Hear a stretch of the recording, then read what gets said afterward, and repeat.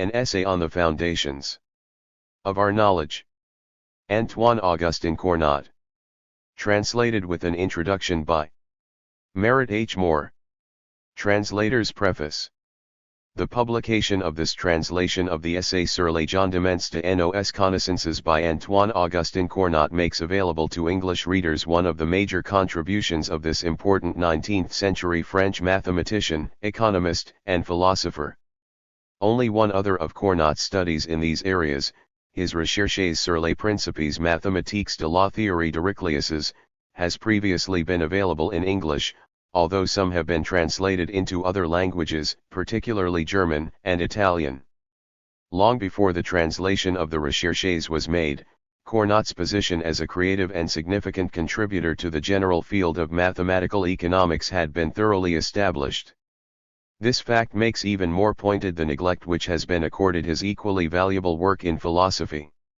My interest in lessening this neglect stems from a conversation I had over 20 years ago with Professor Arthur E. Murphy. At his suggestion I read the essay. Being impressed by the range of Cournot's knowledge, by his concern to carry forward a careful, penetrating, and constructive analysis of certain persistent philosophical problems, and by the ingenuity and prescience with which he addressed himself to this work, I decided to undertake a translation of it.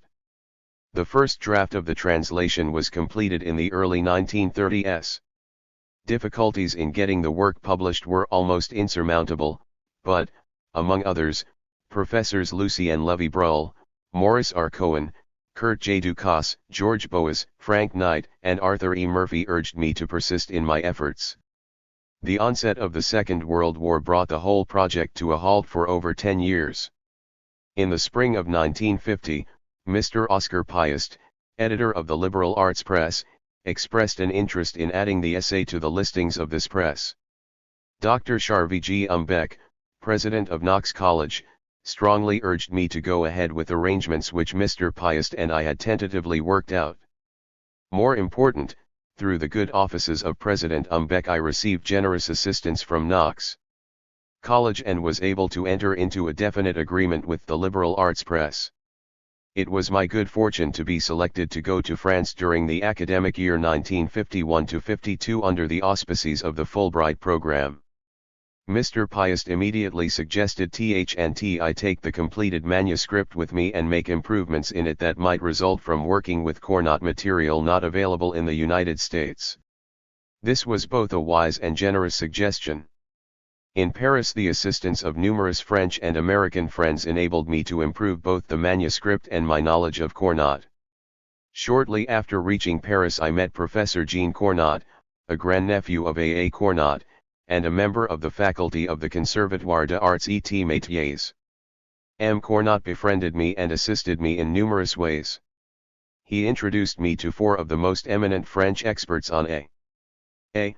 Cournot, Monseigneur E. P. Bettinelli, the editor of Cournot's Souvenirs and the author of A. Cournot, Metaphysician de la Connaissance, Messieurs René Roy, an Inspector General in the Ministry of Public Works, Francois de Vizia, professor at the École Polytechnique, and, finally, Georges Lutfalla, Assistant Director of the National Credit Bank for the departments and districts, and actuary in the Ministry of Labor.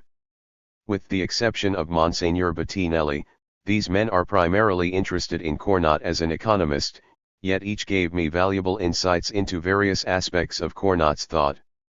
As technical editor of the manuscript, Professor Joseph L. Blau of Columbia University gave unstintingly of his time and effort, and did much to improve the work.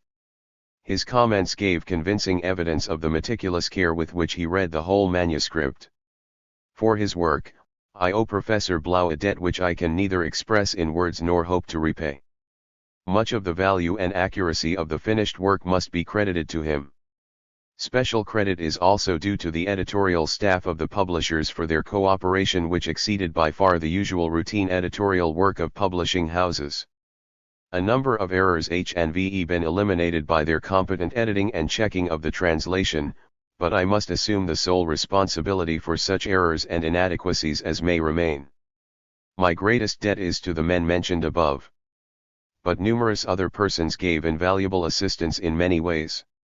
Among These it is possible for me to single out only 3 for particular mention: Professors Charles J. Adamek and Lucius W. Elder, colleagues and friends at Knox College, prepared translations of the numerous Greek and Latin quotations and footnotes used by Cournot. My wife has given me unstinting help of all sorts at all stages as the project developed, in spite of her continuous responsibilities as wife and mother. To these and to all others who have helped me, I wish to express my heartfelt thanks. It is also incumbent upon me, and a pleasure, to acknowledge permissions generously given by several publishing houses to use in the translation quotations from the following copyrighted material. Clarendon Press of the Oxford University Presses for Aristotle, works, translated by W. D. Ross and others, for Gaius, Commentaries on the Institutes, with the translation and commentary by Edward Post. Second edition, 1884. Columbia University Press for Macrobius, Commentary on the Dream of Scipio, translated by William Harris Stall. E. P. Dutton and Company for Spinoza, Ethics, Every Man's Library. Harvard University Press for Plato, Republic, Theaetetus, and Timaeus, the Loeb Classical Library. A. A. Knopf for de Tocqueville, Democracy in Action. The Henry Reeve text revised by Francis Bowen and further corrected by Phillips Bradley. Macmillan and Company, Limited, for Kant, The Critique of Pure Reason, translated by Norman Kemp Smith. Methuen and Company, Limited, for Gibbon, The History of the Decline and Fall of the Roman Empire. Charles Scribner's Sons for Bacon Selections, edited by Matthew T. McClure.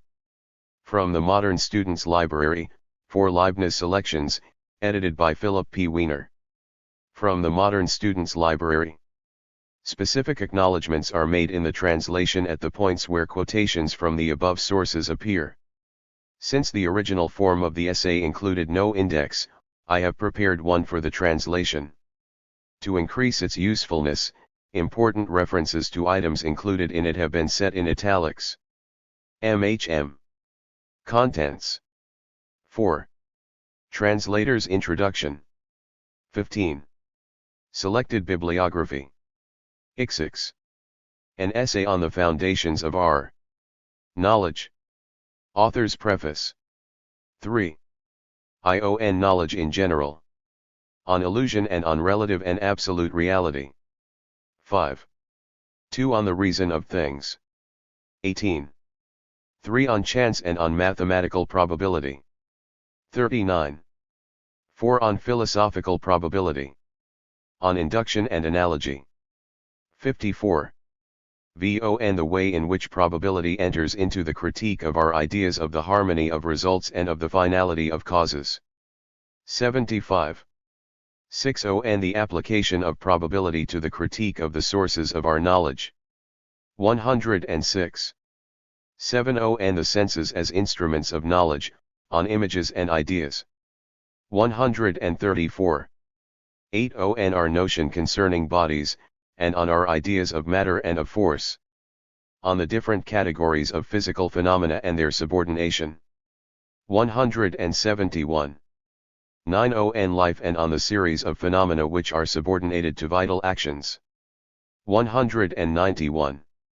X on ideas of space and time. 210. 11 different kinds of abstractions and entities.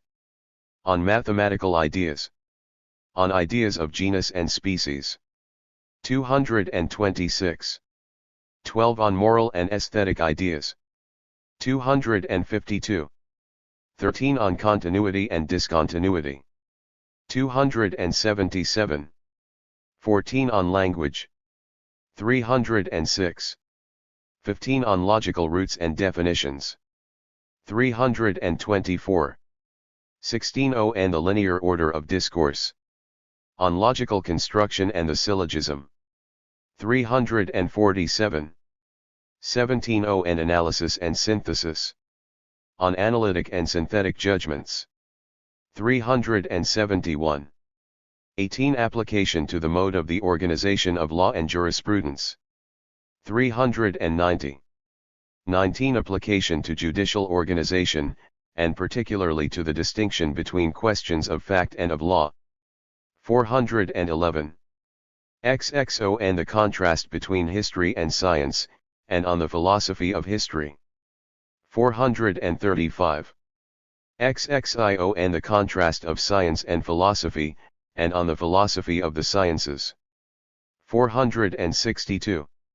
XXII on the coordination of human knowledge. 490. XXIII on the scientific character of psychology and on its place among the sciences. 509. XXIV an examination of some philosophical systems, as they are related to the principles presented in this work. Plato, Aristotle, Bacon, Descartes, Leibniz, and Kant. 543. XXV summary. 583. Index. 599. Introduction. This translation makes one of Antoine Augustin Cournot's philosophical works available in English for the first time. He is already well known and highly regarded by economists. His philosophical writings are known by only relatively few persons, yet these few have a high regard for their merit. It is the purpose of this translation to increase, if possible, the number of persons who will read Cournot as a philosopher. It is the purpose of this introduction to help acquaint such possible readers with Cournot as a thinker and as a man. It is difficult for those who know his writings to understand why Cournot's philosophical works have not had a wider audience. The reason can certainly not be that his writings are in French. Many French works are widely read, either in the original or in numerous translations, by persons for whom French is not a native tongue. This is true of many of Cournot's contemporaries, some of whom certainly made a less significant contribution to the philosophical literature of our Western tradition than did he. Cournot died in 1877, yet it was not until 1905 that any concerted effort was made to bring his philosophical work to the attention even of his own countrymen. In May of that year a memorial to Cournot appeared in the form of a number of the Revue de Métaphysique et de Morale 1. Which was given over entirely to articles about him. Nearly 2 decades later Professor Lévi-Bruhl II of the University of Paris was responsible for the appearance of a second edition of the essay. At the present time Cournot's Materialisme, Vitalisme, Rationalisme is on the list of books prepared by the French Ministry of Public Instruction for students who complete the program of the secondary schools. The neglect of Cournot in no way alters the fact that while his contemporaries were often concerning themselves with the turbulent eddies that developed in Western philosophical thought during the 19th century, the problems to which Cournot addressed himself lie in the mainstream of our tradition. Local and passing turbulences always tend to excite us and to distract our attention even though we may escape being engulfed in them, but their transient life usually has little if any lasting effect on the bearing of the mainstream. Cournot's work is worth attending to if for no other reason than that he was one of relatively few of his contemporaries who seems to have been fruitfully and undistractedly concerned with the persistent rather than the ephemeral problems with which men concern themselves. But there are other reasons for being interested in Cournot. Perhaps the most important is that in each of the 3 areas to which he made a contribution, mathematics, economics, and philosophy, his work is creative in the double sense of containing novel elements and of indicating new modes of inquiry whose implications others may fruitfully explore. He leaves us with surprisingly few paradoxes and dead ends. In mathematics, in addition to his work on algebra, geometry, and the calculus, he contributed to the development of the theory of probability. This work is referred to by practically all later writers on probability theory whether they agree or disagree with Cournot's assumptions and conclusions. In economics, he was among the first to attempt at all, and is commonly regarded as the first to make a successful attempt, to apply the instruments of mathematical probability to the examination of problems in the physical sciences and the social studies. He is regarded by economists from Walras, Jevons, and Marshall on as the effective founder of mathematical economics or econometrics. In philosophy, like Kant, he proposed to examine the antagonism between classical rationalism and classical empiricism to see if he might discover some median position which would enable us to limit the stultifying skepticism or the various forms of romantic escapism implicit in a radical and logically consistent empiricism, and at the same time avoid the dogmatism and obscurantism of unmitigated rationalism. His critical rationalism makes articulate those self-corrective features of certain rational empirical procedures which are so much a development of modern thought and which are commonly, if erroneously, identified as scientific method, erroneously identified as such principally. Because these features are applicable in the investigation of any field to the degree that it may be organized into a rational study. Claiming nothing more than probable truth, the coincident use of Cournot's metaphysical and epistemological principles frequently brings us to conclusions whose probability is of such an order that any reasonable being must accept them as practical certainties concerning both the nature of things and the nature and conditions of knowledge. This is more than is claimed and more than can be attained by any consistent empiricism. It is less than is claimed but more than can be certainly established by any consistent rationalism. The temperate skepticism of Cournot's philosophy makes unnecessary the excessive consequences, often of a mystical or romantic sort, which are the result of a dogmatic skepticism. Its temperate rationalism, its probabilistic metaphysics and epistemology give an examinable basis for operational and other pragmatic techniques and make it possible to consider pragmatism as it should be considered, as a methodology, not as a total philosophy. 2. Whether or not a writer is noticed by his contemporaries depends, probably to a large degree, upon whether or not his writings do or do not reflect the issues and tone characteristic of the period in which he writes. The attention given one is often a function of the vigor with which one either embraces and exploits or rejects and opposes the issues which excite his time. This is likely to be particularly true during periods when wars and revolutions make the fortunes of man and, indeed, of life itself uncertain. The first estimates of a writer's potential significance are always given by his contemporaries. Unfortunately, in all too many cases later histories tend to be written largely from these contemporary appraisals and from the earliest histories of the period. Little if any effort is made to re-examine periodically and systematically the period about which the later historian proposes to write, to try to find out whether or not, in the light of new information and new grounds for evaluation, someone of real importance may not have been overlooked earlier. Thus, he who is overlooked at first tends to be overlooked at last, in spite of the fact that his work may be a contribution of more lasting significance than that of some of those whom fortune favored with original attention. Cournot certainly ran such a risk. Partly from choice, partly as a result of increasingly poor eyesight, and partly because of other circumstances, his direct participation in the lively political life of his times could scarcely have been less. By 1859 his eyesight had failed to such an extent that he felt that he would be forced into retirement. In that year he prepared his souvenirs and assumed that his days as a writer were over. This fortunately was not true. As a matter of fact, a number of his most interesting and valuable books were written after this date with the help of various amanuenses. One during Cournot's lifetime, France was almost continuously beset with great troubles.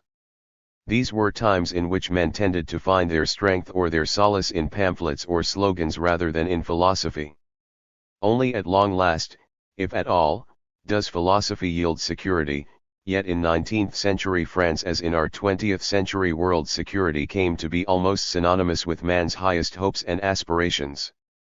Philosophies which attract notice and win a following are likely to be such that more quiet and orderly periods would regard as too simple or too violent, as Panacean or utopian, or as superficial and ephemeral. When men are exposed to forces that threaten to destroy their accustomed world, most of them have two needs: 1.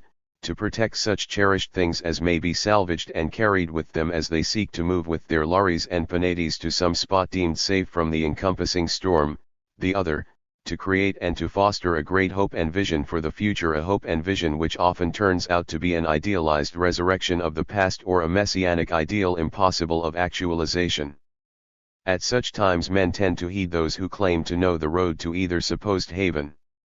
Those who can and will remain relatively detached from and undisturbed by immediate concerns, who have the rare gift of finding their own peace in times of storm and stress, and who, therefore, can continue the pursuit of activities congenial to times of greater peace, are likely to be little regarded. Men who think and move apart from their fellows at such times tend to be ignored if they are not scorned and condemned. With life itself seemingly in the balance, what man of parts can view the passing scene with apparent detachment and with neutral and dispassionate purpose set himself the task of attempting to view and evaluate his present against a background of more fundamental issues? Such a person almost asks to be neglected. French 19th century philosophy inevitably bears the mark of distraught times. Two dominant themes developed in it, each having several variations. One group proposed to build a philosophy on the foundation of a psychological sensationalism or of a scientific positivism. In the case of some writers, this represents a return to British empiricism and particularly to Locke. In the case of others, it appears as a continuation of the radical sensationalism developed by Condillac in the 18th century. Still others, of whom Auguste Comte is the outstanding representative, purported to take their cue from science, and proposed to ignore all data and ideas not attested to by scientific procedures and criteria as they understood these procedures and criteria. On the other hand were groups who proposed spiritual, mystical, and romantic solutions to man's problems. Joseph de Maistre and the Viscount Louis de Bonald sought a return to Roman Catholic orthodoxy, a suggested return to the past as romantic as Sir Walter Scott's recapture of the Middle Ages and as inappropriate to the temper of 19th century France as anything one can imagine. Others in France, as in Germany, spun romantic philosophies from the extruded stuff of their own egos and read the meaning of all things, and particularly of history, in the projection and objectification of their autobiographies. Victor Cousin, like Schelling, Hegel, Marx, and Nietzsche, calls to mind this group. Asterisk. 3. By no stretch of the imagination could Cournot be identified with any extreme movement, whether political or philosophical. He had great respect for and acknowledged the influence of Kant, but his philosophy has nothing in common with that of those who find an absolute implicit in a transcendental synthetical unity of apperception. Cournot's critical rationalism accepts the principle of the relativity of our knowledge, a relativity which so far as we can foresee can never be overcome. But the structure of our knowledge is not determined by the structure of our minds, it rests upon our apprehension and progressive approximation of structures objectively inherent in the nature of things, processes, and events, whether we deal with these things at the level of naive, uncritical, or pragmatic behavior or at the level of our most sophisticated, penetrating, comprehensive, and reasonable understanding. Cournot will have no part of either the epistemological or the metaphysical inferences that Kant drew from his Copernican revolution. Like Comte, Cournot was interested in positive knowledge, in the role of sensory experience and of empirical verification in our efforts to grasp the nature of things, but he clearly points out that the use of such experience is circumscribed and that our knowledge simply is not limited to, and is much less determined by, the nature or content of its empirical and positive elements. These elements, by themselves, could not possibly constitute either an adequate science or an adequate philosophy. Like Comte again, Cournot was interested in the classification of the various disciplines and branches of learning, but he argues that the principle of such classification must be logical rather than chronological or historical if the resulting classification is to have value. In the essay and in his last two books on economics, the Principes de la Théorie de Richesses and the Revue sommaire de doctrines économiques, Cournot undertakes the twofold task of criticizing the classificatory systems of other authors from Francis Bacon to his friend André-Marie Ampère, and to work out a more satisfactory system of his own. Finally, like Comte, Cournot was interested and creatively helpful in finding ways through which what are still frequently referred to as the social studies might be given at least some of the structured character of the accepted sciences. In an early article 1 and particularly in the Recherches, Cournot undertook successfully to apply the methods of mathematics to the analysis of social and economic questions. Cournot's interest in the rational concatenation of knowledge led him to propose no such absolute and non-positivistic principle as Comte's law of the three stages. His application of mathematical methods to the examination and possible solution of social and economic matters is a far cry from Comte's ultimate, romantic, and completely amazing religion of humanity with reason enthroned at the altar to be served. One is tempted, irreverently perhaps, to say serviced by scientists as its priests. Yet in his last philosophical study, Materialisme, Vitalisme, Rationalisme, Cournot shows himself to be in fundamental agreement with Comte in viewing both mechanism and materialism as inadequate as well as untrue philosophies, however useful they may have been as hypotheses in examining limited problems among the orders of natural phenomena. Cournot's philosophical position was median. Thus, despite the merits of his work, despite the fact that he was well served both by his friends and by events which would seem to have favored his embarking upon a career of some note, and despite unusual practical and speculative abilities and attainments, Cournot's name and work did not catch the public eye and fancy. The quiet and retiring manner in which he lived, partly as a result of choice, partly of necessity, his impeccable honesty, his dislike of excess in action or in thought, his self-discipline which put him at odds with his undisciplined time, his refusal to have any truck with pamphleteers whose wares were slogans and clichés, his avoidance of intrigues of any sort, and his adamant refusal to use his friends to gain notice for himself, even when they themselves almost forced positions and honors. Upon him all these worked against the possibility of his attaining any great fame during his lifetime. It is very likely that his defense of probabilism against the extremes of dogmatic skepticism, authoritarianism, or rationalism on the one hand and of eclecticism on the other hand itself mitigated against his being accorded the serious attention of his contemporaries. In the end it seemed that death itself entered the lists against him. He died unexpectedly just before he could accept the honor of having at long last been elected a member of the Académie des Sciences Morales. Intimate as well as influential friends of Cournot had long urged him to allow them to present his name as a candidate for this high honor. But here again his great modesty, and his aversion to any sort of solicitation, even in a matter as important as this, led him to decline. Finally, his health almost completely undermined, his life having all but run its course, he half promised his friends that he would undertake to complete the preliminary formalities, but he died suddenly on March 30, 1877, before these preliminary steps could be completed. Thus he missed the opportunity to have his name inscribed upon the official roll which carries the names of so many of France's immortals. Yet as M.D. Paradis says, among the illustrious thinkers of the 19th century, Cournot remains closer to us than any other, if not his books themselves, in all their parts, at least his spirit and his manner, his characteristic mien as a philosopher represent almost exactly the method and manner of the distinguished philosopher of our day. 3. 4. Although essentially median, the philosophy of Cournot is more congenial to the continental tradition of rationalism than it is to the British tradition of empiricism. This congeniality is due in part, no doubt, to the fact that Cournot, like Descartes and Leibniz before him, was first of all a creatively competent mathematician. However, his rationalism was persistently critical and open, rather than dogmatic and closed. It is a rationalism illuminated and made cautious by a careful study of Kant's critical philosophy. But Cournot's critical rationalism is as disposed to a realistic interpretation of the nature of things as Kant's critical philosophy was to an idealistic interpretation. Human knowledge is relative, to be sure, but it is relative to structures which are part of the nature of things, and not projections of the structures of our senses, understanding, and reason. However these latter may or may not affect our grasp and knowledge of the connective structures among things, processes and events, they do not determine these structures whether as known or as existent. Cournot is confident, and apparently with good reason except when excessive.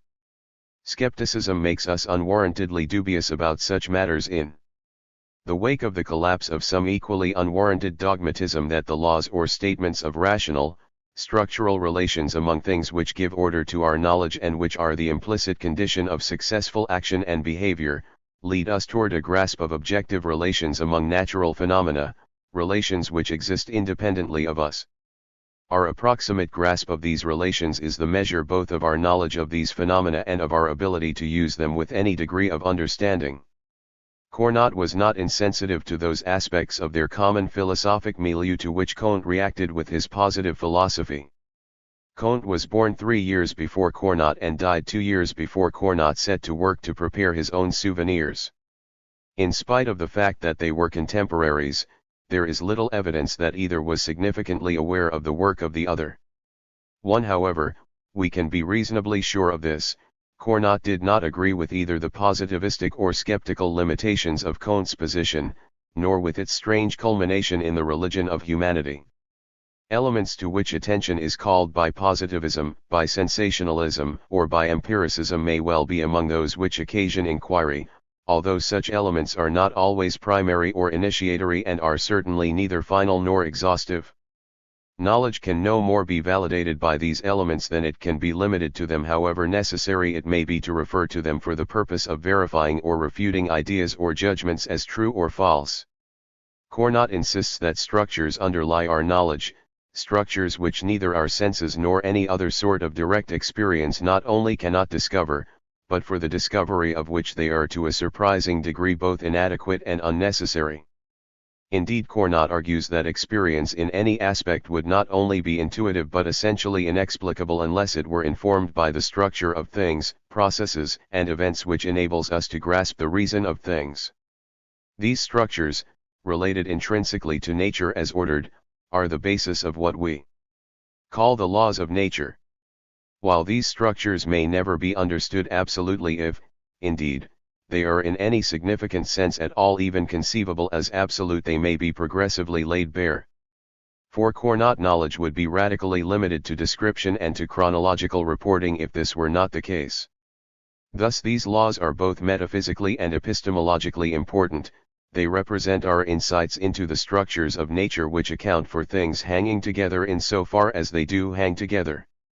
The data of the senses, and all the empirical happenings which William James so felicitously called brute facts, and to which any investigator, scientific or otherwise, must ultimately refer if he is to verify or refute as true or false his own or another's hypotheses or rational constructs or the conclusions which may be inferred from them. These data, these happenings are dumb as well as brute.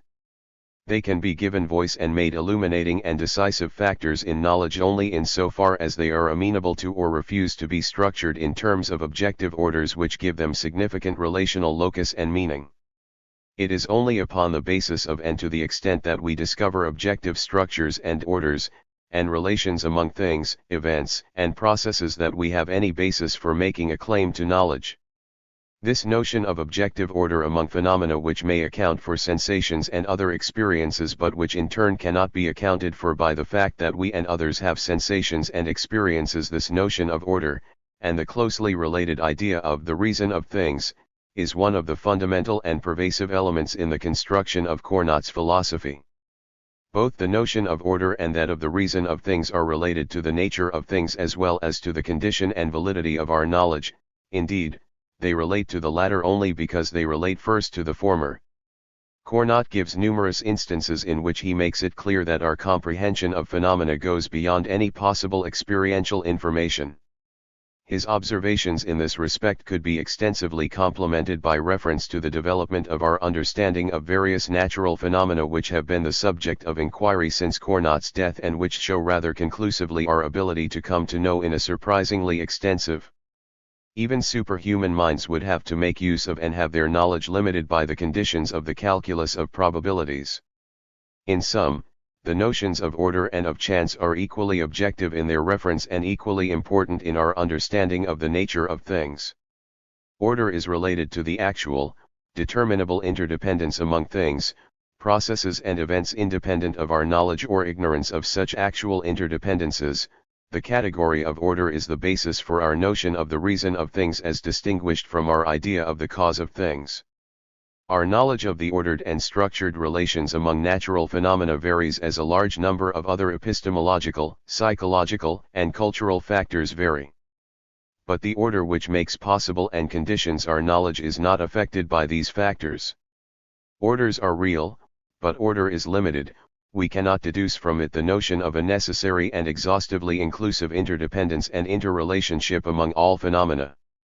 The brute facts which smash any such overweening and dogmatic notion of a single and inclusive orderedness also exist. Chance involves the existence of independent series of events whose coincident intersection where they have previously been independent or deviation where they have previously been linked together cannot be deduced from the most adequate possible knowledge of the nature of the reason for the linkages within each such independent series.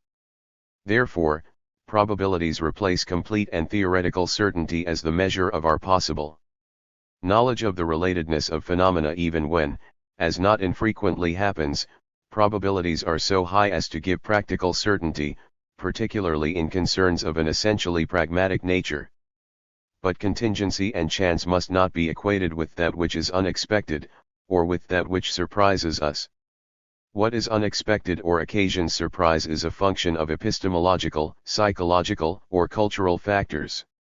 Natural objects, processes and events, independent of our experience or knowledge of them, involve both order, i.e., intrinsic relatedness, and chance, i.e., intrinsic unrelatedness. Both order and chance have their foundations in the nature of things.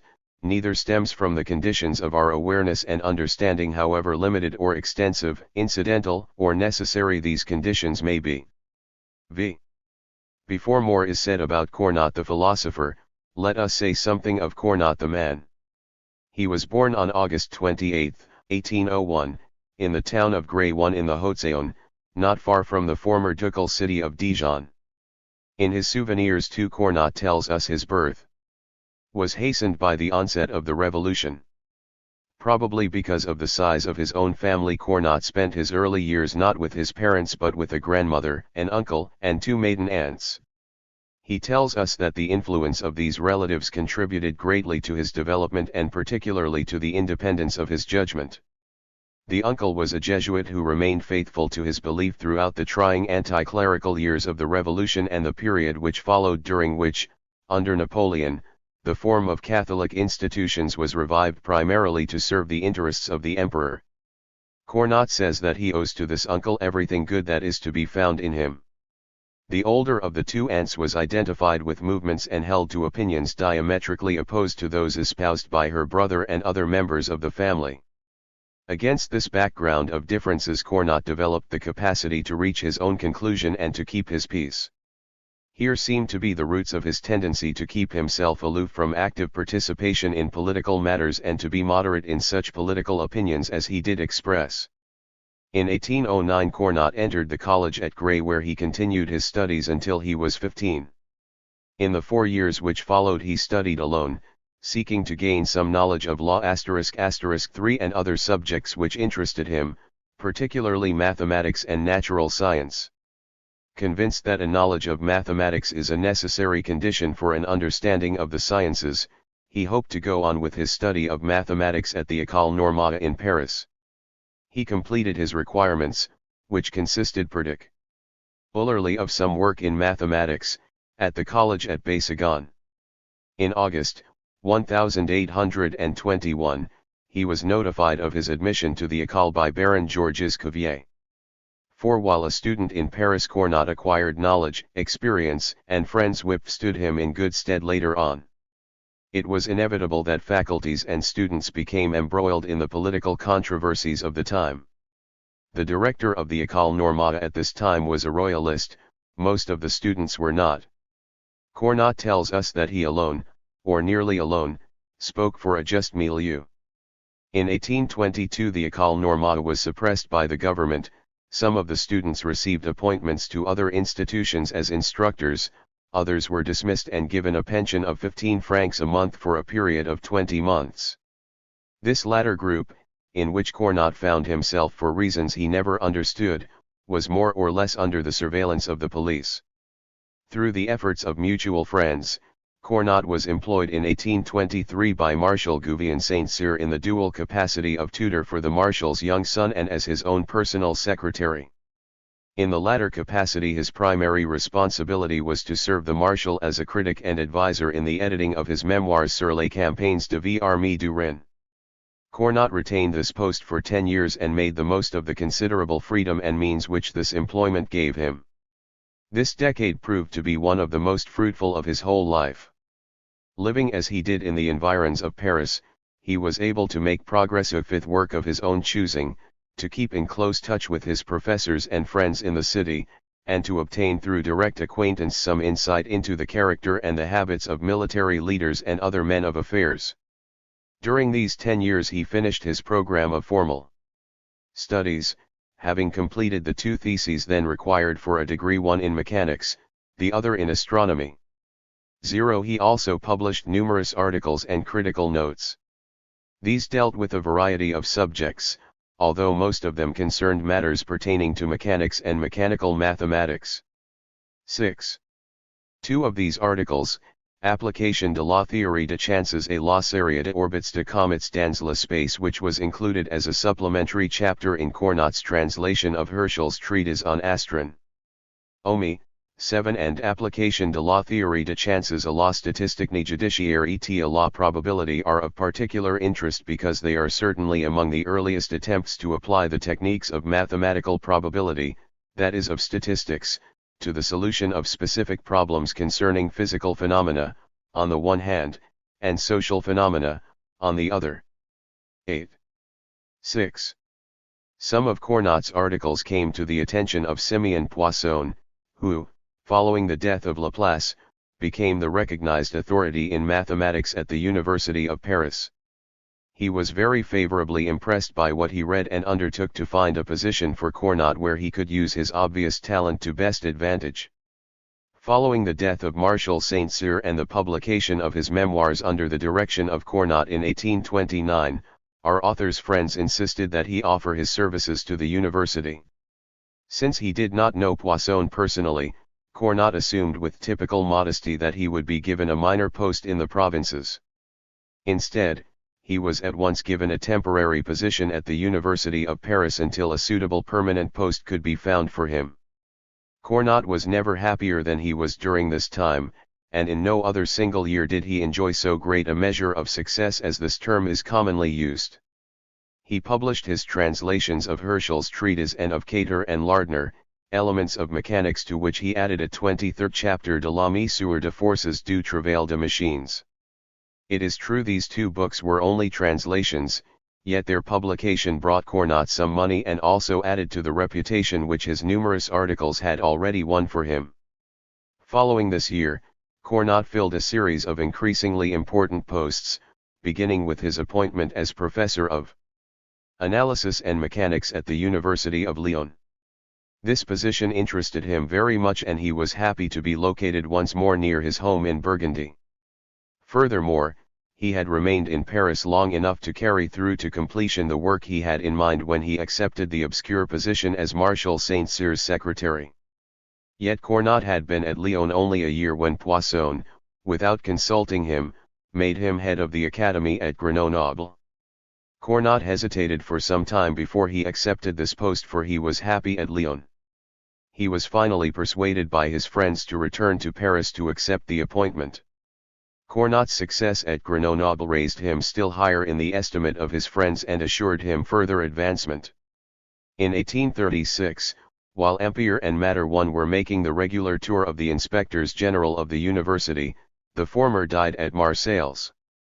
Cournot was named temporarily as Ampère's successor and served as an inspector general for 2 years without relinquishing his post at Grenoble. In 1838, Cournot was named titular inspector general as a result of efforts by Poisson and other friends. This new honor both surprised and disappointed him. Cournot loved the valley of the Rhône. He hoped to stay on at Grenoble at least long enough to carry through to their completion plans which he had conceived there but had been able only partially to put into effect. Therefore, it was with real regret that he again left for Paris to take up his new duties. During the next few years new proofs of the respect in which he was held followed. His health declining, Poisson could do no more than go through the form of fulfilling his official duties. He asked Cournot to preside in his place at the concourse for the examinations in mathematics. Cournot continued to perform this function for 14 years and in doing so gained almost the same standing among his colleagues as he would have had he been a member of the Conseil Royal. Poisson died in 1840. When Cournot's trait élémentaire de la théorie de jonctions et du calcul was published the following year, it was dedicated to his great friend and benefactor. This treatise grew out of conferences which Cournot held while he was teaching at Lyon. The time which elapsed between the conception of the work and its publication is typical of the care and perseverance with which Cournot addressed himself to all his work. It was not uncommon for him to spend 10 to 20 years or more working on projected volumes before he considered them ready for publication. The next few years marked the second very fruitful period of his life. In 1842 he published his annotated translation of the Lettres d'Euler en Princesse d'Allemagne. His Exposition de la théorie de chances et de probability, which appeared in 1843, was followed in 1847 by his final mathematical study de l'origine et de limites de la correspondance entre l'algèbre et la géométrie. Finally, in 1851, his first philosophical work, the Essay, was published. This development is significant for it is tangible evidence of Cournot's awareness that fundamental questions underlie and permeate the sciences. The sciences may serve well the function of bringing these questions to light, they cannot, however, undertake the task of attempting to find answers to them. That task belongs to philosophy, and involves much more than any kind or quantity of positivistic knowledge, techniques, and data which philosophy may press into its service. Cournot's respect for science is great. He is well aware of the invaluable theoretical and practical contributions made to the body of human knowledge as a result of the development of science. He understands, too, how far afield a philosophy may go if it cuts itself loose from those corrections and limits furnished by the sciences which keep any system as close-hauled as possible to well-attested fact.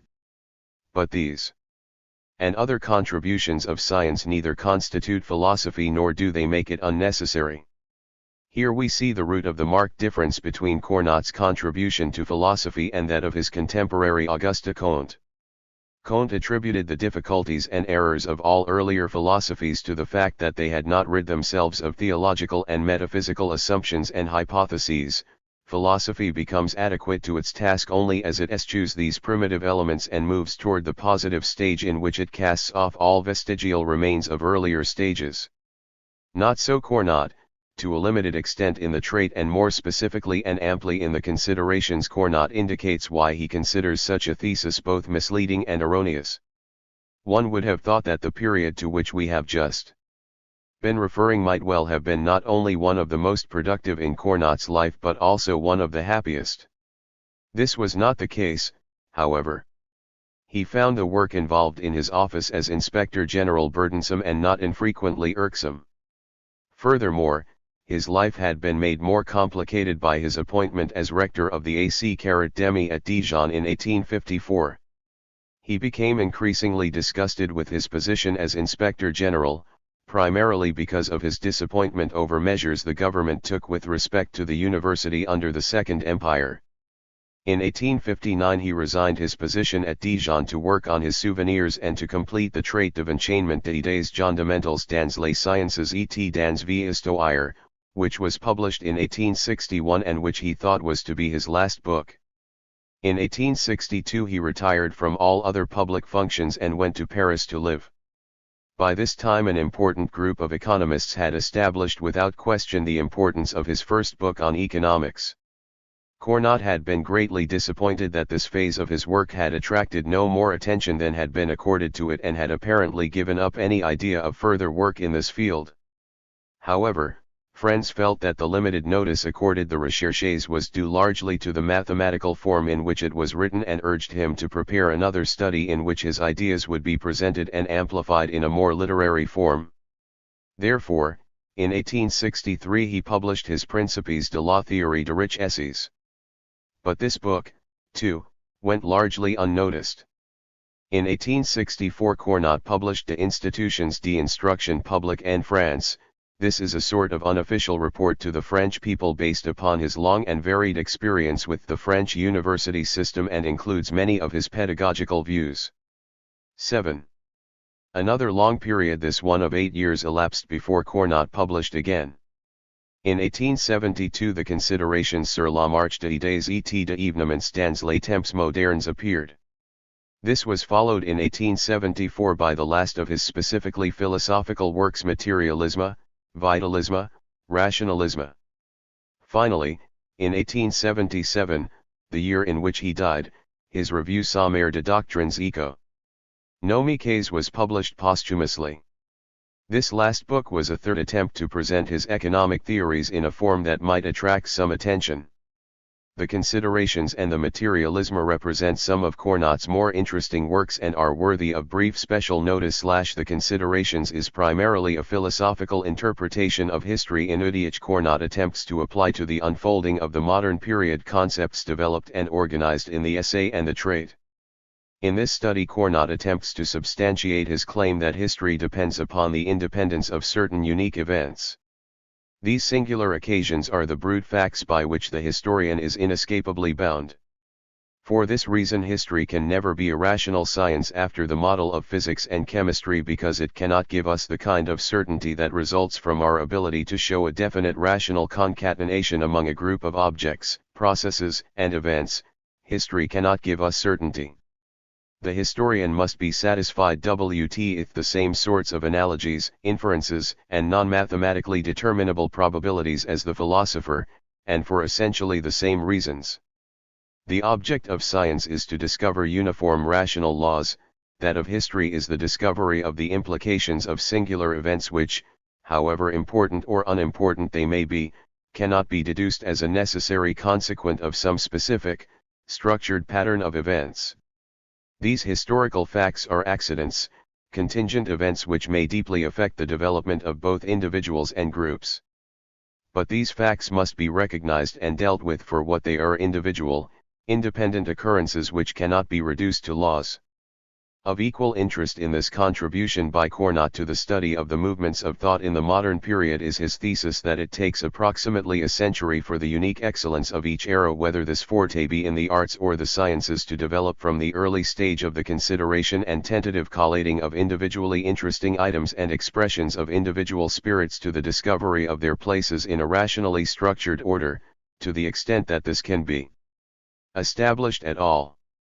The concept of evolution quickens many aspects of the thought of the 19th century, where it is suggested in such diverse philosophical principles as Comte's law of the three stages and the triadic synthesis, worked out in successive expressions by the German idealists and finally stood on its head by Karl Marx. But in the same year in which Cournot undertook the preparation of his Souvenirs, Charles Darwin published the work that seemed to bring the notion of evolution from the level of a non-verifiable principle of philosophic speculation to that of a verifiable hypothesis within the ken of scientific statement and elaboration. This change had effects too well known to need repeating here. But one thing we must speak of: the effect of this new theory on the thought of Cournot. Cournot had not, of course, dealt specifically with matters which were affected by Darwin's work. Yet the problem of the relation of living to non-living forms, of sentient and thinking beings to those that are not, was a matter of continuing concern to him. This concern is indicated tangentially as an implication of his persistent interest in the problem of the proper ordering of the fields of knowledge into a hierarchy which would reveal their logical relations and dependencies. It is indicated more directly in the consistent if limited way in which he suggests in both the Essay and the Trade essential differences between those investigations which have as their subject matter the objects, events, and processes which make possible the development of the sciences, and such humanly oriented fields of study as economics, history, psychology, and ethics, whose subject matter precludes the possibility of their ever becoming rational sciences. The Essay was published 8 years prior to the appearance of Darwin's book, which stated his thesis as to how new forms come to be. The Trade appeared in 1861, 2 years after The Origin of Species was published. The Essay was therefore too early to have any special concern with evolutionary views, The trait was finished before the impact of Darwin's work was fully felt and had as its purpose not the critical examination of a new theory of as yet unknown merit but the systematic restatement of ideas already presented more discursively in the essay. However, it is important to note that the idea of a special vital force which is hardly more than suggested in the essay is made one element of a basic dualism in the trait. Materialisme, Vitalisme, Rationalisme was published in 1875 with the suggestive subtitle Études sur l'emploi des dons de la science en philosophie. In this examination of the uses that philosophy may legitimately make, indeed must make, of the data of the sciences, Cournot not only lay and still more stress on this notion of a vital force, but here this force is presented as being a perfectly natural successor not consequent to the mechanical and physical forces which precede it but which neither determine nor necessarily condition it. Despite the title, reason is not the final expression of the vital force. Instinctive elements, elements of feeling interpreted in the light of spontaneous aspirations exist and refuse to be determined and fixed according to rational measure. They overstep reason into a realm of the trans-rational without having undergone that sort of transformation which brings about the idea of the images and the affections of the sensibility. Here, then, is the last stage of Cournot's philosophical development, a reaction against the Darwinian hypothesis, which Cournot felt was essentially materialistic, an anticipation of the vitalism of Bergson and of other philosophies in which the organic features, the gestalt so to speak, of objects, processes, and events in all fields of investigation to which increasingly greater attention has come to be given, and a specific anticipation of the position developed by S. Alexander, C. Lloyd Morgan and others at the close of the 19th and the beginning of the 20th century, and which is commonly known as emergent evolution. 8. Coming back now to a consideration of Cournot's philosophy, we find that even a cursory sketch of the development of his thought makes evident its affinity to rationalism. This affinity exists whether one attends to the presuppositions upon which his thought rests or to the conclusions he reaches after having explored the implications of these presuppositions as they bear upon the investigation of problems in the three major areas of inquiry in which his work was done. Specifically, the clue to Cournot's rationalistic bent is the concept of order. He makes a twofold use of this concept. On the one hand, its referent is those structured relations among things which our minds may approximate with increasing adequacy even though they may not be grasped in any absolute sense. On the other hand, its referent is the reason of things in the entirely Leibnizian sense of our ability to know things in the order through which they give rise to one another. Cournot makes his respect for Leibniz clear in the essay and elsewhere. He is particularly taken with the basis for, and the implications of, the latter's principle of sufficient reason, even though he criticizes it by pointing out that the adjective is redundant since it would be absurd in any context to refer to the insufficient reason for anything. In its first meaning, order is the mark of objective reason, in its second reference, order is the mark of subjective reason. We have knowledge when our minds conceive the reason of things to be coincident with their objective concatenation. The major function of philosophy, therefore, at least as Cournot sees it, is to examine and to criticize perennially the efforts of subjective reason as it tries to lay hold of objective reason.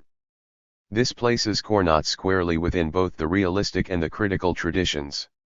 The discovery of the reason of things is not to be confused with the discovery, first, of bases for the classification either of things or of the fields of study, secondly, of the conditions of what we call causal as distinguished from rational order, or, thirdly, of the nature of logical dependencies among our concepts.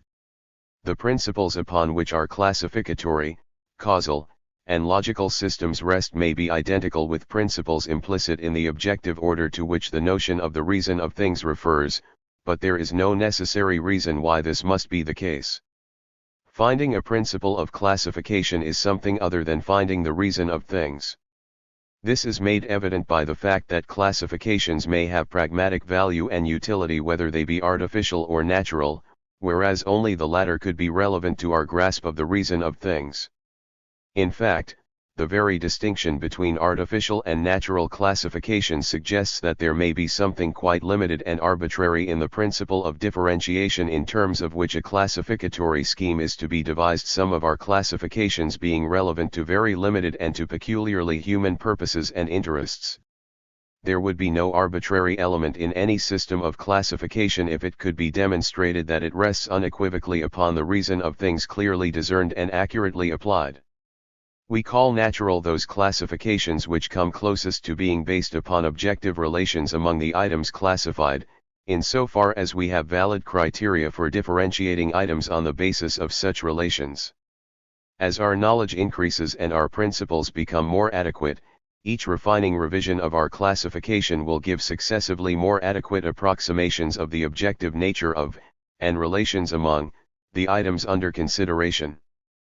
But since our knowledge is relative and not absolute, we should never assert categorically that any given classification really rests upon and reveals the objective order or reason of the things which have been classified, though once more we may hope, and sometimes with good reason believe, that this is the case.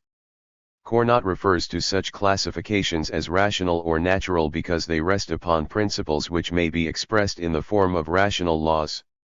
As a matter of fact, any belief that the nature of things has been discovered is only probable. We shall examine below the factors which condition and determine this probability. Similar remarks apply to the distinction between rational and logical order. This distinction is analogous to what is commonly understood by the distinction between the objective and the subjective. The rational order is objective in the sense indicated in the preceding discussion. It pertains to things in and of themselves. It is the order which is the object of man's quest when he seeks to know, in the sense of what he discovers, and not at all in the sense of what he creates. On the other hand, logical order is an order among propositions which in itself need give no evidence of external relevance or of actual existence.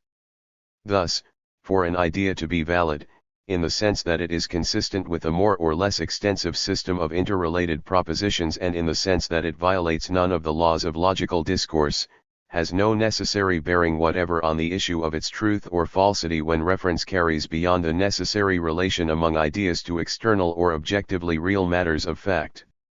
Finally, when Cournot speaks of the objective order in terms of which one thing is rationally connected with another, he does not have in mind what is commonly referred to as the relation of causality. As he uses the term, cause is inseparably connected with the idea of action or force. It is the productive agent in any situation in which a change occurs. He means by cause essentially the same thing Aristotle, a philosopher with whom Cournot was well acquainted and whom he read with great respect, meant by efficient cause. Reason, in its objective reference, is timeless, cause is not.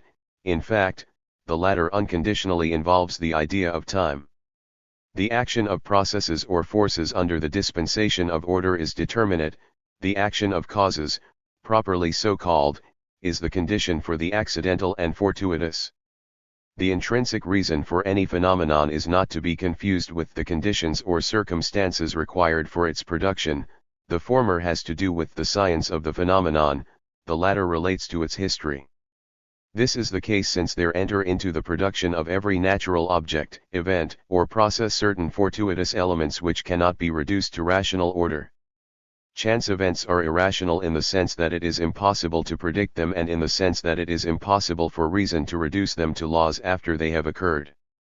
Finally, not only is the idea of the reason of things non-temporal, but neither does it imply the idea of a necessary and irreversible sequence. On the other hand, the notion of cause and effect may be illustrated by a definite succession of the sort known as a linear series. Such a series is, to be sure, one type of order among events, but it is not the only one. Order manifests itself in many ways which are unsuited to this type of representation. In other words, the concept of order or of objective reason is more inclusive than that of cause and effect. Therefore, to equate the two would be to confuse the part with the whole. From another point of view, the distinction between reason and cause is that between law and fact. This is a point of no little importance when we turn our attention to the more empirical and positivistic elements of Cournot's philosophy. 9. Cournot deeply regretted the schism which began to develop between mathematics and philosophy after the close of the 17th century. But he would also regret and would look with disfavor upon certain recent and contemporary developments in which philosophy seems to be equated with mathematical or logical analysis. The formal or rational sciences of which mathematics is one take logical, although not temporal, precedence in the systematic organization of human knowledge. Intelligible things slying, considered in and of themselves, are logically prior to, surpass, control and give reason to phenomenal and sensible things. The reason for this priority is twofold.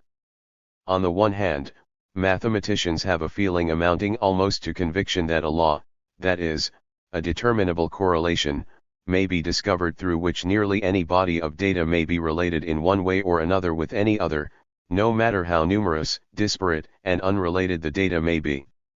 On the other hand, mathematics also has the positive value of serving as a check on empirical studies. So far as it is possible to do so, mathematics helps to keep the empirical sciences free from the excesses into which it is quite as possible for an empiricism as it is for a rationalism to fall, however different the roots and consequences of such excesses may be. Empirical scientists are and must be as interested as are philosophers, although perhaps for somewhat different reasons, in ideas of order as well as in processes of movement and change, in rational explanations as well as, and indeed ultimately more than, in empirical description. No science has any significance for knowledge, if it has any meaning, divorced from the idea of law which carries back to the assumption of some objective order. Reason and purely rational science are not without their own limitations, however. Mathematics serves to warn us against, and in certain cases at least to enable us to rectify, empirical or material fallacies. Furthermore, mathematics has given us insights into theoretical possibilities which are not empirically discovered but which may be empirically explored. It has given us numerous techniques which have made it possible for us to work with problems and with types of data of various sorts which would otherwise be beyond our abilities. But in mathematics and logic, demonstration proceeds through the use of reason alone. The possibility that a rational science may be applied with success to practical matters is entirely incidental to the discovery of a concatenated set of necessarily related propositions. Both mathematics and logic may fairly be said to consist of the deductive elaboration of hypotheses or of sets of primitive propositions. Conclusions consistently developed within the limits of allowable procedures in the rational sciences may be completely and demonstrably certain within the limits of objective relations of implication. But although mathematical and logical conclusions can be shown to be formally necessary and certain, they are perhaps never wholly verifiable, at least in the sense of their maximum possible extension within the limits of techniques of empirical investigation.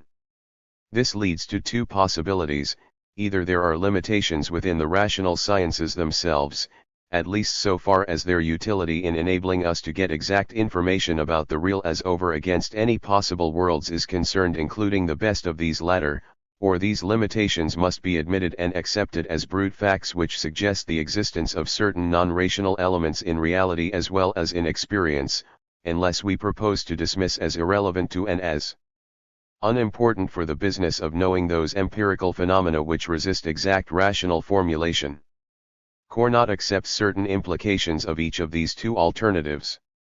For better or for worse, we must face the fact that human knowledge is relative and not absolute. This means that in spite of the ideal possibility they can set up and develop, and in spite of other characteristics they have which make them unconditionally necessary elements in the organization of our knowledge, the limitations which affect the rational sciences are just as real as those which affect the empirical science. Under the impulsion of such ideally universal and rational principles as those of the continuity and the uniformity of nature, rational sciences err in the direction of assuming, on purely formal grounds, connections among objects, processes, and events where none are now empirically determinable and where, perhaps, there are in fact no connections of the types posited. The contrary difficulty with the empirical sciences is that they fail to discern ordered relations among collections of data until such relations have been suggested as possible through the application or the rational extension of some accepted hypothesis, principle, or law, or until some judicious guess or intuition has suggested some verifiable relational matrix among the data concerned. Cournot's insistence upon the necessity of the conjoint use of empirical data and rational principles in the development of knowledge points in the direction of the way in which we may hopefully look for a breaking down of the antinomy between traditional rationalism and traditional empiricism.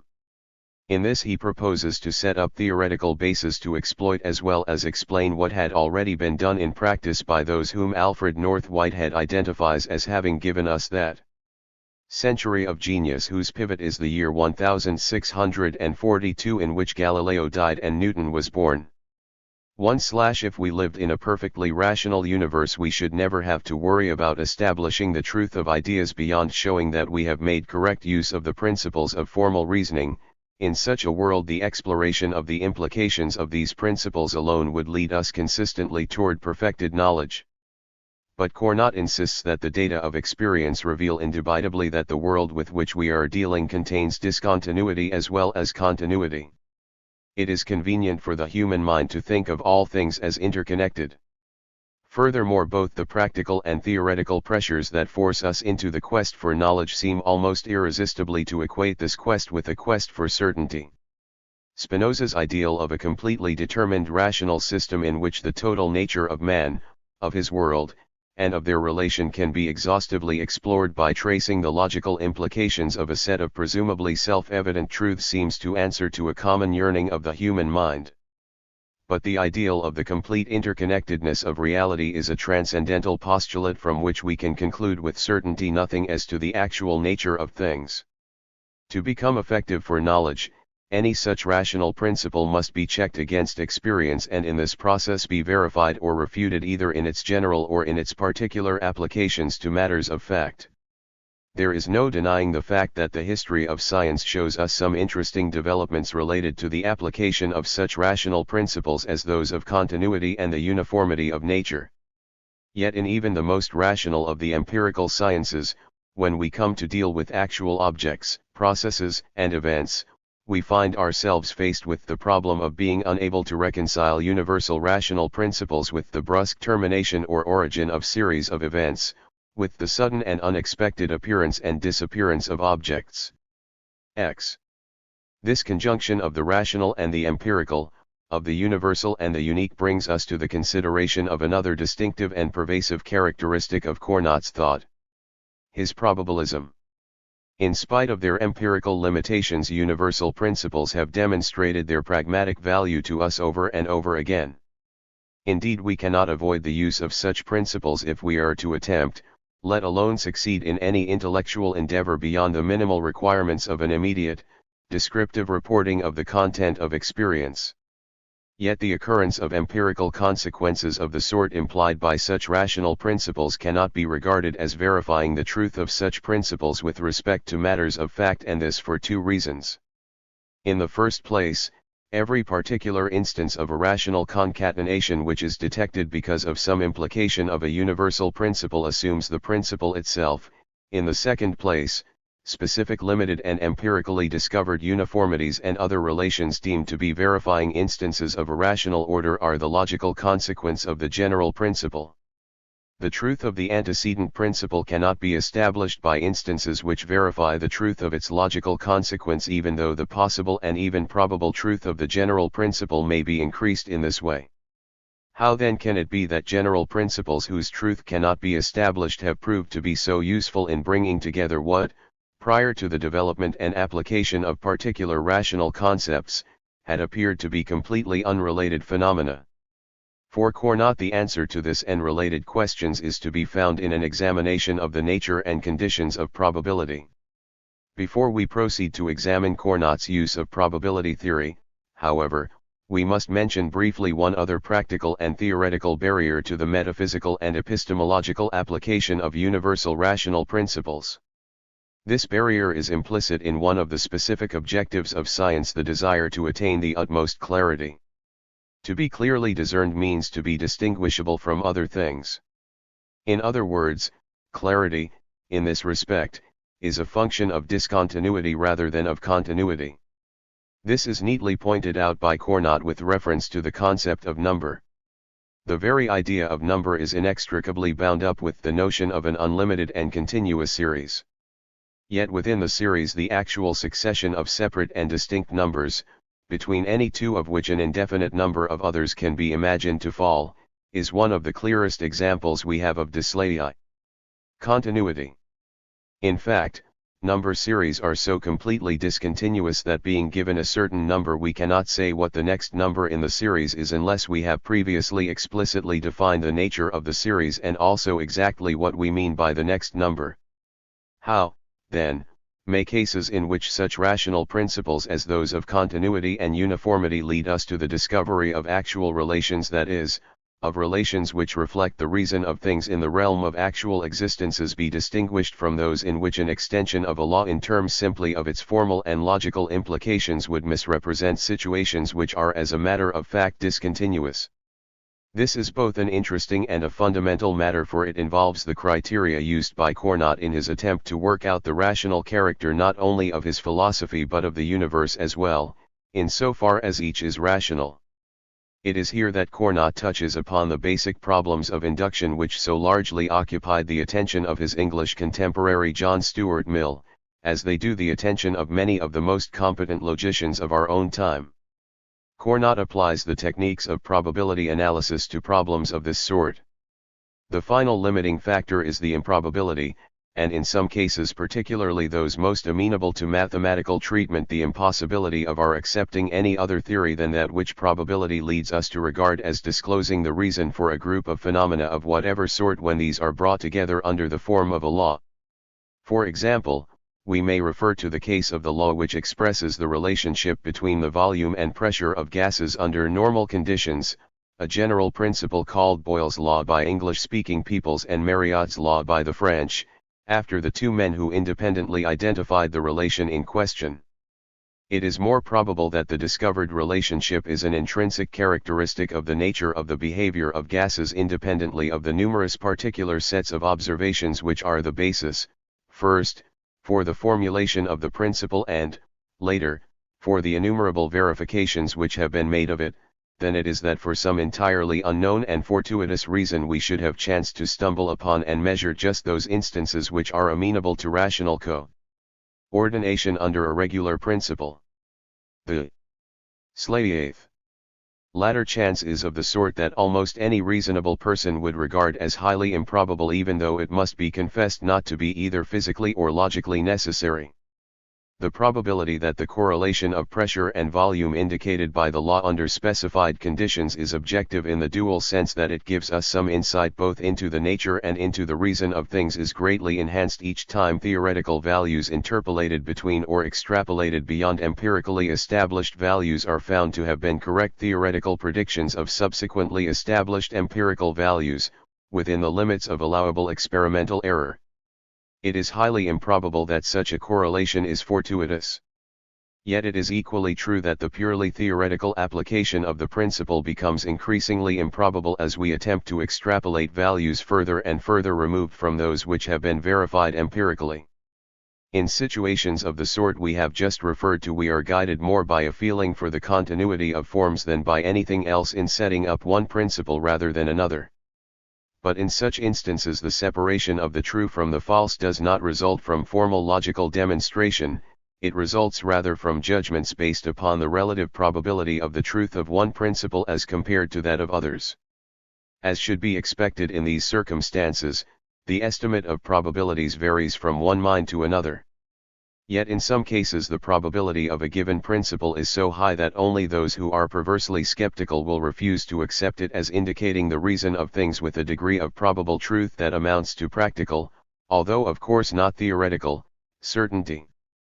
Judgments of probability in cases of this sort rest upon the preference of reason for the condition of simplicity, generality, and symmetry. All these contribute to our understanding of the reason of things. It is thus that Cournot introduces simplicity as an indication of order. The importance of simplicity in this capacity lies in the fact that on this basis we choose as more probably true those among our hypotheses which either lack or share equally other criteria of order. Reason is still not entirely self-determinate, however.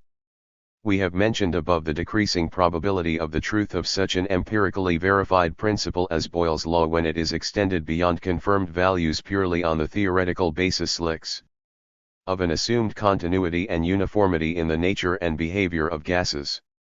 Boyle's law is in many ways a model of simplicity.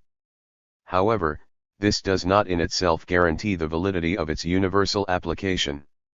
Simplicity, like other criteria of order and of the reason of things, must be checked against experience.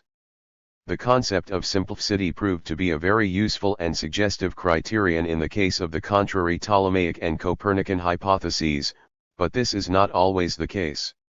Descartes' criteria of clearness and distinctness were thought to be eminently simple norms for determining the reasonableness of ideas. Still, they did not keep Descartes from accepting notions which eventuated in the strange and difficult theory of an animal machine and in the positing of a mind-body dualism which was both practically and theoretically insoluble without appealing to an elaborate system of constructs which at one and the same time became increasingly complicated and improbable. Cournot regards this sort of thing as involving too high a price to be paid for a passing satisfaction of certain rational demands. The difficulty in such cases springs from a failure to join with the development of rational principles the processes of empirical verification. Our reasoning may be led astray at any time on the basis of any rational principle when we seek apodictic certainty outside of those sciences which share the purely formal deductive and rational character of mathematics. The concept of simplicity derives much of such value as it may have as a criterion of order from the fact that it is intimately connected with another idea which is also of fundamental value in our quest for the reason of things, the idea of symmetry or beauty. Here Cournot suggests a transition from a logic to an aesthetic of reason. As might be expected, this led him into a trans-rationalism in which ideas of finality, purpose, and God have a place. Here the basic development of Cournot's philosophy reminds us again of that of Kant. Cournot felt that he had good reason for moving in this direction even though to some, this turn in his thought may seem to introduce an apparent discrepancy. Cournot deemed the idea of a fortuitous concourse of events, of processes indirect by any end or purpose insufficient to account for the order and harmony which seem so patently to be an objective characteristic of nature. 1. This does not mean an abrogation of the objective reality of chance, for Cournot does not think the idea of chance is inconsistent with the idea of purposive organization. Among other things, this trans-rationalism, this essentially irrational element in Cournot's thought, is symptomatic of the persistent strain of empiricism which permeates all his work. So long as experience acts as a check upon reason, so long as laws and schemata of one sort and another are shattered by brute facts, so long will irrational elements remain with us. But just as, on the one hand, nothing in thought or experience justifies the conclusion that we and the nature which produced and which nurtures us is totally and exhaustively rational, so, on the other hand, nothing justifies the conclusion that we and it are totally and exhaustively irrational. The notion of order is fundamental to our thought and to the possibility of our attaining knowledge. The existence of order seems to be an indisputable part of our experiential contacts with both our inner and our outer worlds. For Cournot, in the last analysis, the very idea of order implies the ideas of purpose and of beauty. Therefore, he cannot accept as adequate any account of reality based exclusively and exhaustively upon fortuitous explanations. We experience and deal rationally with unities, with orders, if not with a single, all-embracing order. We certainly do not experience and deal with an all-embracing disorder. These unities or orders are each internally structured and related, yet severally independent of and externally related to one another. Their coincidence or intersection is a matter of chance, not of rational predictability. Cournot believes that reality cannot be accounted for wholly on the basis of the fortuitous concatenation of such independent elements or structures as may compose it distributively, nor can it be accounted for without chance, without fortuitously related elements, unless we choose to disregard cautions which both reason and experience should point out to us. There is more to man and more to the universe than can be discerned either by formal processes of thought or by empirical demonstrations if these are used independently of one another. The fact that reason does not carry us the whole way to complete certainty and to absolute knowledge in no way detracts from its real contributions to knowledge. We continue to drive new sectors into the uncharted expanse of the unknown, and these new sectors are progressively incorporated into the body of our previously established knowledge. Furthermore, with the addition of each new increment we also get a more adequate glimpse into the probable nature of the whole of reality. Cournot definitely rejects the principle which is sometimes adopted, which identifies the unknown with the unknowable. He also avoids the cosmic error which follows from an assumption perhaps more frequently made to the effect that the unknown is essentially identical with the known. The first of these alternatives implies a completely enervating skepticism, for to posit anything as unknowable dooms in advance as futile and unnecessary any inquiry that might be undertaken to discover its nature. The second of the alternatives implies an unwarranted and dogmatic certainty, for it assumes that we may disregard the actual limits of what may be empirically verified concerning the nature of any aspects of reality which have not been explored with patience and persistence, and which may not at any given time be rationally defended in terms of probabilities consistent with what has been empirically determined. 11. There is much in this aspect of Cournot's thought which is consistent with those various pragmatisms that began to find expression late in the 19th century: the pragmaticism of Charles Peirce, the humanism of F.C.S. Schiller, the vitalism of Henry Bergson, the voluntarism of William James, the instrumentalism of John Dewey. But whereas these diverse expressions of a common disposition to deal with truth as something which happens to ideas, and in this these philosophies have much in common with the epistemological implications of John Stuart Mill's utilitarianism, Cournot continually affirms a realistic point of view which none of these pragmatic statements, with the possible exception of that of Peirce, would find acceptable. Thus, while pragmatists may well find much in Cournot with which they can agree and might even welcome him as a forerunner, they would also find much in his work with which they would in the end have to disagree. It seems that Cournot's insights may well turn out to have been the sounder ones. Lee. Here it is interesting to note that the late Morris R. Cohen, one of the great philosophical minds in America during the first half of the 20th century, has in his Reason and Nature and elsewhere worked out the substance of a philosophical position significantly similar at important points to that which Cournot developed during the 19th century. Both men recognize the developmental and consequently changing character of the conceptual schemes in terms of which we attempt to give expression to the structural relations we discover in the course of our efforts to comprehend the nature of things. Both men see clearly the limitations which affect the human understanding and are consequently perfectly at home among ideas whose truth must be measured in terms of probabilities. However great man's disposition to seek certainties, both men find it possible to work with speculative ideas, whether in the fundamental categories of metaphysical or epistemological inquiry, or in the limited and tentative suggestions in particular disciplines as hypotheses whose truth can be determined only through the several techniques of empirical verification, and both men are aware that the pragmatic utility of such conceptual schemes varies through a wide range from the highly probable or improbable to the highly improbable or probable, as the case may be. In the light of new confirmations of predicted events or of brute facts which refuse to fit into implied structures. In sum, Cournot may well have contributed much more to our understanding of the basic problems and processes which determine whether or not ideas of orders of whatever sorts are or are not true as matters of fact than have most of the utilitarians, pragmatists, positivists, and others who since his death have tried to work out the logic implicit in processes of the empirical verification or refutation of these ideas. The reason for this is plain, even though it may not be sufficient to win the acquiescence of those who tend to eschew metaphysics, seemingly without being aware that such shunning itself implies a metaphysic.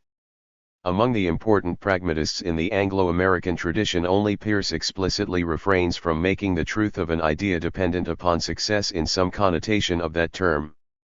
And even Peirce limits the application of the inductive processes much more radically than does Cournot, for where the former makes meaning coextensive with possible verification, Cournot's position implies that verification is itself meaningless unless first lying.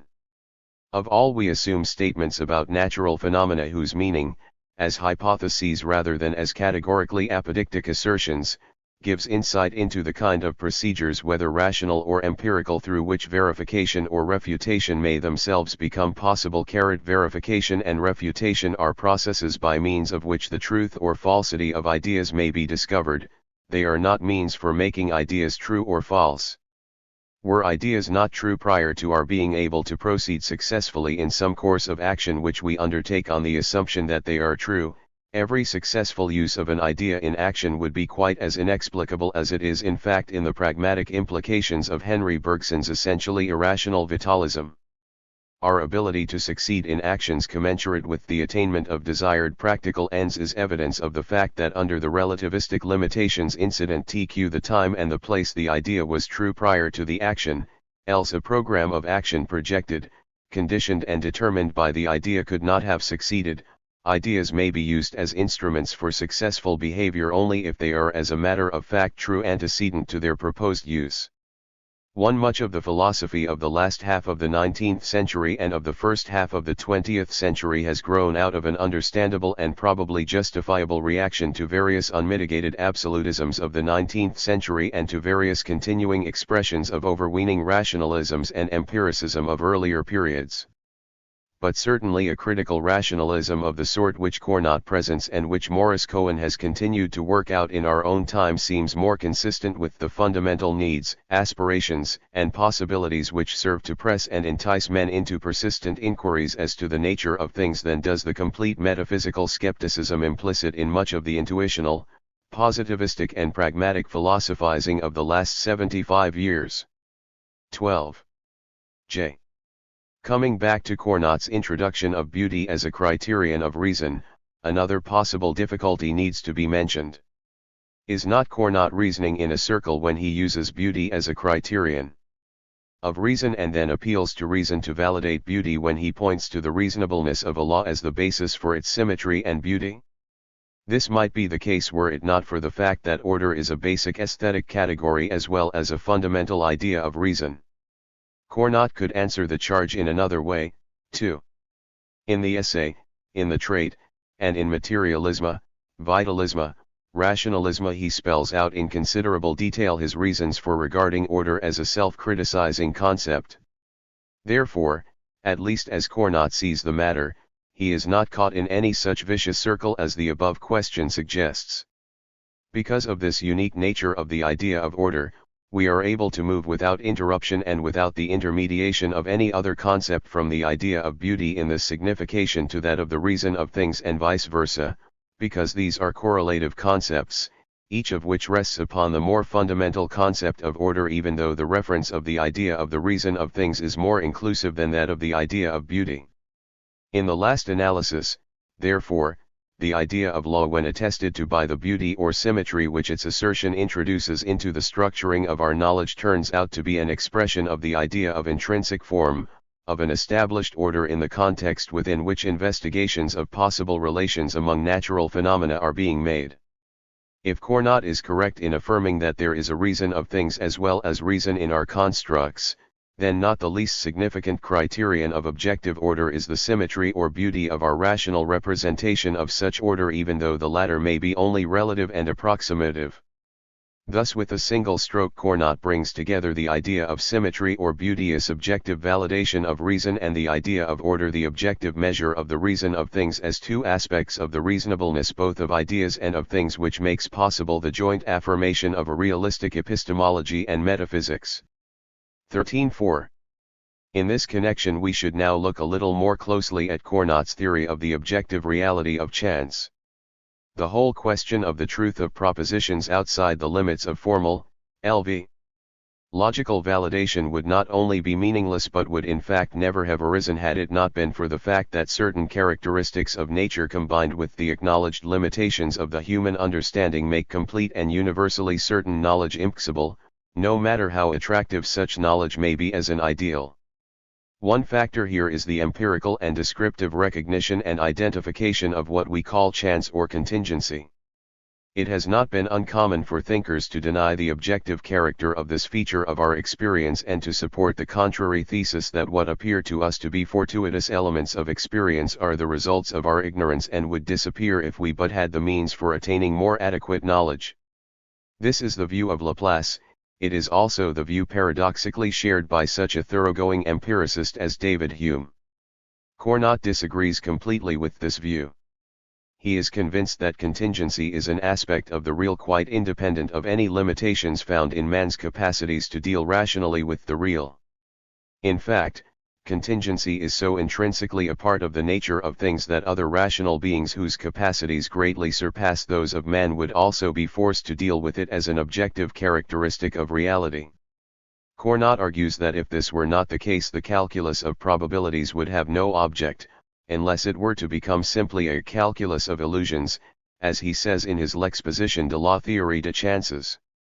Cournot's defense of the objectivity of chance must not be thought to imply that chance is some sort of a substantive cause which is itself responsible for the occurrence of certain events. Chance refers to an occurrence involving the rationally unpredictable conjunction of two or more externally related series of events. In general, this notion is not unfamiliar to common sense, for it is in accord with much of our normal experience. We frequently deal with experiences and with series of events which, although we have good reason to believe they are completely independent of one another, nonetheless conspire to produce events which are unpredictable. This view of the nature of chance goes far in explaining Cournot's concern to investigate the problem of the nature and the determination of probabilities, a concern which goes beyond the extent to which he might have considered the problem in the course of his mathematical studies. LVI. However, unfortunately, Cournot treats this idea which is so important to his thought almost entirely through the use of interesting and lucid illustrations rather than by using these examples to illuminate a rational and formal development of his theory. As a result, it cannot be denied that the idea lacks the kind of exactness so desirable for the careful exposition, development, and defense of any theory. The illustrations used by Cournot are both sufficiently profuse and apt to indicate in general what he has in mind, yet they are not without certain ambiguities. Before we can determine whether or not reference to objective contingency is proper in the case of any specific event for which we are trying to account, the presence or absence of certain determining conditions must be established. The lack of an adequate and exhaustive discussion of these conditions leaves Cournot's doctrine of the objectivity of chance somewhat unclear. The basis for the criticisms by various writers, one of Cournot's views on the theory of chance as well as of his closely related work on probability theory, is to be found in Cournot's own lack of clarity and precision on this important matter. A possible, although perhaps an inadequate, defense of Cournot at this point may be suggested by pointing out that he tended so far as possible to avoid metaphysically contentious matters. It is true that he uses the last chapter of the essay to compare his views with those of a select group of philosophers. But in general he is content to present his own views as cogently as he deems it necessary or possible for him to do so without becoming involved in lengthy disputations. He is inclined to deal with contentious questions, and particularly with those which seem to him to involve theoretical mystifications, with the foil of positive assertions of what our experience affirms. So in the present case he is inclined to rest his case after pointing out that while it is true that certain events and conjunctions of events are theoretically possible, they in fact never occur. The rationalistic possibility of a completely interrelated system of objects, events, and processes in reality is insufficient to override the fact that actual objects, events, and processes present themselves to us in such ways as to make it appear evident that each natural phenomenon is not inextricably related to every other. Thus, assuming the universal pervasiveness of gravitational relations, whether these relations be accounted for in terms of forces or in terms of the characteristic curvatures of a spatio-temporal matrix or continuum, it is possible that the tossing of a ball would affect, however slightly, the course of the most distant planet, because it would involve some necessary rearrangement of the structure of the total system. Practically, however, no such modification is observed, nor do those whose business it is to investigate such relations expect any such modification in fact. Whereas the monist might say that this appearance of independence and disjointedness among phenomena may be traced to the fact that we are without sufficiently subtle natural and artificial instruments to detect the completely internal relatedness of things, Cournot would say we do not detect it because we have good reason to believe that in fact there is no such complete interrelatedness. tough-minded and critical rationalist that he was in matters of this sort, he would rest his case heavily on empirical evidences lest he be led into some metaphysical absurdity. Numerous events are theoretically possible which at the same time are physically impossible. The measure of this impossibility is that such events never in fact occur. In his instructive consideration of probability in the exposition and the essay, Cournot points to such instances as the following: it is theoretically possible to balance a cone on its point, to impart lateral motion to a sphere in such a way that no rotary motion results, to throw a disc on a parquet floor in such a way that its exact center comes to rest precisely at the point of intersection of two diagonals, and so on. Each of these events is theoretically possible, yet they just do not happen unless by the rarest of chances. What has just been said does not mean that a fortuitous event is an event without a cause, neither is it fortuitous simply because it is rare or surprising. Cournot reiterates this view beyond any possible misunderstanding of his meaning. The idea of chance is simply the idea of the independence of causal series and, therefore, the idea of the consequent unpredictability of any junction which may occur among such series of events. This unpredictability limits the possible knowledge of both men and gods, yet none knows for sure where the limits of unpredictability may be found to lie. 14. The objective character of contingency does not mean that those phenomena in whose occurrence chance plays a part are excluded from scientific consideration. If this were the case, we could develop organized bodies of knowledge only with respect to those aspects of experience and reality which are amenable to strictly rational treatment. This would exclude much of the content of the so-called natural sciences as well as of other studies with respect to which the possibility of rational and scientific study is at best grudgingly admitted by some and is categorically denied by others.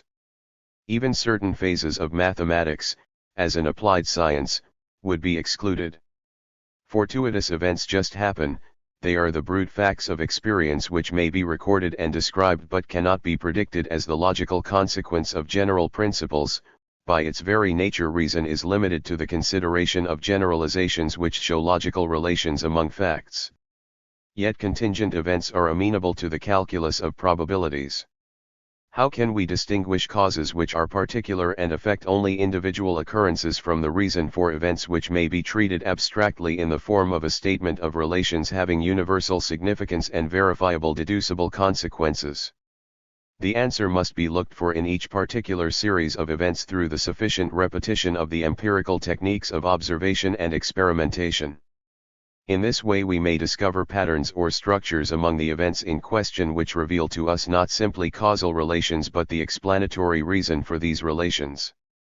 In the latter case we may establish the existence of certain constantly conjoined characteristics intrinsic to the phenomena in question. These characteristics may be dealt with rationally and predictively and not merely on the basis of report and description, or of habit. To the extent that this is true, we may anticipate and explain objects, processes, and events on bases entirely different from those of custom and habit to which Hume and other radical empiricists have been wont to reduce us. If certain characteristics of the remains of a prehistoric animal enable us to establish the fact that it was a mammal, we can assert with confidence that the anagenal also had certain other characteristics which are no longer discernible in the remains but which are common to all mammals. In the recent synthetic development of elements which lie outside the groupings of the periodic table, as we had until recently known it, only very small quantities are sometimes available from which the physical and chemical characteristics of the new element may be determined, yet the properties which have been established are accepted by physicists and chemists as those which will be discovered in any future sample of the elements that may be synthesized. Similar illustrations of rational predictability based upon the establishment of constant and uniform characteristics and processes could be drawn from every field of organized knowledge. As is well known, such constant and uniform elements have more than once been the grounds upon which exact and later verified predictions have been made as to the existence and, within limits, the nature of previously unknown phenomena. When the same phenomenon is repeated, fortuitous deviations of one sort or another from the norm tend to cancel one another out in such a way that at last the unfortuitous character of the phenomena is established and reveals the law of that is the reason for, the phenomenon in its general and fundamental aspects. Thus in all cases where repeated observation or experimentation is possible, the fortuitous elements of any object, process, or event may gradually be eliminated and those which pertain to the nature of things be revealed. Finally, in dealing with homogeneous phenomena, relations have been discovered of such a sort that we may predict with a high degree of probability, if not with certainty, the characteristics of all of a class of previously unknown phenomena on the basis of a single instance. Judgments which rest upon such processes as those of which we have just been speaking are necessarily probable. This does not mean that they are all alike. Cournot identifies two sorts of probability which he calls mathematical and philosophical, respectively. The basis for this distinction is the extent to which a quantitatively determinable statement can be made of the relation Lx of the number of chances favorable to the occurrence of a specific phenomenon as compared with the total number of possible chances. Mathematical probability depends upon the possibility of our determining the relative frequency of events. Judgments of philosophical probability depend upon our sense of what may be anticipated within the non-quantitatively determinable limits of what we understand of order and of the reason of things. The delineation of legitimate basis for the latter type of judgment is the primary function of critical philosophy and gives meaning to Cournot's statement that the category of order is the basis of all critical thinking. 15. We have referred above to the way in which Cournot's work anticipates the recent application of statistics to the study of natural phenomena in an increasingly large number of fields of inquiry. This is particularly interesting in the light of a commonly accepted contemporary view that all empirical generalizations and all so-called natural laws are statistical, that is, probable generalizations. For reasons implied in the above discussion, we have good reason to believe that Cournot would not accept the radical interpretation of this position by contemporary positivists. But enough has been said of this matter. As far as Cournot is concerned, one of the most interesting applications of this notion of the nature and function of the idea of philosophical as distinguished from mathematical probability is that which led him to his novel basis for the differentiation of science, history, and philosophy. This has been mentioned in various connections in what has been said above. Unfortunately, space does not permit of its further development here. We shall be content simply to mention this differentiation again and to refer the reader to the discussion of it in the essay, The Trait, the Considerations, and Materialisme, Vitalisme, Rationalisme. This reading should be both interesting and provocative. For Cournot, the ground upon which the distinction between the sciences and other disciplines rests is a consequence of the discontinuity and resulting indeterminacy of nature. The need for a concept of levels or orders of existence may be traced to the LXI. Same root. With this notion come all the problems which inevitably attach to a pluralistic point of view.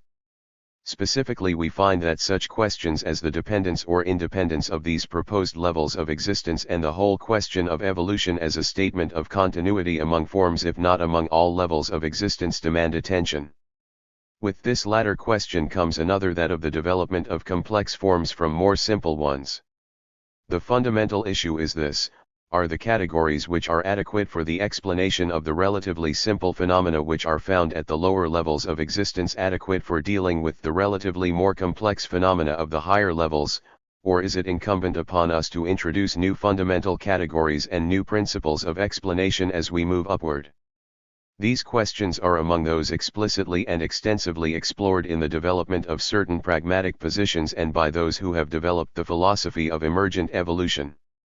Implicit in the growth of science is the tendency to extend principles as widely as possible, the ideal being that all events, if possible, and certainly all those of a given sort, may be found to have their loci within a single continuum.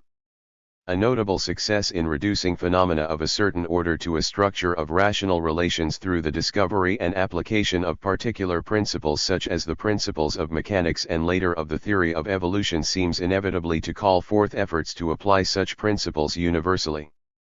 This tendency is due in part to an apparently natural human disposition to find the least possible number of basic principles which will enable us to give a rational account of all phenomena in all their multifarious aspects, and in part to the persistent belief that an increase in the complexity of any conceptual scheme, which seems to be required by the proliferation of empirical differentia, is evidence that we have not yet gotten to the fundamental principles in terms of which truly rational explanations of the phenomena in question may be attained. Here we return to the regulative idea of simplicity and symmetry as criteria of order and of the reason of things. The verification or refutation of any principle as a true statement of the nature of things is ultimately experiential. Experience reports a universe in which there is independence and diversity among events as well as dependence and fundamental likeness. This discontinuity is an aspect of experience which cannot be suppressed or evaded. We find breaks as we move from one experience to another or from one field to another. This leads us to accept the idea of different and independent orders of being in attempting to find the reason for the diverse phenomena we seek to explain. One of the most commonly agreed upon indications of discontinuity is found as we move from an effort to explain phenomena in the inorganic world to those in the organic world, and this in spite of almost continuous efforts that have been made to find ubiquitous principles by means of which a bridge between the two orders may be established.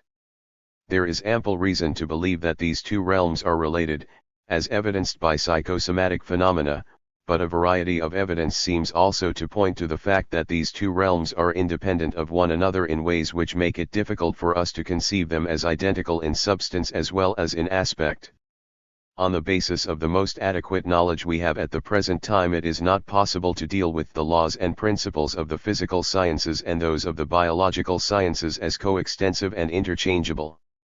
This is true in spite of the relatively recent development of such mediating disciplines as biophysics and biochemistry.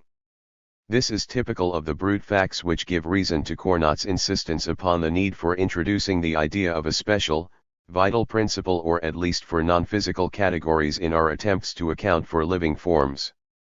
He contends for the necessity of maintaining some sort of irreducible independence among the orders of material, vital, and rational phenomena. His empirical affirmation of difference makes it legitimate to surmise that Cournot would have been quite as unable to accept Bergson's use of the état vital as an all-inclusive metaphysical principle as we know he was unable to accept Darwin's theory of evolution. He views the latter theory as an attempt to extend mechanical principles, demonstrably applicable to the physical order, as principles equally applicable to the explanation of living things. He would, in all probability, have found Bergson's use of an état vital an equally unpalatable effort to apply an essentially biological principle ubiquitously as a clue to the nature of all things. Prior to Darwin, the burden of proof had always to be borne exeath by those who wished to defend the possibility of a completely general mechanical interpretation of all reality, including man and his works. With the appearance of the Darwinian hypothesis, the tables were turned.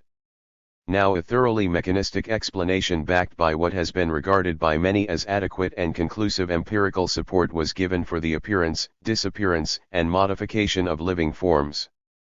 The materialistic implications of the new theory finally brought Cournot into the lists, and he specifically attacks the implications of the Darwinian theory of evolution both in the considerations and in materialism, vitalism, rationalism.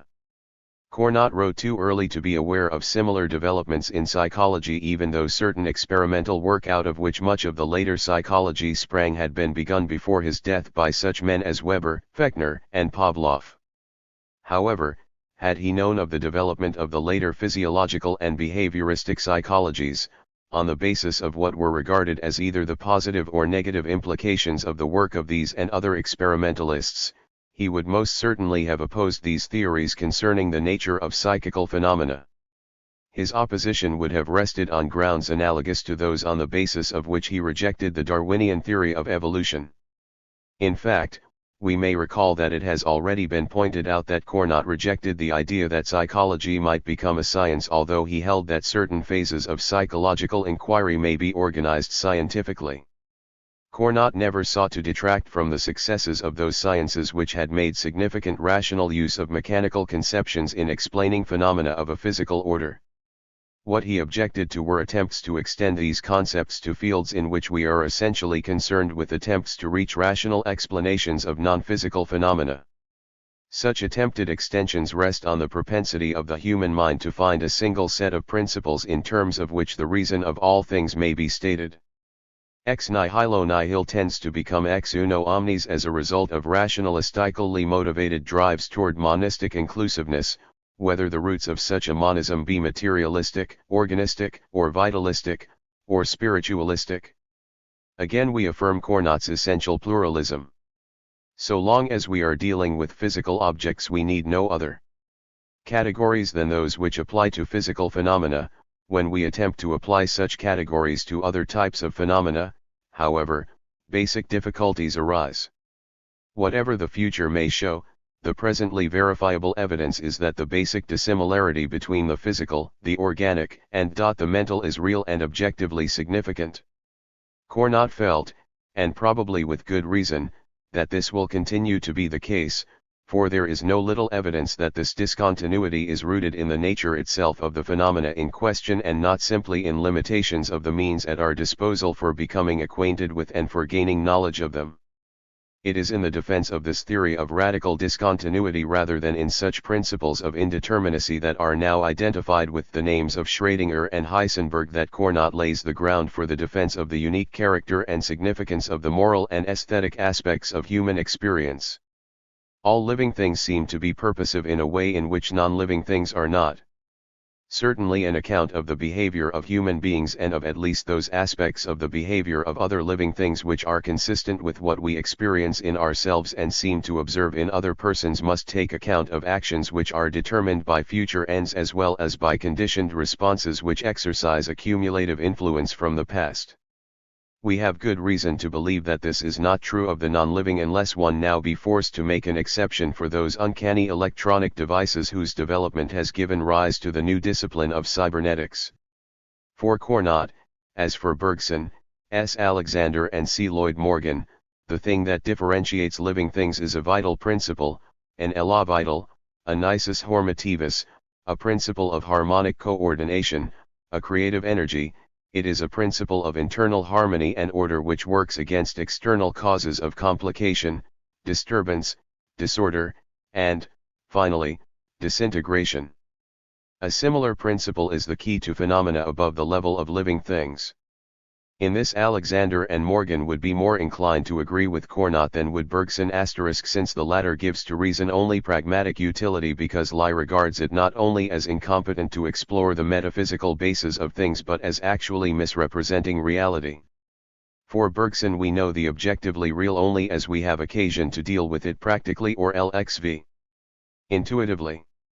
While Cournot would most certainly have rejected any physiological or behavioristic psychology, he would as certainly have found much in Gestalt psychology and even in some phases of the work of Freud, Jung, and others with which he would have agreed except as, in the case of Freud particularly, all explanations of psychic disturbances of whatever sort are carried back to a single explanatory root, be it sex or some other.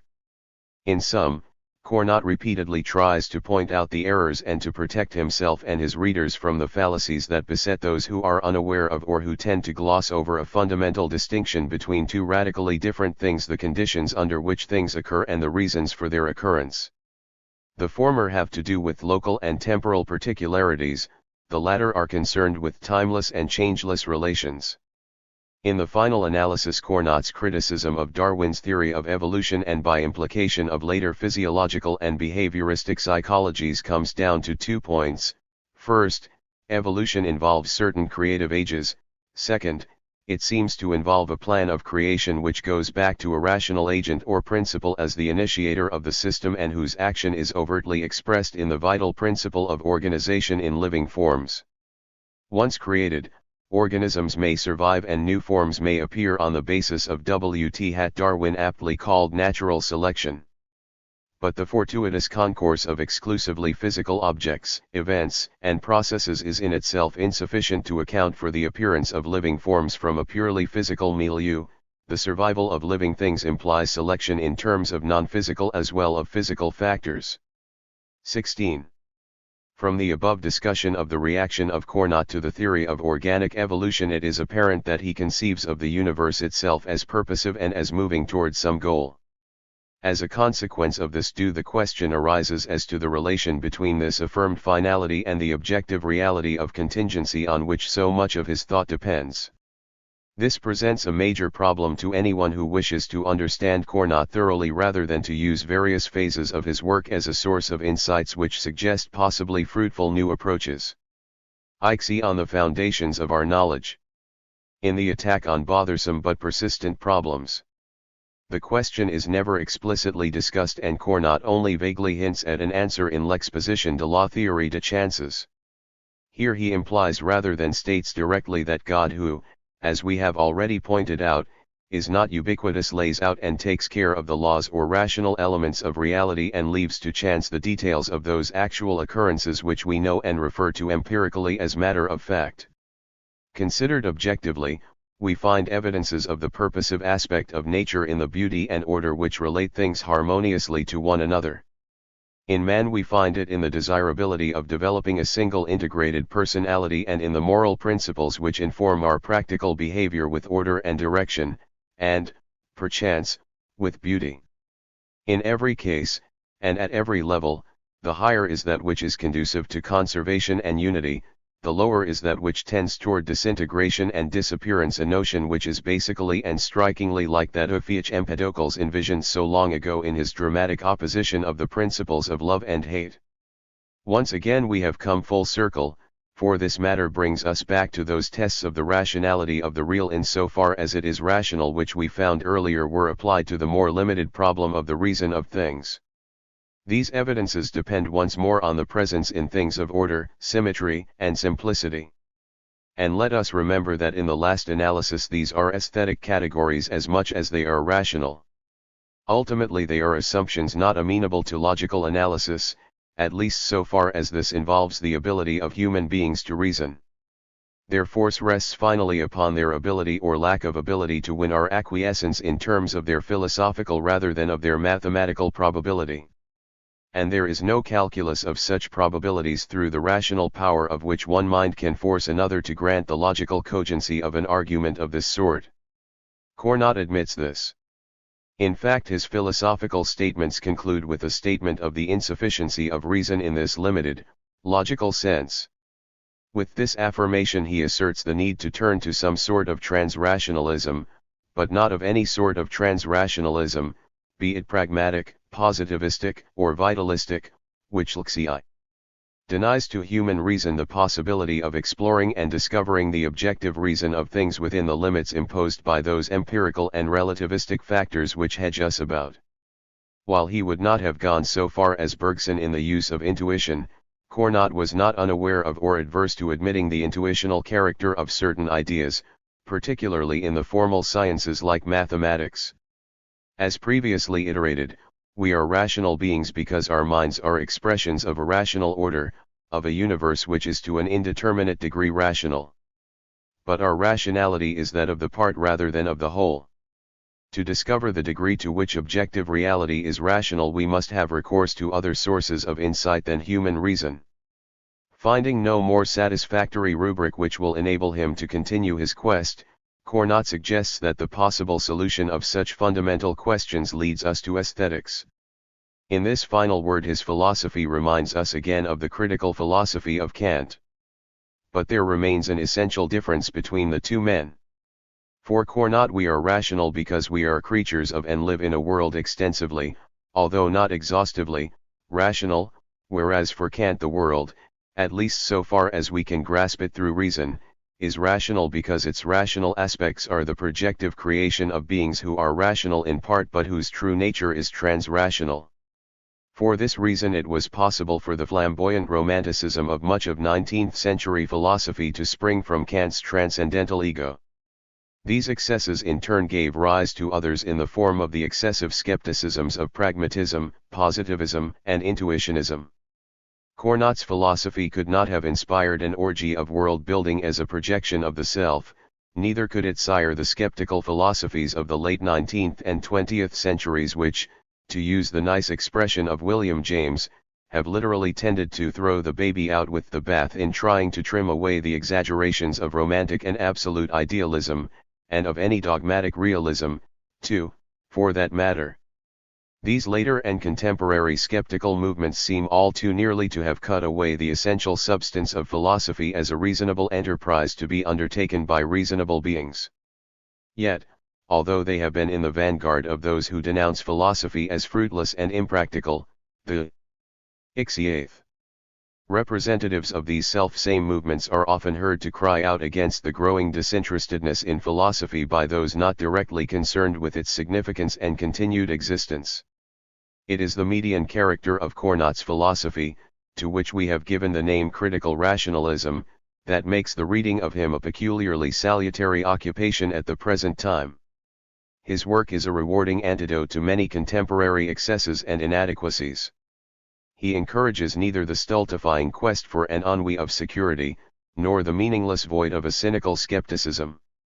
We do not know all and we never shall, but we do know some and may know more, for we have found and may continue to find, the reason of some things, which makes it possible for us to go beyond description to explanation in our dealings with an increasingly large number of aspects of reality.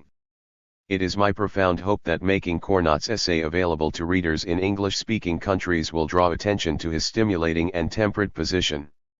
It is my belief that only such a modest yet positive confidence in the capacities of men to reason cogently and effectively about reality, including man, may save us from destructive incompetence.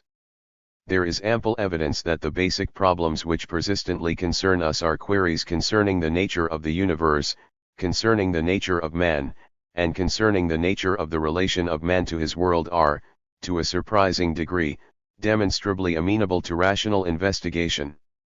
If such a philosophy as that which Cournot developed could be extended and made generally and practically effective, it might well serve as a surprisingly adequate antidote to those numerous disintegrative forces which beset our times already being referred to as the age of suspicion and anxiety, and as the age of unreason, names by which our times may be known by those who come after us.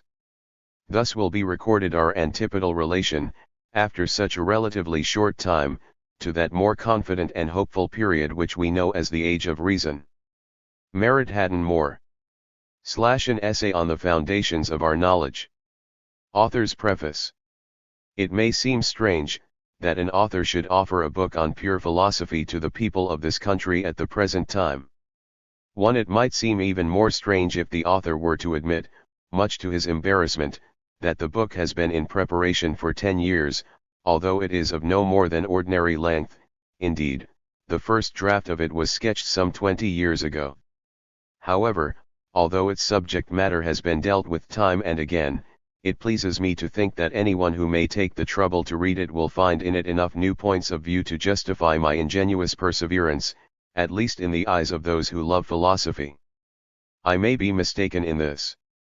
Nevertheless, I may still call attention to the importance of revitalizing the older philosophical doctrines from time to time in two ways: first, by taking account of the progress of our positive knowledge and of the new perspectives opened up by it, and, next, by being able to choose examples better suited to the present state of development in the sciences than those which were available at the time of Descartes, Leibniz, or even D'Alembert. These latter examples still serve as legal tender, so to speak, even though they have become somewhat the worse for wear since philosophers began to neglect the sciences and since the scientists have been only too willing to show their haughty disregard for philosophy.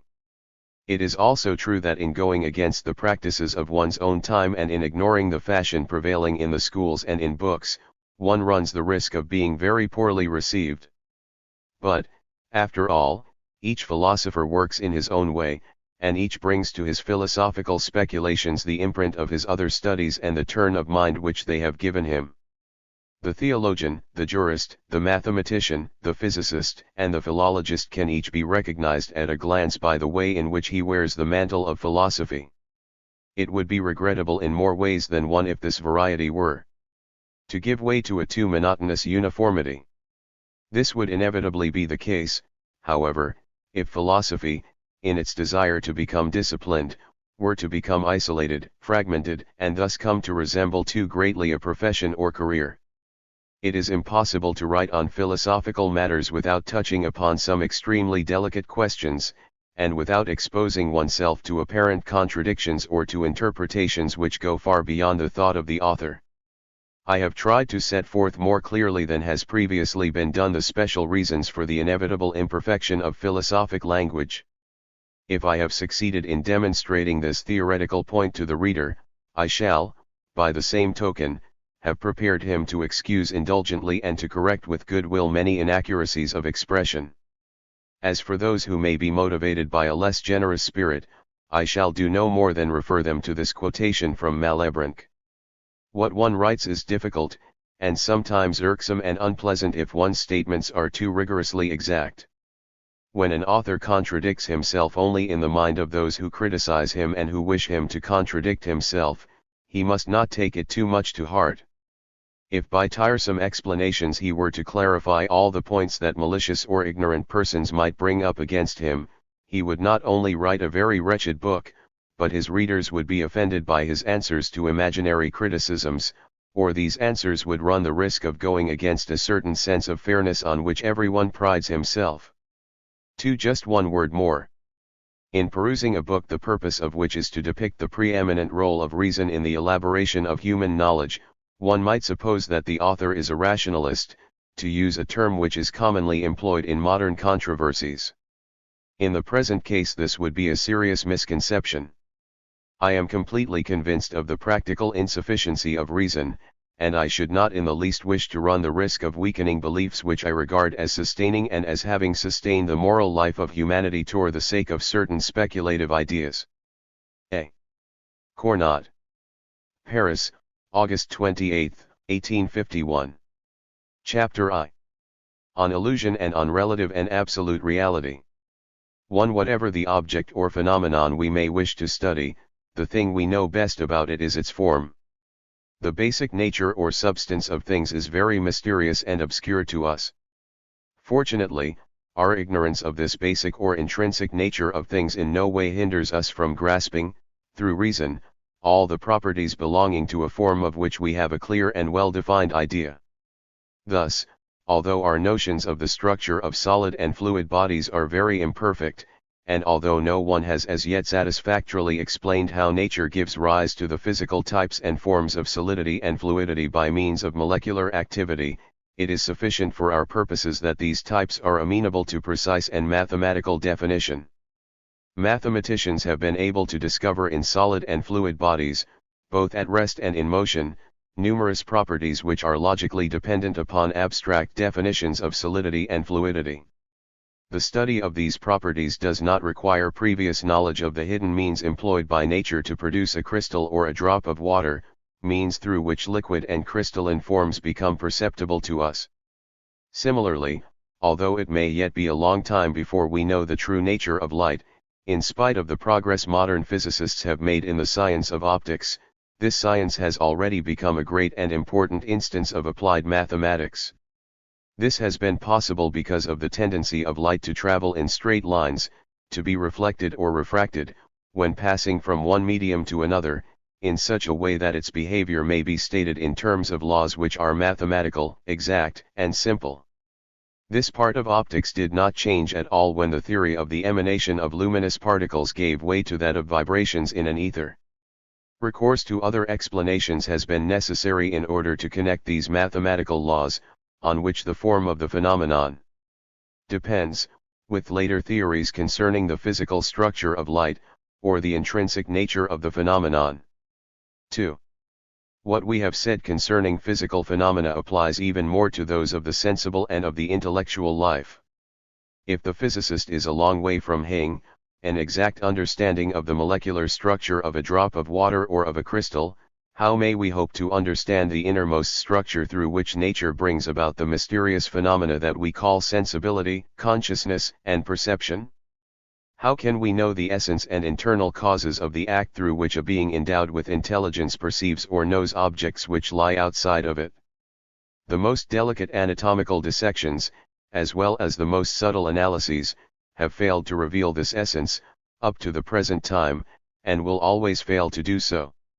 Therefore, it is necessary to disclaim any knowledge of the mechanism of our faculties, except in so far as their form presents certain characteristics that we can grasp clearly, and the consequences of which may be traced by reason in spite of our ignorance both of their true nature and of the development of the faculties whose operations and relations we wish to study. Logicians, and Kant in particular, have long insisted upon the distinction between the form and the matter of our knowledge. Furthermore, they have shown clearly that the form of things may be made the object of judgments that are certain even though their matter or basic nature remains problematic. This distinction must serve as a point of departure in all logical research. We shall make use of it to deal with a more general and more essential characteristic than those with which logicians have been concerned up to the present time, and from which, it seems to us, many more important consequences remain to be drawn. 3. It is clear that all perception or knowledge implies a perceiving subject and an object perceived, and that it consists in any relation whatever between these two. It follows from this that if the perception or relation change, the reason for the change must be found in a modification of the perceiving subject, or of the perceived object, or of both. Just so, when two vibrating strings have been tuned so as to give a definite musical interval which changes after a time, the change is due either to the lowering of the pitch of one, or to the raising of the pitch of the other, or to both being changed at the same time.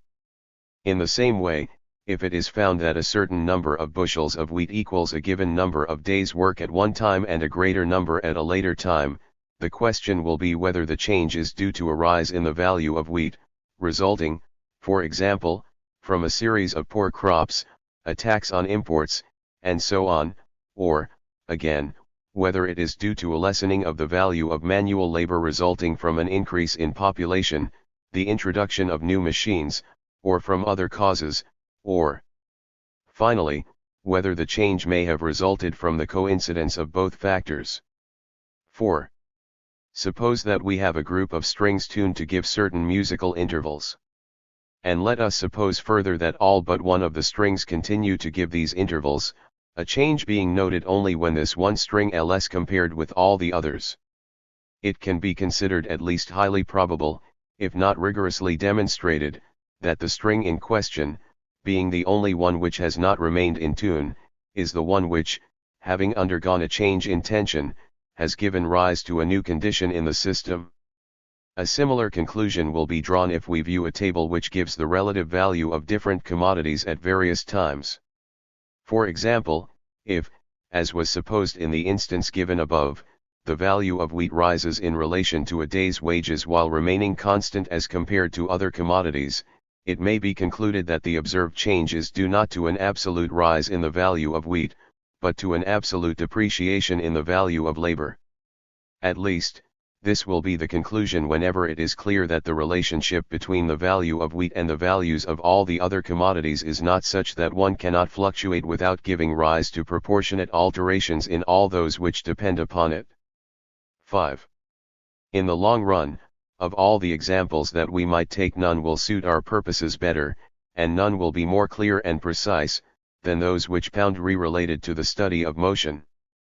Let us assume that a point has moved if its position has changed with respect to other points which we regard as fixed. When we observe a system of material points at two distinct times and find the respective positions of the points have not remained constant, we have no alternative but to conclude that some if not all of 8.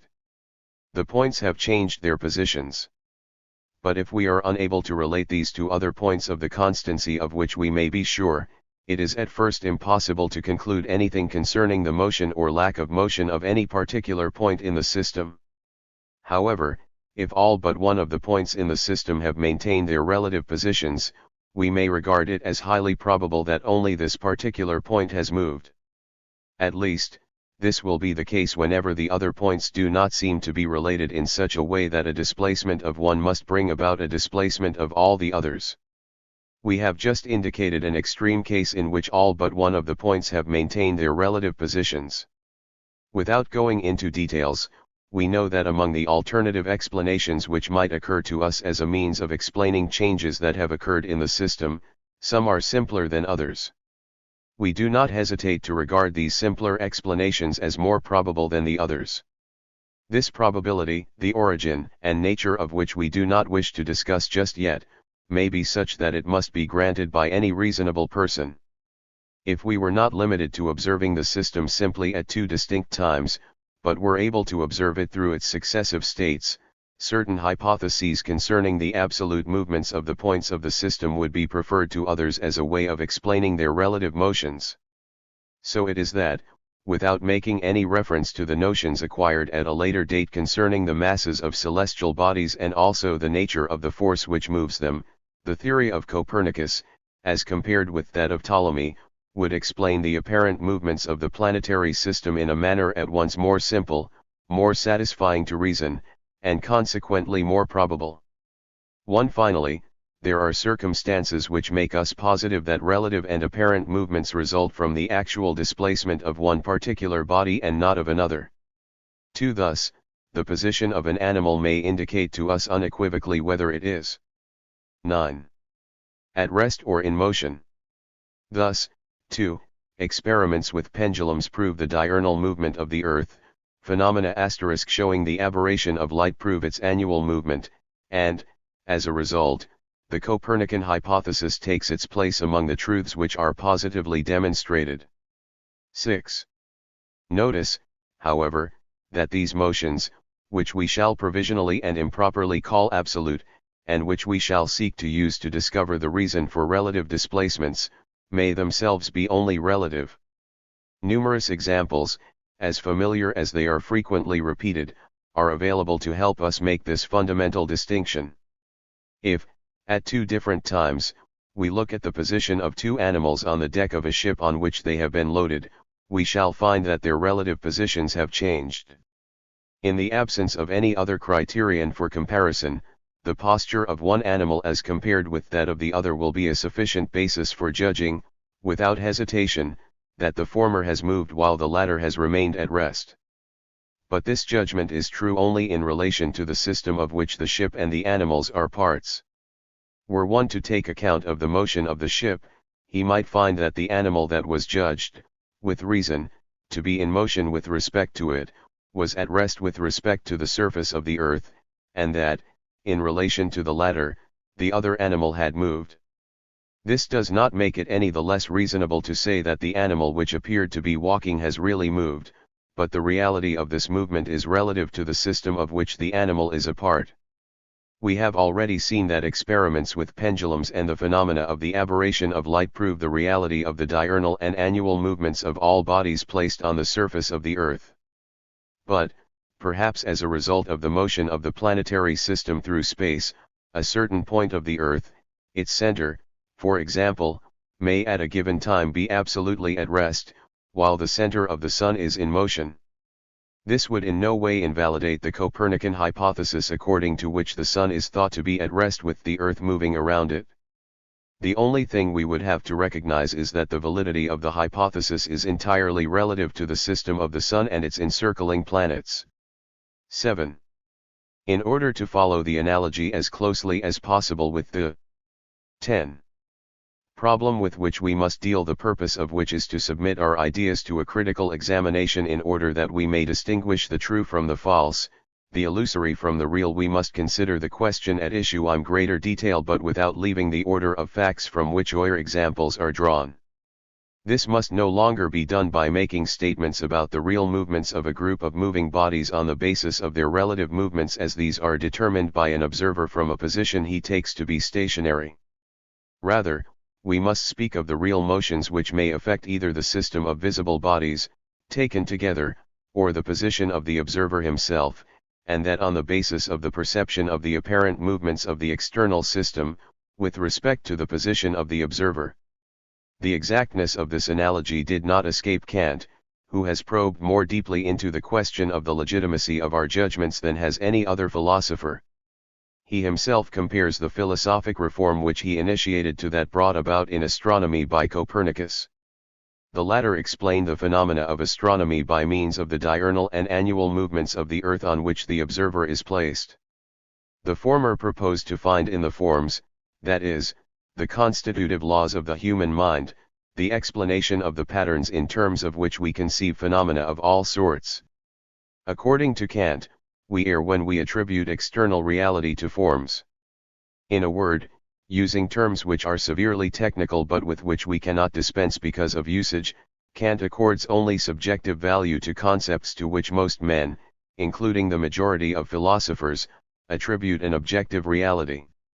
Later on we shall discuss the hypothesis of the German metaphysician to see if it should not be rejected for reasons similar to those which make it necessary for us to admit the important hypothesis of his compatriot, the great astronomer. At this point it is sufficient to recall the analogy of two questions in regard to which reason may pass contrary judgments depending upon the data it has concerning them. 8. By the term illusion we shall mean false appearance, that is, anything which is vitiated or distorted because of conditions inherent in the perceiving subject, as a result of which it is limited to a false idea of the object perceived. On the other hand, we 11.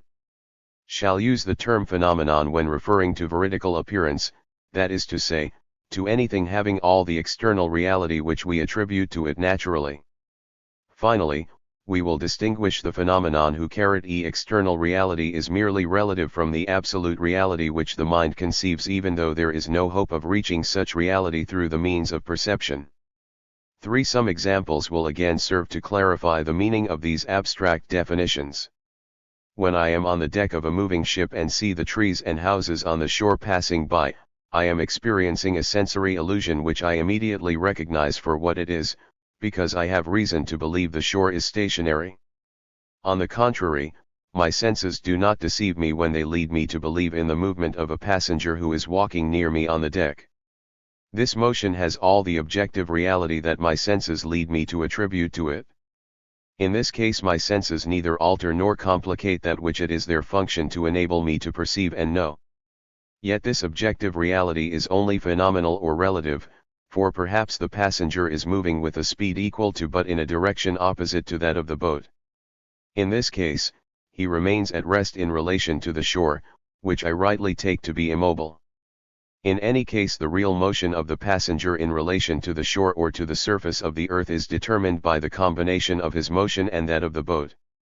But, by admitting the hypothesis that the passenger remains at rest in relation to the surface of the earth, and consequently absolutely motionless, if it were possible to admit with the ancients the absolute immobility of the earth, it is clear to us that his state of rest results from the coexistence of two contrary motions which offset one another. Yet each motion really exists by itself as an instance of what we call phenomenal or relative reality, in order to distinguish it from the absolute reality conceived by the mind even though it cannot be reached through observation.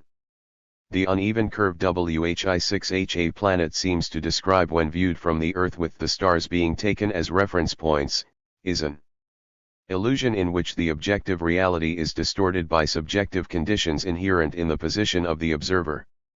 On the other hand, the elliptical orbit that a satellite describes around its planet, apart from certain perturbations whose limits have been determined by astronomers, is not simply an appearance. The description of the satellite's orbit is a phenomenon, or, if one prefers, a fact which has phenomenal reality relative to the system composed of the principal planet and its satellites. More accurately, and relative to the solar system of which the planet and its satellites are both dependent parts, the path of the satellite is a more complex curve, resulting from a combination of the elliptical motion of the satellite around its planet and of the elliptical motion of the planet around the Sun. Still more accurately, and considered in relation to the group of stars of which the Sun is one, the path of the satellite is the resultant of a combination of the motions of which we have just spoken, plus the still little understood motion of the solar system. And so it goes, we are not able to reach absolute reality, in the strict sense of that term. 9. In order to clarify still further these preliminary notions, let us compare with the above illustrations others drawn from impressions related particularly to the sense of sight. In dark places fatigued or weak eyes experience impressions similar to those that direct or reflected light produces on healthy eyes under normal circumstances. Flashes of light, dark, or variously colored spots are seen. These same effects can be produced by electricity or by mechanical pressure. Such cases are the basis for the type of visual or optical sensations which physiologists call subjective, since they refer to no external object which would be disclosed in the ordinary manner as a consequence of the effect on the retina of rays originating in the object. In the case of hallucinations, ghosts and apparitions are thought to be seen. In this case, it is no longer a morbid or abnormal character of the retina or the optic nerve that vitiates the brain images. Rather, the reverse is true. A diseased and abnormal state of the brain reacts on the nervous system in such a way as to pervert its functions.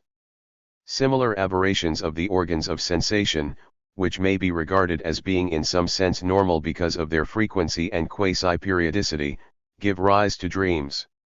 Quite obviously these experiences are only illusory or false appearances. They are no doubt governed by apparent or 13.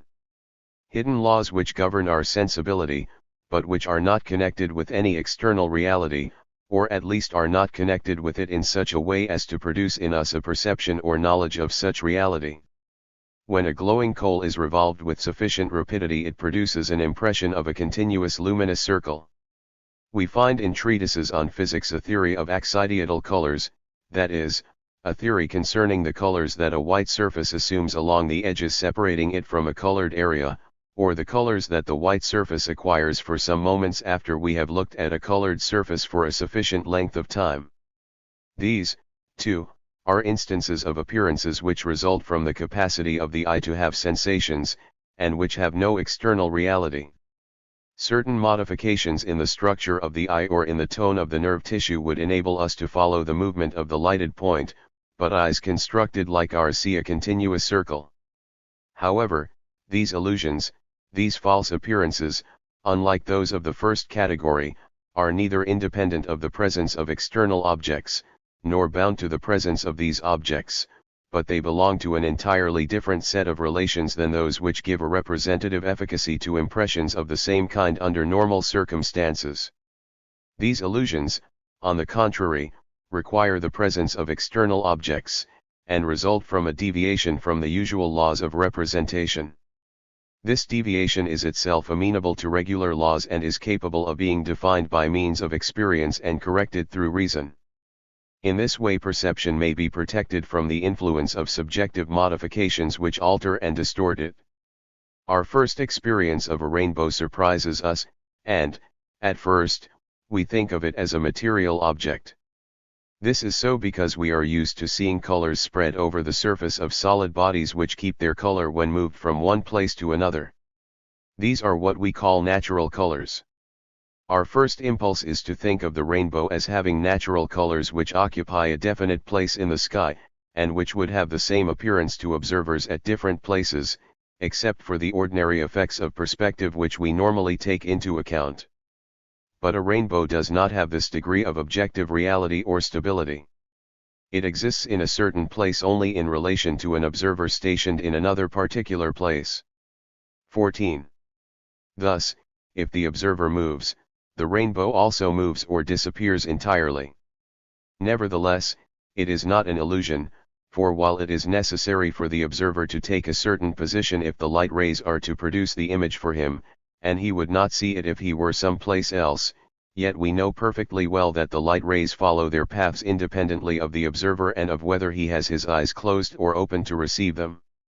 The rainbow is a phenomenon, the position of the observer is the condition of the perception but not of the production of the phenomenon. Ratio conoscendi, non ratio essendi be justified, for the reason of things, wherever found, is really the constant goal of philosophic inquiry. The search for the explanation and the reason of things is what characterizes philosophic curiosity, no matter what the order of facts to which it is applied. Over against this is the curiosity of learned men and scholars whose object is to increase the number of known facts, taking more account of their singularity and of the difficulty overcome than of their relative worth in the explanation and the rational coordination of the system of our knowledge. Consequently, we find that philosophy will sometimes devote itself to inquiries concerning efficient causes, when it undertakes to explain the great geological phenomena observed at the present time as the result of the lifting of the continents and a consequent displacement of the oceans, for example. At other times, as in the instances we have cited, philosophy will be engaged in an examination of formal and final causes in which it is necessary to account for general, definite, or permanent results which do not follow from the action of accidental and irregular efficient causes. If these cases arouse our interest in no 35 way, or if no trace of the manner in which they act remains, they will remain lost in oblivion. On the other hand, should such cases pique our curiosity and our emotions in a dramatic or moral way, as in cases which affect human beings significantly, the anecdotal memoirs and the scholarly compilations of the antiquarian will become the stuff in which true history finds its sustenance. But in neither case will these be the proper object of philosophic speculations. 27. We cannot hope to indicate here how the idea which we wish to present of that which gives philosophy its essential character is related to and differs from that which was formulated by Leibniz when that great man, the greatest genius by whom the sciences and philosophy are honored, attempted to erect the whole structure of his philosophy on the idea of sufficient reason, that is to say, on this axiom: a thing can exist in a given manner only if there is a sufficient reason for it to exist that way rather than another. The elegance, the symmetry, and the profundity of the system raised on this foundation may well be admired, for it is a system that may be regarded as the major work of synthesis in metaphysics. And yet this system has experienced the same fate as all systems, just because even the most profound genius is forbidden to repeat the work of God and to reconstruct the universe de novo through the efficacy of a single principle. Moreover, it is not our present purpose to present an exposition or criticism of Leibniz's system, but only to present some observations concerning the statement of and the importance of this axiom which has made him famous. We are interested in these observations to the extent that they contribute to the clarification of our own ideas and prepare the reader for the development of them which follows. First of all, let us point out that the epithet sufficient seems superfluous when applied to the reason of things, for certainly the insufficient reason of a thing could have no meaning. If C exists only as a result of the concurrence of A and B, it would be inaccurate to say that each thing A and B, when considered alone, is an insufficient reason for C. It ought rather to be said that the concurrence of A and B is the reason for the existence of C, or the objective reason, or, more simply, the reason for C. A more important observation may be made on the basis of 36. The negative form of the axiom. In general, negative propositions have the advantage of leading to decisive conclusions and formal demonstrations. It is the laws of exclusion which, by making necessary the rejection of all but one hypothesis, indirectly establish and remove from controversy the sole hypothesis which remains after all others have been eliminated. But, on the other hand, it is possible to take advantage of these negative arguments only under very particular circumstances, and only in cases which are very simple and comparatively restricted. Thus, in terms of the demonstration already given, 8, which is called reduction to absurdity, the equality of two quantities is established by proving that one of them can be thought of as neither larger nor smaller than the other. This is the method of demonstration preferred by the Greek mathematicians in their scrupulous attachment to the rigor of logical forms. But, as we proceed in mathematics from the more simple to the more complex, this method of demonstration becomes more and more inconvenient and impracticable because of complications which it introduces. The result is that modern thinkers have been led to substitute other principles for it. The greatest glory belonging to Leibniz attaches precisely to his success in systematizing these principles exactly. Without his work a great many important truths would have remained inaccessible to the human mind. The same thing is true of the application of the principle of sufficient reason. For example, consider two forces of equal intensity acting on the same point but from different directions. Then let us ask ourselves from what direction it would be necessary to apply a third force to this point so as to counteract any motion it might tend to have in a contrary direction, and thus to maintain the equilibrium of the object. It is clear that the direction of this third force must form equal angles with the directions of each of the first two forces, for there is no reason why the object should tend more toward one direction than toward the other, since the original forces are posited as being exactly equal. Moreover, the direction of the third force can be found to lie only in the plane which includes the direction of the other two, for, since the plane is entirely symmetrical, there is no reason why the direction of the third force should be deflected toward one side of it rather than the other. In this case, the simplicity of the data and their perfect proportion make possible the undeniable application of the Leibnizian maxim. But this very fact itself enables us to understand that there is something unusual and peculiar in the circumstances which permit us to take advantage of the concept. 28. According to Leibniz, mathematics should be distinguished from metaphysics, since the latter should be established on the basis of the principle of identity while the former should be established on the principle of sufficient reason. But, when this second principle is called upon to establish the validity of a mathematical truth, and there are many instances of this not only in mechanics but also in geometry and algebraic theory, the domain of metaphysics is no more invaded than it would be when any other primary notion or immediate datum of reason is brought forward. The distinctive character of mathematics, as we have clearly explained elsewhere, 9 ought to be distinguished from the character of those subjects that have as their goal the truths which are grasped by reason without the aid of experience, but which nonetheless always permit of experimental verification. Thus it is easy to imagine an experiment appropriate for verifying the proposition of mechanics which has just now been established by reasoning. On the other hand, this proposition in the Leibnizian metaphysics, the created world is the best of all possible worlds, a proposition offered, whether justifiably or not, as a corollary of the principle of sufficient reason, could not in any way be experimentally verified. This would be true even if we knew exactly what characteristics make one world better than another. The principle of sufficient reason may be relied upon to establish not only mathematical truths but also principles of law, of morality, and even rules of judgment, for, because of this principle, it is evident that judgment is offended by anything that disturbs, without sufficient reason, the symmetry of a rule. For that reason we are not authorized to refer to Leibniz's axiom as a metaphysical principle, in the sense that it would serve to direct the human mind in those investigations which bear on what is referred to as metaphysics as over against the sciences which have as their object either the physical world or the moral nature of man. But this axiom may very well be called a philosophical principle in so far as it presupposes, in the negative form of its statement, the positive idea of the reason of things, which is the source of all philosophy.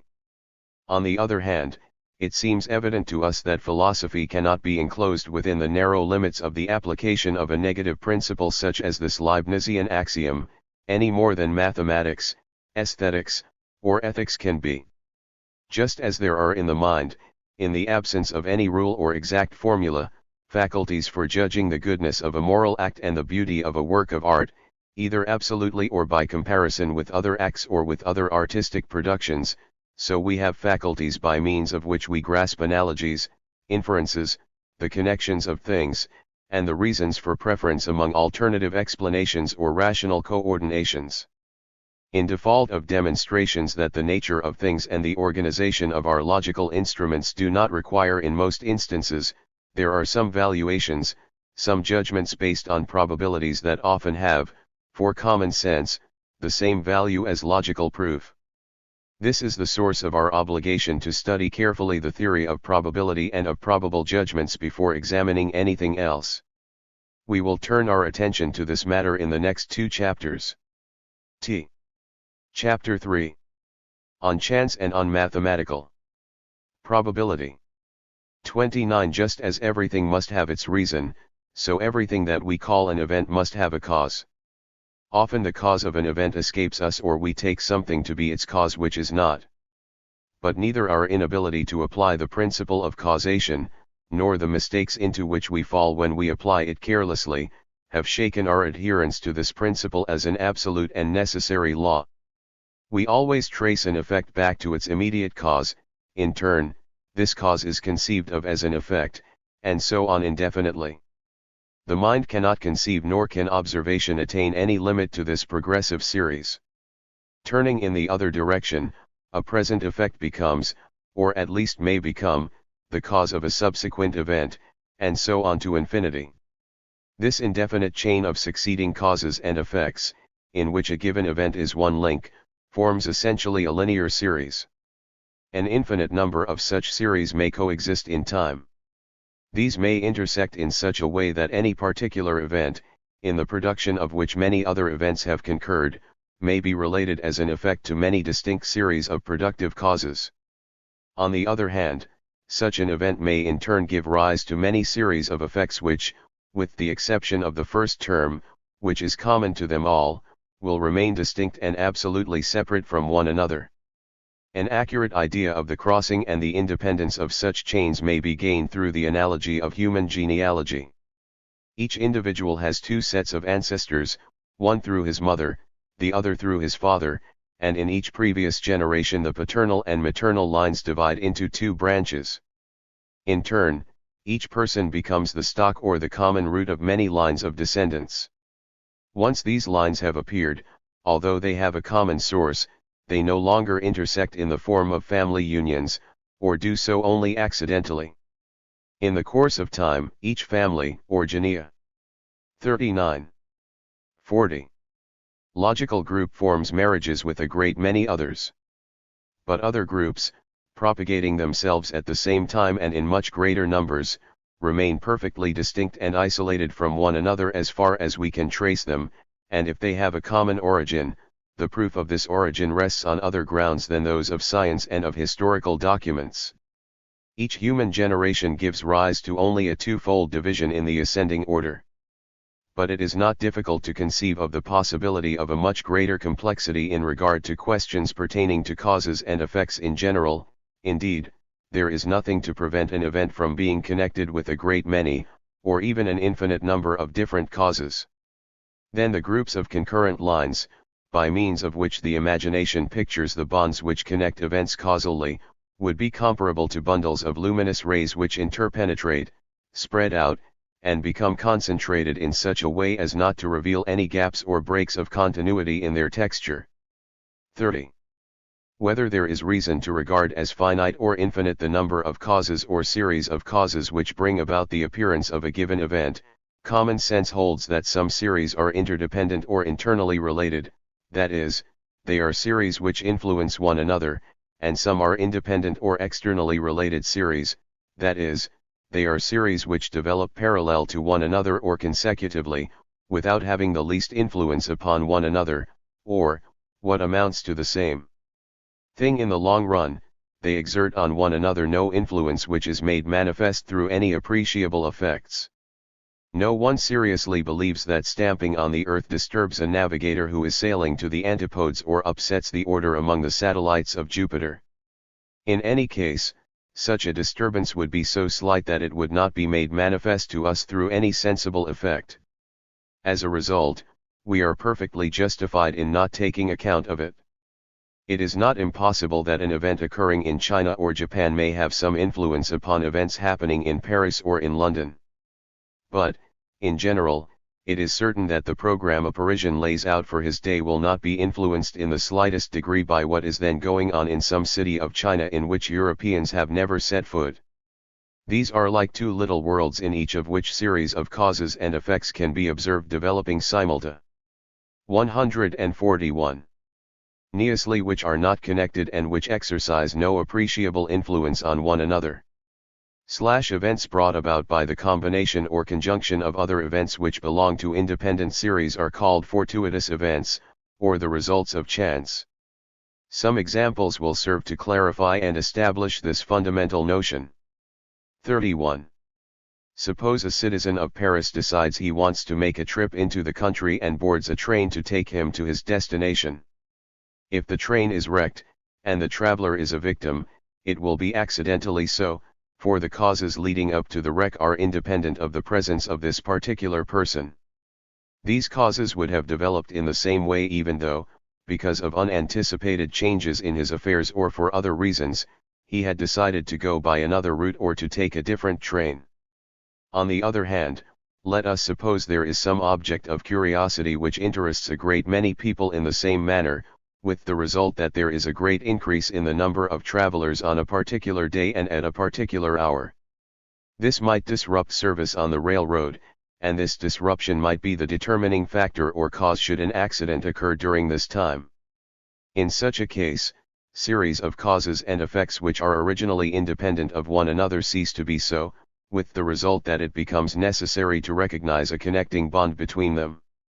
Again, let us suppose that a man who does not know how to read picks out, one by one, from a jumbled pile of type pieces which are drawn in such an order as to spell the word friendship.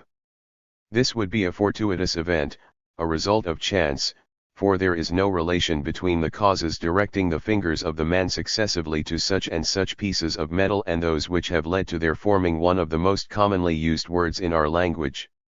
Or again, suppose two brothers serving in the same corps die in the same battle. When we first think of the bond between them and of the misfortune they have shared, we are struck by the coincidence. Yet, upon reflection, we see that the circumstances might very well be such that the two events may not be independent of one another, and that the unfortunate concurrence cannot be accounted for by chance alone. It is possible that the younger brother may have become a soldier only because of the example. 42. Of the older. Since they are following the same career, it is not unnatural that they should both find service in the same unit, and thus share the same perils with each other when need arose. If the peril has been equally great for both, it is not surprising that both should have been killed. Causes independent of their common parentage have played a part in this event, but the connection between their status as brothers and their joint misfortune is not fortuitous. Now let us suppose that they served in different armies, one on the northern frontier, the other at the foot of the Alps. Suppose also that there were battles on the two frontiers on the same day and that the two brothers were killed. There would be reason for regarding this event as a result of chance, for at so great a distance, the operations of the two armies constitute TWO series of events, the initial order of which might come from a common center, but which would develop later in complete independence of each other, as a result of being adjusted to the local circumstances and conditions. Conditions which would lead to a battle on one front on a given day rather than on another would not be closely related to similar events which would result in a battle on the other front on the same day.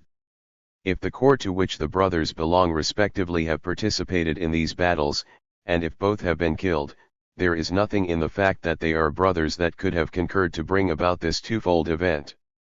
Thus, when the two great brothers in arms, Desailly and Kleber, one fell on the same day, indeed almost at the same moment, one on the field of battle at Marengo, the other, at the hand of a fanatic, in the city of Cairo, there certainly was no connection between the maneuvers of the armies on the plains of Piedmont and the causes which, on the same day, led the assassin to attempt his work. Furthermore, there was no connection between these diverse causes and the circumstances of previous campaigns along the Rhine which had led those interested in the glory of our arms to link together the names of Desailly and Kleber. The historian noting this unusual event might very well excite the surprise of the reader by saying that he can see in this event only a fortuitous happening, a pure effect of chance. 32. Moreover, the events we have taken as our examples must not be called results of chance because they are rare and surprising. On the contrary, they pound rare because chance has led to their occurring rather than many others to which different combinations might have given rise, and they surprise us because they are rare. When a blindfolded person draws a ball from an urn containing a mixture of black and white balls, the drawing of a white one is no more rare or surprising than the drawing of a black one would have been. Either event must be regarded as a result of chance, for there is obviously no connection between the color of the balls and the causes which have led the hand of the person to fall on one ball rather than on another. It is perfectly true that in ordinary language the term chance is used by preference where questions dealing with rare or surprising combinations are involved.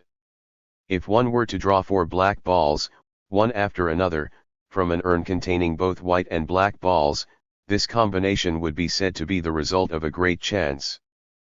Perhaps this would not be said had one drawn first 2 white balls and then 2 black ones, and still less had the balls alternated with still greater regularity with respect to their colors. Yet in all these hypotheses, the causes which have affected each ball of a different color are completely independent of those which, in each case, have directed the hand of the person doing the drawing. We note the chance which has brought about the death of the two brothers on the same day, but pay no particular attention to the chance which brings about their deaths at an interval of 1, 3, or 6 months. Yet there may well be no connection between the causes which brought about the death of the older on one day and of the younger on another and the fact that they were brothers. In the random selection of a series of letters from a pile of unsorted type, that is to say, a pile that is unordered so far as our notions and the habitual uses we make of pieces of types are concerned, no one will pay any attention to the drawing of series of letters which do not call to mind sounds which can be articulated or words used in a known language. But here again, there is no connection at all between the causes which have led the fingers of the person doing the selecting to pick certain pieces of metal rather than others and those causes which have led to a certain letter being stamped on one piece and other letters on other pieces, or the causes which have led us to give a certain representative value to the sounds spelled out by these characters. But this connotation of the word chance, which is both vague and poorly defined, must be rejected when we are speaking in a more philosophical and hence a more exact language. In order to be clearly understood, it is necessary to settle conclusively upon what is fundamental and categorical in the idea of chance, namely the independence or lack of connection between various series of causes. 2. The word cause must be taken in the broad sense, in accordance with ordinary usage, to indicate everything that influences the production of an event, and not simply to indicate causes properly so called, that is, efficient and truly active causes. Thus, in the game of heads or tails, the asymmetry of the structure of the coin tossed will be considered as a cause favoring the appearance of one side rather than the other. This cause operates continuously, being the same for each toss. Its influence extends over the whole series of tosses taken both 45 singly and independently, and as a whole. Yet each toss is independent of the preceding one so far as the intensity and the direction of the impulsive forces are concerned. Hence these latter are spoken of as accidental or fortuitous causes. 333. Connected with Pound, his idea of chance is another which is of great theoretical and practical importance. This is the notion of physical impossibility. Here again, we shall use examples as the most satisfactory way to present abstract generalities in such a form that they may be better understood. It is regarded as a physical impossibility that a heavy cone should be balanced on its point, that the force applied to a sphere should be applied exactly along a line passing through its center and, therefore, in such a way as to give the sphere no rotational motion, that the center of a disc thrown on a parquet floor should land precisely on the point of the intersection of the diagonals, that an instrument for measuring angles should be exactly centered, that a balance should be perfectly exact, that a measurement of any sort should rigorously conform to the standard taken, and so on. All these physical impossibilities are of the same sort and may be explained with the help of the idea that we have found useful in explaining fortuitous occurrences and the independence of causes. In fact, suppose we are interested in finding the center of a circle. The skill of the person seeking the center and the precision of his instruments fix the limits of possible error in this determination. But, within certain other limits which differ from and are more restricted than the former, the draftsman ceases to be guided by his senses and his instruments. No doubt, within this more or less narrowed field, the determination of the center is the result of certain causes, but of blind causes, that is to say, of causes which are completely independent of the geometrical conditions which would serve to determine the center without any error were the operation carried out by someone whose senses and instruments were perfect. There are an infinite number of points upon which the draftsman's instrument may land as a result of the operation of these blind causes, yet there is no reason, so far as the nature of the act itself is concerned, why these causes should set the instrument on one point rather than another. The coincidence of the point of the instrument and the true center is, therefore, an act of exactly the same type as that in which a blindfolded person draws the only white ball from a jar containing only one white ball and a very large number of black ones. Now, such an event is reasonably regarded as being physically impossible in the sense that, While it does not imply a contradiction, it in fact never happens. This does not mean that we must learn through experimentation that the event is impossible. On the contrary, the mind understands a priori the reason why the event does not occur, and experience enters only to confirm this insight of the mind. In the same way, when a sphere is struck by a body which is moving through space as a result of causes which are independent of the presence of the sphere in a certain part of space, it is physically impossible, in the sense that it does not happen, that, among the infinite number of directions from which the body might strike the sphere, the determining causes should have given the striking body precisely that direction which passes through the exact center of the sphere.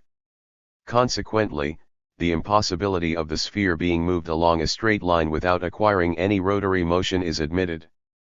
If the force were applied by an intelligent person who desired to obtain this result, but who has organs and senses of limited perfection, it would still be physically impossible for him to do this. For whatever his skill, the direction 47 of the impulsive force would be subordinated to causes independent of his will and of his intellect, within certain limits of error. Rotary motion would result, however slightly off-center the direction of the applied force might be. The acknowledged physical impossibility of balancing a heavy cone on its point is explained in the same way, although equilibrium in such a case is mathematically possible. Similar reasons could be given for all the instances cited above. 34. Thus, as we have been saying, a physically impossible event, that is, an event which in fact does not happen and which it would be unreasonable to expect so long as only a finite number of experiments or trials can be performed, or, in other words, so long as one remains within the limits of practical conditions of possible experience, is an event comparable to the removal by a blindfolded person of the white ball from a jar containing only one white ball and an infinite number of black ones.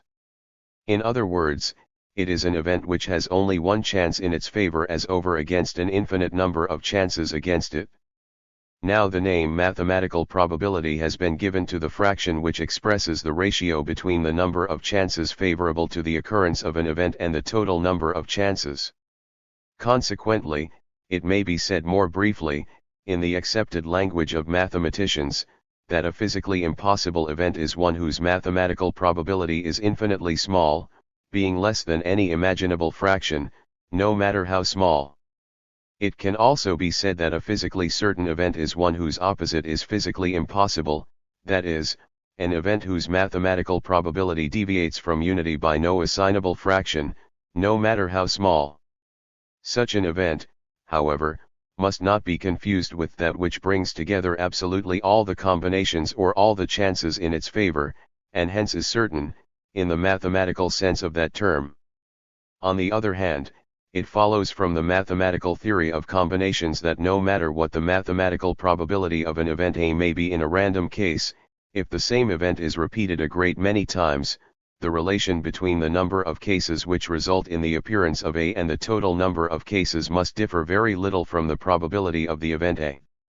Thus, for example, if the odds favoring the appearance of A are 2 to 3, and 10,000 cases are examined, the number of 48 cases in which the event A is found will be approximately 2/3 of 10,000. If the number of cases could be increased indefinitely, it would be possible to decrease indefinitely, or to reduce to as small a value as might be desired, the probability that the difference of the two relations exceeds a given fraction, however small. In this way we approach more and more closely the cases of physical impossibility mentioned above. 35. In the rigorous language suited to the abstract and absolute truths of mathematics and metaphysics, a thing is either possible or it is not, there are no degrees of possibility or impossibility. But among physical facts and among realities with which the senses deal, in which contrary events may happen, and actually do happen, as a result of the fortuitous combination of certain causes which are variable and independent from one trial to another, along with other unchanging causes or conditions which govern the whole group of experiences, it is natural to regard each event as having a stronger tendency to occur, or as being more possible in fact or physically, in proportion as it is produced more often in a large number of cases. Mathematical probability becomes, then, the limit of physical possibility, and the two expressions may be used interchangeably.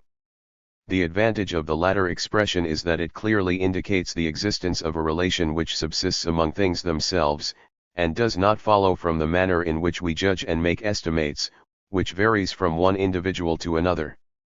This is a relation which is maintained in nature and which observation makes evident when a sufficient number of trials are made to offset all effects of fortuitous and irregular causes and to bring to light, on the contrary, the effective role, however small it may be, of the regular, constant causes which are always present in natural phenomena and social events.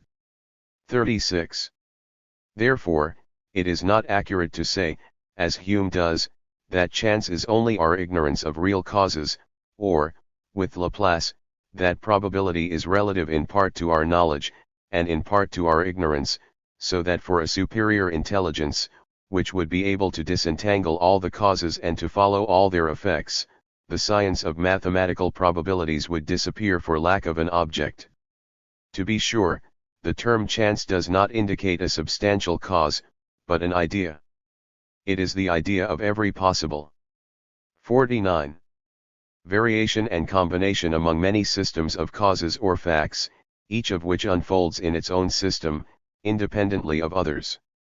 An intelligent being superior to man would differ from him only in this respect: it would be less frequently mistaken than man is, or even, if one wishes to put it this way, would never be mistaken in the use of this fundamental idea of the reason.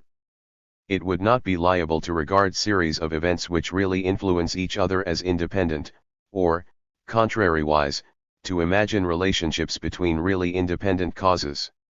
It would depict with greater surety, or even with rigorous exactness, the part played by chance in the successive development of phenomena.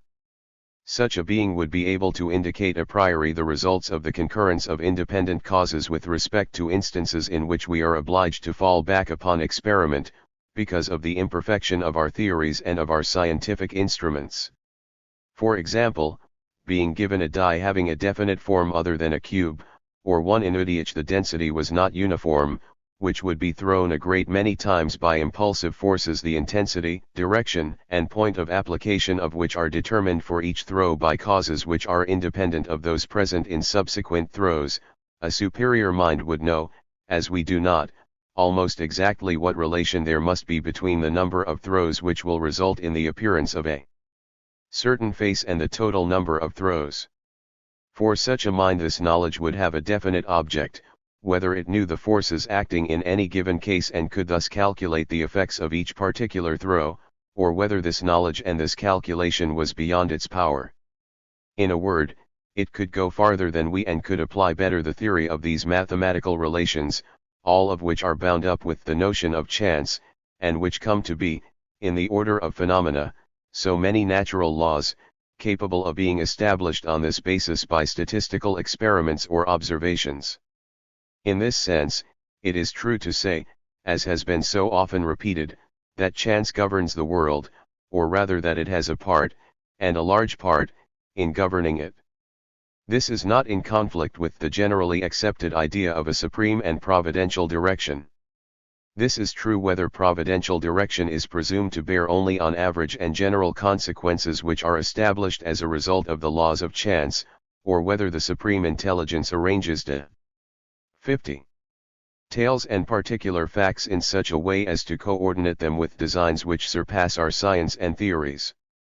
If we keep within the field of secondary causes and observable facts, which is all that science can attain, the mathematical theory of chance, the development of which would be out of place here, seems to us to be the most extensive application of the theory of numbers, and justifies the ancient saying, mundum regent numeri. For in fact, no matter what certain philosophers may have thought, we have no basis for believing that we can give an account of all phenomena simply by means of the ideas of extension, time, and motion, that is, in a word, simply by the notions of continuous magnitudes on which the measurements and calculations of mathematics rest. The acts of living, intelligent, and moral beings are by no means explained, in the present state of our knowledge, and there is good reason to believe that they will never be explained by mechanics and mathematics. Consequently, these acts do not take their place in the field of numbers on the same basis as geometry and mechanics do.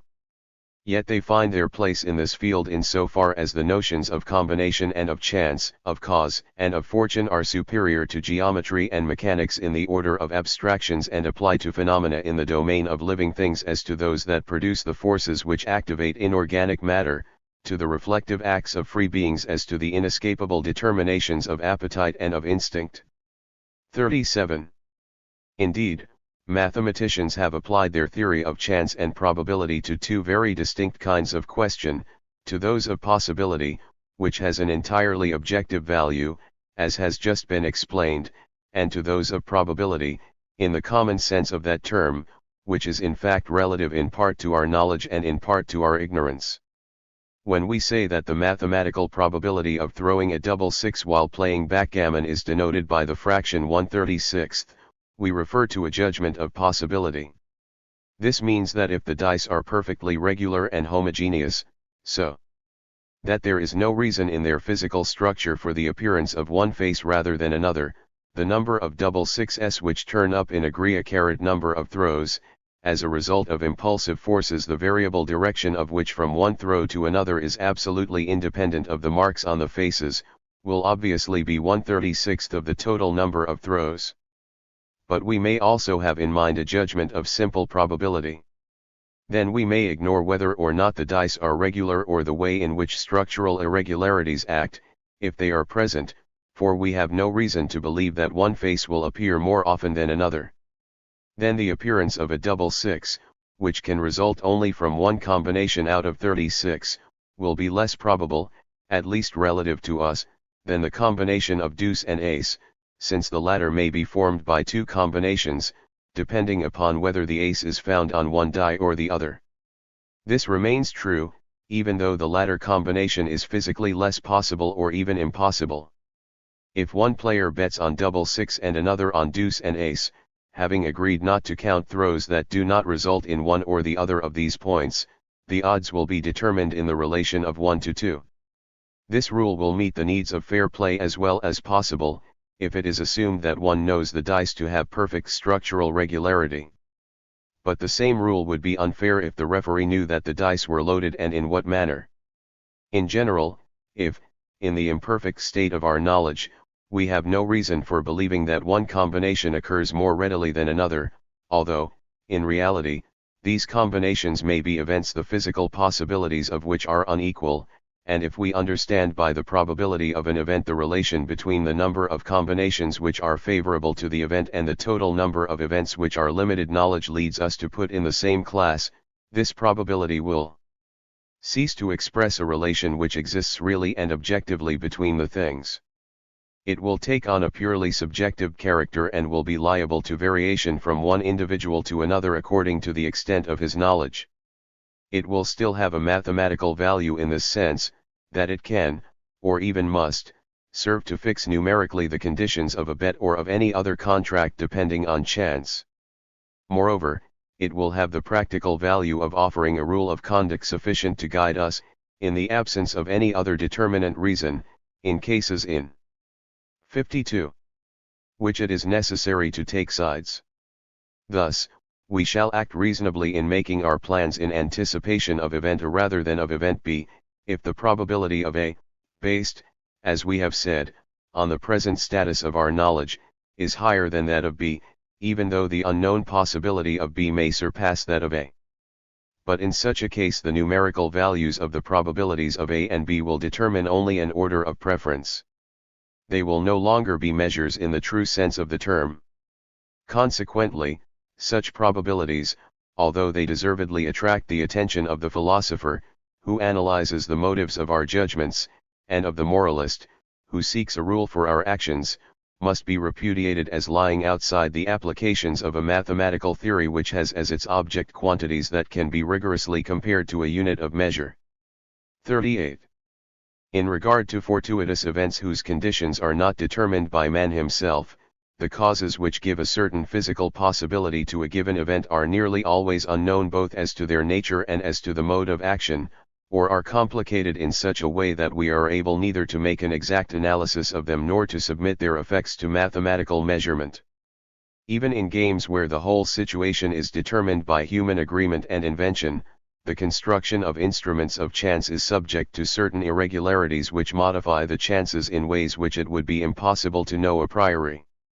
Consequently, mathematical probability taken objectively, or conceived as measuring the possibility of things, can in general be determined only by means of experiment. If the number of cases of a certain chance were increased to infinity, its mathematical probability would be determined exactly with a certainty comparable to that of an event whose opposite is physically impossible. When a very large number of cases is dealt with, the probability is still only approximately given, yet it is legitimate to regard it as very unlikely that the real value is completely different from the value inferred from observations. In other words, it very rarely happens that an appreciable error results when the value obtained by means of observation is taken as its true or real value. Even in cases where the number of instances is not so large, efforts have been made to draw from certain mathematical considerations formulas for evaluating numerically the probability of 53. Future events on the basis of observed events.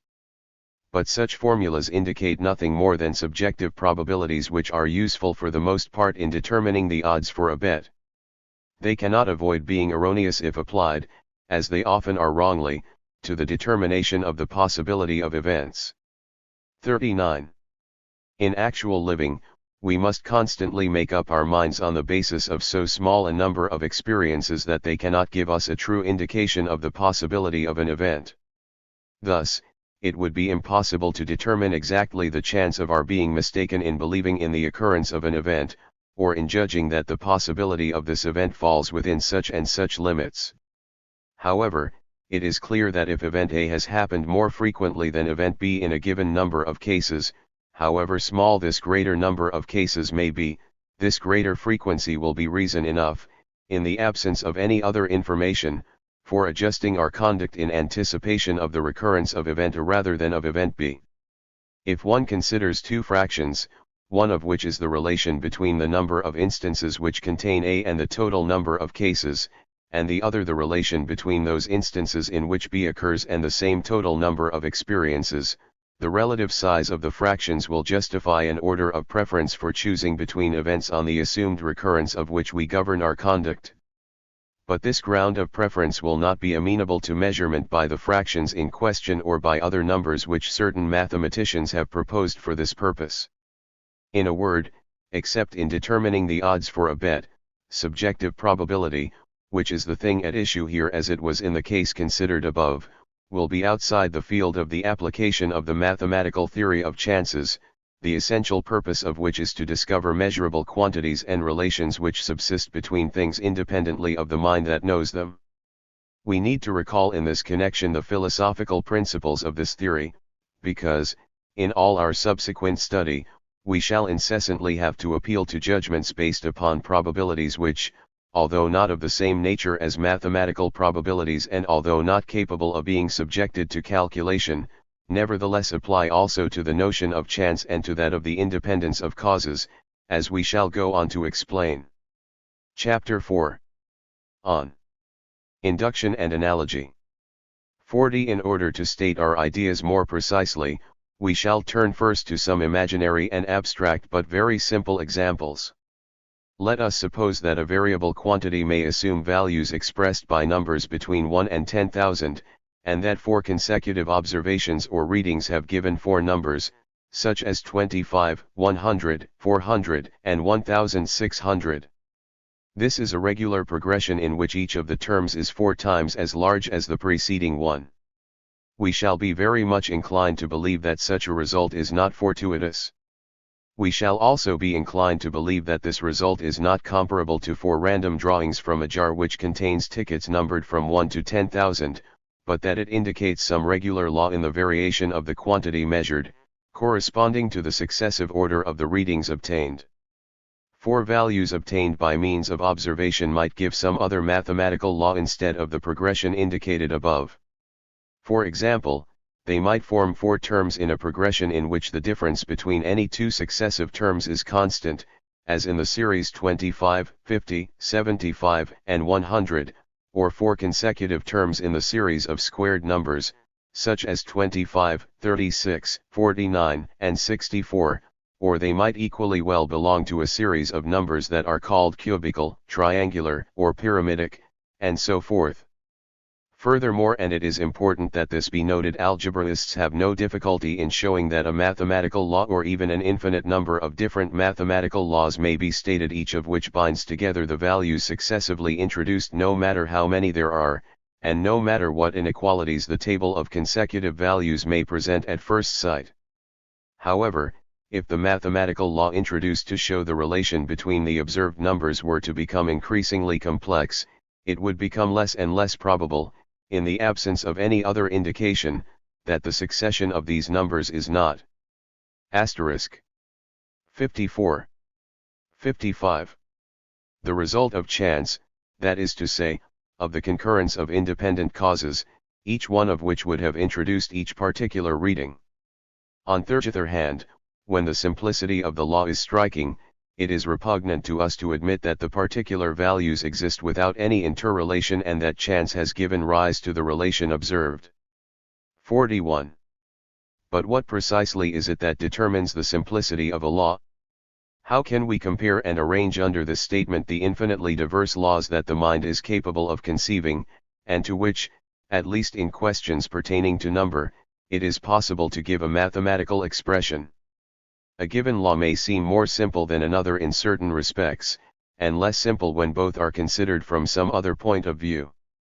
A smaller number of terms or of operational signs may be involved in one statement, but on the other hand, these operations may be of a higher order, and so on. In order to reduce to mathematical probability the probability based on the characteristic of simplicity that an observed law presents, a law which is one among many others which might just as well have been given if the alleged law were nothing but a fact resulting from the fortuitous combination of unrelated causes, certain conditions would have to be fulfilled. First of all, one should be able to set up 2 categories, one of laws which are regarded as being simple, the other of those to which this characteristic of simplicity is not suited. In the second place, it would be necessary that one should be justified in putting on the same level all those that had been grouped together in the same category, for example, that all laws which are said to be simple should be simple in the same degree. Finally, the number of laws in each category would have to be limited, or better, if the number of laws were absolutely unlimited, it would be necessary that, although they increase indefinitely, their relation should tend toward a finite and assignable limit, as happens in the cases to which the calculus of mathematical probability applies.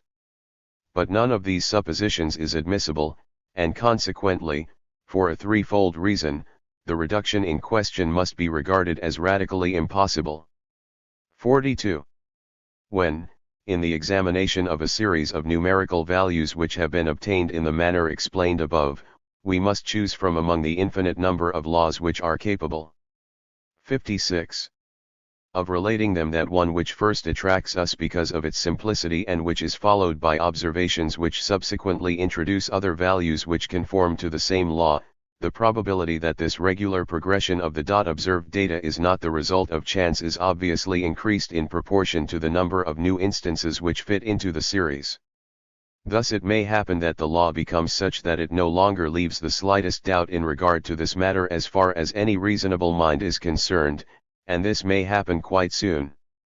If, on the contrary, the assumed law does not hold for the results of new observations, it will clearly be necessary to abandon it for subsequent observations and to recognize that it does not hold for the series as a whole. But this does not necessarily imply that the regularity of the earlier observations is the result of pure chance, for it is well known that constant and regular causes may act in one pari of a series but not in others. Both hypotheses will have their respective probabilities. But, for the reasons already indicated, these probabilities will not be of a type that may be evaluated and compared numerically. It may also happen that the simple law which impresses us when we are considering a certain set of readings does not apply exactly to the observed values, but to other values which approximate them very closely. Thus, for example, in place of the series 25, 100, 400, and 1600, observation might have given the following: 24, 102, 405, and 1597. The idea would then occur to us that the regular effects of a constant and basic cause are complicated by the effects of other accessory or disturbing causes which may themselves be subject to regular laws, constant for the whole series of observed values, or varying irregularly and fortuitously from one value to another. But the probability that this is the case is evidently bound up with the probability of the existence of a regular law in the more simple case that we have considered above, and it would no more permit a mathematical evaluation THN with the former. 43. Leaving the field of abstractions and fictions for the time being, let us turn to the period when Kepler, after a number of attempts to discover a numerical law which would express, on the one hand, the distance of the planets from the Sun, and, on the other hand, the length of their revolutions, finally recognized that the latter are proportional to the square root of the cubes of the distances. Here is a mathematical law which is stated in a rather 57. complicated form and which is applicable only to the 6 planets then known. At that time there was no basis upon which the reason for this particular relationship might have been foreseen.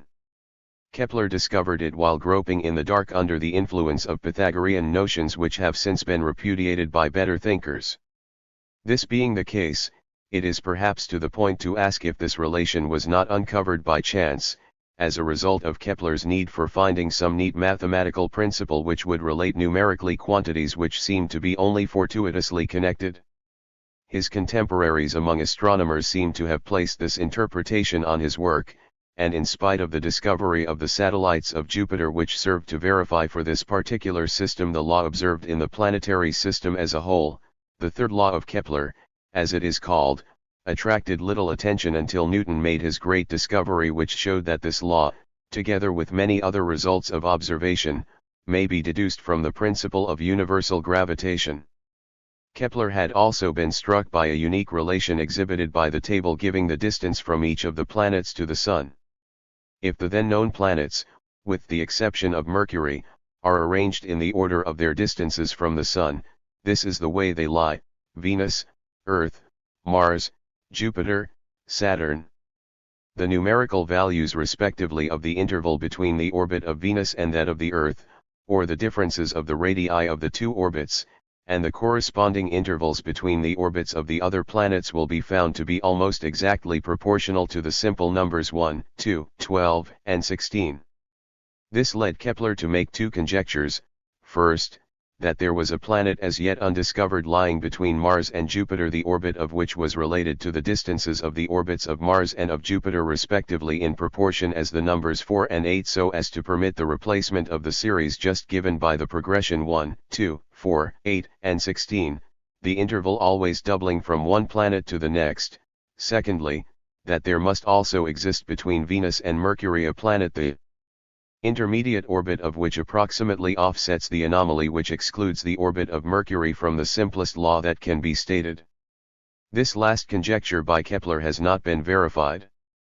But the other received striking corroboration in the tardy discovery of a 58. group of telescopic planets, the number of which is 14 at the time this is being written, but which seems bound to be further increased. All these move around the Sun, some at slightly less, others at slightly greater distances than those which would completely satisfy Kepler's induction. These bodies evidently all have a common origin. They must either be regarded as so many fragments of a planet which exploded, or their relations in celestial space and the similarities of their physical makeup must be explained in some other fashion. But even before the discovery of the telescopic planets, the orbit of the planet Uranus, which at that time was thought to be located at the outermost limit of the planetary system, was seen to corroborate the inference in a singular way, since the distance between its orbit and that of Saturn was very nearly double that between the orbits of Jupiter and Saturn. In order better to fix these ideas in the mind of the reader, we have prepared a table giving the actual observed values as compared to those which would rigorously satisfy the law in question. We have chosen Juno to represent the telescopic planets in this table because of its median position in the group. It must be kept in mind that, in this table, the number 1000 represents the radius of the Earth's orbit. Distance between the orbits observed values theoretical values. Venus and Earth 277 Earth and Mars 523 Mars and Juno 1146 Juno and Jupiter 2533 2216 Jupiter and Saturn 4336 4432 Saturn and Uranus 9644 8864. This comparison shows notable discrepancies. Yet, on the other hand, it must be kept in mind that the planetary orbits are not perfect and concentric circles lying on the same plane, but are rather ellipses whose planes are inclined towards each other, the eccentricities and inclinations of which vary with time in such a way that the errors presented in a table of mean values do not exceed the limits within which the physical distances between the Sun and each of the planets always oscillate. Furthermore, it is not intended to give to the formula a rigorous precision which X. 59. Eludes the intervention of disturbing and irregular causes capable of altering the principal result which is due to the action of a constant cause. The anomaly of the planet Mercury remains. This planet lies closest to the Sun. Yet the distance which separates its orbit from that of Venus is somewhat less than that which separates the orbits of Venus and the Earth, while the first distance should be only half the second, according to the law in question. In order to avoid, or rather to mask, this anomaly, a different way of stating the law has been suggested. The distance between Mercury and the Sun is expressed by the number 4, then that of Venus is found to have a value approaching 4 plus 3 or 7, that of the Earth 4 plus 2 times 3 or 10, that of Mars 4 plus 4 times 3 or 16, and so on, including Uranus. Stated in this more complicated and, for that reason, less probable form, the progression of planetary intervals is called Bode's law, after a German astronomer of the 18th century. But this schematism broke down when the planet Neptune was discovered in celestial space far beyond the orbit of Uranus, but at a distance much less than it should have had according to Bode's law, and also much less than Bode at first supposed it to have, since the actual distance between the two orbits does not greatly exceed that of the interval between the orbits of Saturn and Uranus, instead of being twice or nearly twice this interval. Therefore, it must be acknowledged that the first and last terms of the series of known planets are exceptions to the law formulated by Kepler.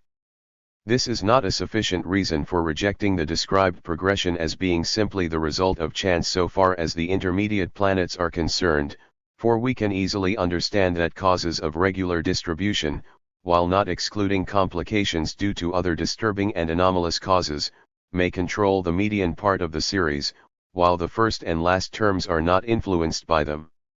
Here, then, are probabilities and inferences which the natural scientist cannot ignore.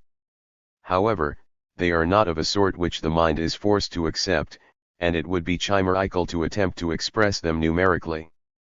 44.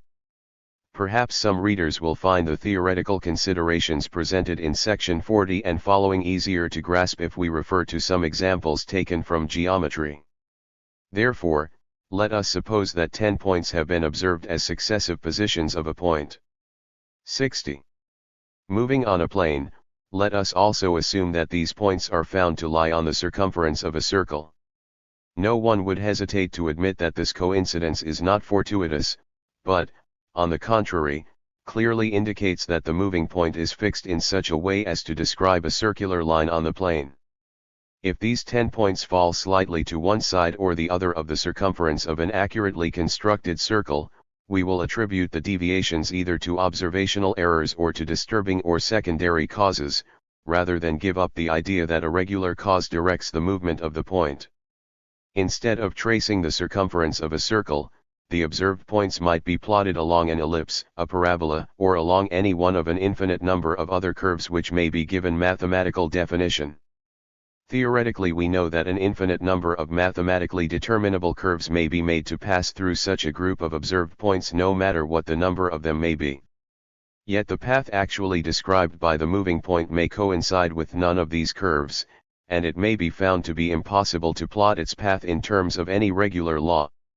The probability that these points are spread on the plane as a result of a regular influence will depend, therefore, upon the simplicity of the curve along which they can be made to fall either exactly or within certain allowable limits.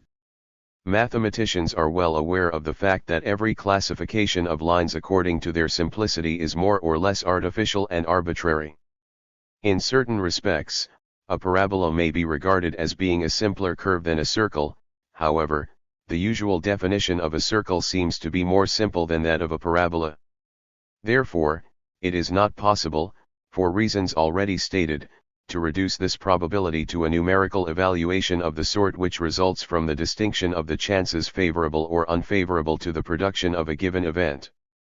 Thus, when Kepler had found that the movement of the planets could be represented in terms of ellipses having the Sun at one focus, and when he then proposed to substitute this geometrical conception for combinations of circular movements in terms of eccentrics and epicecles, which astronomers had used prior to his time, guided as they were by the idea of a certain notion of perfection which was assigned to the circle, and which should correspond to the perfection of heavenly things, his novel hypothesis 61 rested on nothing but the idea of the perfection or simplicity of the ellipse.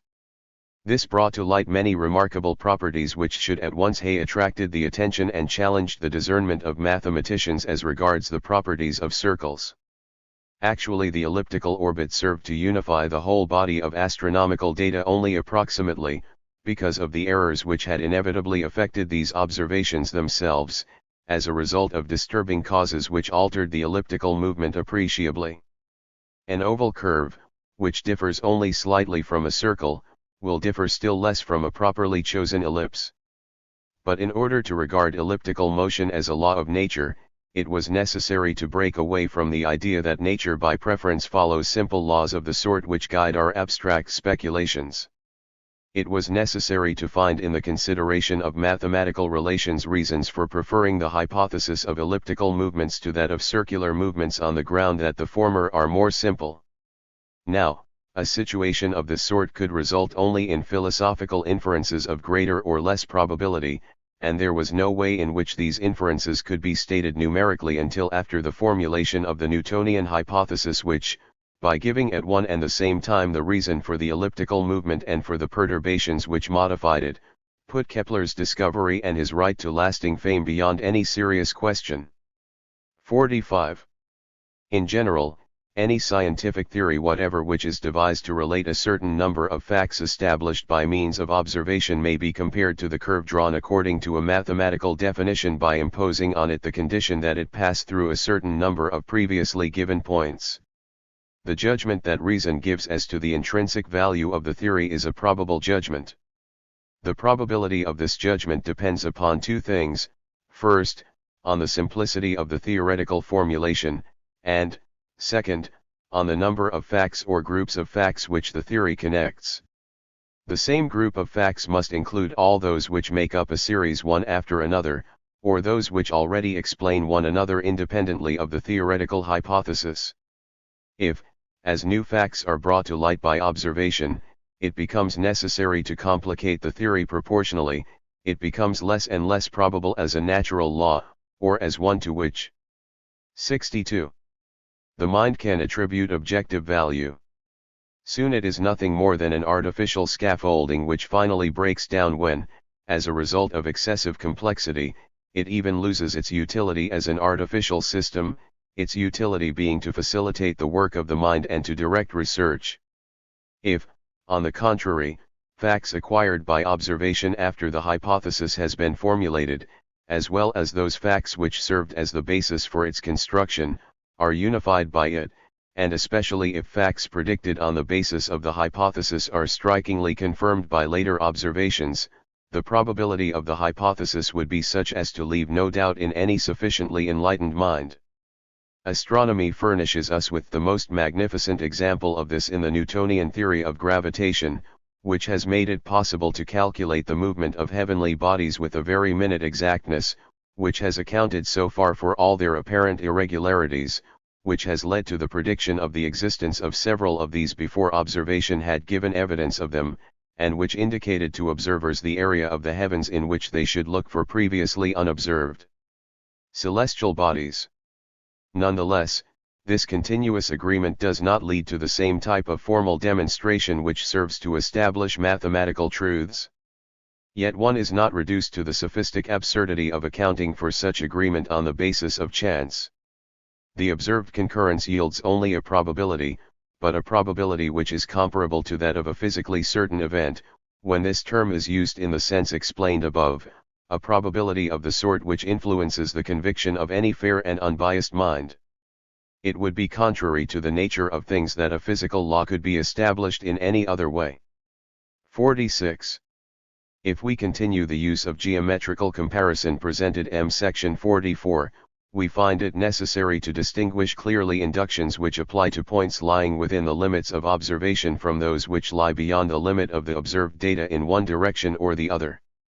Thus, a moving point has been observed in 10 positions taken by chance as the subject of a similar number of observations, and it has been determined that these 10 points are of a sort found to fall along a geometrical line which is not limited and does not turn back upon itself, as is the case with a circle or an ellipse, but along a line that may be prolonged indefinitely, such 63 as a parabola or hyperbola. On the basis of these data it will be inferred that, had it been possible to observe them, the intermediate positions would have been so many points falling on the same curve. The reason for this conclusion is that it would be very extraordinary that chance should have led to the selection of just the points which may be connected by so simple a geometrical law, while intermediate points would lie outside it. In any case, observations may be sufficiently multiplied to exclude all reasonable doubt in regard to this matter. Furthermore, it will be inferred with a high probability, or even with a quasi-certainty, that the path of the curve described by the moving point follows the same law and may be prolonged along the same parabola or hyperbola slightly beyond the extreme points given by observation. For how can it be admitted that circumstances which are fortuitous or are completely independent of the movement of the point, and which have led us to begin and to end our observations at one place rather than at another, should have given us as endpoints just those at which the moving body begins or ceases to follow the simple law which holds for all the intermediate points? However, the farther we go beyond the observed limits the more uncertain the inference becomes. This is so because the laws which control the movement of the point may be modified suddenly, or by imperceptible degrees, or may be complicated by the intervention of disturbing causes which do not affect the intermediate region within which our observation has been concentrated. Even though the points given by observation did not fall on a curve which is remarkable for the simplicity of its definition, if they are adequately related and connected by a continuous line, it would be very probable that the path of the curve actually described by the moving point would deviate but little in any direction from the path obtained in the manner indicated. The probability that the line goes through these points will vary in proportion as their arrangement indicates a more or less regular path in the movement of the point. 4. If the line actually described had any noticeable irregularities in it, how could it be admitted that chance had led to the making of just those observations which conceal these significant irregularities? Nevertheless, it remains infinitely less probable that the actual path of the body has been followed exactly. Hence, the inference, although highly probable, rests only 64 on an approximation. But what are the chances that certain limits of error have not been exceeded? How does it vary with respect to the intervals of the points which have been determined in an exact manner, and with regard to the path indicated by the arrangement of the points as a whole? These are questions to which no mathematical solution can be given, and we must not be afraid to admit it.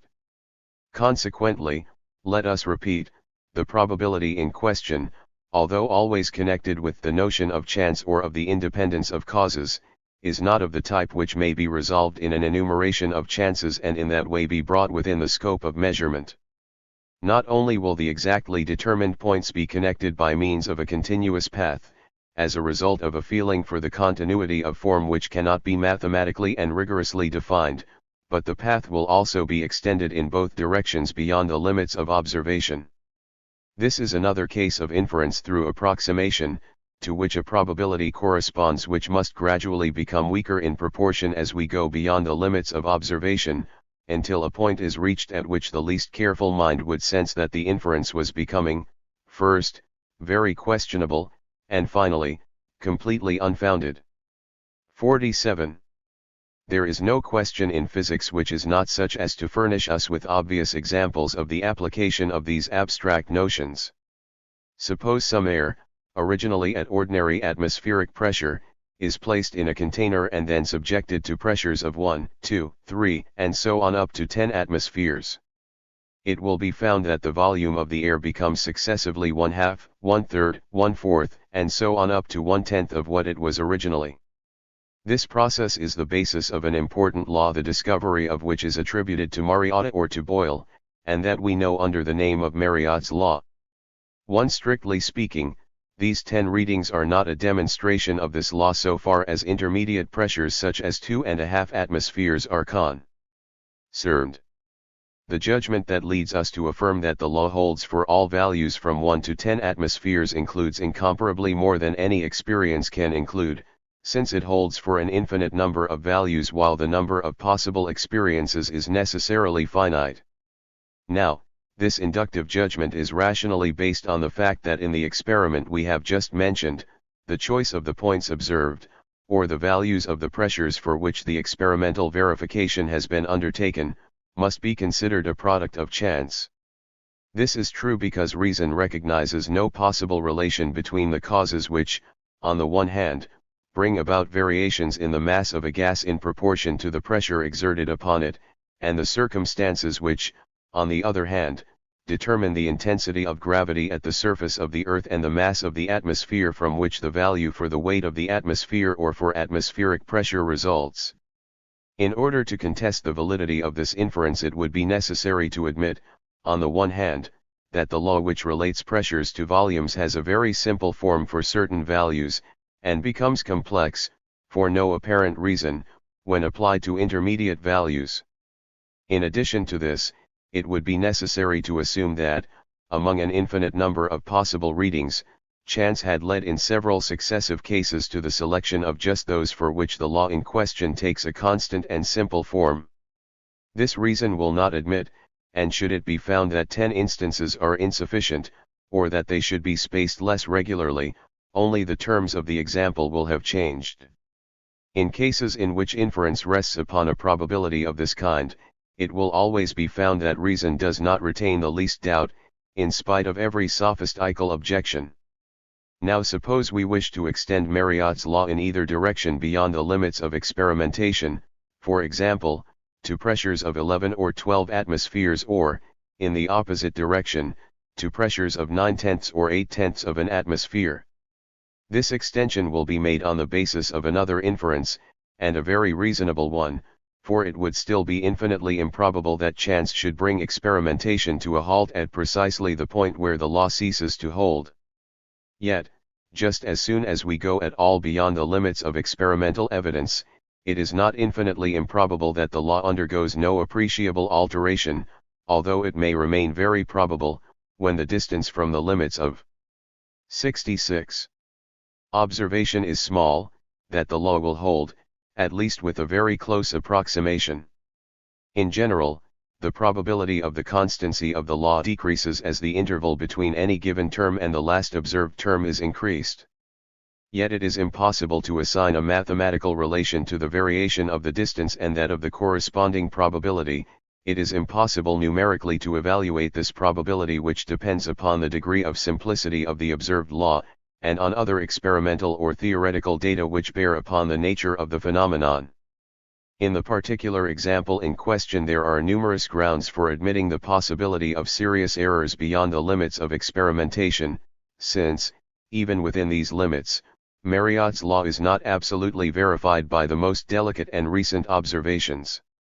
Again, let us consider the case of a series of experiments conducted for the purpose of discovering how the tension of water vapor varies with the temperature of the liquid producing it.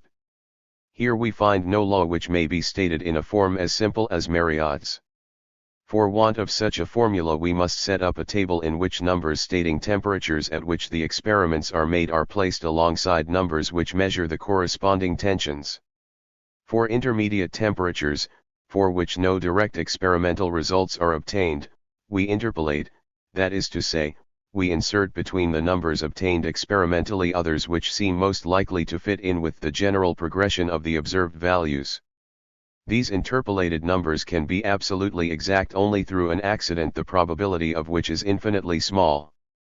Yet it is extremely probable that they differ very little from the exact values when we consider that neither experience nor theory indicates any causes which would suddenly disturb the interval.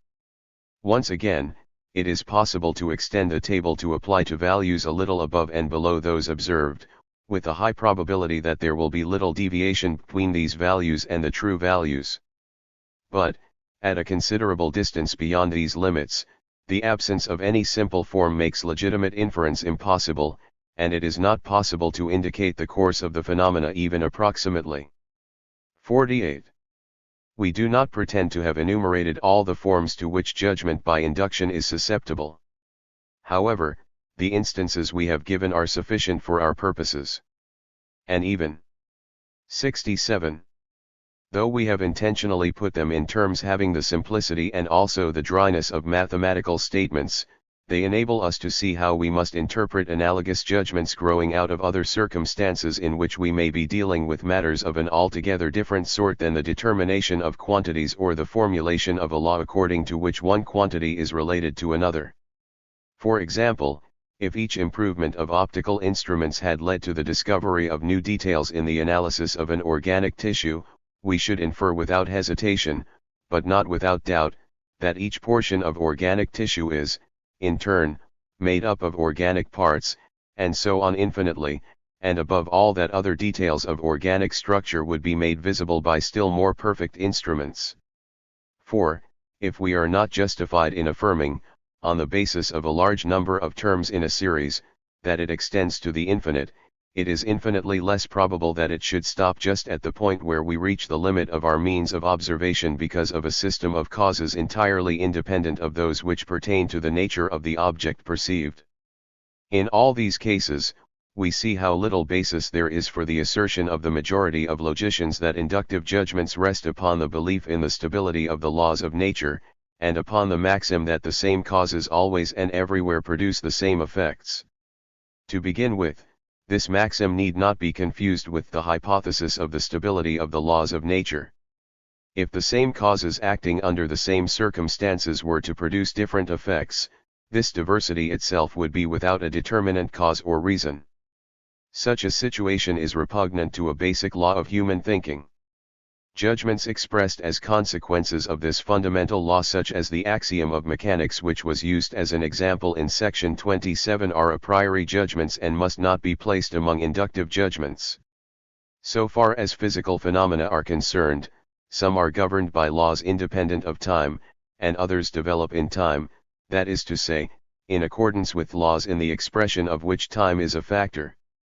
Thus, because a freely falling body actually does fall to the surface of the earth, we cannot legitimately infer that it would fall in the same way and with the same velocity if the experiment were repeated at any time whatever.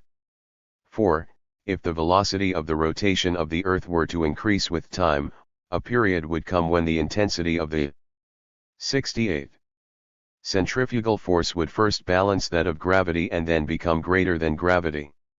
As a matter of fact, we know both through theory and through experiment that the velocity of the earth does not allow for such acceleration. But in such a case, extrinsic knowledge of this sort is necessary to make valid the inference from an actually observed fact to a future fact. Conversely, we should make a great mistake if we were to infer from the fact that the temperature on the earth has for ages been favorable to the existence of living things and does not even seem to have undergone any appreciable change during historic time, that it always has been and always will be suitable to the conditions of plant and animal life as we know them, or even of any plants and animals.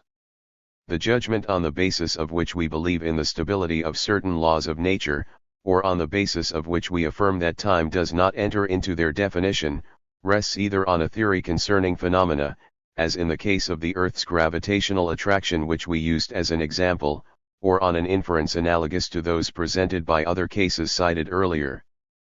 But it must not be said inversely that induction arises from such a belief. It is still true to say that we are led to conceive all the laws of nature, even those into the expression of which time enters, as emanating from more general laws or permanent laws which are immutable in time. But this belongs to an order of higher considerations to which logic and science properly so called may not attain, and which we may, and even must, exclude from our present considerations. 49. Judgment by analogy is often compared with judgment by induction, and is not always clearly distinguished from it. According to Kant, induction proceeds from the particular to the general in accordance with the principle of generalization, namely, that principle which states that what holds for many things belonging to the same genus will hold for all other things belonging to the same genus, while analogy draws conclusions from the partial resemblance of two objects of the same genus to their complete resemblance. Induction extends empirical data from the particular to the general with respect to many objects. Analogy, on the contrary, extends the known qualities of an object to a great number of qualities of the same thing. 2. But there are many sorts of induction which have no relation to the notion of genus and species. This is the case, for example, when the path of a curve is prolonged or completed by means of induction, or when a physical law, like Mariott's, is extended beyond the terms established through experiment. Even in the particular instance Kant had in mind, no one knows with absolute assurance what difference there is between attributing to a thing inductively what is characteristic of others of its genus, or concluding on the basis of analogy that it possesses the quality found in its congenere. Many gases have been successively liquefied in proportion as they have been subjected to increased pressure or to increasingly intense cold. On this basis it will be affirmed by induction that all gases could be liquefied if it were possible to create a sufficient amount of pressure or if the temperature could be lowered sufficiently. Or, better still, this judgment might be regarded as resting on analogy because of the resemblance we notice between the properties of all gases in regard to just those characteristics which depend upon variations of temperature or pressure. From this it may be inferred that there is a reason, implicit in the general nature of substances in the gaseous form, why they become liquefied when the pressure rises above, or the temperature drops below, certain limits, and why, in all probability, in the case of gases not yet liquefied as well as for those that have been, the specific differences of composition can act only when certain limits are approached or passed. The Academy 3 says that to reason from analogy is to found an argument upon the resemblances or the relations which one thing has with another. In order to give complete philosophic accuracy to this definition it is necessary to say, based on relations or on resemblances to the extent that they indicate relations. In fact, in reasoning from analogy the object which the mind has in view rests solely upon relations ahd upon the reason for resemblances. These resemblances are of no value when they give no evidence of relations among the order of facts to which an analogy is applicable. On the basis of analogy, chemists admit the existence of elements that have not as yet been isolated. They even assign the families or groups in which these unknown bodies must be placed. But in doing this they take account only of the analogies presented, in accordance with this type of chemical action, and the compounds into the formation of which the unknown elements are thought to enter. It will be of no importance to them whether these bodies exist in a solid, liquid, or gaseous state at ordinary temperatures or whether they are clear or variously colored. In sum, they do not limit themselves to establishing resemblances, nor do they base the probability of such and such an hypothesis in the field of chemistry on the basis of the number of resemblances. They will take account chiefly of the importance of particular properties, the importance of which has been indicated theoretically or has been established by previous experiments. The same method will be followed, with even better reason, in the study of organic bodies in which the variety of relations, together with a well-marked subordination of characteristics, offers an entirely different field to analogical judgments. In this field especially, analogy furnishes us with those irresistible probabilities that must be likened to physical certainty. No naturalist seeing a member of a previously unknown species of animal suckling its young could fail to be perfectly sure in advance that dissection will reveal a brain, a spinal cord, a liver, a heart, lungs characteristic of arterial and venous circulation, and so forth. A patient study of living organisms makes evident laws whose nature does not vary in the course of innumerable modifications to which they are subject in certain forms of organisms. And although, in most cases, the reason for these laws is beyond our knowledge, we can neither doubt their reality, nor admit that a fortuitous concourse of causes independent of one another produced an illusion of them. We consult the etymologist, who is nearly always the best guide. We find that the term analogy must be understood to mean more specifically a method through which the mind proceeds, by means of the observation of relations, to the reason for these relations, it being impossible for it to descend from the immediate conception of principles to the explanation of relations that are derived from them and of which they are found to be virtually composed. On the other hand, induction is more specifically the operation by which the mind, instead of stopping suddenly at the limits of immediate observation, follows along the path suggested by it, prolongs the described line, and 71. Yields, for some time, so to speak, to the law of the motion which it had projected, but not in an irrevocable or blind manner. Reason tells itself why it would be wrong to resist, and charges itself to justify fully what originally may have been an instinctive tendency. 50. In all the judgments we have been considering, the mind proceeds not by way of demonstration, as it does when asked to prove a theorem in geometry or to draw the conclusion from premises by means of the rules of formal logic. Therefore, in addition to what is called apodictic proof, or formal demonstration, there is another type of certainty which we, in accordance with writers in this field, have often called physical certainty insofar as it is applicable to natural events. This type of certainty may also be called philosophical or rational because it results from a judgment which, in evaluating diverse suppositions and hypotheses, admits some because of the order and connection they introduce into our knowledge and rejects others as irreconcilable with this rational order which human intelligence seeks, insofar as it lies in its power. But while the certainty acquired through logical demonstration is fixed and absolute and admits neither of shadings nor of degrees, this other judgment of reason, which under some conditions produces certainty or firm conviction, in other cases leads only to probabilities which tend to become weaker by indiscernible nuances, and which do not impress all minds in the same way. For example, as science now stands, certain physical theories are reputed to be more probable than others because they seem to be better adapted to the rational connection of observed facts, because they are more simple or because they bring out more remarkable analogies. But the force of these analogies, of these inductions, does not impress all minds to the same degree, not even those that are most enlightened and most impartial. Reason is impressed by certain probabilities which are nevertheless insufficient to yield complete conviction. These probabilities change with the progress of science. Such a theory, although rejected in the beginning and opposed for a long time, may finally win unanimous assent. But some succeed in this more slowly than others. This proves that something which varies from one mind to another is involved in the rudiments of this type of probability. 72. In regard to other questions we shall never be able to attain anything but probabilities which are insufficient to bring about complete conviction. The question regarding the habitation of other planets by living and animated beings is of this sort. We are struck by certain analogies between the other planets and the Earth. It is repugnant to us to admit that, in the scheme of things, one little globe, lost in the immensity of the celestial space, should be the only one on whose surface the marvels of organic life develop. But we can hardly expect the progress of science to throw any new light on those things which God seems pleased to have put beyond our means of observation. Relatively near us is a planet the dimensions of which are comparable to those of our own and which seems to be placed in such physical conditions that it would be impossible for any such organic beings as those which inhabit the earth to survive on it. The mind will accept or reject the philosophical opinion of the plurality of worlds to the degree that it is struck by the analogies or disparities between other planets and the earth.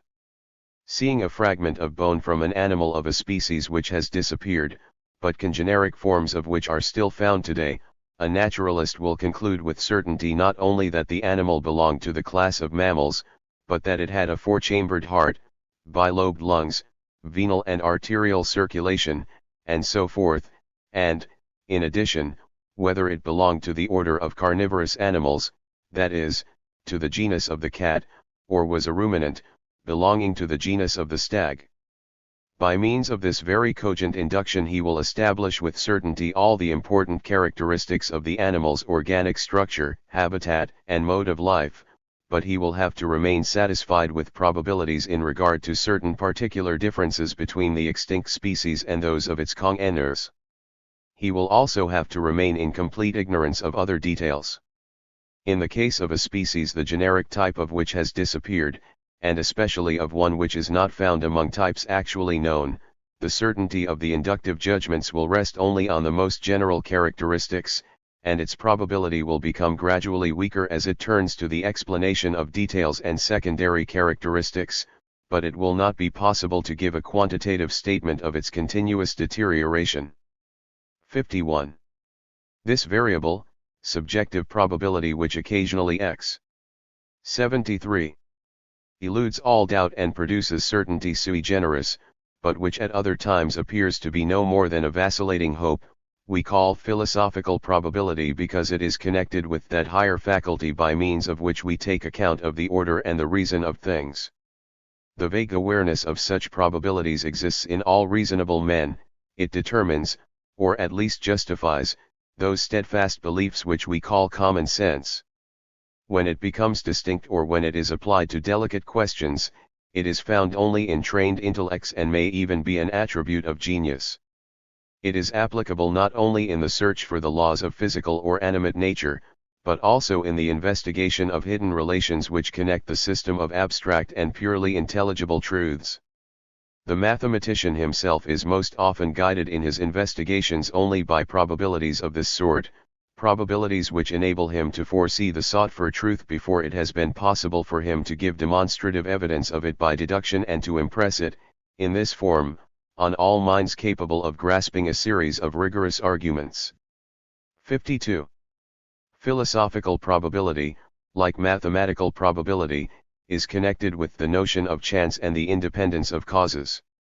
The more simple a law appears to us, the better it seems to satisfy us with respect to the condition of systematically connecting scattered facts, of introducing unity into diversity, the more likely we are to admit that this law has objective reality, that it is not simulated as a result of a concourse of causes, which by acting independently of one another on each isolated fact would have given rise fortuitously to the apparent coordination. But, on the other hand, philosophic probability differs essentially from mathematical probability in that it is not reducible to a numerical statement. This is not so because of the present imperfection of our knowledge with respect to the science of numbers, but because of the true nature of this form of probability itself. This is not the place either to enumerate the possible laws resulting from the continuous or discontinuous variation of some numerical element, or to arrange them according to magnitudes in relation to that propriety of form which determines the degree of their simplicity and which, in various degrees, gives unity, symmetry, elegance, and beauty to the theoretical conception of phenomena. 74. As we have already explained, mathematical probability may be taken in two senses, objectively, as measuring the physical possibility of events and their relative carried frequency, subjectively, as furnishing a certain measure of our actual knowledge of the causes and circumstances which enter into the production of events. This second meaning has incomparably less importance than the other. Philosophical probability rests, no doubt, on a general and generally true notion of the real nature of things. But its nature is such that, in each application, it changes with the state of our knowledge and according to individual variations that distinguish one person from another. The idea of unity, of simplicity in the system of natural laws, is a conception of reason which remains unchanged in the passage from one theory to another, whether our positive and empirical knowledge is extended or restricted. But the moment it is understood that in our role as observers we are reduced to recognizing only fragments of the general order, we gradually become aware of our mistakes in the partial applications we make of this regulative idea. When only a few vestiges of a vast building remain, an archaeologist who undertakes to reconstruct it may easily be mistaken in his inferences as to the general plan of its construction.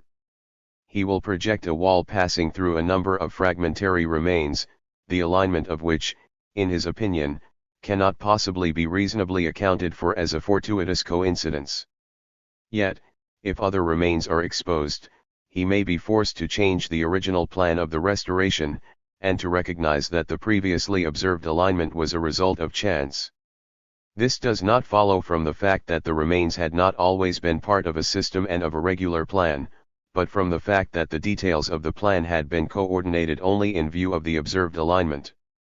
These observed remains would be like the extremities of so many chains which were attached to a common link, but which were not immediately reconnected with each other, and which must be considered independent of one another in everything that does not follow necessarily from the bond which connects them to the common link. Chapter V. On the way in which probability enters into the critique of our ideas of the harmony one of results and of the finality of causes. 53. The idea of the finality of causes, like that of chance, keeps continuously cropping up again and again, quite as much in ordinary conversation as in the discourses of philosophers and scientists. We feel the close connection between these ideas and are led to make a comparison of them even when we cannot verify this connection rigorously. If one of these ideas remains indecisive or obscure because of faulty definitions, the same reasons are bound to function in such a way as to make the other also obscure and indecisive. If it has been our good fortune to give greater clarity to the idea of chance, to indicate its characteristic traits more clearly, to draw consequences from it which assist somewhat in perfecting the theory, we may hope, without fear of presumption, that we may have the same good fortune in throwing some light on questions relative to the harmony of things and on the part that chance plays in final causes, by following the same analysis or an analysis of the same sort. These are questions that excite the restless curiosity of the ignorant as well as of the learned. Mankind cannot remain unconcerned or indifferent to the investigation of them in any stage of its development. Whenever the production and continued existence of an object requires the agreement or the harmonic concurrence of various causes, that is to say, of a combination unlike another, reason has only three ways of accounting for the observed harmony. The first method is by exhausting the fortuitous combinations in the unlimited extent of space and time, during which all unstable combinations will have disappeared without leaving any observable traces, so that our observations reveal and can reveal only those combinations which have brought together fortuitously the conditions which assure duration and persistence. The second way of accounting for the observed harmony is by an intelligent and providential direction which fits the means to a desired end, or which gives to blind and secondary causes the ability to act in the same way as would intelligent forces which would be conscious of their actions and of the ends they set up for themselves. In the third place, we may account for the observed harmony by mutual reactions whose operation would be sufficient to introduce into the final state which we observe a harmony which did not exist originally and which, being the necessary result of blind forces, in itself shows no indication of providential coordination or of an end in view. 2. Thus, when the question is to explain the merit between a prediction and the event predicted, it is also true that we can form only three hypotheses. First, out of all the great number of predictions made by chance, only those have been retained with respect to which the play of fortuitous causes has led to confirmation. Second, the prediction is the effect of a natural or supernatural knowledge of the causes which must lead to the event. Third, the prediction and the event predicted have reacted on one another in such a way that either the statement of the prediction has been modified to agree with the event, or the account of the event has been made to agree with the prediction. The last alternative is illustrated by the situation in which troops lose courage and give up the battle when their spirit has been broken by an oracle which has predicted their defeat. 54. Let us speak first of the explanation in terms of the influence of mutual reactions. This involves going back to what is meant in natural philosophy by the initial state and the final state, and indicating by examples how order and regularity tend to be introduced in the passage from the former to the latter. Let us imagine a regularly formed body, such as a sphere, which has originally been heated unevenly and in such a way that the variations of temperature from one part of it to another follow no regular law. If the body is then placed in an environment the temperature of which is uniform and constant but much lower than the mean temperature originally given to the different particles composing the object, the latter will gradually lose its heat. Its mean temperature will decrease and will tend to become that of the surrounding medium. But at the same time, the heat within the body will tend to become evenly distributed. The particles in the center, which originally would have been heated less than the others, will have a higher temperature than those near the surface, because, on the one hand, the former will have dissipated part of their initial heat, and, on the other hand, the particles near the center are farther from points through which the body as a whole radiates heat at the expense of its mean temperature. After a sufficient length of time has elapsed, the temperature of the outside layer will be perceptibly the same as that of the surrounding medium, and, as we go from the surface to the center of the body, the temperature will increase so that it will be possible to divide the mass of the body into spherical and concentric layers in such a way that all the particles in each layer have a uniform temperature.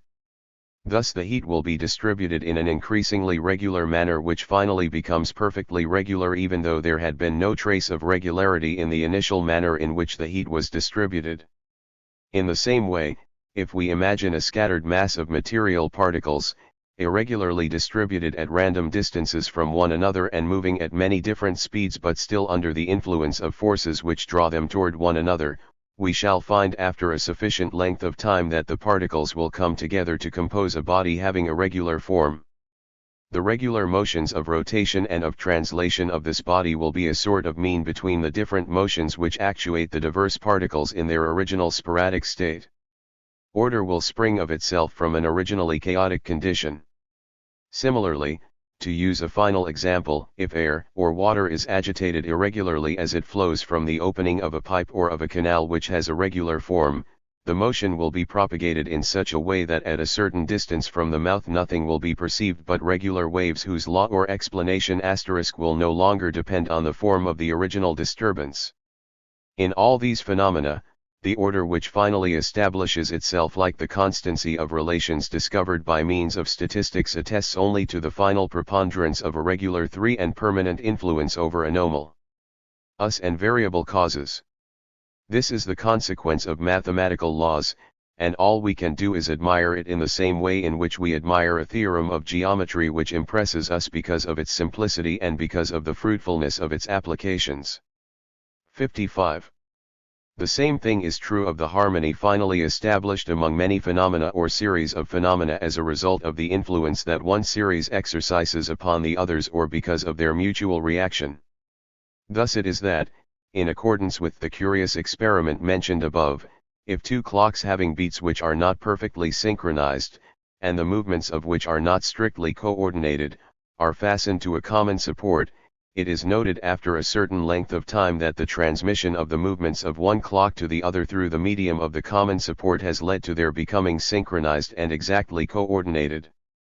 In general, bodies which can transmit their vibratory motions to one another tend to vibrate in unison, even though originally endowed with vibratory motions having periods which are out of phase and which are of unequal duration, provided that the discordances and inequalities do not exceed certain limits. Our planetary system offers examples of such phenomena on a grand scale. The moon always turns the same face toward the earth because it takes the same length of time to make one rotation on its axis as it does to complete its orbit around the earth. It would be very unusual if the original conditions which had determined these two periods independently of one another had been such as to adjust them so as to produce such an exact concurrence between them spontaneously. But if it is admitted that, in the beginning, the two periods were slightly different, and if it is further admitted, and there is every probability that this was the case, that originally the mass of the moon, like that of the other celestial bodies, was fluid, the force of attraction of the Earth has been able to modify the form of its satellite in such a way as to bring the two periodic movements into phase in the long run, and to produce the phenomenon we now observe, namely, that one hemisphere of the moon is forever turned away from our view. There are reasons to believe that the satellites of the other planets exhibit the same process, due to the same cause. Thus the velocities with which the satellites of Jupiter circle around their planet also have unique relations among themselves, which may be explained in an analogous manner by means of mutual reactions which must tend to adjust the parts of the system harmoniously, subject always to the condition that the parts were originally placed in relations sufficiently like those which their reactions within the system tend to establish, or to re-establish when external causes happen to disturb them. 56. In phenomena of an entirely different order, and of orders which are very dissimilar to one another in that, unlike the preceding examples, they are not amenable to mathematical treatment, similar harmonious structures may be discovered. These, too, follow from mutual influences or reactions, which, however, operate effectively only within certain limits. Consequently, the initial state of the system must be regarded as having been, if not precisely in the harmonic condition which establishes itself in the long run, at least in a condition not too much unlike this. An organ acquires greater vigor and becomes more developed as it is exercised, and, by the same token, when it is used more frequently and in more varied ways, it develops qualities suited to its new uses. On the other hand, an organ which ceases to be exercised atrophies and disappears along with the need the animal had of it. We have a celebrated example of this in the eye of burrowing animals such as the mole. In the social order, needs stimulate industry, and new resources develop in such a way that they square harmoniously with new needs. This is seen notably in the equilibrium which establishes itself between the population and the means of subsistence. This equilibrium does not lead us to suppose that the productivity of marriages had been adjusted in advance to the fruitfulness of the soil, and it leads us still less to believe that the latter had been allotted in view of the former. The introduction of a foreign body or an injurious substance into the organic system of an animal irritates the tissues, and as a result of this very irritation nature tries, as we say, to throw off the substances which are harmful to it and the foreign bodies which injure. 81. It. The organism then tends to recover or to re-establish its normal condition which has been temporarily disturbed, provided its injuries have not resulted in lesions or alterations which are too deep-seated. When any disturbance whatever has occurred in the animal or in the social economy, the restorative forces acquire a higher degree of energy for that very reason. Thus, after copious bleeding or long abstinence, the appetite of a convalescent person is whetted and ailments clear up more rapidly in proportion. So it is also that after a war or revolution has decimated the virile population and dissipated the capital of a nation, men tend to multiply and capital to renew itself so rapidly that a few years of peace and of a wise administration are sufficient to remove the trace of past calamities. 57. But besides harmonies of this sort, which are established after the fact and are self-explanatory, there are others which cannot be explained in the same manner, because they occur between diverse events or orders of independent events, which could not react upon each other in such a way as to produce a harmonious relation that did not exist originally, or to re-establish a previously existing harmony that has been accidentally upset. In order to enable us to understand this point better, let us take another example from astronomy. In the theory of the movement of the stars, as in the theory of the movements of any system of bodies whatever, there are two things to consider. First, the forces to which the bodies are submitted so long as they are moving.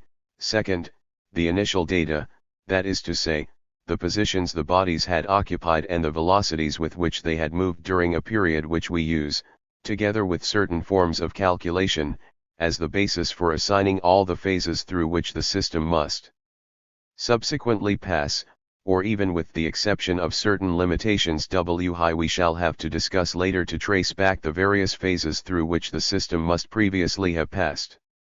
In order that the movements of our solar system may perpetuate themselves wdth the regularity and harmony which are so striking to us, it is not only necessary that matter be submitted to the permanent action of a force the law of which is very simple, like that of universal gravitation. It is also necessary that the masses of the Sun and of the planets, their respective distances, their distances from the stars, and their velocities throughout a given 82 period should have been so proportioned that these celestial bodies will periodically describe nearly circular and invariable orbits, except for trifling perturbations which alter them now in one manner and now in another, and which are found to be restricted within very narrow limits. This is what we mean by the conditions of stability of the planetary system. Our knowledge being what it is at present, we have no basis for supposing that the phenomenon of this stability is an instance of those which are established or re-established as a result of a trait inherent in the mutual reactions and of the bonds of interconnection within the system. The question at issue here is not whether or not this phenomenon may be an absolutely primitive fact, to explain which we must have recourse to more or less arbitrary hypotheses. We wish only to note clearly that the fact of these initial dispositions of the parts of a material system and the fact of the submission of the parts of the system to the action of permanent forces of this sort are two facts between which reason does not recognize any essential dependence, the one being in no sense whatever the consequence of the other. Thus the concurrence of the two facts, the establishing and maintaining of an order whose harmony impresses us, among an infinite number of other possible arrangements, is not a necessary result and may be attributed only to a fortuitous combination, or to the action of a higher cause which finds the reasons for its acts in the end that it pursues. 58. Let us take another example, more closely related to phenomena properly called organic. The chemical elements of bodies that we have been able to submit to analysis are very numerous, but by no means do they all play the same role in the economy of our terrestrial world. Some are abundant, others are rare, a small number of them are found in the most variegated and complex combinations and are, for that reason, adapted to furnish organic nature with its essential materials. Now it is certain that the causes which have determined the proportions and distribution of the various chemically heterogeneous substances in the structure of the earth are, by their nature, independent of those which have brought about the development of organic and living beings. On the other hand, although living things undergoing the influence of physical conditions can, as a result of their marvelous fecundity, adjust themselves to very different physical 83 conditions through the modification of forms by means of apparent or hidden devices in such a way as to make them compatible with new conditions, it is equally certain that this power of modification has very narrow limits as compared to the range between which physical and external conditions are able to fluctuate. Let other proportions or a different distribution of the chemicals which compose the surface layers of the earth be imagined, and the development of plant and animal life would be impossible for want of the requisite conditions. Let the mass of the atmosphere decrease sufficiently, and the entire surface of the earth would be in the same condition as the icy summits of the Alps. Let the proportion of silica on the surface of the earth increase, and the continents would all be as sterile as the desert sands are for us. Let the proportion of sodium chloride in the ocean increase, or let certain injurious elements be introduced into it, and it would be as devoid of living forms as the Dead Sea. The mass of the atmosphere, to speak of this condition only, must be related to the distance between the earth and the sun, the warmth of which it must retain and concentrate. At the same time, the atmosphere must be related to the way in which the forces act which direct the evolution of living things. Without this relation, and observation itself shows us that this is possible, the conditions requisite to many remarkable phenomena would be lacking. Both reason and experience give us sufficient evidence that in these cases there is a concurrence of independent causes, a harmony which is not necessary, in the mathematical meaning of necessity, and for the explanation of which there are, as we have already said, only two hypotheses, that of fortuitous causes and that of the subordination of all concurrent and blind causes to one which seeks to attain some end or purpose. 59. Among the infinite number of examples of harmony exhibited by organic beings, whether they are considered by themselves or in their relation 1/6 external agents, Let us take as one of the least complicated that which results in changes in the color of the hair of an animal with changes in climate. We are completely ignorant as to how the climate acts in such a way as to cause the hair of an animal to become thicker when it moves to cold regions, and to get thinner when it goes to warmer regions. Indeed, what else can we be in these matters? But, on the basis 84 of all appearances, the effect of heat and cold upon the sensibility of the animal and the disturbances which may result from it in the internal structure of its organism, have no more effect on the action of temperature in modifying the development of hair and skin, than they intervene in the action that light has on the tegumentary system, to the point of adorning the coats of animals which live in the heat of the tropics with the most vivid colors, and, on the contrary, making the coats of animals or birds living in the polar regions pale and dull. Without doubt, it is not the need of more brilliant ornamentation that gives the hummingbird its metallic brightness. Very likely, also, it is not the discomfort of the cold felt by animals that move toward icy regions that stimulates the growth of fleecy and more abundant hair. If this judgment is accepted, we must admit a concurrence, whether fortuitous or pre-established, between the needs of the animal and the action of the surrounding medium upon the development of the tegumentary system. As a matter of fact, it would be rash to affirm absolutely that the effect of the cold upon the sensibility of animals is not the immediate cause of an increased development in the tegumentary system. But we are using this case only as an example and as a hypothetical case, if one wishes to regard it in that light. In any case, the probability of the consequence that we deduce from it obviously will be subordinated to the probability of the hypothesis, the state of our knowledge being what it is. It has been remarked that the hair of animals frequently takes on a color similar to that of their environment, as if nature had wished to give them a means of protection from natural enemies so that the species might be preserved. Thus, hair which is white in snowy countries takes on a ruddy tint in arable regions, and in the midst of the great African desert approaches to a remarkable degree the color of the sands which form the background of that melancholy landscape. Whether or not the fact is more or less constant, and whether or not it can be explained through physical laws, is not what we have to examine. Rather, we are interested in discovering whether or not the fact that an animal is hunted by its natural enemies and makes efforts to avoid them may always be admitted to contribute to the change of its coloration, so that, if there really is a connection between this and the need for protection, we shall know whether it is to be accounted for by chance. 85. Or by a finality which controls the manifestations of a higher cause. It cannot be an instance of those harmonies which are established by themselves by means of influences or reactions which result from the interconnections among different parts of a system. 00. Moreover, the marvels of organic life make it possible for us to find examples which, if not so simple, are at least equally decisive. Let us admit for a moment that the feeling of cold and the resulting discomfort to the animal are sufficient, so far as the operation of organic forces is concerned, to account for the stimulator, or the hair cells, and for the modifications of size and structure that the hair undergoes. Granted that this may be the case, will it be enough to persuade us that the eye may be formed and improved as a result of the influence of light, that the properties of this physical agent and all the very complicated and amazing apparatus of vision may be brought into accord with one another, the long run, as the result of an influence comparable to that which ultimately synchronizes the periods of two clocks fastened to a common support? Everyone knows that, if lack of excitation is sufficient to explain the atrophy of the visual apparatus in animals whose mode of life takes them away from light, and that if this deficiency paralyzes the formative force, which tends to result in the most complete development of the structure where circumstances are favorable to nourishment and excitation, it would be impossible to conclude inversely either that light possesses this formative ability, or that the impact from light is a sufficient reason why the operation of the organism tends to construct a device for seeing without a preliminary accord, part in qua, between the physical properties of light and the characteristic laws of the organism. The fact that the faculty of vision is in general use throughout the animal kingdom must not be made the basis of a misconception.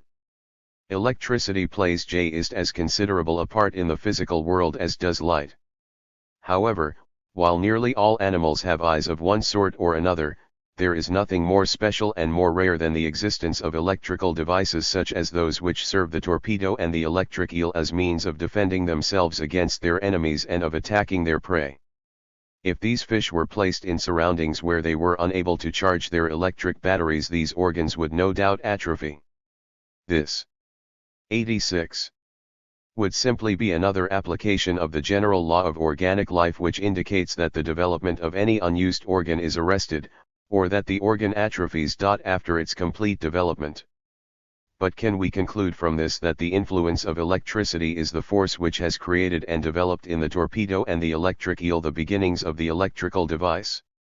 If this were the case, why would not the same influence, which is present universally, tend to produce a similar organ in all aquatic creatures, or at least in all species of the same family or genus, which, besides living in the same element, are so completely similar to the torpedo and the electric eel in all other organic details? It must be concluded from this that the eye has no more been fashioned as a result of the action of light than the battery of the torpedo has been by electricity, and that the generating cause of these structures is a formative force which is inherent in animal life and moves toward the realization of a determinate type in each species, and is directed by laws which are appropriate to itself. If the most general characteristics of the organ of sight seem to belong to animality as such, while the electric battery appears only as a very special and accessory detail in particular types of organisms, and if, moreover, the former serves a very important function and is suited to meet a very general need, while the latter satisfies a function which is accessory only to a need that nature has numerous other ways of satisfying, the reason for the difference between them is not to be found in the dissimilarity and unequal importance of the role of the physical agents, to the influence of which animal forms can only passively submit. The reason for the difference must be found in laws which are peculiar to animal nature. We become increasingly convinced of this autonomy in proportion as we learn more and more about organisms.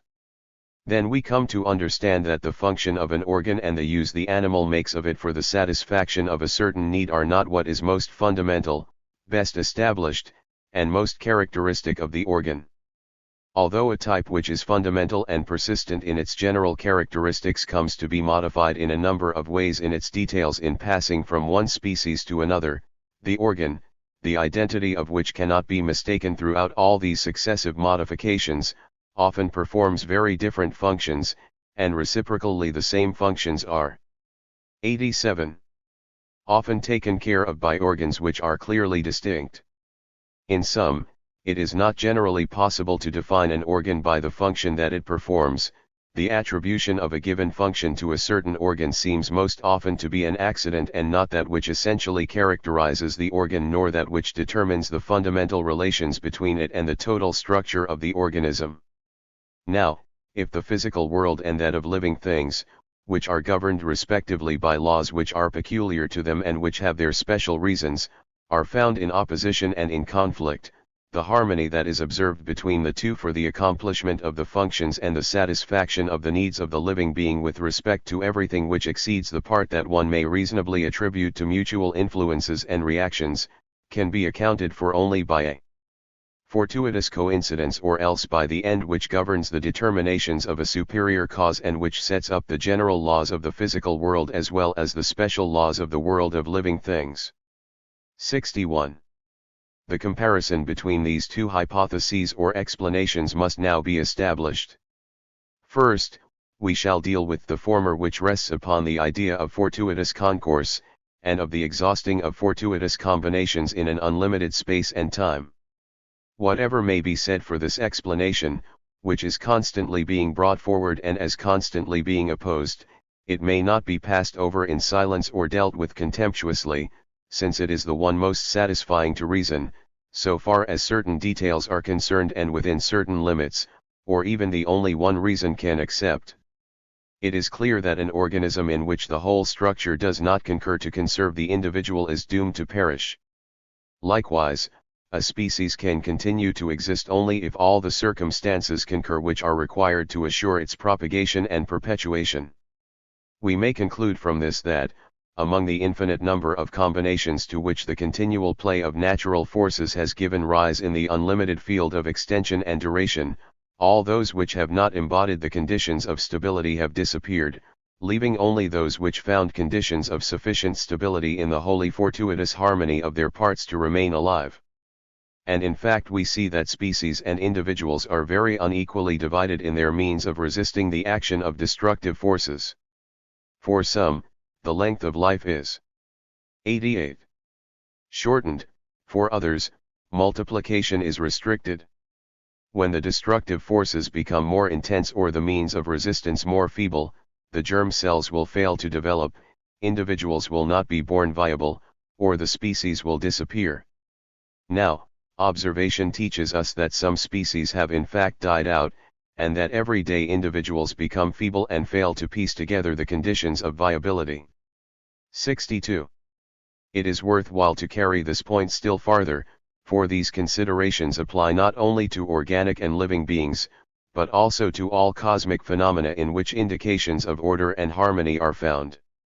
Our planetary system, which is so remarkable because of the conditions of simplicity and stability which it satisfies, is itself only a speck of dust in the heavenly spaces, one combination among an infinite number of others that nature must have produced.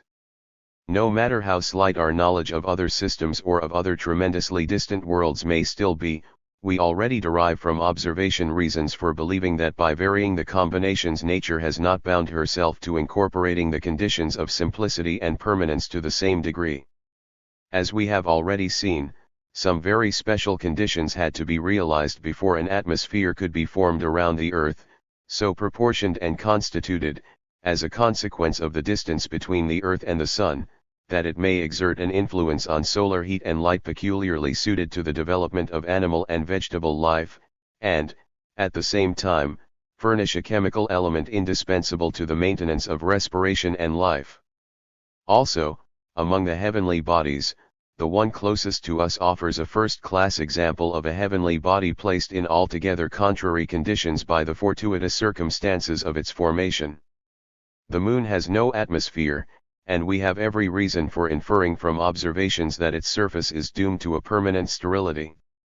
It was essential that the solid material forming the surface of the Earth should have had a certain chemical composition and that the inequalities of the surface should have assumed certain contours in order to permit such variety and richness in the development of forms and organisms. It was also necessary that, where these conditions were lacking, deserts, barren rocks, and ice-covered areas would be found in which cryptogamia and microscopic animal culls, crowded together by the millions, are 89. The last and lowest products of a weakened and diminished creative force. In some places wild, torrential, or stagnant waters, sources of destruction and of noxious emanations for all the higher forms of both plant and animal life, are found instead of those brooks, rivers, or lakes, those WTL arranged bodies of water whose distribution and regular pattern by contrast bring out even more the disorder and irregularity presented by other portions of the geographic picture. If, in the present state of affairs, the ravaged and sterile areas represent only a small portion of the Earth's surface, if the limits of Typhon's empire have receded nearly everywhere before the action of the organizing and life-giving principle, the geological monuments still remain to instruct us that the order has not always been the same, and that eons of time have had to elapse and numerous convulsive disturbances to occur before the order we now observe gradually came into being, and this order, in spite of its relative stability, cannot escape the causes of dissolution, over the course of the ages, any more than can other natural combinations. 63. This is essentially the same type of argument that would have been used by a member of the Greek school of Epicurus or by a medieval thinker, except that it is stated in terms and applied to examples more appropriate to the state of modern science. We shall also ask science to furnish us with examples and inferences, not for the purpose of destroying the argument, for it has its value and its legitimate applications, but to combat its extreme consequences and its exclusive tendencies. Let us assume that the Earth will undergo no more shocks of the type that in past epochs have raised up mountain ranges and brought about dislocations and irregularities on the surface of the continents and on the ocean bottoms. The action of air and water, combined with that of gravity, will tend very slowly, but nonetheless constantly, to loosen rocks and carry their debris to the bottom of valleys and basins. In a word, they will tend to level all that has at various times been raised up, to fill in all low places, and to smooth over the surface of the earth as though the materials of its outer crust had been originally fluid.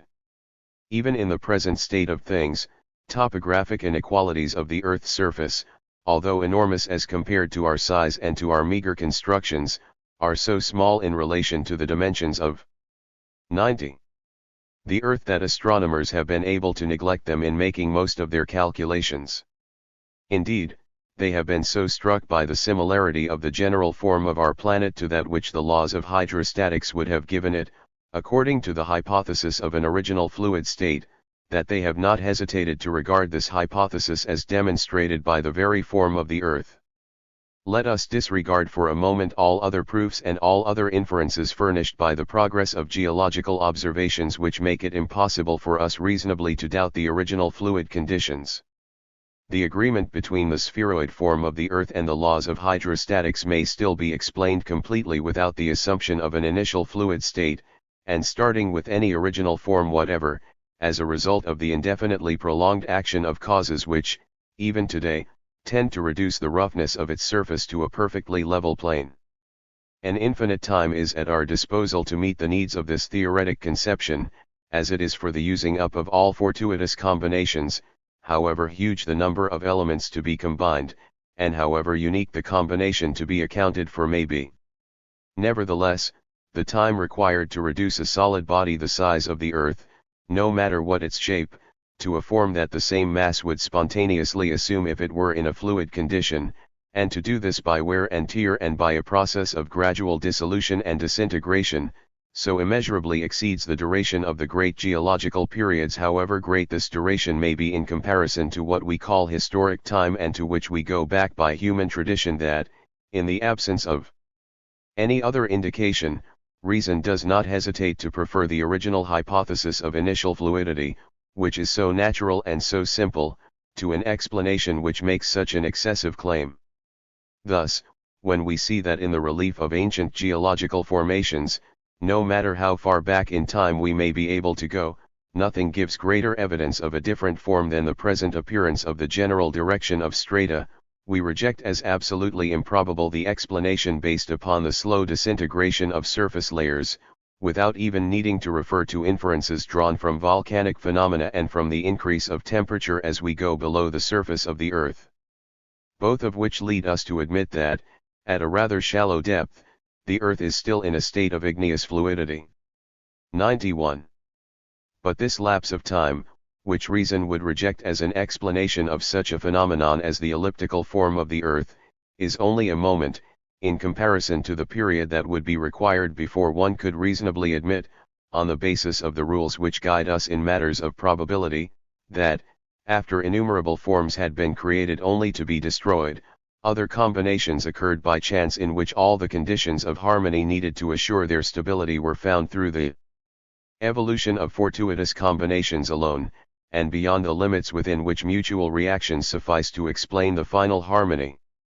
Thus it would be by chance, after an incalculable number of combinations, that the eyeball would appear with all its tissues and fluids, the curvatures of its septa, the different densities of the refracting materials of which it is composed and combined in such a way as to correct the aberration of light waves, the diaphragm which dilates or contracts to control the size of the pupil, the pigment which covers the back of it to prevent the trouble that would be caused by internal reflections, the accessory organs which protect the eyeball, the muscles which move it, the branching of the optic nerve in a sensitive network so well suited to the formation of images, and the connection of this nerve with the brain, which is no less especially adapted to the sensation which is transmitted. All that would not prove a pre-established harmony between the physical properties of light and the plan of the organic structure of the animal. It would be only too easy to insist upon the inexhaustible details of this inductive argument. This has been done so often and sometimes so eloquently that we need do no more than indicate here its place in the discussion.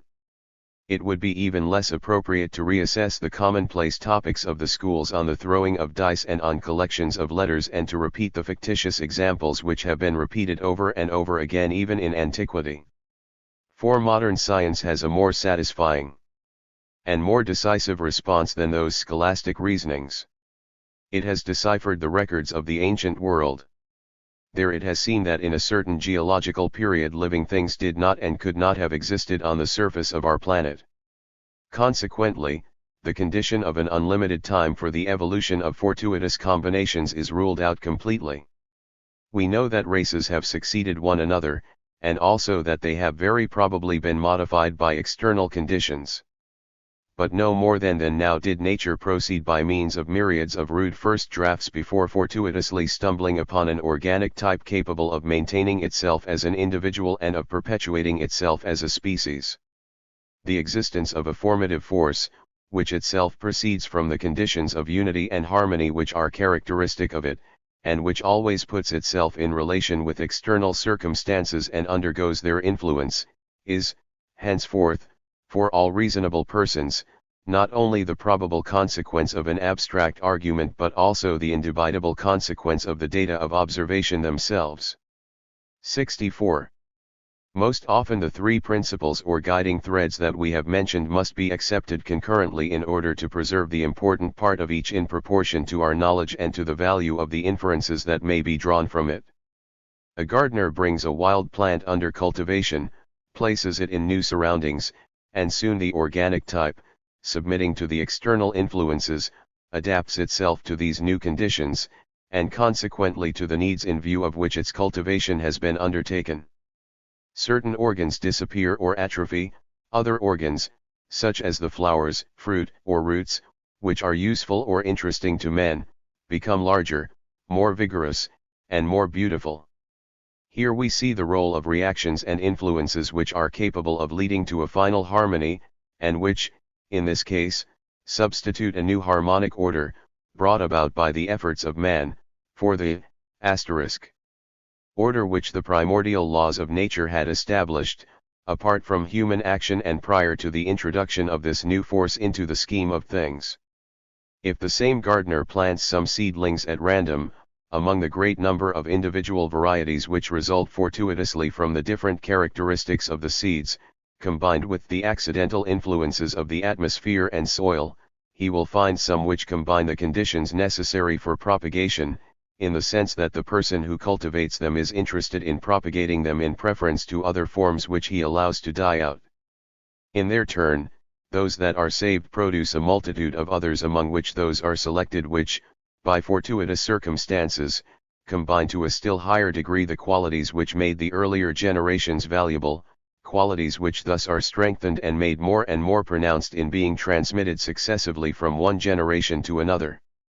The formation of cultivated races, which are like new types artificially substituted for those found in a natural state, is explained in this way. This example serves to give the idea of the part that chance and the indefinite multiplication of fortuitous combinations play in the establishment of the final order and of the harmonies which are observed in it. But there are limits to this participation of chance, as to the influences arising from cultivation.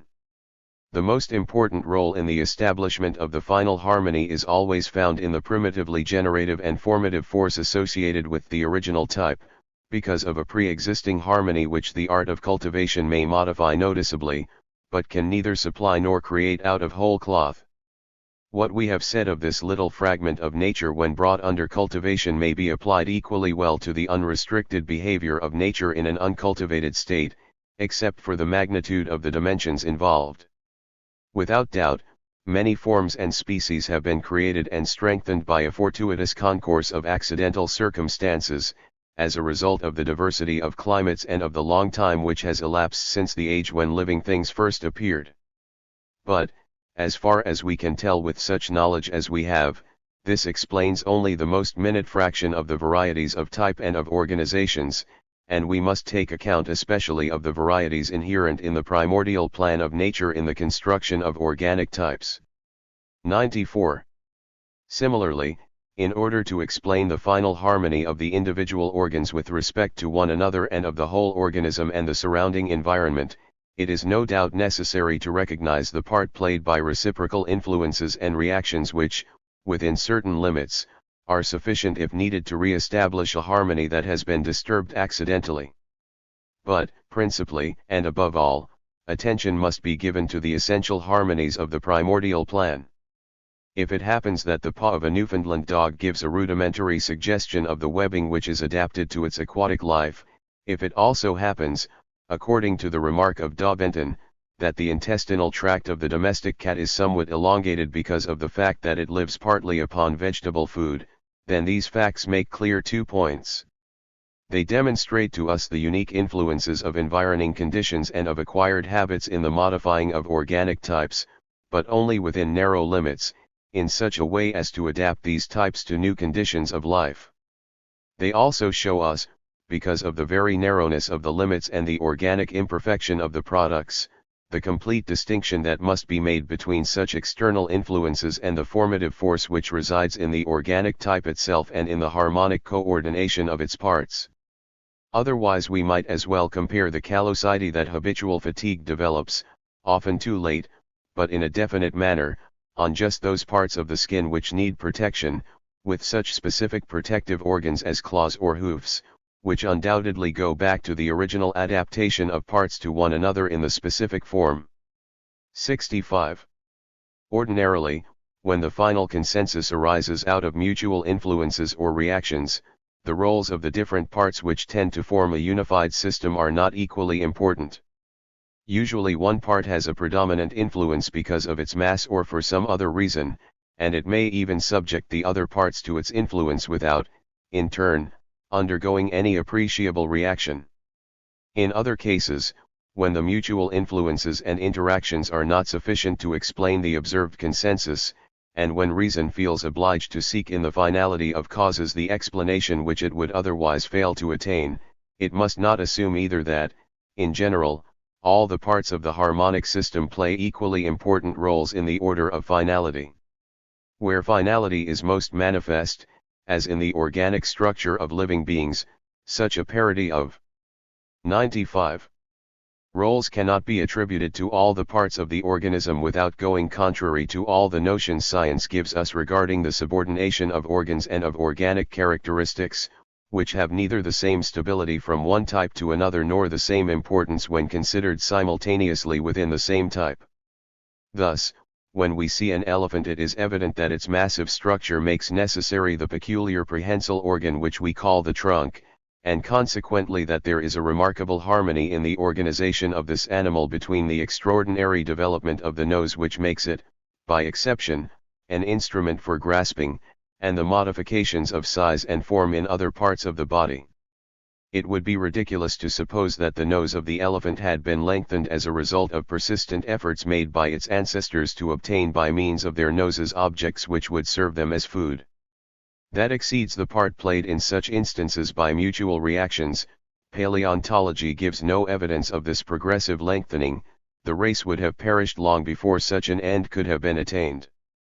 So reason is brought to recognize an original harmony, a final cause.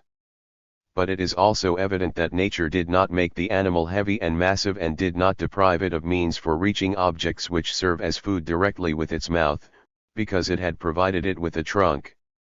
On the contrary, it is because the general conditions of size and structure had been given for this form, as a result of higher laws which direct the principal modifications in animal forms and the distribution of species into orders and genera, that nature, getting down to details, modified a secondary organ in such a way as to fit it for the carrying out of a special need imposed by the dominant conditions.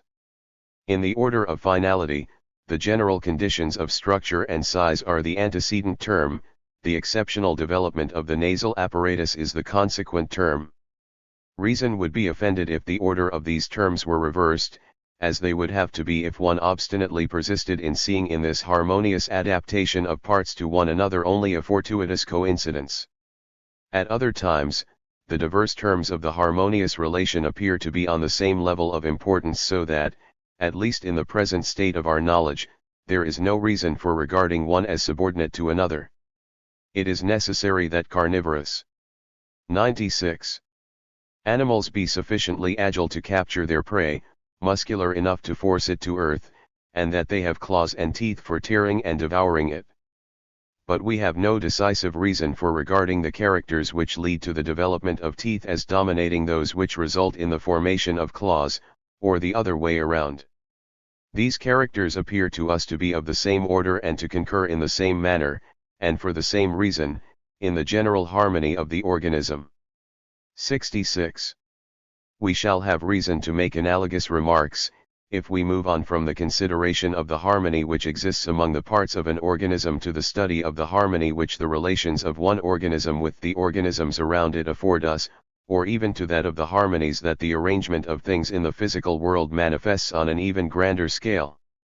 Thus, it is not permissible to say offhand that vegetables have been created to serve as pasture for herbivorous animals, or that the latter have been formed so that they may live on vegetables.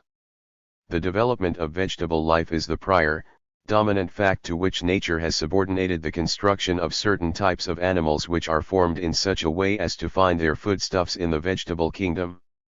This is not a proposition that can be demonstrated with logical rigor, but it is a relation that we come to understand through the sense we have for the reason of things and through a view of phenomena as a whole. Only bees would imagine that flowers had been created for their particular use. As for us who are disinterested spectators, we see clearly that the flower is a part of a group of organs designed primarily to make possible the reproduction of the plant and constructed toward that end, and that, on the contrary, it is the bee whose organism has been so modified as to enable it to draw nourishing juices from flowers and to assimilate them into its own substance. It would be ridiculous to say that an animal had been created to serve as the host for a parasitic insect, yet it cannot be doubted that the organization of the insect has been accommodated to the nature of the tissues and the fluids of the animal upon which it lives. If we keep this in mind when examining most of the examples that have customarily been cited to ridicule recourse to final causes, we shall see that the ridicule is based on an inversion of relations and misconceives the natural subordination of phenomena to one another. But, just because materials like stone and wood were not created to serve in the construction of a building, it does not follow that we are obliged to explain the appropriateness we observe between the material and the ultimate design of the building by means of blind reactions or by a fortuitous coincidence. Now, so far as we are able to tell, in the general plan of nature the same objects must successively be seen, first, as things created by nature for their own sakes, ingeniously using pre-existent materials for that purpose, then, as materials that it employs with no less skill in the construction of other objects. To invert this order continually and it makes itself so clearly evident would offend reason. Yet this has often been done by those who have sought to consider man as the center and the end of all the marvels of which he is only the intelligent witness, and of which he still, most frequently, has only an imperfect notion. 67. Natural phenomena, being linked to one another, form a network all the parts of which are connected with one another, but neither in the same manner nor to the same degree. The fabric can be compared neither to a system having an absolute rigidity, which would be capable of moving only in one piece, so to speak, nor to a whole, each part of which would be free to move in any direction with absolute independence. In one case, the bonds linking the parts together are relaxed, and there is more chance for the operation of fortuitous factors. In the other case, on the contrary, they are more closely knit, and the systematic unity is more strongly indicated. Thus, the pattern of a leaf is perfectly definite so far as the principal veins are concerned, while, so far as the ultimate ramifications of these veins and the agglomeration of cells which fill the space between them and form the parenchyma of the leaf are concerned, the fortuitous play of accessory conditions gives rise to innumerable modifications and details which are not at all the same from one individual leaf to another. We are just as far from a faithful interpretation of nature when we disregard the systematic coordination of fundamental traits in which it distinctly shows itself as we are when we imagine, without warrant, bonds of coordination and interdependence where there are collateral series each of which is governed by laws character. 98. Istic of them after their separation from the common trunk, and which subsequently have only accidental relationships and fortuitous connections with one another.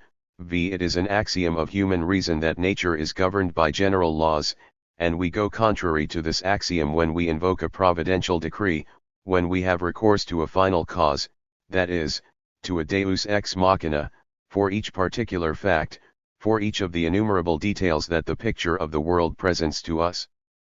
But we have no basis for saying that nature is governed by a single law, and as long as its laws do not appear to us to be derived from one another or all to be derived from a higher law through a purely logical necessity, indeed, as long as we may conceive them, on the contrary, as having been decreed separately and in an infinite number of ways, all being incompatible with the production of harmonic effects like those we observe, we shall have a basis for seeing in the effect produced the reason for a harmony which the interdependence of concurrent laws or their logical dependence on a supreme law does not take into account. This is the idea we find expressed by the term final cause. It follows from this that the more we can reduce the number of general laws and independent facts through the development of our positive knowledge, the more we will reduce proportionately the number of fundamental harmonies and distinct applications of the principle of finality. But also, as each fundamental harmony, taken by itself, acquires value and probative force as evidence of the finality of causes and of an intelligent coordination, it will become necessary for us to judge the perfection of a system by the simplicity of its principles and by the fruitfulness of its implications. Thus, if we deem it advisable to come back to a single principle which would explain everything, this unique principle, or primordial decree, would be the highest expression of knowledge as well as of supreme power. Moreover, it must be clearly understood that the considerations with which this chapter has dealt do not lead us to such a height. We have in mind only the philosophic interpretation of natural phenomena, in the light of science and of reason, in so far as it does not take us beyond the limits of secondary causes and of observable facts.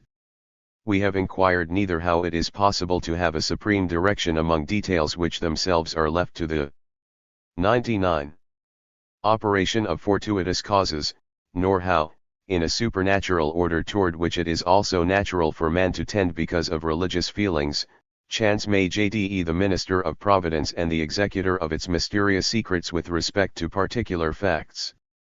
Still less do we*e have the temerity to ask what the final end of creation may be.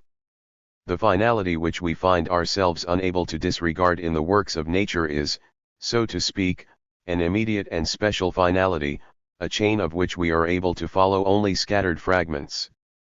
A certain organism is admirably adapted to the performance of a certain function, and the operation of the function is equally well adapted to the needs of the individual and to the preservation of the species, but what end did nature have in view in the creating and propagating of this species?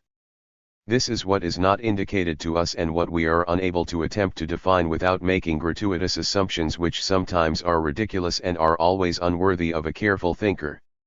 So the field of our knowledge is limited in regard to what we would have to know in order to throw out conjectures as to the general disposition of the world without being guilty of a shocking presumption. 68. In general, the mind does not decide between the two explanations referred to: one, the finality of causes, the other, the exhausting of fortuitous combinations on the basis of a rigorous proof and a formal demonstration. Although common sense is offended, no rule of logic is violated if we attribute to a providential arrangement the most insignificant relation and the one which may most easily be thought of as resulting from fortuitous combinations. This is also true if, conversely, and giving ourselves free rein, we attribute to the operation of fortuitous combinations, by a harmonious concurrence of innumerable circumstances, the most marvelous result in which the intelligent adaptation of means to end shines forth with the greatest splendor. However justified the mind may be in its preference for one solution or the other, depending upon the case at hand, it will run into a sophistical contradiction. This is not a transitory contradiction of the sort found in all scientific truths until they have been definitely established and accepted by science, but a permanent contradiction arising from the fundamental inability of human reason to resolve it by means of a categorical demonstration in the absence of direct observation. 100. Does this mean that man should and can be indifferent to the choice of the solution to be given to these eternal problems, that he must renounce, in so far as his faculties enable him to do so, taking account of the principles of order and harmony found in the plan of the world, of the part which these diverse principles play, and of the manner in which one is subordinated to another? Shall we conceive a picture of nature in which these considerations would find no place, and in which we should be limited to describing plants, animals, rocks, and mountain ranges without having anything to say as to the relations among them, of the parts to the whole, and of the way in which reason understands these relations? At this point it becomes necessary to make a profound distinction between scientific knowledge based upon the observation of facts and the deduction of their consequences, and speculative philosophy which bears upon the inquiry into the reason of things. All the remaining portions of this book will have as their purpose to set forth again and again this important distinction between science and philosophy, by trying to portray the role of each and to show that neither may be sacrificed without bringing about an abasement of the human intelligence and the destruction of the harmonic unity of its faculties. 69.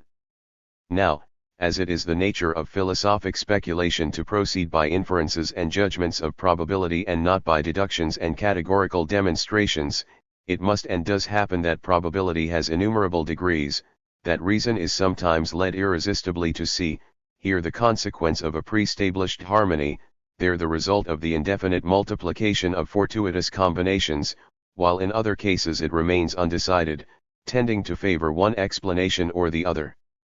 Depending upon inclinations which vary with intellectual habits, the state of enlightenment, and external impressions.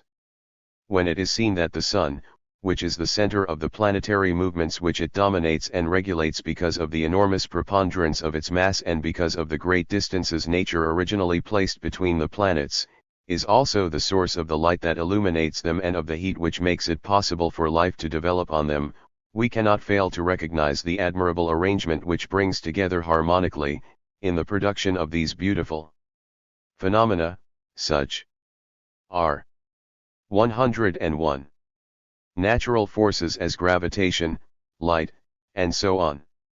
And even though these forces were to be considered as emanating from a single principle, they would be no less characterized, considered as secondary principles, by distinct laws having the same independence from each other as do streams which spring from a common source, but which, after separating, maintain their own course and their own rate of flow and accommodate themselves to the accidental features of the terrain through which they pass.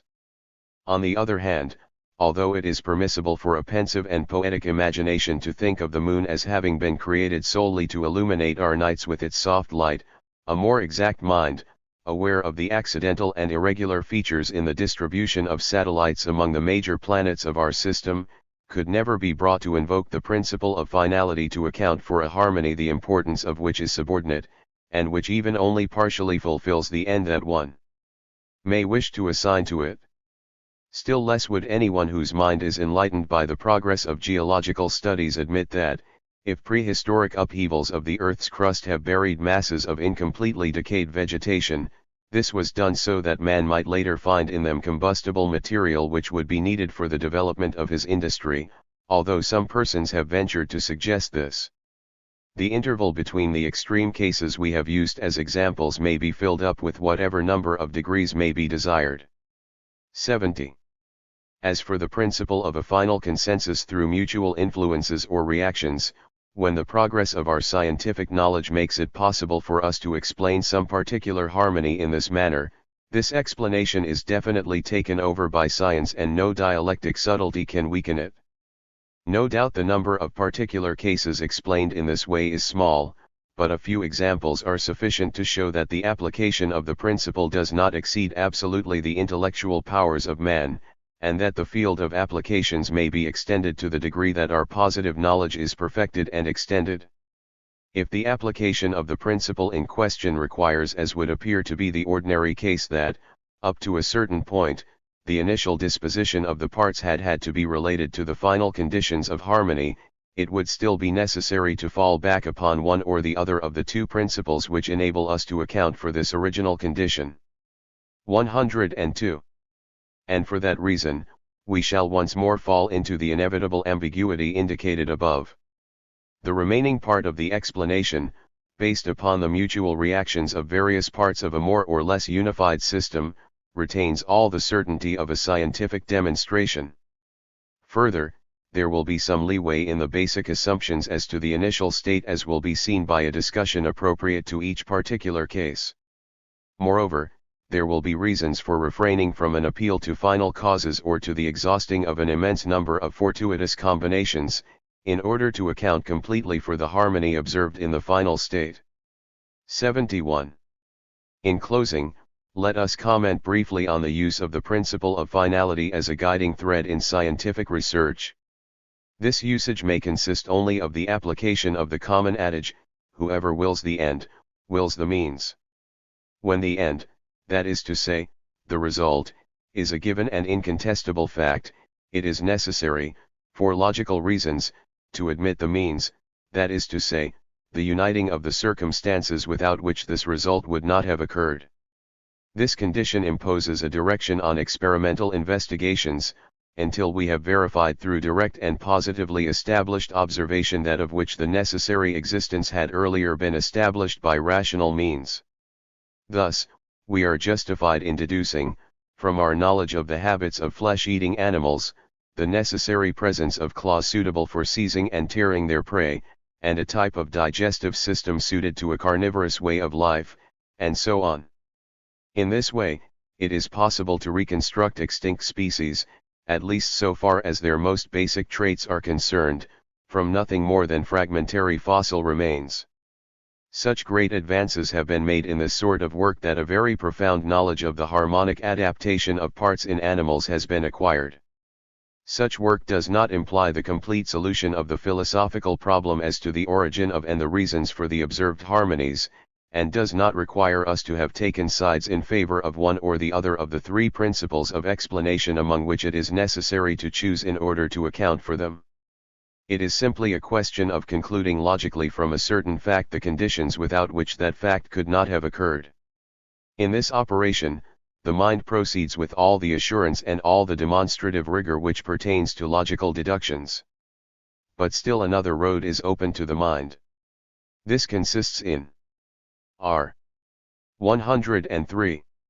Its being guided by the presentiment of a perfection and harmony in the works of nature which is far superior to that which our weak intelligence has so far been able to discover.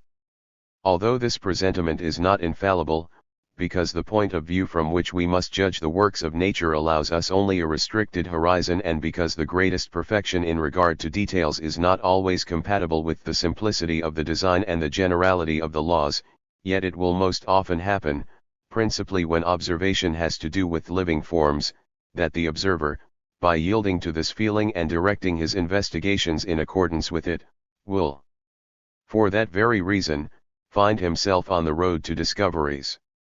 This indefinable premonition, which must be highly valued even though it does not have the certainty of a logical rule, is like that by which the mathematician is put on the trail of his theorems and the physicist on the track of a physical law, to the degree that it appears to them that the suggested theorem or the law satisfies the conditions of generality and simplicity and symmetry which contribute to the perfection of order in all things and which long practice in the sciences has made familiar to them. 72. The considerations upon which we have entered are pertinent here not simply because the idea of a harmonic order in nature is essentially correlative to the notion of chance and of the independence of causes, and for that reason connected with the theory of philosophical probability, but still more because they have an evident and direct influence upon the judgments we make concerning the reality of our knowledge and the objective value of our ideas in general. In fact, is it not clear that, if there is such a harmony in all the details of creation, particularly in the structure of living things, there must also be a harmonious relation between the system of external causes which act upon us in such a way as to give us knowledge and ideas, and the system of knowledge and ideas which results from it? Ought not that which is particular, accidental, and abnormal in the impressions received and in the results produced as we move from one individual to another, or from one phase of the existence of the same individual to another, be obliterated and disappear, so that finally there will be agreement between the fundamental notions or the rules of the intellect, and the fundamental laws or general phenomena of the external world. On the other hand, if such a consensus must necessarily 104 be finally established, is it not clear that it results from the influence of external causes upon the production of ideas, and not from the influence of our ideas on the constitution of the external world? Those strange metaphysical systems which draw the external world, or at least the order we observe in it, out of the very order of our ideas, are, in the last analysis, only the extreme exaggeration of the error into which one falls in improper applications of one or the other of the two principles of interdependence and finality, when, instead of conceiving that particular facts have adapted themselves or have been adapted to general and dominant facts, one imagines, on the contrary, an adjustment of general and dominant facts in view of or through the influence of particular and subordinate facts. 73. What is true of the adaptation of parts between the intellectual makeup of a rational being and the constitution of the external world is also true of all the other harmonies in nature. We may assume that it does not exceed the power inherent in the influences and reactions of one system on another, just as we may also believe that it would be inexplicable without a pre-established harmony, and finally, the third explanation, through the exhaustion of fortuitous combinations, offers itself here as elsewhere, at least on the basis of a scholastic quibble. But, however we conceive the reason for a certain harmonious adaptation, it is evident that it occurs necessarily only to the degree that it is required for the direction of intelligent beings in their relations with the external world. This is the true basis of the distinction posed by Kant between speculative and practical reason, for it would be contradictory to hold that the ideas of an intelligent being had not been harmoniously related to its needs and to the acts it intends to carry out as a consequence of its ideas and its needs, just as it would be contradictory to hold that an animal whose stomach and intestines are adapted to the digestion of living prey had not received from nature means with which to catch it. If one goes beyond the circle of needs and acts of intelligent beings, which depend entirely upon their relations with the external world, so that one may indulge in speculations concerning what things are in themselves, independently of their relation to intelligent beings, it is incontestable that nothing can be concluded from the action of the general principles which direct the harmony of creation. 105. Any more than Descartes was justified in appealing, in a similar instance, to the principle of the veracity of God. For, if it is evident that God could not have deceived us in regard to the rules he has imposed on our intelligence for the direction of our actions, what right have we to assume that he must have given us infallible rules for reaching absolute truths, knowledge of which has nothing to do with our being able to work out the destinies that he has laid out for us?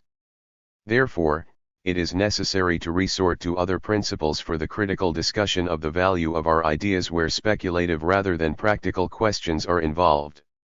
These are the principles that we are going to attempt to indicate, while apologizing for the dryness of the technical explanations. The question is worth going into, however, whether we believe in the possibility of a solution, or whether we have in view only the comparison of the systems which have occupied the human mind for so long a time. Chapter 6. On the application of probability to the critique of the sources of our knowledge. 74. In the three preceding chapters we have dealt with probable judgments based upon the state of our knowledge. We have taken it for granted that no one contests the validity of this knowledge and that the discussion refers exclusively to the value of the consequences that may be drawn from it. For example, suppose the question is raised as to the probability that the planets are inhabited. The existence of space and of bodies, and of the planets in particular, will be admitted as undeniable. What astronomers tell us about the dimensions, form, distances, and movements of these bodies will be accepted as beyond doubt. With reference to probabilities, we have intended to discuss only those analogies and inferences which, following the acquisition of knowledge that is regarded as certain, lead us to believe that the planets are inhabited. Now, on the contrary, the problem is to apply to the critical examination of the sources of human knowledge the fundamental ideas of the reason of things, of order and of chance, that is to say, of the interconnection and independence of causes and the consequences that can be deduced from them as to the nature of probabilities and of probable judgments. This is the principal object of our inquiries throughout the whole of this book. All the faculties by means of which we acquire our knowledge are or appear to be subject to error. The senses suffer from illusions, memory is capricious, attention wavers, and mistakes in reasoning and calculation escape us time and again. Therefore, we rightly distrust ourselves and regard as established truths only those which have been examined and are accepted by a large number of competent judges who have reached their conclusions under different sorts of conditions. Skeptics have availed themselves of this rule of good sense in order to deny the possibility of distinguishing the true from the false. Other philosophers have concluded on the basis of it that our knowledge, although never absolutely * 106 r. 107 certain, may attain probabilities which come closer and closer to certainty. Still others regard unanimous or nearly unanimous assent as the unique and solid basis for certainty. These attitudes are found in the philosophy of every age.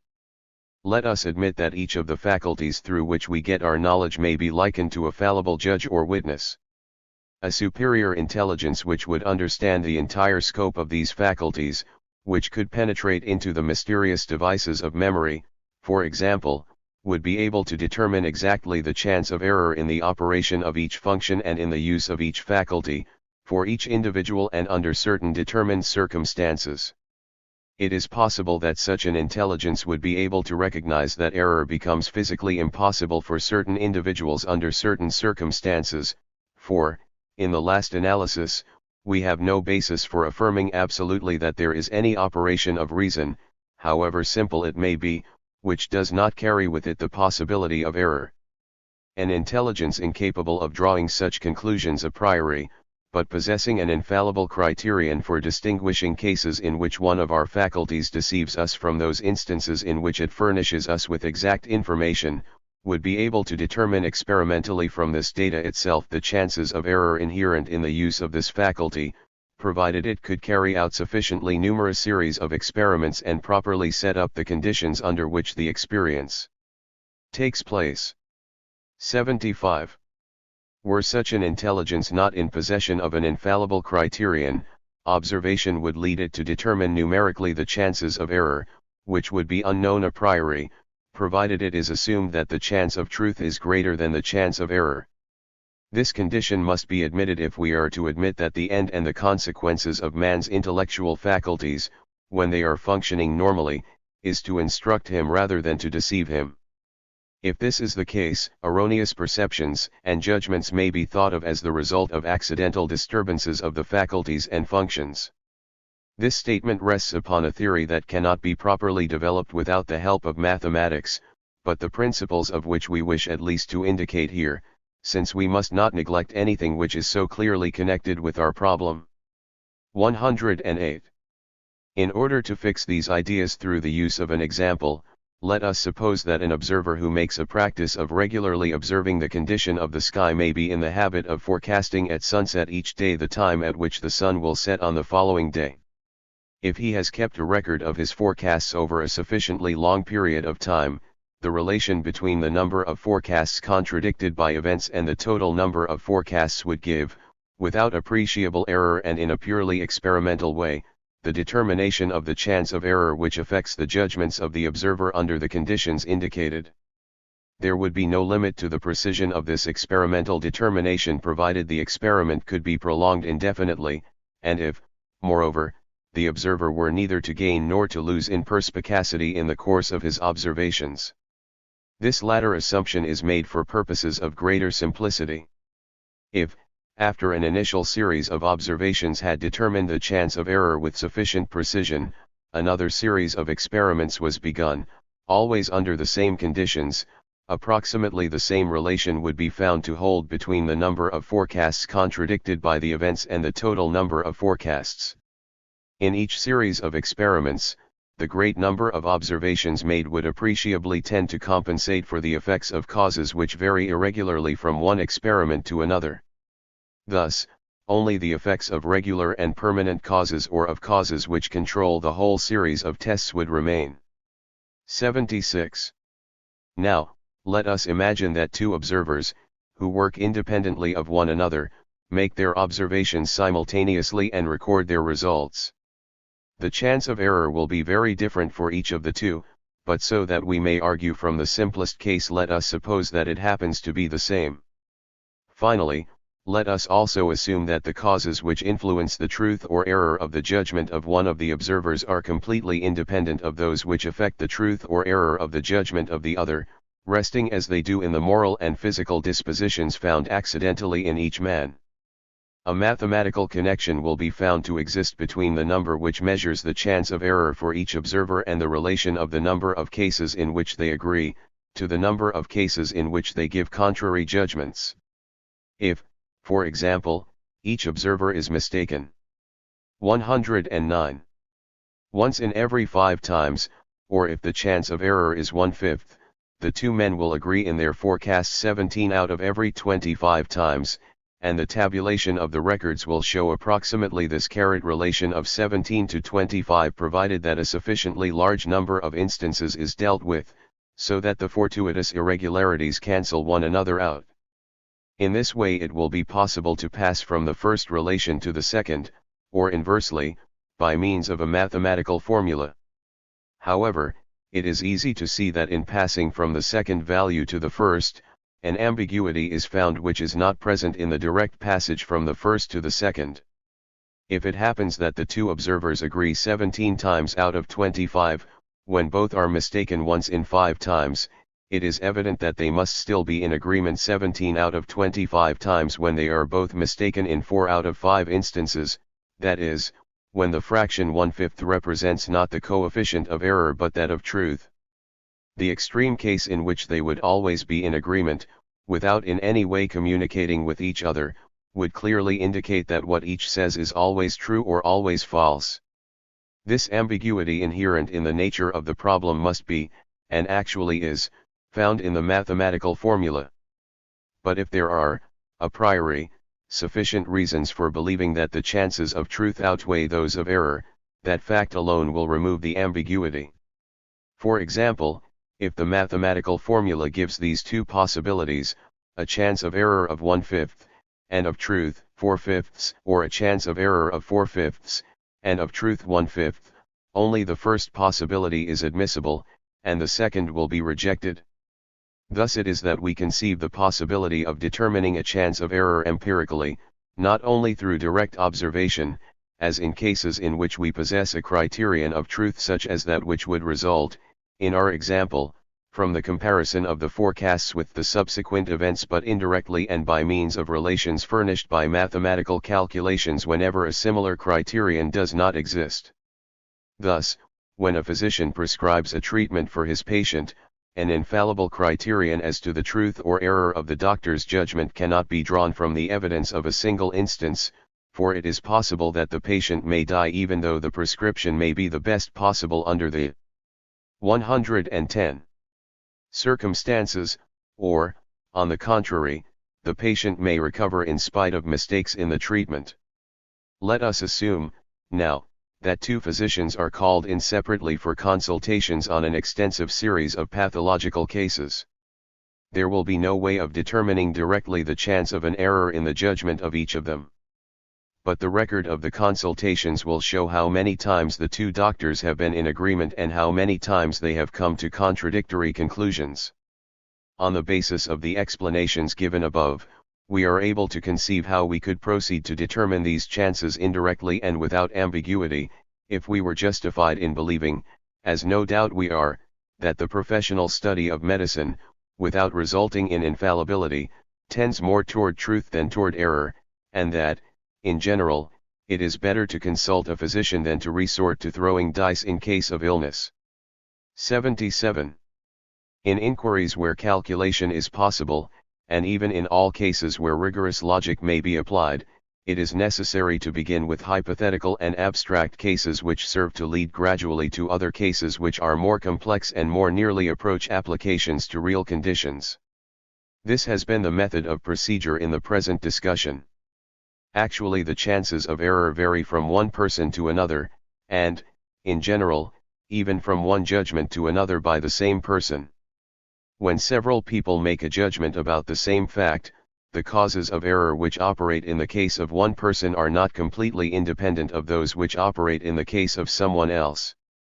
If one is dealing with a long series of judgments such as the decisions of a court of law, the theory whose basis we have just indicated may still be applied after all inexact hypotheses have been amended, provided we have a sufficient quantity of experimental data.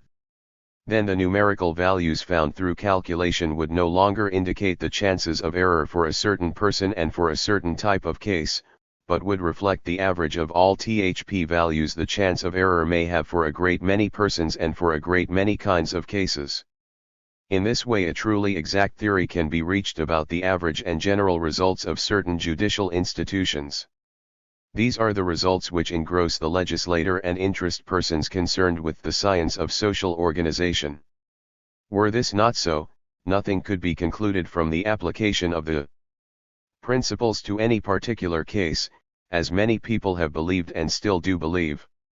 No doubt it would be interesting and useful, for the progress of the body of knowledge concerning our intellectual nature, to have a table giving the mean values of the chance of error in perceptions or judgments in fields other than that of legal decisions, just as it has been useful in getting knowledge of man's physical nature to have tables of mortality, of average sizes, of weight, of muscular force, and so on, for different ages and different countries. Furthermore, the theory of average chances must not be neglected even when we see no way of obtaining the statistics which would make the theory applicable, for, in the first place, the theory may stimulate experimentation, just as experimentation often corrects theories, and, in addition, it is good, as Leibniz has said, to have methods for everything that may be discovered through reason even though circumstances may in fact impede the application of the method. But at the same time it must be recognized that the problem that concerns us throughout this work is to evaluate, in each particular case, the motives which lead us either to give, to deny, or to suspend our assent. Now, in this connection the theory of mathematical probability, when properly understood, would not often be of any help. When wrongly understood, it would lead to false conclusions. 78.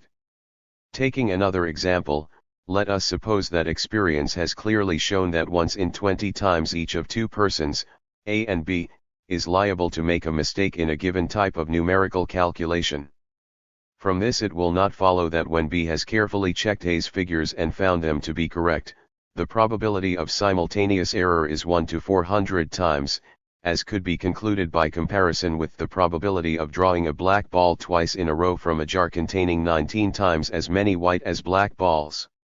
In fact, there is reason to believe that, just because it is B's intention to check a result already obtained, his attention is increased, and he is more on guard against the chances of error.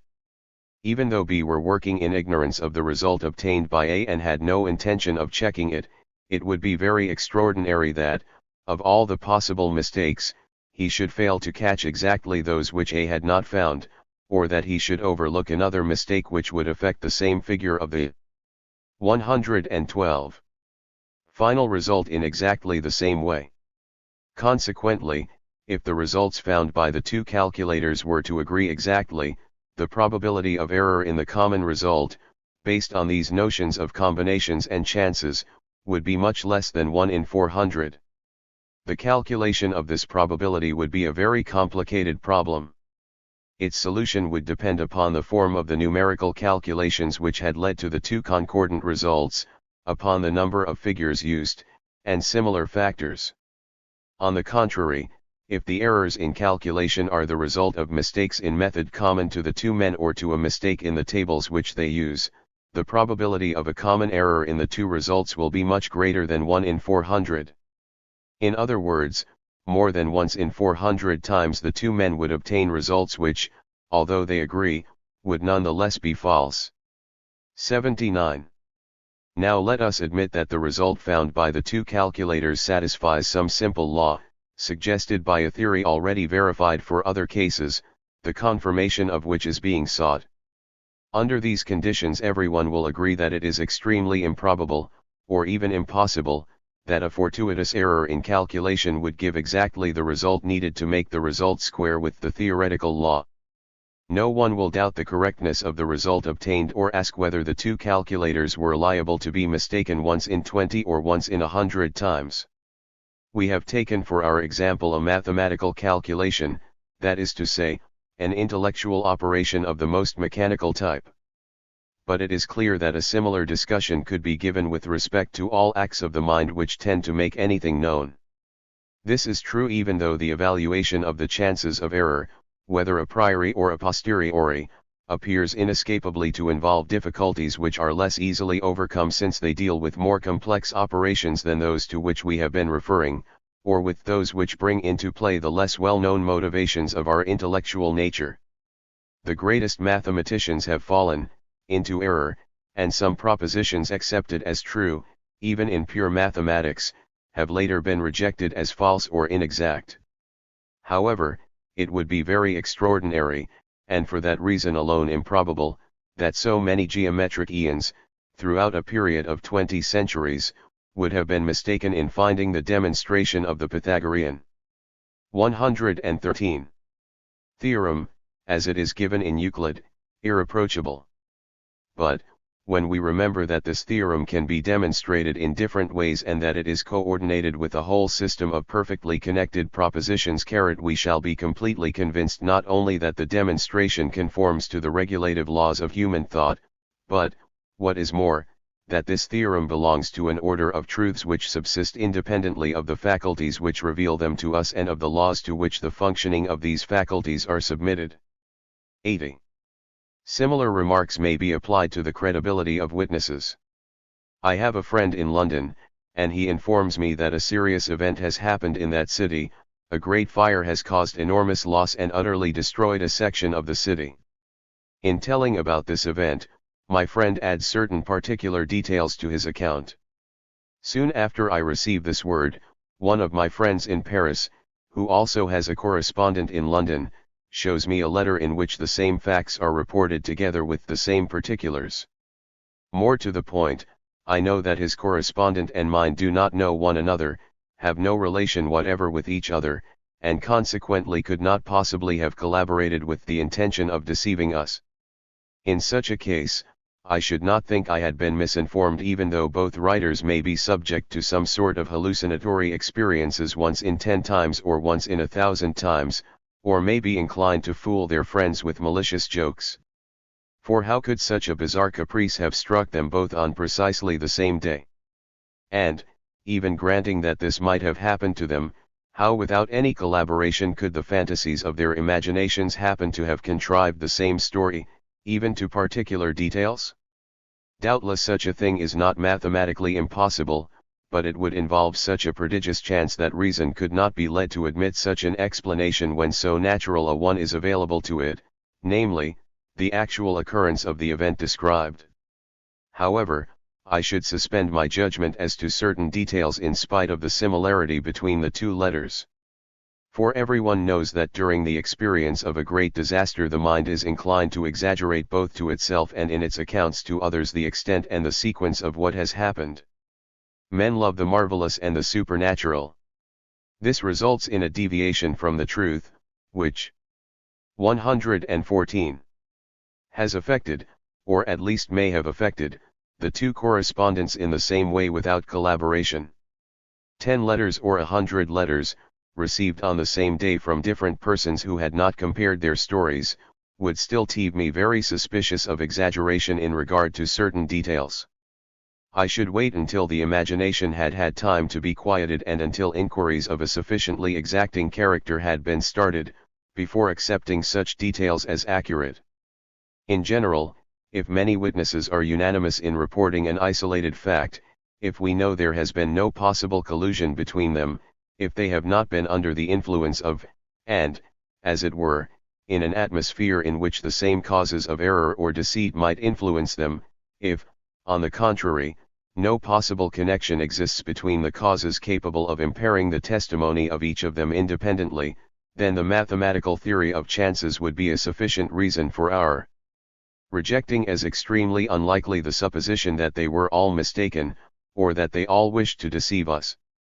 But, if the event witnessed is complex, if all the circumstances are completely consistent with one another and with other facts regarded as certain, then another judgment of probability, based upon the idea of order and upon our need of taking account of the rational connection of events, will put the event in question beyond doubt, even though the number of witnesses is not large, or even though they have been exposed to manifestly related causes of error. This sort of judgment applies even more particularly to historical evidence. We firmly believe that a person named Augustus once lived, not only because of the great number of original writers who have mentioned him, and whose testimonies concerning the principal facts of his life agree among themselves and with the testimony of historical monuments. Our belief is based even more, and, indeed, principally, on the fact that Augustus is not an isolated person, and that his life makes reasonable a large number of contemporary and later events which would be without foundation and unconnected if so important a link in the chain of historical data were omitted. To imagine that certain peculiar persons may take pleasure in doubting the Pythagorean theorem and the existence of Augustus in no way weakens our conviction concerning them. We should 115. Not hesitate to conclude from this fact that the ideas of such persons have been deranged in several respects and that they are at variance with the normal conditions which must exist in our faculties if they are to fulfill their functions. It is for this reason that our belief in certain truths rests neither upon the repetition of identical judgments nor upon unanimous or nearly unanimous assent. It rests primarily upon the perception of a rational order according to which these truths are connected with one another, and upon the persuasion that the causes of error are anomalous causes, affecting each perceiving subject differently, from which it would not be possible for such a coordination among the perceived objects to result.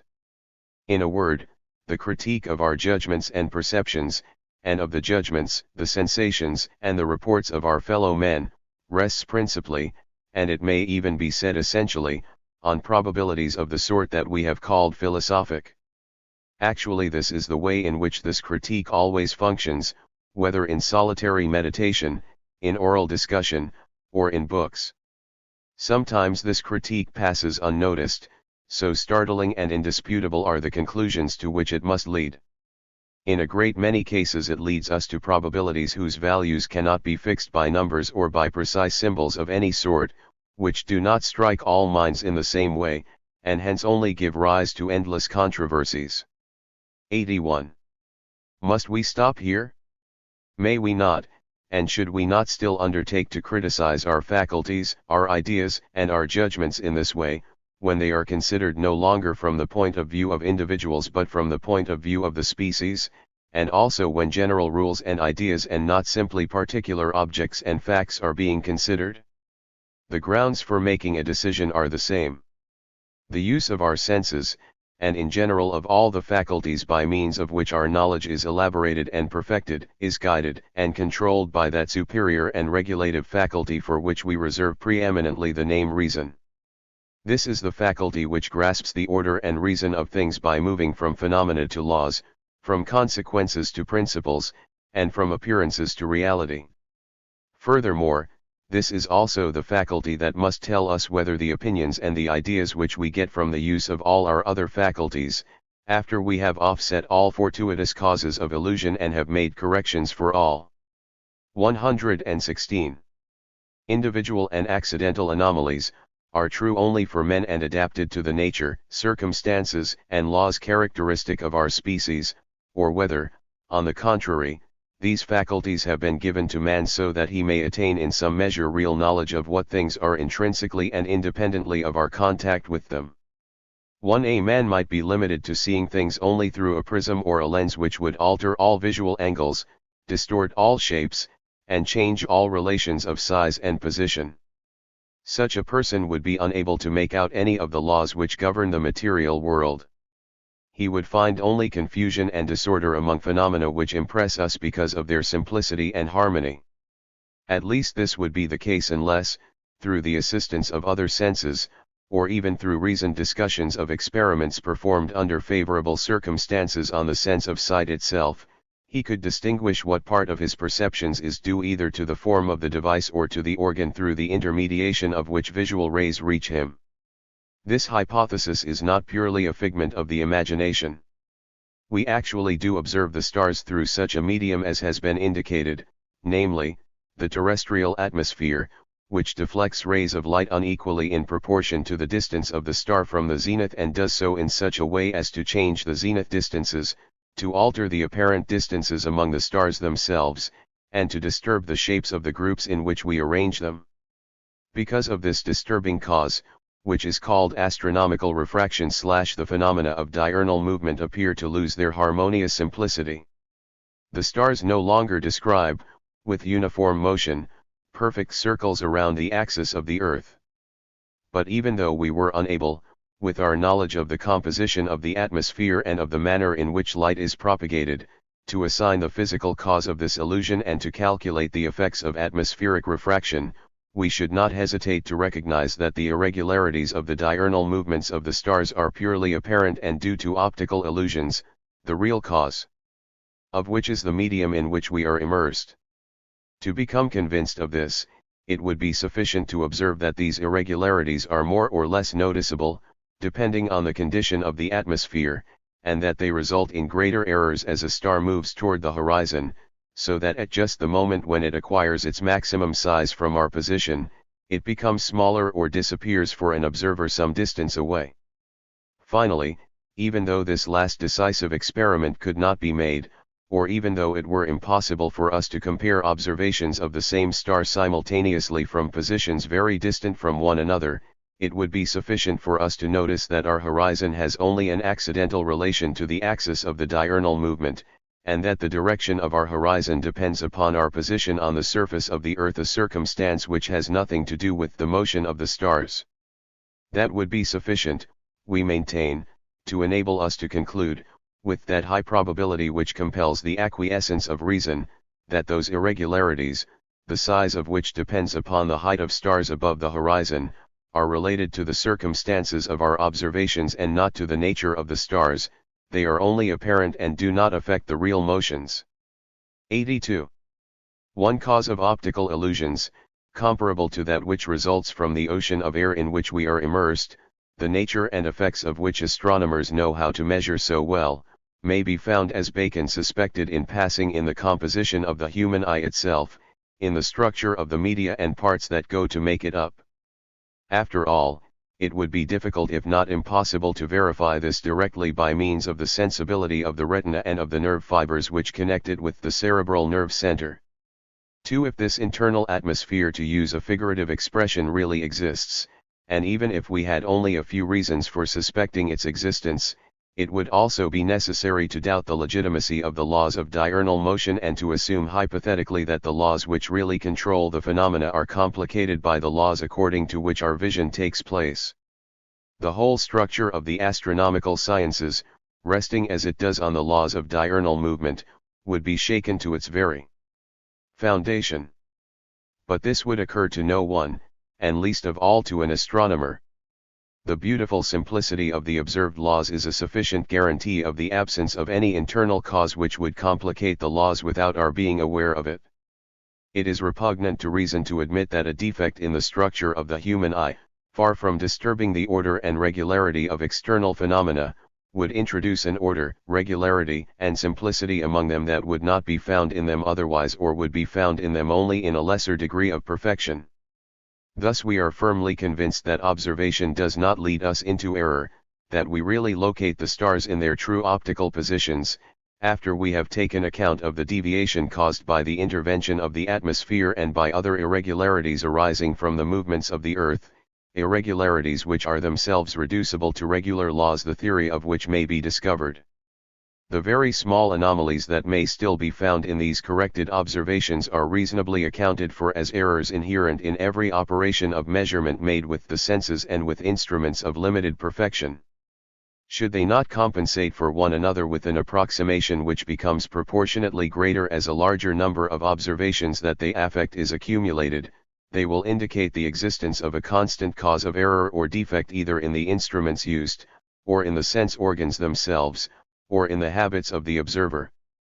A constant tendency to overestimate or to underestimate slightly, either in the operation of measuring angular quantities itself, or in the process of reading the scale of an instrument, is an example of such a cause.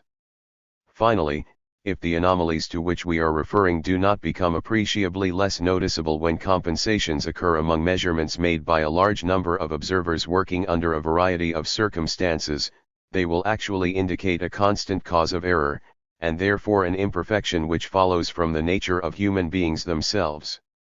Such an imperfection should not be surprising, since, in general, while meeting the conditions of harmony required for the maintenance of its plan and for the conservation of its work, nature does not seem to impose upon itself the necessity of satisfying them with a mathematical precision.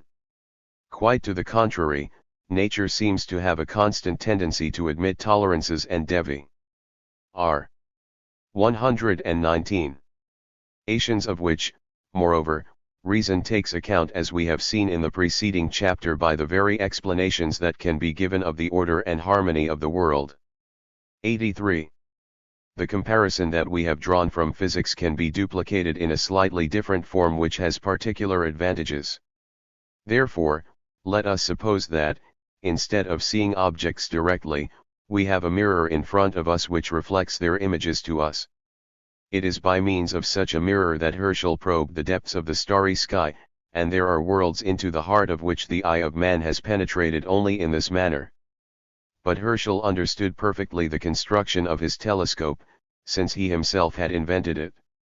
On the other hand, it is possible to imagine a mirror in front of which nature has placed us without apprising us of the fact and without informing us directly of the form it has been pleased to give it. However, if the mirror were curved, the deformity of its images would produce the same effect that would be produced by the introduction of the prism or lens mentioned above. By distorting all the appearances and introducing an obstacle to the arrangement of phenomena according to a simple and regular order, we should be led to suspect the existence of a disturbing cause which affects, not the objects we perceive, but our instruments or organs of perception, and consequently our perceptions themselves and all the ideas connected with them. But, were the mirror a plane one, the order in which all phenomena would be connected with one another would suffice to justify us in concluding that we are placed in conditions favorable for seeing external objects as they are, whether we have a direct intuition of them, or whether they are revealed to us only through the mediation of certain images which, though perhaps weak, are nevertheless faithful in the sense that they retain fully the principal forms and the characteristic traits of the original. Nevertheless, even in the case of a plane mirror, there would be a very fundamental difference in form between the objects and their images. This difference would be similar to that found between the right hand and the left, or to the difference which the study of anatomy discloses between the arrangement of the internal organs of most men, in whom the winding course of the intestines occurs uniformly, and that found in some persons, in whom the arrangement of the intestines is the same except that it 120 is anomalously inverted. The same sort of inversion would affect at once the movements of celestial bodies, the action of electric currents on magnets, the action of crystals on light, and a multitude of general or particular traits of the world we know. But, for the very reason that it would affect simultaneously the whole and all its details, it would not disturb in any way either the regularity of the whole or the harmony of the parts, it would not make things any more complicated.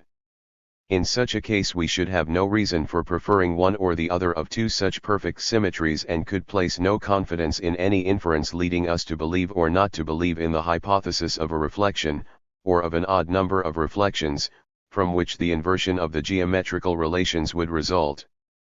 If such a question were ever to cease to be problematical, it would be necessary for observations of a different nature, based upon other properties of light, to show us other characteristics by means of which we could distinguish direct rays from reflected rays, and those which had been reflected only a few times from those which had been reflected more often.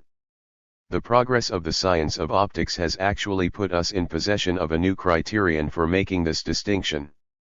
But the recent acquisition of this new criterion serves better to show the insufficiency of another criterion for distinguishing the image from the real object, although this latter criterion suffices even now for deciding that we have before us, if not a real object, an exact image, not a phantasm. 84.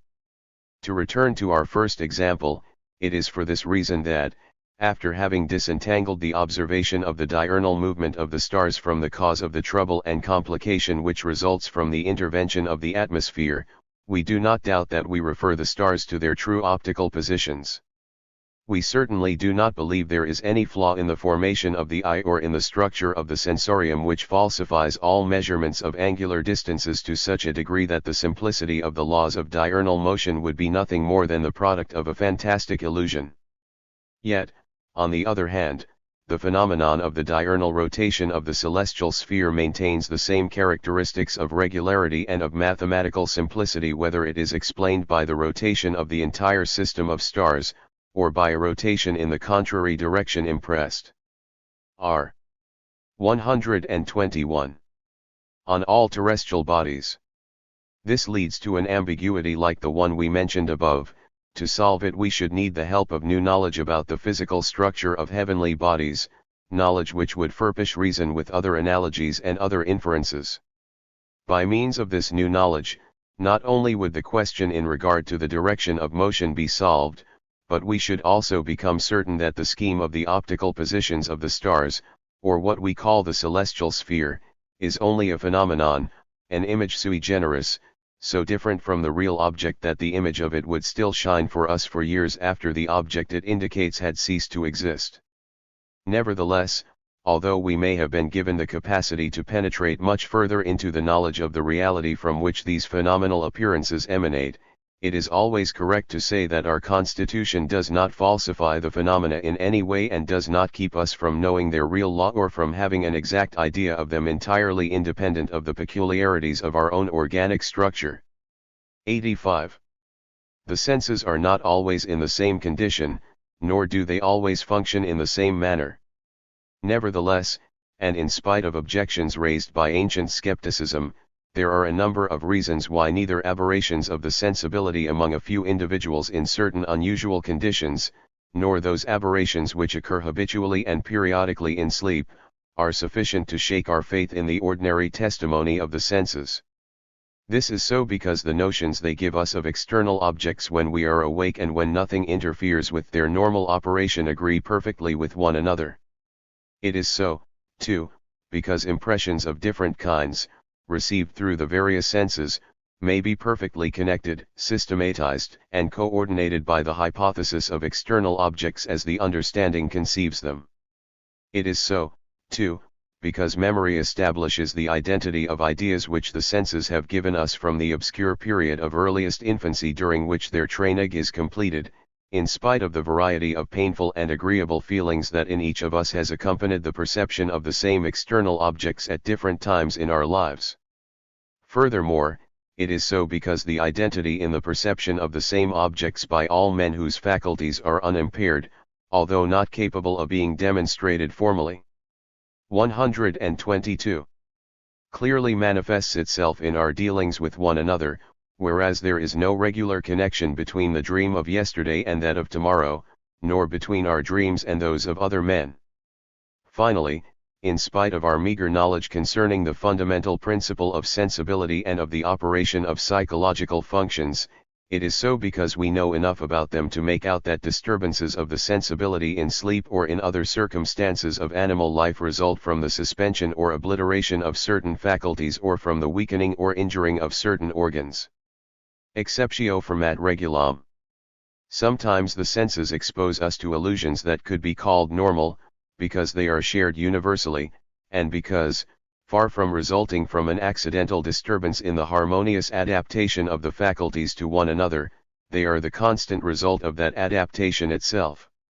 Such are the optical illusions as a result of which the sky assumes the appearance of a flattened vault, and the moon seems to us to be much larger when it is at the horizon than when it is near the zenith.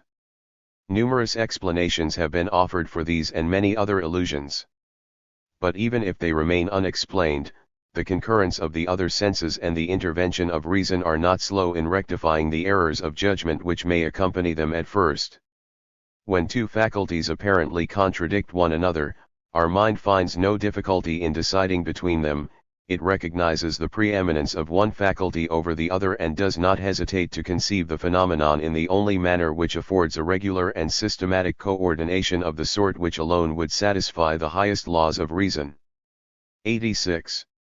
Just as nature has constructed the eye for perceiving optical angles without altering them and optical configurations without distorting them, and has evidently done so in order to adapt them to the needs of beings endowed with a sense of sight, so it has fashioned the understanding not to coordinate impressions coming from external things according to a form of its own and foreign to objective reality, but to penetrate into this reality always to the degree necessary to fulfill the destiny of man.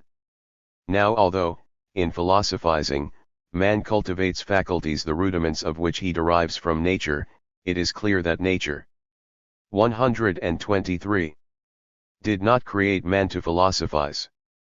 If one wishes to think of it thus, this activity may be regarded as the destiny of some individuals, but it is surely not the destiny of the race. It is therefore perfectly clear that the acts in which man is most like animals suggest to him instinctively the fundamental perceptions or intuitions which he needs to be guided in the exercises of his animal functions, functions of which animals themselves appear to have at least a vague consciousness. It is also clear that, for the accomplishment of the acts which raise him above animality but which pertain to the fulfillment of the destiny of the species, man has natural beliefs three that can be called spontaneous, not because they suddenly appear in the mind, but because they far precede any philosophic or rational control. In this sense it is true to say with Pascal that nature confounds the skeptics, but the other member of the antithesis, reason confounds the dogmatists, cannot be admitted as this austere genius admitted it.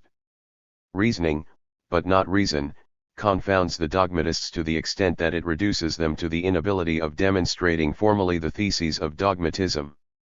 But reason properly speaking, that is, the sense of the reason of things, succeeds, as occasion arises, in legitimating certain natural and instinctive beliefs and in rejecting others among the prejudices or illusions of sense.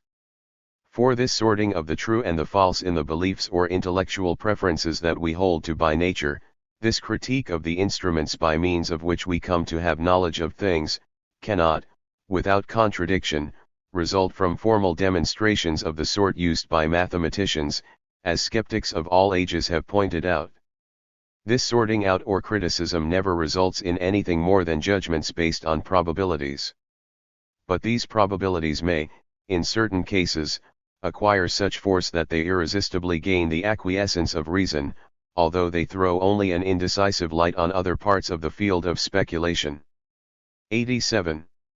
The system of critical philosophy here indicated is none other than the system of criticism followed in the sciences and in the conduct of life.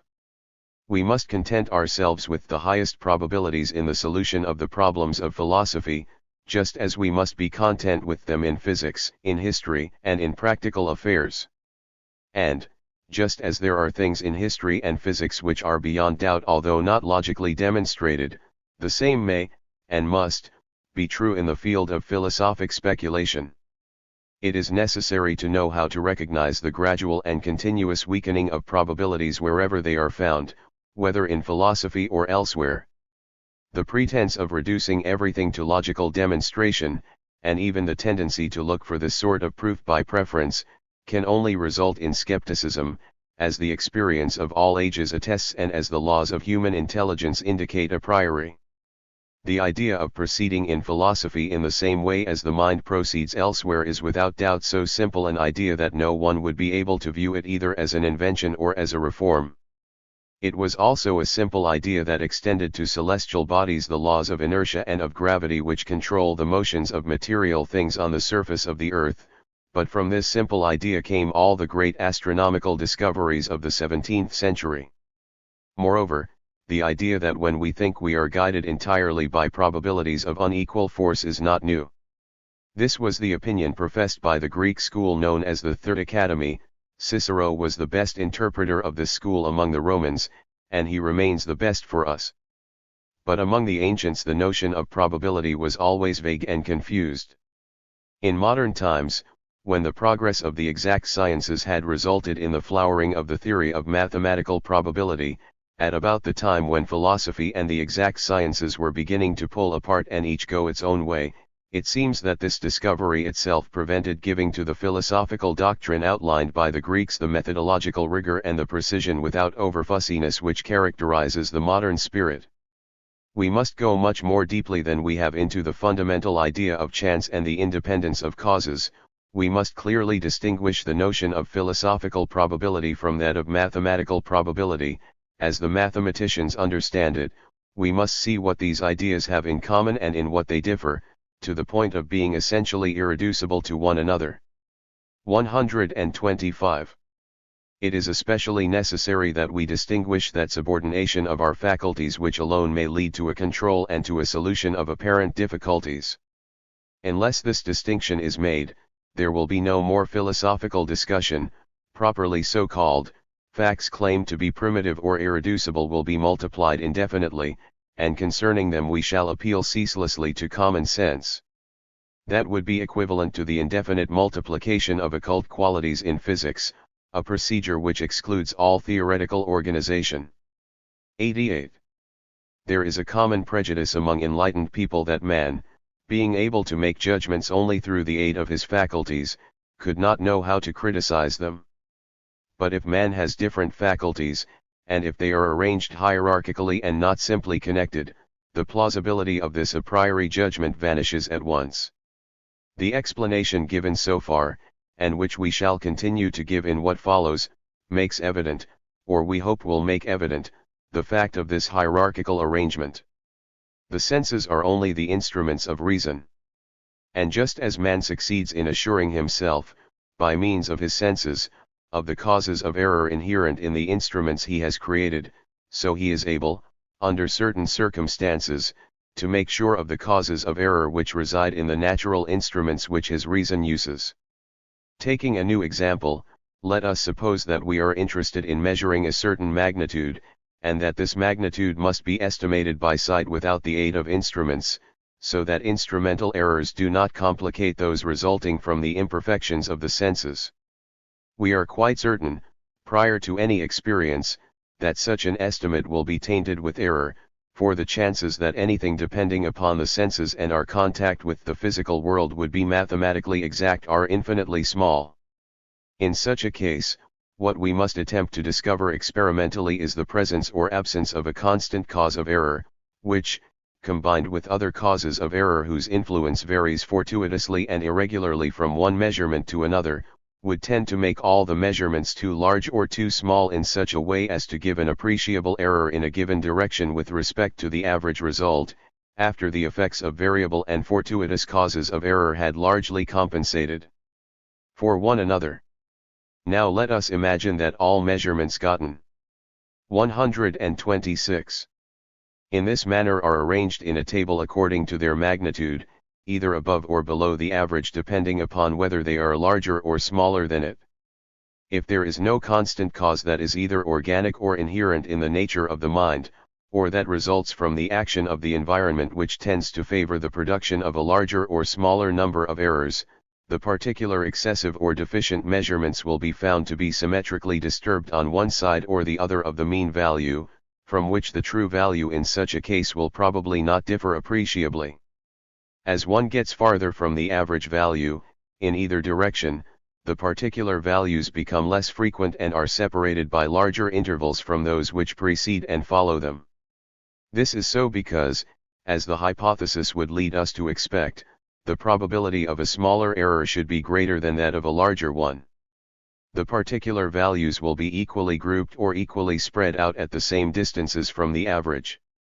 If, however, such a symmetrical distribution is found in the table of particular values, it will still not be proven, but it will be at least very probable, that in making the measurements in question the eye has not been influenced by a constant cause of error, and that the average does not differ appreciably from the true value that was being measured. If, on the contrary, the symmetrical distribution to which we refer does not occur, we shall be certain that the chances of errors in one direction outweigh those of errors in the opposite direction, provided we work with sufficiently large numbers. For example, we shall be sure that a constant cause favors larger errors. In this case it will be extremely improbable, if not rigorously impossible, that the average will be found not to differ sensibly from the true value. A simple idea of the mind, a purely rational conception, will have argued the truth or error of the sensible perception and of the judgment of comparison or of measurement which follows from it. 89. It is said that man necessarily makes himself the center of everything, that he necessarily relates all things to himself. That this may be an instinctive tendency of his sentient nature is not to be denied. But the history of the sciences furnishes many proofs that man has in reason the means of combating and surmounting this tendency and of raising himself above pure functions of relation, as the physiologists appropriately call them. What is 127. More consistent with this instinctive tendency than to suppose that the earth is immovable and the center of the motion of the heavenly bodies? Yet, by means of a series of analogies, inferences, and proofs which address themselves to reason and not to the senses, man has seen led to give up this prejudice. And he has done so in spite of many other obstacles which tend to go contrary to the judgment of his reason. Reason and science have led naturalists to quite different results. The gradation that they establish in the series of animal species which people the earth puts man at the head of the series and reduces the other species to a lower rank in proportion as they become increasingly unlike him with respect to their characteristics taken as a whole or with respect to those features which the whole body of our observations forces us to regard as basic and dominant. Nevertheless, it is perfectly clear to all zoologists that this gradation must not be prejudiced by our position in it. Such an order is not artificial, because it does not present any of the inconsistencies that an artificial order set up in accordance with man's accidental position in the series would inevitably present. This is so because the progress and the concordant results of zoology, comparative anatomy, embryology, and paleontology have long since put this matter beyond all doubt. This is being reaffirmed each day on the basis of new discoveries. The discovery of the order of natural affinities which thus, through rational inferences, makes us certain of the preeminence of our species, has resulted from scientific investigations and from methodical and persevering work. At first, stimulated by the unique instincts of his sentient nature, man in fact arranges the creatures of the earth in an artificial order based upon the services they render him and upon their advantage to him, or at least if he wishes to free himself from matters that touch him personally according to their size, their external form, the length of time it takes them to attain their growth, or the environment in which they live. In a word, they are grouped on the basis of characteristics to which man is naturally led to attribute a value they do not have basically, and which stands in the way of a more penetrating understanding of the nature of existence, in proportion as the progress of science brings to light less evident facts and permits the reason to grasp more essential relations. 128. This does not mean that, in the arrangement which it is reasonable for us to regard as the most natural and the most true, there are still no traces of a relative and artificial order, adapted to the manner in which we conceive things rather than to an exact representation of what things are intrinsically and absolutely. We shall examine this matter later, and we shall discover that its cause is a consequence of the way in which some of our faculties develop. As a result, this application of the principles of criticism in another way will only serve to give the principles a new confirmation. If man were in contact with rational beings having a nature different from his own, if we knew in fact many different types of rational animals, as we do know a number of species that are very much like us so far as their organic structure and their animal functions are concerned, no one would doubt that there might be many other means of completing the critique of our knowledge and of distinguishing that which belongs in reality to things from that which is imposed by the constitution of the species. But we lack such terms of comparison, and the distinction between various human races is too slight, so far as consistency in specific distinctions is concerned, to disclose methods sufficiently sure and sufficiently significant for philosophic inference. However, even though this is true, all critical judgment is still not impossible. It is undoubtedly very natural to believe in the physical and intellectual preeminence of the race to which one belongs. But this natural prejudice may be confirmed or denied by reason. Thus, for example, should it happen that the same characteristics which serve to establish the gradation of animal species and the incontestable preeminence of human beings over other animal forms were also of a sort that could serve to establish a gradation among the races in the human species, reason would clearly have to admit the superiority of the race which combines the distinctive characteristics in the highest degree, and this would have to be admitted independently of any accident of birth. The inference to which nature yields in such a case is of absolutely the same sort as that which leads us to extend the path of a curve which brings us to prolong, beyond the discovered end points, a curve whose path is suggested to us by a sufficiently large number of points that have been determined. 129. 90. If the order we observe among phenomena were not that which is found in them but the order in which our faculties place them, as Kant maintained, it would be impossible for us to criticize our faculties, and, together with this great logician, we should all fall completely into the most absolute sort of speculative skepticism. But it is not enough to lay down such a hypothesis gratuitously. We must check it against the facts, and we have shown that the facts are inconsistent with it. Unless we exaggerate idealism to the point of admitting that thought creates the external world out of whole cloth, and the criticism of such errors of speculation is not the object of our study, and so long as we give ideas only representative and not productive efficacy, it must be agreed that an order exists in things which is independent of our manner of conceiving them, and that, if there were no agreement between the order of our impressions and the order inherent in the objects represented, only an infinitely improbable chance would be able to bring about a mutual relationship between these two kinds of events in such a way as to produce a simple order or regular connection in the system of representations.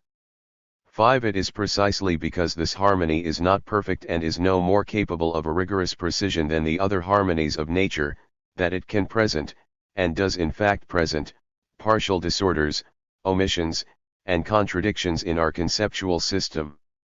The idea of order has this peculiarity and eminence: it contains within itself its justification or its regulation.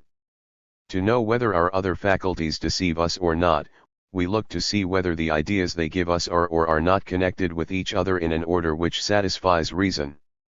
But the idea of order can be given to us only by order itself.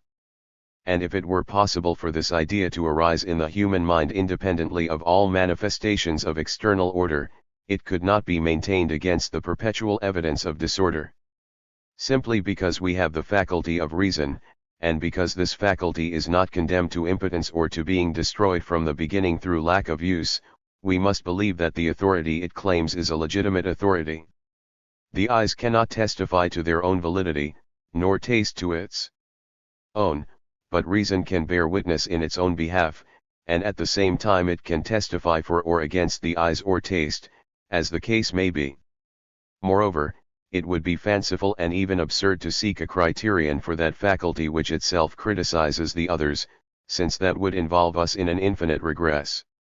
It is fully evident that it would then be necessary, without any discussion, to adopt the most radical skepticism, and to say with the Greek, "We know only that we know nothing." But again, unless we have been completely deluded, we are dealing here with a discussion much more basic than pedantic subtleties, and we readily renounce any attempt to convince those who do not themselves admit the authority of reason. As Geoffroy says, just as reason, receiving evidence from the senses, from memory, and from consciousness, asks itself what the validity of this evidence is and to what extent it ought to rely on it, so, to the degree that it passes judgment on these faculties in proportion as it conceives, beyond what they reveal to it, realities and relations which escape them, it asks itself what worth its own judgments and conceptions have, and to what extent its confidence in itself, which is the final and the supreme basis of all it believes, is justified. Thus reason, which controls everything within us, controls itself. This is not merely a supposition, but a fact which observation immediately confirms in us, and which philosophic debates have served only to carry over into the field of history. But from the fact that reason raises doubts concerning itself, does it follow that it has the ability to resolve them? By no means. About what does reason doubt? It doubts principles which make it what it is, principles that for it are the very criteria of what is reasonable and true. What means does it have for resolving this doubt? It has and can have only these very principles. Therefore, it is able to judge these principles only by themselves. It tests itself, and if it doubts itself to the point of feeling the need of being tested, it will be unable to trust itself when it undertakes this examination. This is so evident that common sense would be offended by our insisting upon it.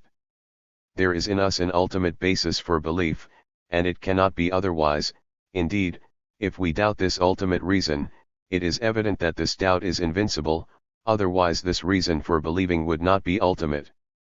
This is what the Scottish school means when it maintains that to attempt to prove basic truths implies a contradiction, for were it possible to prove them they would not be basic.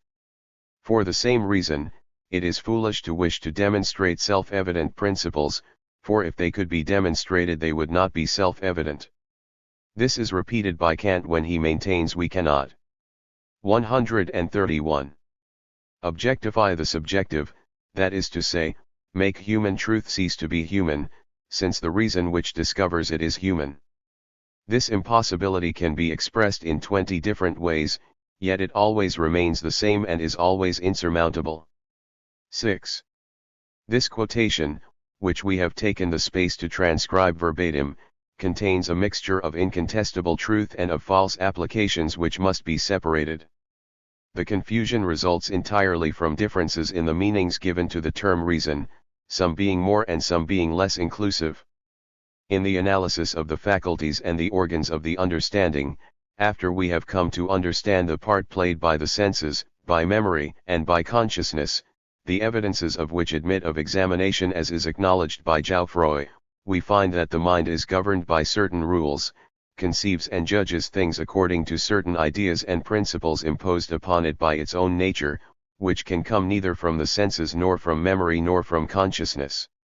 For example, it is found that the mind necessarily conceives of an unlimited space and time in the midst of which phenomena occur, that it is led invincibly as the structure of all languages proves to attribute the destructible qualities which it perceives to an indestructible substance which it does not perceive, and so forth. These laws, ideas, and principles that cannot be derived from the senses are, when taken as a whole, what many philosophers call reason. But reason thus conceived is something multiple and complex, the diverse data of which raise in us doubts of fact and of law and must be submitted to the control of a higher principle, just as is the case with the evidences of the senses, memory, and consciousness. To justify the prerogative of the supreme and regulative principle, it is necessary that this principle should have some feature that distinguishes it from all others. Now, in the first place, if we examine the question as to what principle it is by means of which reason criticizes the evidence of the senses, memory, and consciousness, upon what principle historical criticism, scientific criticism, the criticism of judicial evidence, and generally all types of criticism rest, we will find that reason does not proceed by invoking the idea of an infinite space or of an indestructible substance, or by any other principle of that sixth preface to the translation of the works of Reid, Peekelskiath. 132. Kind, but that, on the contrary, it always proceeds by making reference to the idea of the order and the reason of things, by rejecting that which would result in contradiction and incoherence, by admitting or by tending to admit that which leads to regular coordination. In the second place, we do not understand at all how such an idea as that of an indestructible substance or of an unlimited time could test itself, or test the idea of the order and reason of things, while we can very well conceive how the latter idea can serve us as a basis for testing the former ideas in so far as we see that the latter brings order or introduces incoherencies and conflicts into the system of our conceptions. To the degree that the idea of order tests itself, it would be a contradiction to suppose this idea to be a prejudice of the human mind, or to be true only, as Geoffroy says, as a human verity, and that we shall none the less find order in nature in proportion as our study is extended. Thus reason, when this term is taken in a sense which, according to us, is much too inclusive, doubts itself and the principles which constitute it, and not without ground. But regardless of what Geoffroy says, it is not brought to a condition of serious, to say nothing of insurmountable, doubt concerning the single regulatory and supreme principle by means of which it criticizes its several constitutive principles and all the other human faculties, any more than it raises serious doubt about mathematical axioms.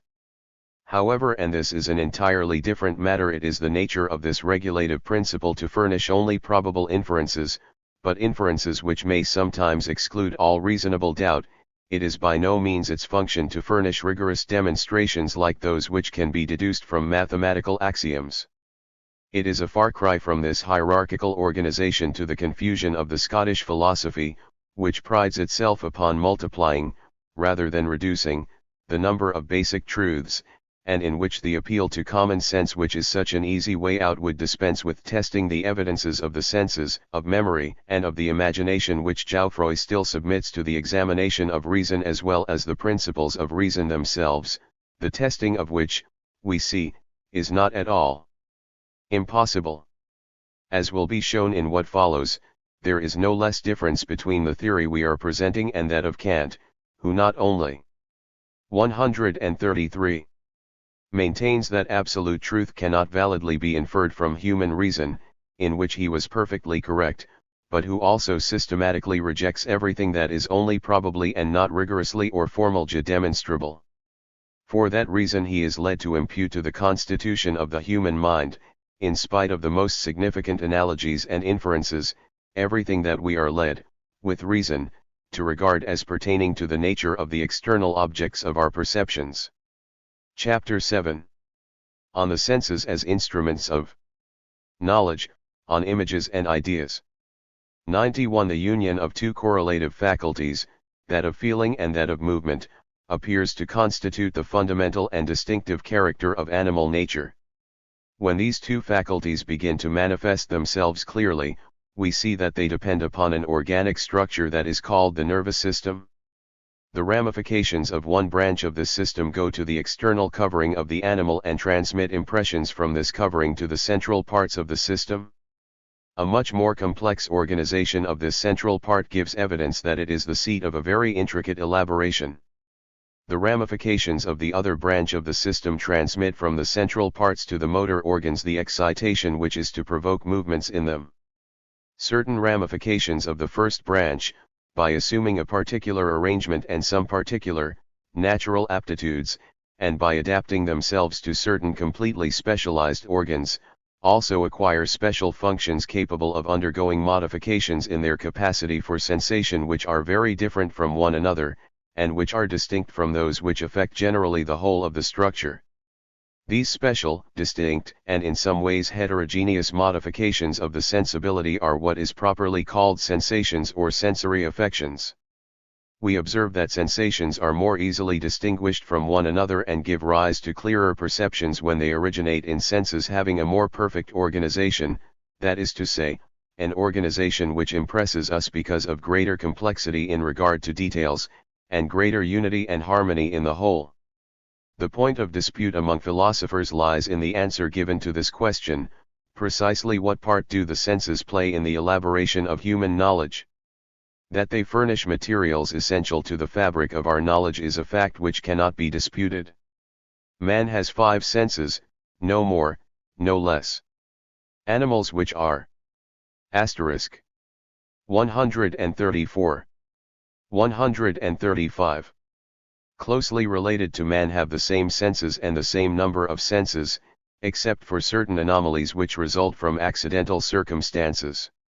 It is necessary to descend very low in the order of animals before we come to species in which these sense organs, or certain of them at least, undergo profound modifications, become dull, and finally disappear. We can hardly imagine, among some species, organs of sensation which are essentially different from ours, which would not pertain to normal types of animality, or which appear only accidentally and accessorily. Does this number 5 therefore, have some secret value connected with the essence of things? Or if nature, in setting up just this number, has used its discretionary powers, so to speak, is there any reason to believe that with one sense more or less the whole body of our knowledge would be thrown into confusion and not simply extended or decreased?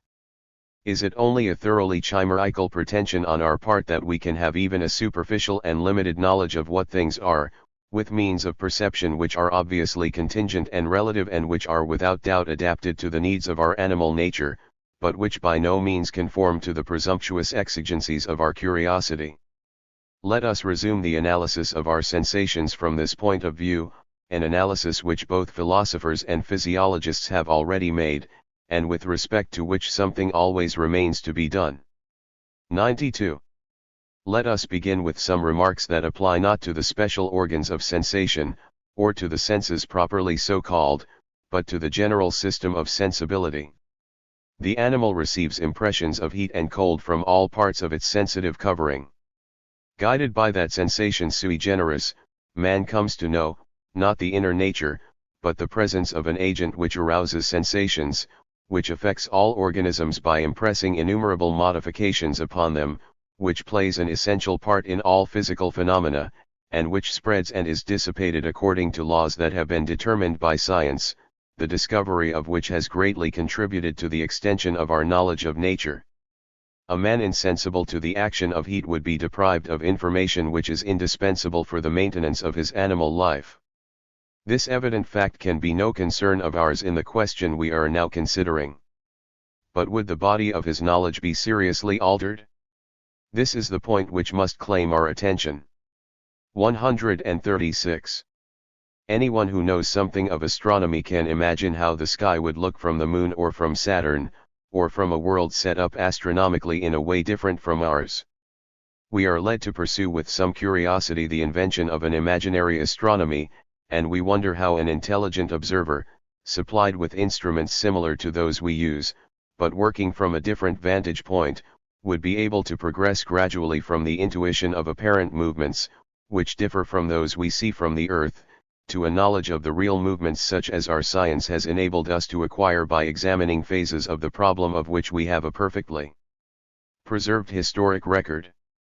For our purpose this is not only a matter of curiosity, it is also useful to indicate how our physics would be reconstructed by adapting it to hypotheses which, although indubitably imaginary, involve nothing that implies a contradiction or which is repugnant to reason in any other way. 93. Therefore, let us pretend that variations in the calorific state of bodies affect our senses directly no more than variations of their electrical condition do or than the magnetism of a bar of steel does. It would not require a very careful study of nature to note that the volume of liquids varies constantly, and that these variations are particularly noticeable when bodies are exposed to the sun or when, if they are in the shade, they are brought toward or removed from a fire. In such a situation it would certainly occur to someone to make these variations perceptible by putting some liquid into a rounded vessel at the end of which is a slender tube. This would not yet be a thermometer or an instrument suitable for the measurement of variations in temperature, but it would be an indicating instrument capable of showing the existence of these variations, or what physicists call a thermoscope.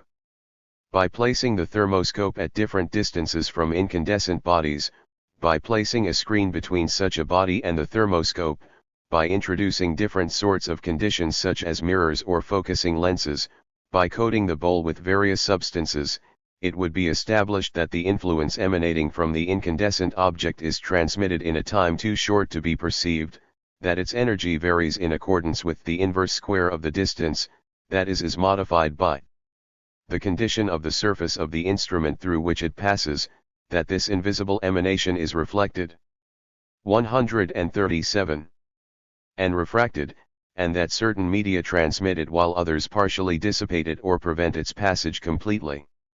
It would be noticed particularly that media which are opaque or impervious to light are highly pervious to this other emanation, the laws of which are being studied. Consequently, this emanation would be related to a principle analogous to light which sometimes does and sometimes does not accompany it, which appears to differ from it in many respects, and which follows different laws in certain cases. By pursuing this idea we should arrive, or could arrive, at a theory of radiant heat which in truth would not differ from that to which the results of our most recent researches have led us. 94. It would not be long until we discovered that dark objects, when exposed to rays of the sun or to the emanations of a luminous body for a certain length of time, also act on the thermoscope in the manner indicated, until they have returned gradually to their original state. Thus the idea would be confirmed that the cause of this emanation must, at least provisionally, be distinguished from light even though light accompanies it when it reaches a certain intensity. A natural inference, confirmed by experiments which can easily be conceived, would lead to the admission that all objects, even when they have not been brought near incandescent bodies or exposed to the rays of the sun, have a radiation of the same nature, although less intense. It would follow that this radiation also occurs in the substance of which the thermoscope is made, but that it has no apparent effect when this body loses as much by radiation to surrounding objects as it receives through the radiation of these bodies. In a word, the notion of temperature would be acquired and the theory of the unstable equilibrium of temperatures would be developed, just as it is taught in our books.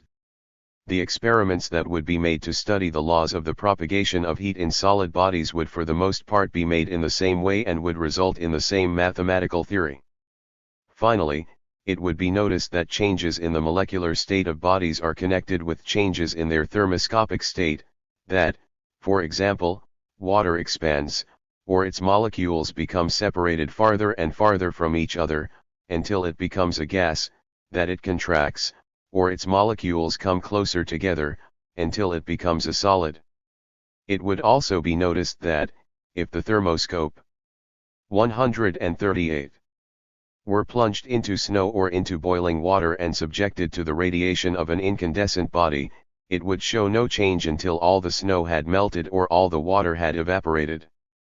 This last observation would suggest the construction of the thermometer, or of a graduated instrument having a scale which makes it suitable for defining and for measuring temperatures. It would also suggest the making of a calorimeter, that is, an instrument suitable for measuring the effects of this particular type of radiation, this emanation which, unlike light, is neither tangible nor ponderable. In addition, it would be noted that most chemical actions are accompanied either by the emission or by the absorption of this intangible principle. As a result of all this, heat would come to be conceived as a cause whose most general effect is the tendency of the molecules of bodies to separate and to neutralize the action of other forces which tend to bring them together. 95. In a word, for it is well understood that we must omit or abridge the details under the conditions that we have set up. It would be possible to get exactly the same ideas of the nature of heat that we have of it, except that these ideas would not be associated with the memory of certain sensations, which in this case manifestly contribute nothing to the clarity of the ideas and do not assist the mind in the work of theoretical construction. We would come to know about heat in the same way in which we know about electricity, that is, by means of scientific and not of common knowledge. There would be no common words in any language to designate the experiences of heat and cold, but there would be technical or scientific terms which would even tend to pass into the ordinary language of intelligent persons because of the generality and the significance of the notions they express. This is how it happens that we may say, with assurance of being understood by everyone, although it would have been unintelligible in the time of Louis XIV, that an orator electrified his audience.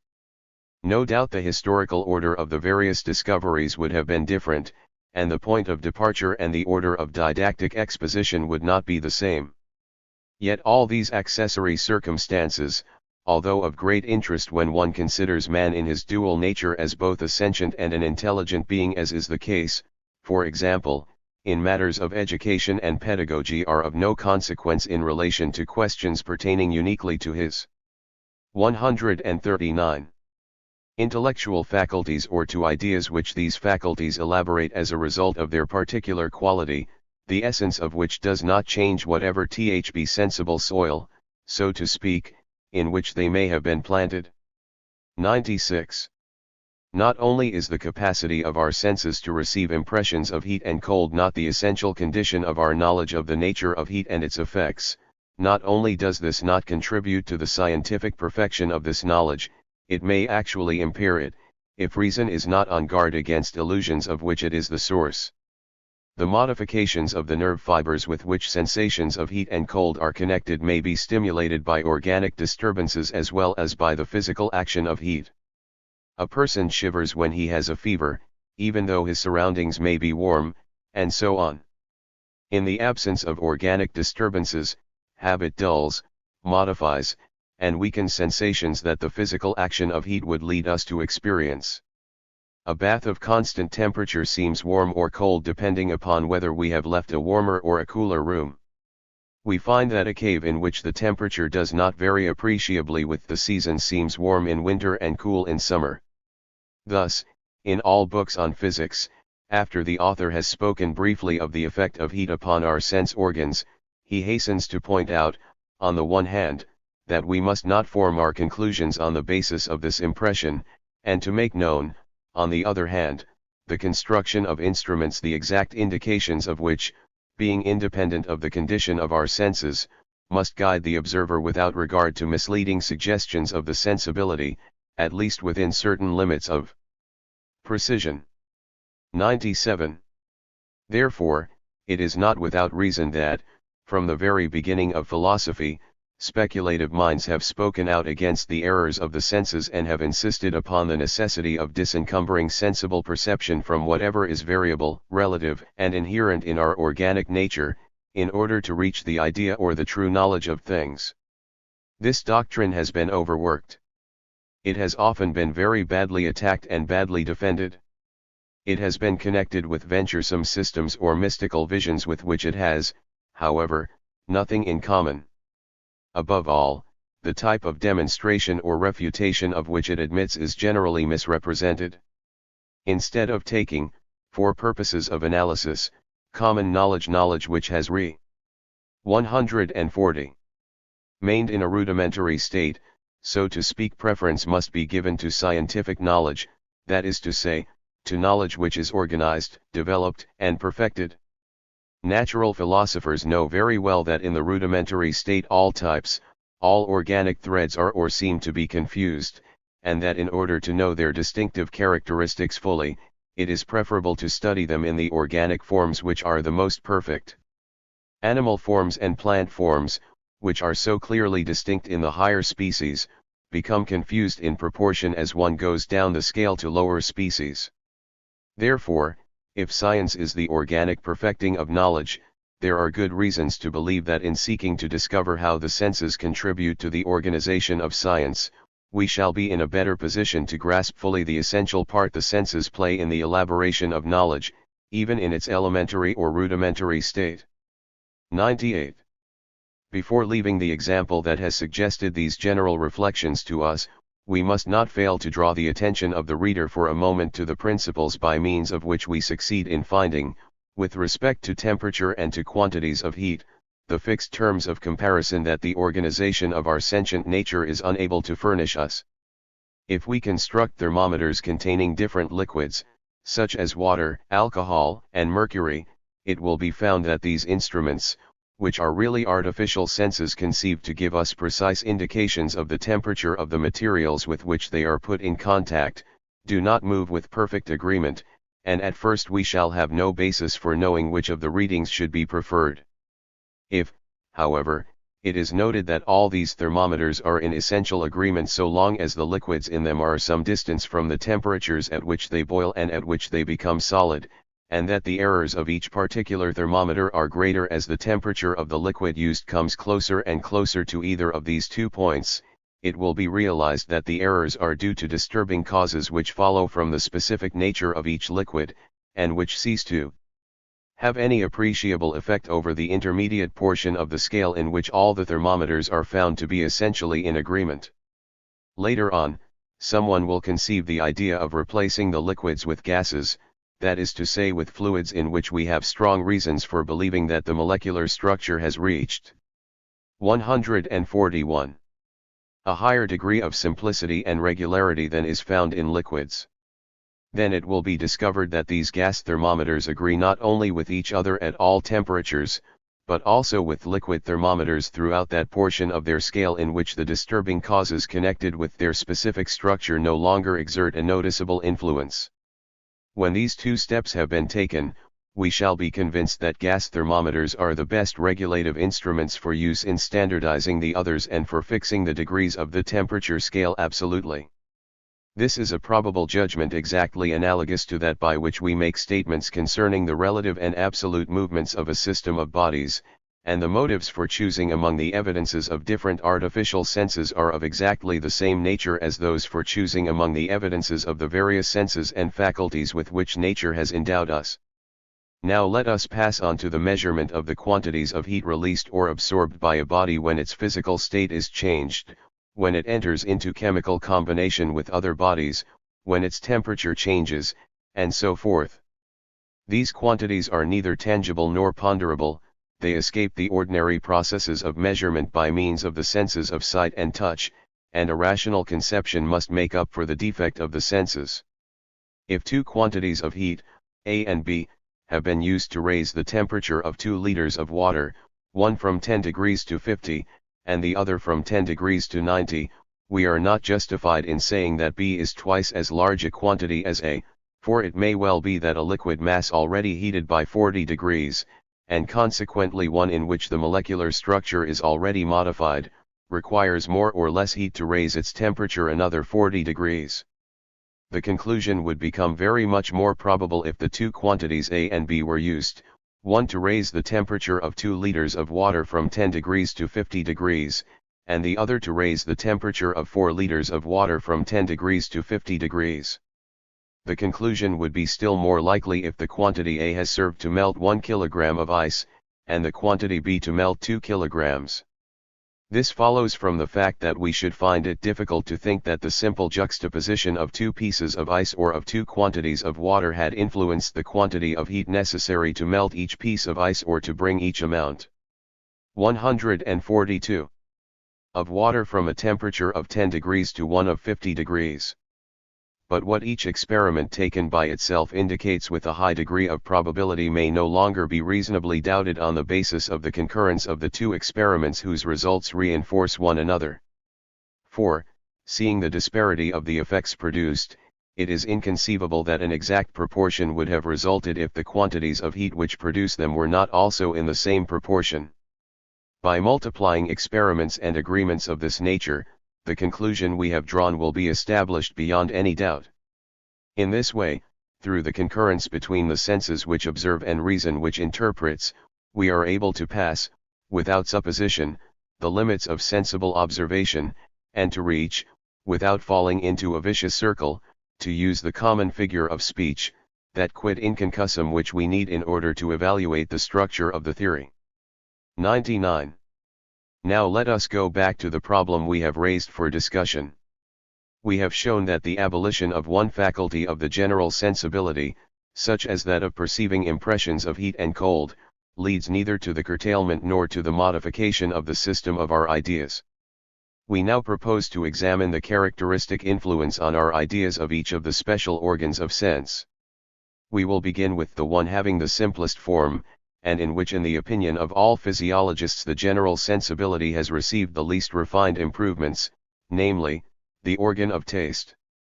The importance of this organ for one of the principal functions of the life of the animal is clear enough, but in proportion to the degree that this importance is great, so by a sort of compensation of which there are numerous examples in nature the utility of this organ is slight and even nil so far as matters of knowledge are concerned.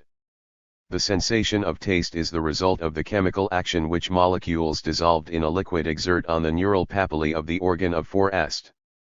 This organ is a chemical reagent which is sometimes endowed with an exquisite delicacy, which is able, by the perception of characteristic tastes, to detect in a mixture of various things the presence of particles which would escape the balances and the reagents of the laboratory.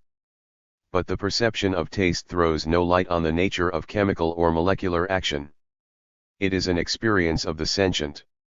143. Subject which gives no image and implies no knowledge about the object sensed.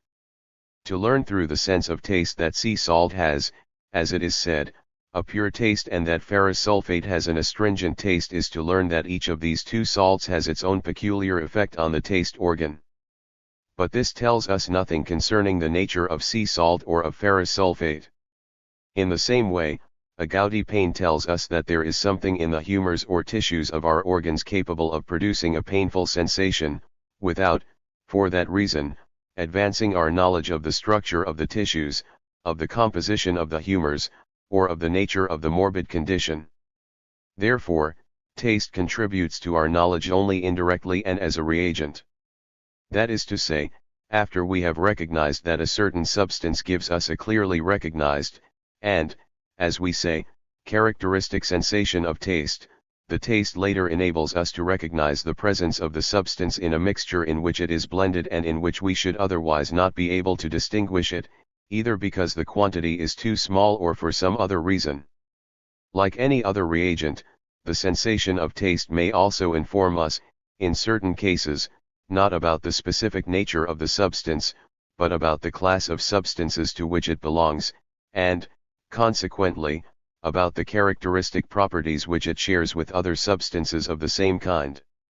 Thus, when a substance causes us to experience an acid taste, we know that it is capable of uniting chemically with salifiable bases, and also that, if the product of this reaction is decomposed by means of an electric current, the same substances, liberated once more, will go to the positive pole of a voltaic cell, and so forth. We know all these things because experiments have taught us that the property of uniting with salifiable bases and that of moving to the positive pole of a cell are constantly associated with the property or quality of exciting in us the sensation of acid taste.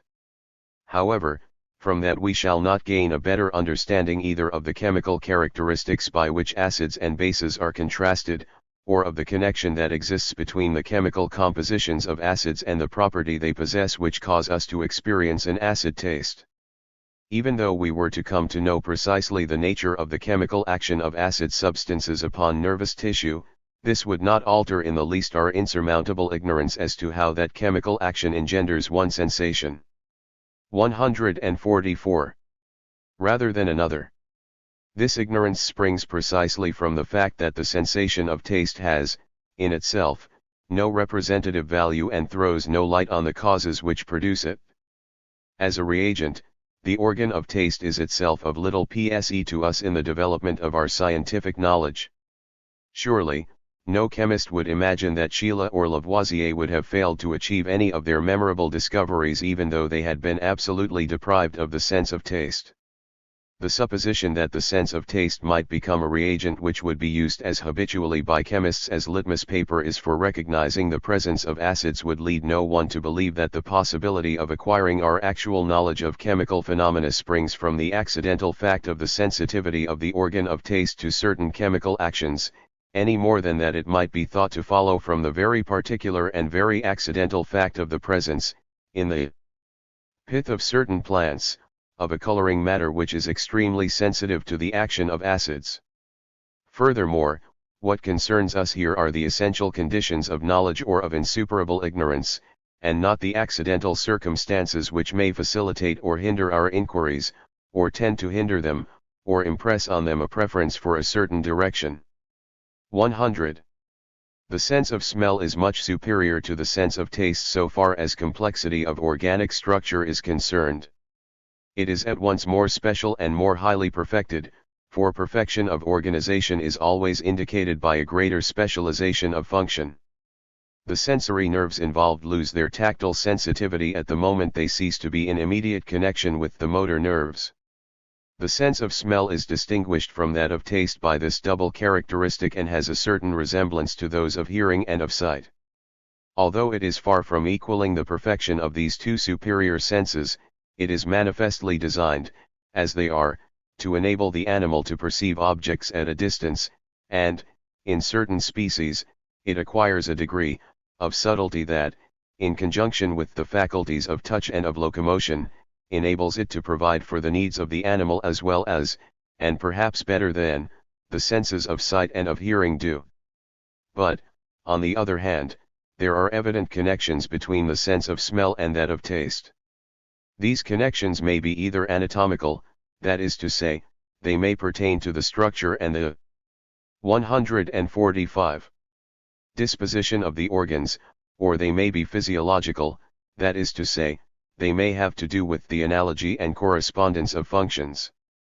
For this reason, we may suspect among certain animals, and notably among certain ruminants, the existence of an organ adapted to the search for their food, acting as an intermediate sense or establishing the passage from one sense to the other. Both are directly connected with nutrition and develop in a way that parallels what we call instinct rather than in a way that parallels the intelligence of the animal.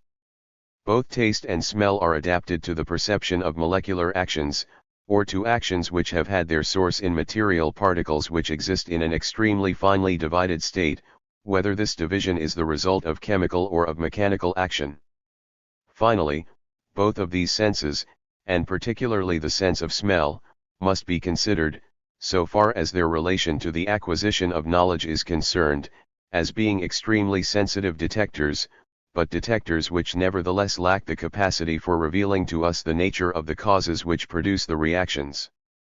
An odor, like a taste, is an affection of the sensing subject, which yields no image and which by itself neither implies nor determines any knowledge of the object sensed. Condillac spoke advisedly when he said of his imaginary statue, which he thought of as having only a sense of smell, it would feel rose color, provided that our language, suggested by a structure and by habits of an entirely different sort, is successfully adapted to represent the obscure phenomena which would be produced in this hypothetical state. It is incontestable that the sense of odor alone would give such a creature no idea of the external world, and that, as men are normally constituted, this sense adds nothing to the theoretic or scientific knowledge of the external world. It furnishes the physicist with some further examples of the extreme divisibility of matter. Sometimes it serves, as we have said in regard to taste, as a reagent for chemists. But the development of science would not be hindered if the sense were done away with. Had nature not endowed man with it, the only result would have been some disturbance in the operation of his animal functions, but, all other things remaining equal, neither his knowledge nor the nature of his mind would be affected in the least. 101. However admirable the structure of the eye may appear to us, there are good reasons to believe that the sense of hearing 146 involves an even more complicated apparatus and an even greater organic perfection, and occupies the highest rank in the series of the sense organs. Without going into the explanations that modern anatomists give on this subject, which is not within our province, we can observe that the sense of sight is less perfect in man than it is in some species which are very unlike him and undoubtedly occupy a lower place in the scale of animals, while the apparatus for hearing attains its perfection in man, in whom it is, in connection with the faculty of producing articulate sounds in such a way as to influence the formation of language, the organic condition for the development of all our intellectual faculties. However, since the influence of language on the development of thought should be studied by itself and within the context of considerations of another sort, we shall disregard at this point that indirect influence of the sense of hearing upon the development of intelligence. We shall assume that man has a sign language or a written language, or an entirely different instrument analogous to speech and capable of the same development. Then, always proceeding by means of a process of successive limitations, we shall deal with the sense of hearing before we deal with that of sight, on the ground that, under the conditions stated above, this should result in less profound modifications of the organization of our knowledge. In fact, although physics has two major divisions, optics and acoustics, the names of which are sufficient to indicate their dependence upon our two highest senses, that dependence is not as rigorous for one as for the other. Sound is produced by vibrations which particles of bodies set up when their condition of equilibrium is disturbed. These vibrations are very rapid, yet they are not so rapid but that they may be measured, indirectly and by means of mathematical calculation, without the aid of hearing. This is made possible because of the connections that theoretical developments have brought to light between the length of vibrations and other phenomena which can be measured. Indeed, they may even be measured directly with the aid of certain ingenious instruments for the invention of which we are indebted to modern physicists. Even though deprived of his sense of hearing, man would still be able to discover, through the senses of sight and of touch, vibratory motions impressed on very small particles of matter, and if his 147 intellectual faculties were weakened to no greater degree than those of the well-informed deaf-mute, he would reach, through identical mental operations, the same theoretical conception of the causes of these motions, and the same mathematical formulas which are the highest expression of them. As a matter of fact, when dealing with vibrations having frequencies which lie beyond certain limits, the physicist and the mathematician are in exactly the same position as the deaf-mute. The ear is insensitive to vibrations which are too slow or too rapid, that is, to sounds which are too low or too high. But this does not prevent the physicist from including them all in the same theory and the mathematician from dealing with them all in the same equation without regard to the limits of the range of sensibility which, probably because of organic factors, is likely to vary from one individual to another and from one species to another. No doubt, in the case of sounds which the ear cannot hear, the physicist finds himself deprived, not only of a sensitive detector which serves in the same way as do odors and tastes, but also of an instrument of measurement which often acquires a marvelous precision in persons whose ears, as a result either of natural dispositions or of acquired habits, perceive musical intervals with great accuracy. We readily admit that while it would not be difficult for a deaf-mute to teach acoustics in the same way that the blind Saunderson one taught optics, it would be difficult for him to be as brilliant an experimentalist in this field as a Chladni II or Savart. 3. It is also undoubtedly true that, although a mathematical formula represents virtually all the details of phenomena, there are certain consequences which would be overlooked if they were not brought to our attention by sensible experience. It would be difficult to read these consequences in the formula unless the results of experience had forced us to reflect upon them for some time. But again, we are concerned with the essential conditions of knowledge, and from this point of view everything that is actually found to be included in the statement of a law, everything that may be deduced from it by the power of reason, is supposed to be given us by the knowledge of the law itself. It is not a question of what any particular man may attain, depending upon the extent of his individual abilities, it is a question of the results which human reason is capable of reaching, and ought to reach, if no accidental obstacle arises to arrest its indefinite progress. The sensation of an isolated sound can no more give us the idea of the cause which has produced it than can a sensation of taste or odor, even though we might have every reason for believing that the physical modification of the nerve fibers with which the sensation of sound is connected consists in a vibratory motion which is strikingly analogous to the external phenomenon which produces it. In fact, the vibrations of the nerve fiber, like those of a sounding body, follow one another so rapidly that we are unable to have any knowledge of their distinctness or of their succession. But when the ear is struck by two or more sounds which form a definite musical interval, one of which is an octave or a fifth above the other, for example, a simple relation is established between the different vibratory motions in the nerve fiber which is similar to those in the vibratory motions of different sounding bodies. Although consciousness has no faculty for counting or for distinguishing the vibrations one by one, it is on the contrary fully capable of perceiving the regularity of the periods to which the vibrations of the nerve fiber are subjected. This is why, in the matter of comparing two musical tones, the ear not only reacts to them but is also an instrument of measurement. This is how we explain the pleasure the ear finds in harmonic consonances and its aversion to dissonances, whereas we have no idea at all of the physical cause of the attraction or of the repugnance that we feel for a taste or a smell. As we move up in the scale of the senses, we find that sensations begin to acquire a representative value and 149. Cease to be simple affections, cease to be incapable of telling us anything about the nature of the causes that produce them. 102.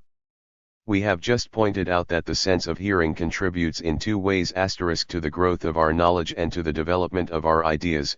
First, directly through the perception of sounds and other phenomena with which acoustics is concerned, and secondly, in an indirect and more general way, by influencing the construction of tools of language by the help of which we form and communicate our thoughts of all kinds. Similarly, the sense of sight must be studied from 2 points of view.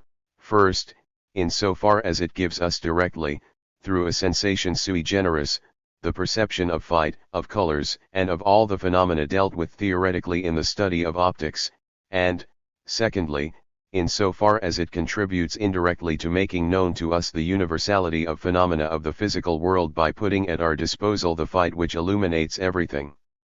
The action of bodies on fight makes manifest to us their existence, their forms, their dimensions, their movements, and the modifications they undergo as a result of their reciprocal actions. Of these two functions of the sense of sight, the one direct and special, the other indirect and general, which constitute vision properly so called, the latter must be regarded as primary. For, although fight itself may be a very worthy object of study, and although the eye would still have to be regarded as a very precious organ, even though it were to serve only to reveal to us the existence and some of the properties of so important a natural agent as this, it is clear enough that this is not its natural end, and that nature has given eyes to us, as to other animals, so that we may see the objects disclosed by fight, and not at all to provide us with the satisfaction of coming to understand to a greater or lesser degree the nature of fight and of the laws which control optical phenomena.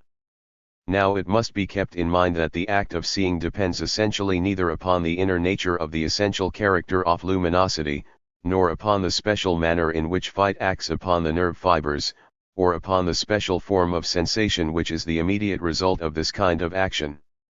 The retina might become insensible to the rays of the solar spectrum which now produce in it different sensations of color, and it might receive through actually invisible rays such as are known to exist both above and below the limits of the visible spectrum. 150. Sensations of which we have, at present, no idea. But this should not alter the essential conditions of the visibility of bodies, namely, the indefinite radiation of light in straight lines and in all directions, and the reflection and dispersion of rays when they pass from one medium to another. Every radiation is subject to these mathematical laws, and although in other ways physically unlike light, each can, like light, be detected by making use of an instrument designed for perceiving objects at a distance, and may be the intermediary for this perception at a distance entirely independently of the sensation sui generis which is associated with it, and which results without our knowing how as much from the inner nature of different rays of the luminous spectrum as it does from the special structure of the nervous tissues of the retina and of the optic nerve. The assumptions we have made for purposes of our analysis are not purely gratuitous. There are certain organic anomalies which suffice to suggest the idea of them. The eyes of some persons are naturally, or become accidentally, insensible to certain colors. Cases may be cited in which the distinction between colors seems to have completely disappeared, and in which images of illuminated objects continue to be seen like figures in an engraving or a picture done in shades of gray. Persons in whom vision operates in this anomalous way may be compared to those in whom the ability to distinguish tastes has been destroyed, although when eating they still perceive impressions of hot and cold and other tactile sensations. What is fundamental in the function and in the sensation which accompanies it still persists even after the suppression or the dulling of this special and accessory sensibility that nature uses, in this circumstance as in many others, for stimulating a sensing subject, or for embellishing the object sensed, in such a way as to attain more completely or more surely the end in view of which the whole organism functions. When we put colored glasses in front of our eyes, or when we illuminate objects with light from which certain rays found in sunlight have been artificially eliminated, we place ourselves voluntarily in conditions analogous to those in which the persons of whom we were speaking above find themselves placed by infirmity or illness. Nevertheless, vision would operate as in ordinary conditions in such a way as to give us the same ideas of the distance. 151. The forms, and the dimensions of bodies, and in general of all the phenomena of the physical world, with the single exception of the coloration of bodies/MD images. Our theories of mechanics, of astronomy, of general physics, of chemistry, and of physiology would be absolutely the same, even though nature had included in the spread of the solar spectrum which is visible to us one ray more or less, or even if, without modifying the sensitivity of our sense organ, it had changed the nature of light by substituting for our sun one of those stars which appear red or blue to us, or the light from which, without offering very conspicuous differences, is none the less found by prismatic analysis to have a composition unlike that of solar light.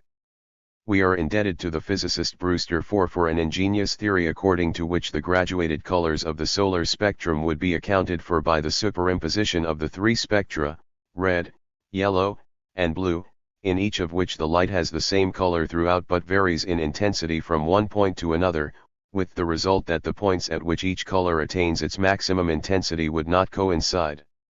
At one point one color and at another point another color would be most pronounced in the spectrum formed by the superimposition and the blending of the three elementary spectra.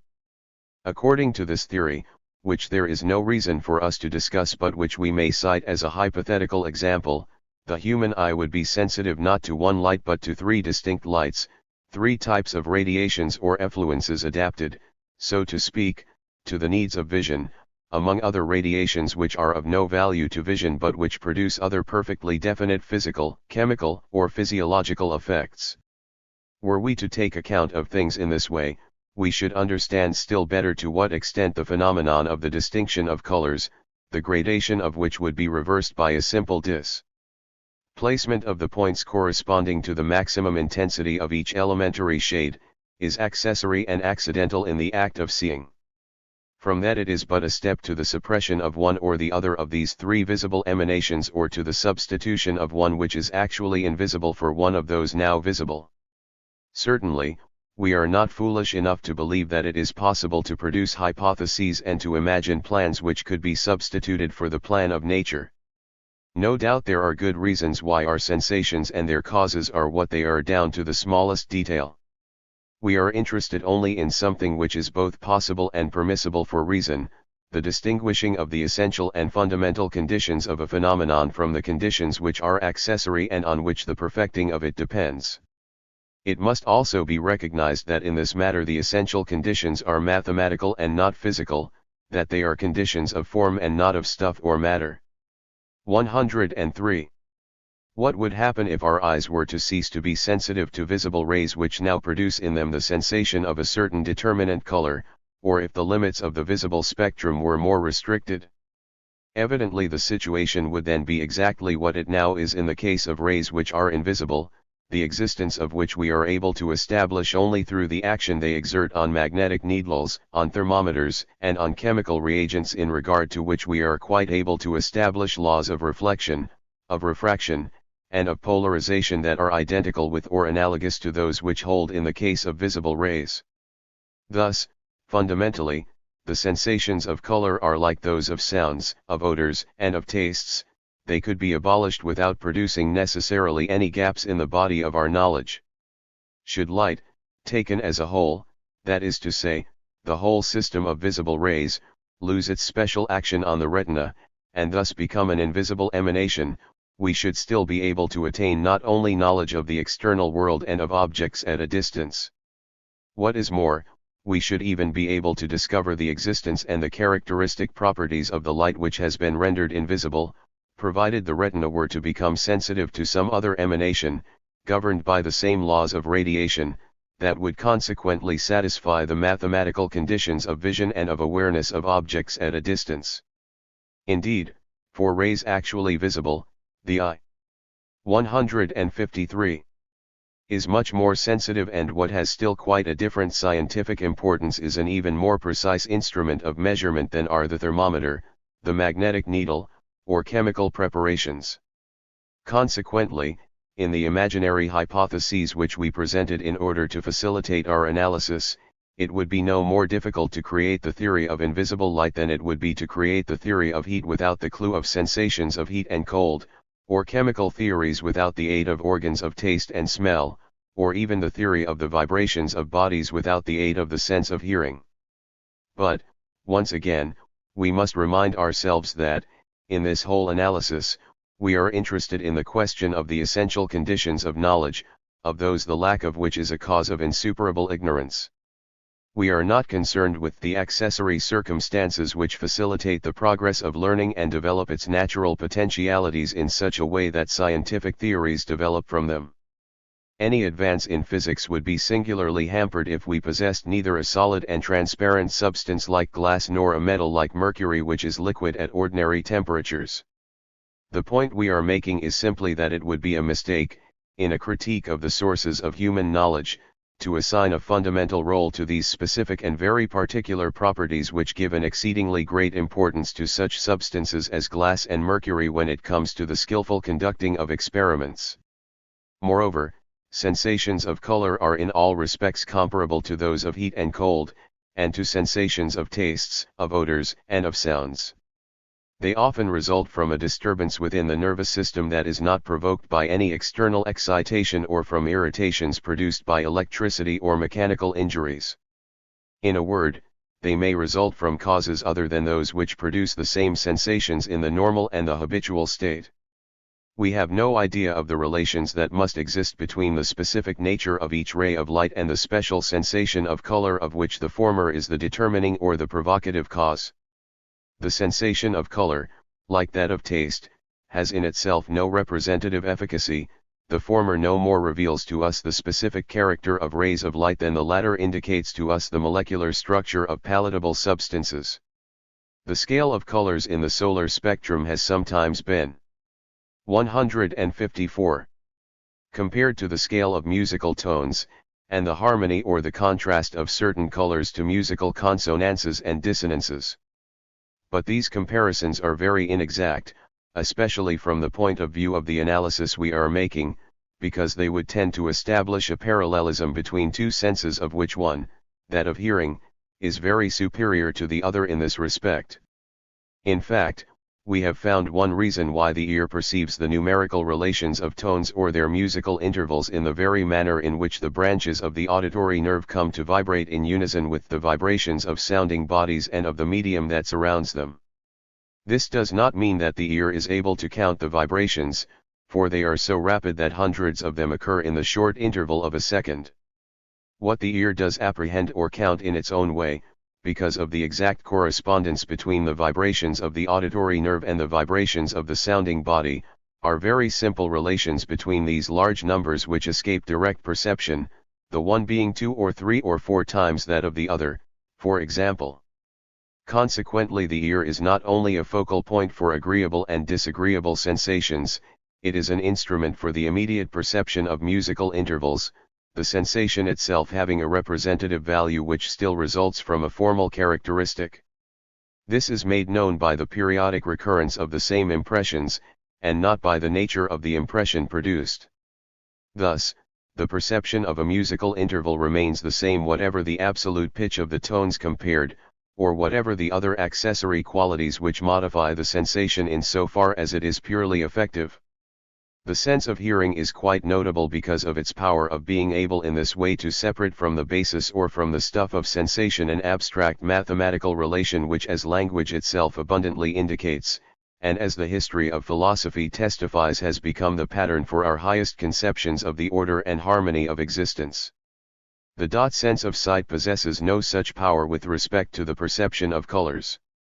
Certain combinations of colors delight or offend it, just as at a concert certain combinations of voices delight or offend, or just as certain combinations of flavors please or displease the sense of taste.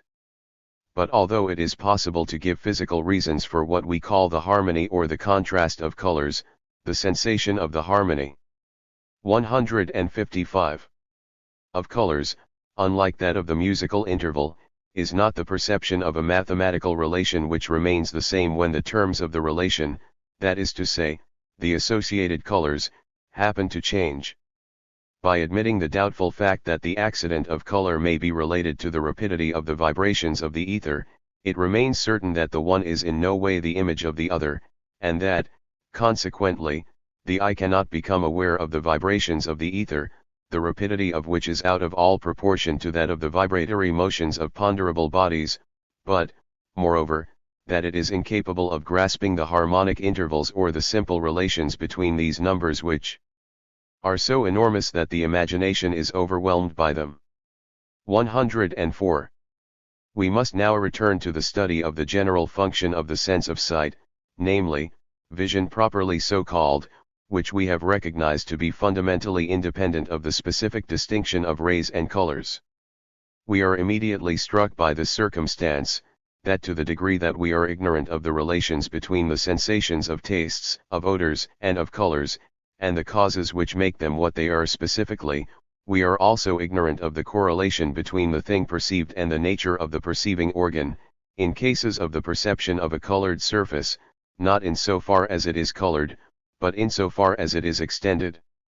The retina is a sensitive tablet. This phrase makes comment unnecessary. It is simply the case of applying to the sense of sight the remarks that we applied earlier to that of hearing. We discern nothing which is capable of connecting the sensation of a certain timbre with a certain kind of random vibratory motion among the particles of a resonant body, any more than we discern what connects the sensations of yellow or green with the action of certain rays of the spectrum, or a certain taste with the chemical action of the molecules of a certain substance. Therefore, such sensations are affective and not representative. But we do find, in the very form of motion in the auditory nerve, a reason, deduced from the correspondence and the synchronization of the vibrations, why the ear may be capable of immediate representation and consequently of direct perception of the numerical relations or intervals between tones. And in the same type of vibration in the nerves of the retina we find a still more immediate, more apparent reason why the eye perceives. 156. Geometrical relations and relations of position and of size among objects from which the light rays emanate, except, of course, for changes of perspective, which we learn to correct by subsequent further training of the sense of sight.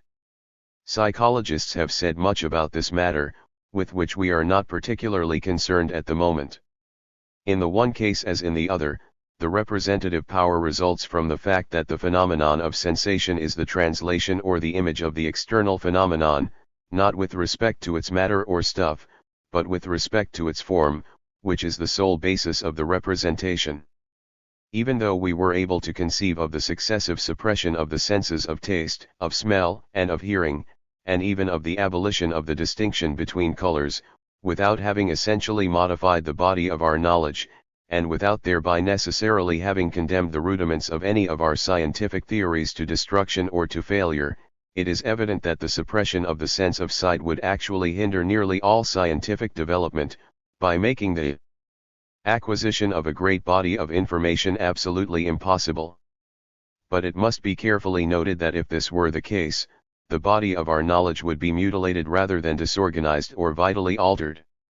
It would be like a tree whose small branches had been cut off, with the result that its ornamental value is lost, but which still had its trunk and its main branches. Inversely, if one were to restore the sense of vision to a blind man who had previously been taught, as one of a group of blind persons, by means of the sense of touch alone, his knowledge would be extended, developed, and reoriented, but he would not find it necessary to reconstruct the framework which supports it according to a new plan. One sense adds something to the other. Ideas are not supplanted by other ideas, but new ideas are added, or rather adapt themselves to ideas already acquired. It is to be fully understood that we are speaking only of those ideas to which sensible perception, illuminated by reason, necessarily leads, and which are clarified by reason.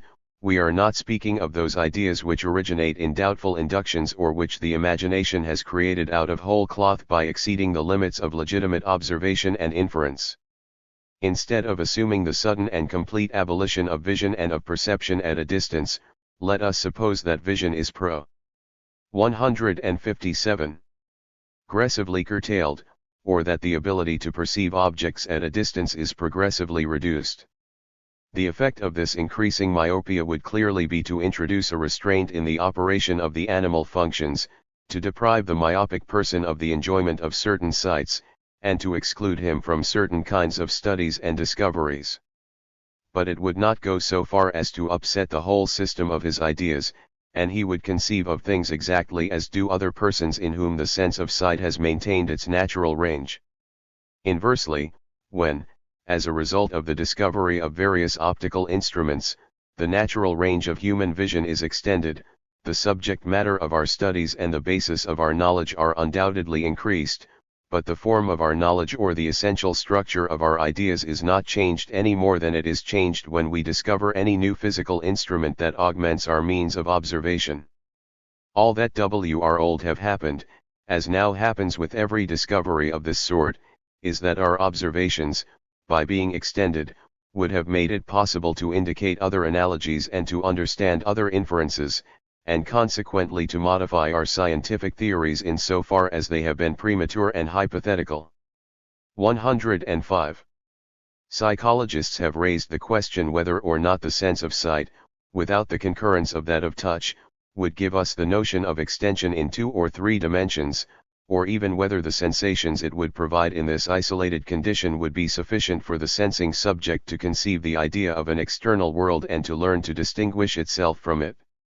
Experience is obviously incapable of answering this question, and it may be regarded as a pure fantasy, since the hypothesis to which it is related is contrary not only to the structure of our species, but to the fundamental plan of all animal life. What would actually happen if a sense designed to make possible the perception of objects at a distance were not associated with the faculty of moving toward some objects and away from others, and, consequently, with the consciousness of the muscular effort which produces movement and the train of tactile sensations which accompany the use of this faculty? The general harmony of nature would be impaired, giving rise to a monstrous combination, completely devoid of any stability. Given a fundamental instrument and a function, we could easily conceive of accessory improvements being 158. Successively added to it or taken away from it, but it would be absurd to assume the accessory improvement by restricting the fundamental part. Consequently, and, even assuming that reason can give a solution which is not arbitrary to the question at issue, we should be unable to draw from this solution any legitimate inference, or any proof for or against the foundations of our knowledge, since all legitimate inferences must be drawn from the consideration of the general order of nature and not from a hypothesis which places one in direct contradiction to this general order. Nevertheless, we believe that if we were to amuse ourselves by imagining an intelligent animal which is deprived of all means of locomotion and of tactile sensation, but which is provided with an organ of sight similar to the eyes, attached to flexible and retractable appendages such as nature has given to certain inferior species, and with which the creature would be able to make explorations in all directions, and with consciousness of this control, then we should have to regard such a creature as being capable of acquiring the notion of the externality of things. It would be necessary to assume that it would gradually discover, through changes of perspective, which of its impressions had resulted from the displacement of perceived objects over which it has no control and which had come from voluntary movements of its visual organ. Thus, even though it were unable to attain a clear perception of three-dimensional space, it would at least have gained an idea of a continuum having not less than 2 dimensions or a sort of rounded surface upon which it would project all images, without taking account of the distance they might be from it. This idea is very much like that which children and childlike persons have of the heavenly sphere. But let us spend no more time on a discussion infected so inevitably with vagueness and arbitrariness. 106. It is better to proceed with our analysis and to turn finally to an examination of the sense of touch. This is not, like the other 4, a special sense and does not reside in a distinct organ, but must be regarded as a general instrument of sensibility, as though the animal itself were coming into contact with the external world through the whole of its sentient covering. Here the sensitivity characteristic of nervous tissue is not heightened for the perception of the most delicate impressions. Rather, it is dulled and weakened by protective dragons. This accounts for the innumerable differences in tactile impressions, depending on the varieties of shape, of structure, and of functions of the organs of the animal and of the coverings which protect them. Passive touch, or the vague sensation of contact, has, with reason, been distinguished from active contact or touch properly so called. In this respect, too, the sense of touch is distinguished from the other senses. This distinction does not mean that there are any absolutely passive sensations. That action and reaction are inseparable is just as true in physiological phenomena as in every other. The optic nerve or the olfactory nerve could not be affected by light or by scented particles unless there were a reaction by the nerve fiber.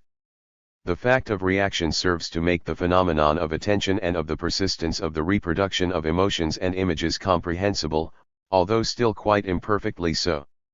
In the same way, All sensations may stimulate, and in general are intended to stimulate, movements which reveal the clearest manifestation of the activity of the animal. But, although the movements which follow a sensation of taste or of smell ordinarily contribute nothing, or contribute little, either to strengthening the sensation or to making it more clear, the ordinary effect of tactile sensations is to stimulate movements by which these sensations are repeated, understood, and localized, until they have attained the degree of clarity that the animal seeks by performing these movements. The sense of touch thus becomes a surer instrument of perception because it is more susceptible to voluntary direction, and it is precisely this prerogative of the inferior character of tactile sensibility, in the anatomical and physiological order, which explains why the sensibility does not devolve exclusively upon organs having an entirely special perfection. Moreover, all animals are provided with organs which are not so much special as they are unique, by which the acuteness and the activity of the sense of touch are heightened, like the hands of human beings, the trunk of elephants, the whiskers of cats, and the antennae of insects, for example. In this respect there are great differences among the most closely related species, because 160. The modifications affect accessory structures having neither the fixity nor the value characteristically reserved for deep-seated and fundamental traits of the organism, although they may have the greatest influence on the habits of the species, and although they may be found to be quite evidently related to the environment in which these species must live, with their diverse instincts of hunting or of propagation. These same accessory modifications are not of such a nature that they change either the fundamental conditions of knowledge or the essential characteristics of perception. No doubt, there is good reason why all naturalists from the time of Aristotle have seen in the remarkable structure of the human hand one of the causes of the preeminence of our species, one which has effectively concurred not only in the development of man's industry, and consequently of his actual power over nature, but also in the development of his intellectual and moral faculties, the superiority of which gives this actual power the consecration of right. Everything in the economy of nature is joined together and marvelously coordinated, it gives at one and the same time the intellectual superiority and the mechanical instruments which intelligence must use. Nevertheless, while recognizing this providential harmony, it is always necessary to distinguish the basic from the accessory, the essential from the accidental. Because it would be difficult, and perhaps practically impossible, to develop a reputation for ability in physics, in chemistry, and in anatomy without having received from nature a certain manual dexterity, it must not be concluded that manual skill is what essentially makes the great physicist or the great anatomist. No one would ever take it into his head to deny that the ideas of the external world formed by an unfortunate person who from birth had been deprived of the use of his hands would be entirely in conformity with those of other men. 107. We have already recognized that the sensations of heat and cold, which are part of the tactile impressions, could be abolished without the body of our knowledge being altered thereby, and that consequently they do not contribute directly and essentially to knowledge. From this it may also be concluded a priori that in themselves they have no representative value. Moreover, the same thing must be said about all those affections of the tactile sensibility which remain obscure and confused among 161. Most men, but which, in certain blind persons, are said to acquire a surprising delicacy and clarity. One person is able to distinguish by touch between the polished surfaces of glass, wood, marble, or metal, even when all these substances have the same temperature as that of the hand.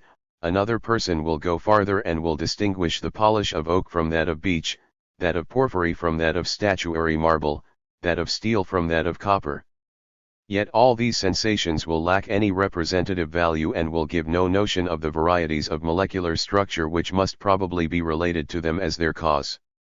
The same thing will be true of these diverse tactile sensations that is true of the sensations of taste, of smell, and of color. They could be entirely abolished, and in fact they are practically non-existent among most men, without decreasing in the least our knowledge of external nature.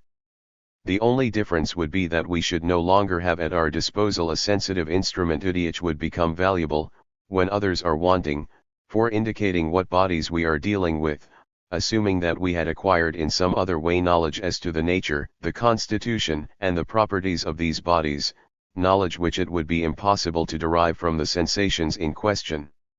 Some German physiologists, Weber and Valentin, among others, have presented the ingenious idea of measuring with precision the degree of acuteness of tactile sensation in different areas of the skin. In the area being explored, the skin is touched with a pair of dividers, the arms of which are unevenly separated, the points having been covered with cork so as to avoid injuries or impressions that are too sharp. The distance between the points is noted at just the moment when the impressions they make begin to be distinguished from one another.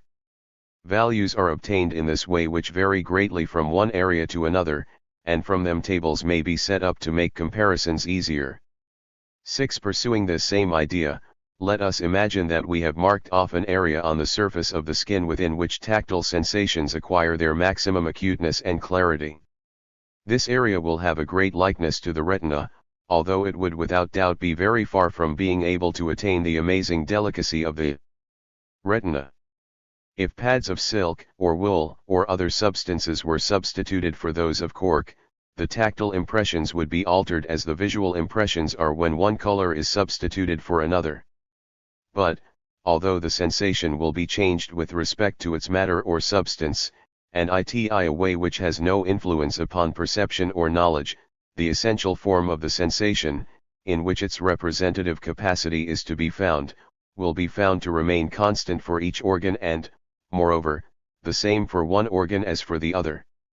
Instead of two, it is possible to conceive of a larger number of points acting simultaneously upon as many sensitive spots, which are, furthermore, variously spaced and assume variable patterns. Tactile sensations circumscribed in this way will be capable of engendering the image of a one- or two-dimensional space, under the same circumstances in which this image would result from the impression produced on the retina by visual rays. They would also give rise to illusions comparable to those affecting the sense of sight, and of which one may get an idea from the well-known example of the ball that feels like two when it is rolled between two crossed fingers. Now, without spending more time on these arbitrary suppositions, let us restore the sense of touch to all the organs by means of which an animal acts upon external bodies and upon his own. Let us give the animal the internal awareness of the muscular effort which determines the movements of the organs. Let us further take it for granted that the organs yield to the incitement of instinct and to the impulsion of the will, by adapting themselves in their articulation to resistant bodies, patterning themselves after them by simultaneous or by successive contacts to which the faculty of recollection lends a quasi-simultaneity. The notion of space in all its clarity will emerge from this series of complex sensations through a judgment of pure form, and, moreover, whatever the nature sui generis of the tactile sensations of heat and cold, smoothness or roughness may be. This would be true even though these sensations were replaced by others of which we have no idea at present, and even though the knowledge of the movement produced would result in a sensation of a different sort than that which accompanies the contraction and the exertions of the muscular fibers in us. In fact, the resistance which objects set up against the use of muscular force adds to the image of space and r/163 to the notion of externality by suggesting to our mind the ideas of solidity, of materiality, of mass, of inertia, and so on, which we use in imagining and explaining the diverse phenomena of the physical world. Here again, visual sensations would reveal no more to us than those which come through taste, smell, or hearing. But all the tactile sensations of heat and cold, of smoothness and roughness, and so on, would give us no more if they were not accompanied or followed by the use of muscular force, under the influence of that branch of the nervous system which controls voluntary movements, a branch that is now known through the discoveries of modern physiology to be clearly distinct from that which is intended to receive and to transmit the various sensory impressions, the tactile sensations of heat, of cold, of smoothness, and of roughness quite as much as the sensations of colors, of sounds, of odors, and of tastes. This important physiological discovery is marvelously useful in the philosophical analysis of sensations, since it forces us to distinguish, in the complex situation that the physiologists have designated by the name of active touch, that which is truly a sensation from that which is connected with the use of an active function belonging to an organic structure perfectly distinct from that of the sensory nerves, although it is necessarily connected with this structure. Now, for a moment let us concern ourselves only with the sensory impressions and with the notions or representations which they are able to give us by themselves. We shall examine later on the representative value of the physical notions which are, for our understanding, the less immediate products of the consciousness we have of the functions of the nervous motor system and of the exertion of muscular force. 108. So, after all, of the 5 senses with which nature has endowed man and the higher animals, all of which surely have a great, although unequal importance in the order of the functions of animal life, there are really only 2 which for men may be essentially instruments of knowledge.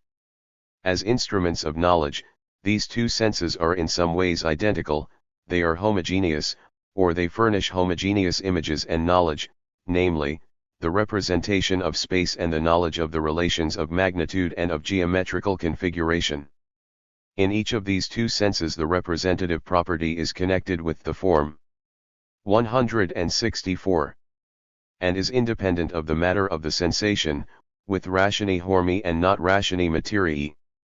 The other senses, or the functions of these 2 senses with respect to which they must be considered heterogeneous, contribute to the increase of our knowledge only in an indirect and accessory manner by furnishing reactions, that is to say, by furnishing means of recognizing the presence of agents concerning the nature and structure of which we know only what sensations endowed with the representative capacity have taught us. The fundamental sense for knowledge active touch is not connected with a special structure with which it has pleased nature to furnish certain privileged species, and of which individuals may be accidentally deprived without being deprived of the means of self-preservation and of dealing with the external world. In its essential characteristics, if not in particular and individual perfections, touch consists of that which is most fundamental to the general character of animality. The consequence that must naturally be deduced from this is that other senses, or an increase in the perfection of the senses we now possess, should assist in the progress of knowledge, just as the discovery of a new reagent or of a new instrument would. These probably would put us on the track of phenomena the existence of which we do not now suspect, and which perhaps we shall never suspect.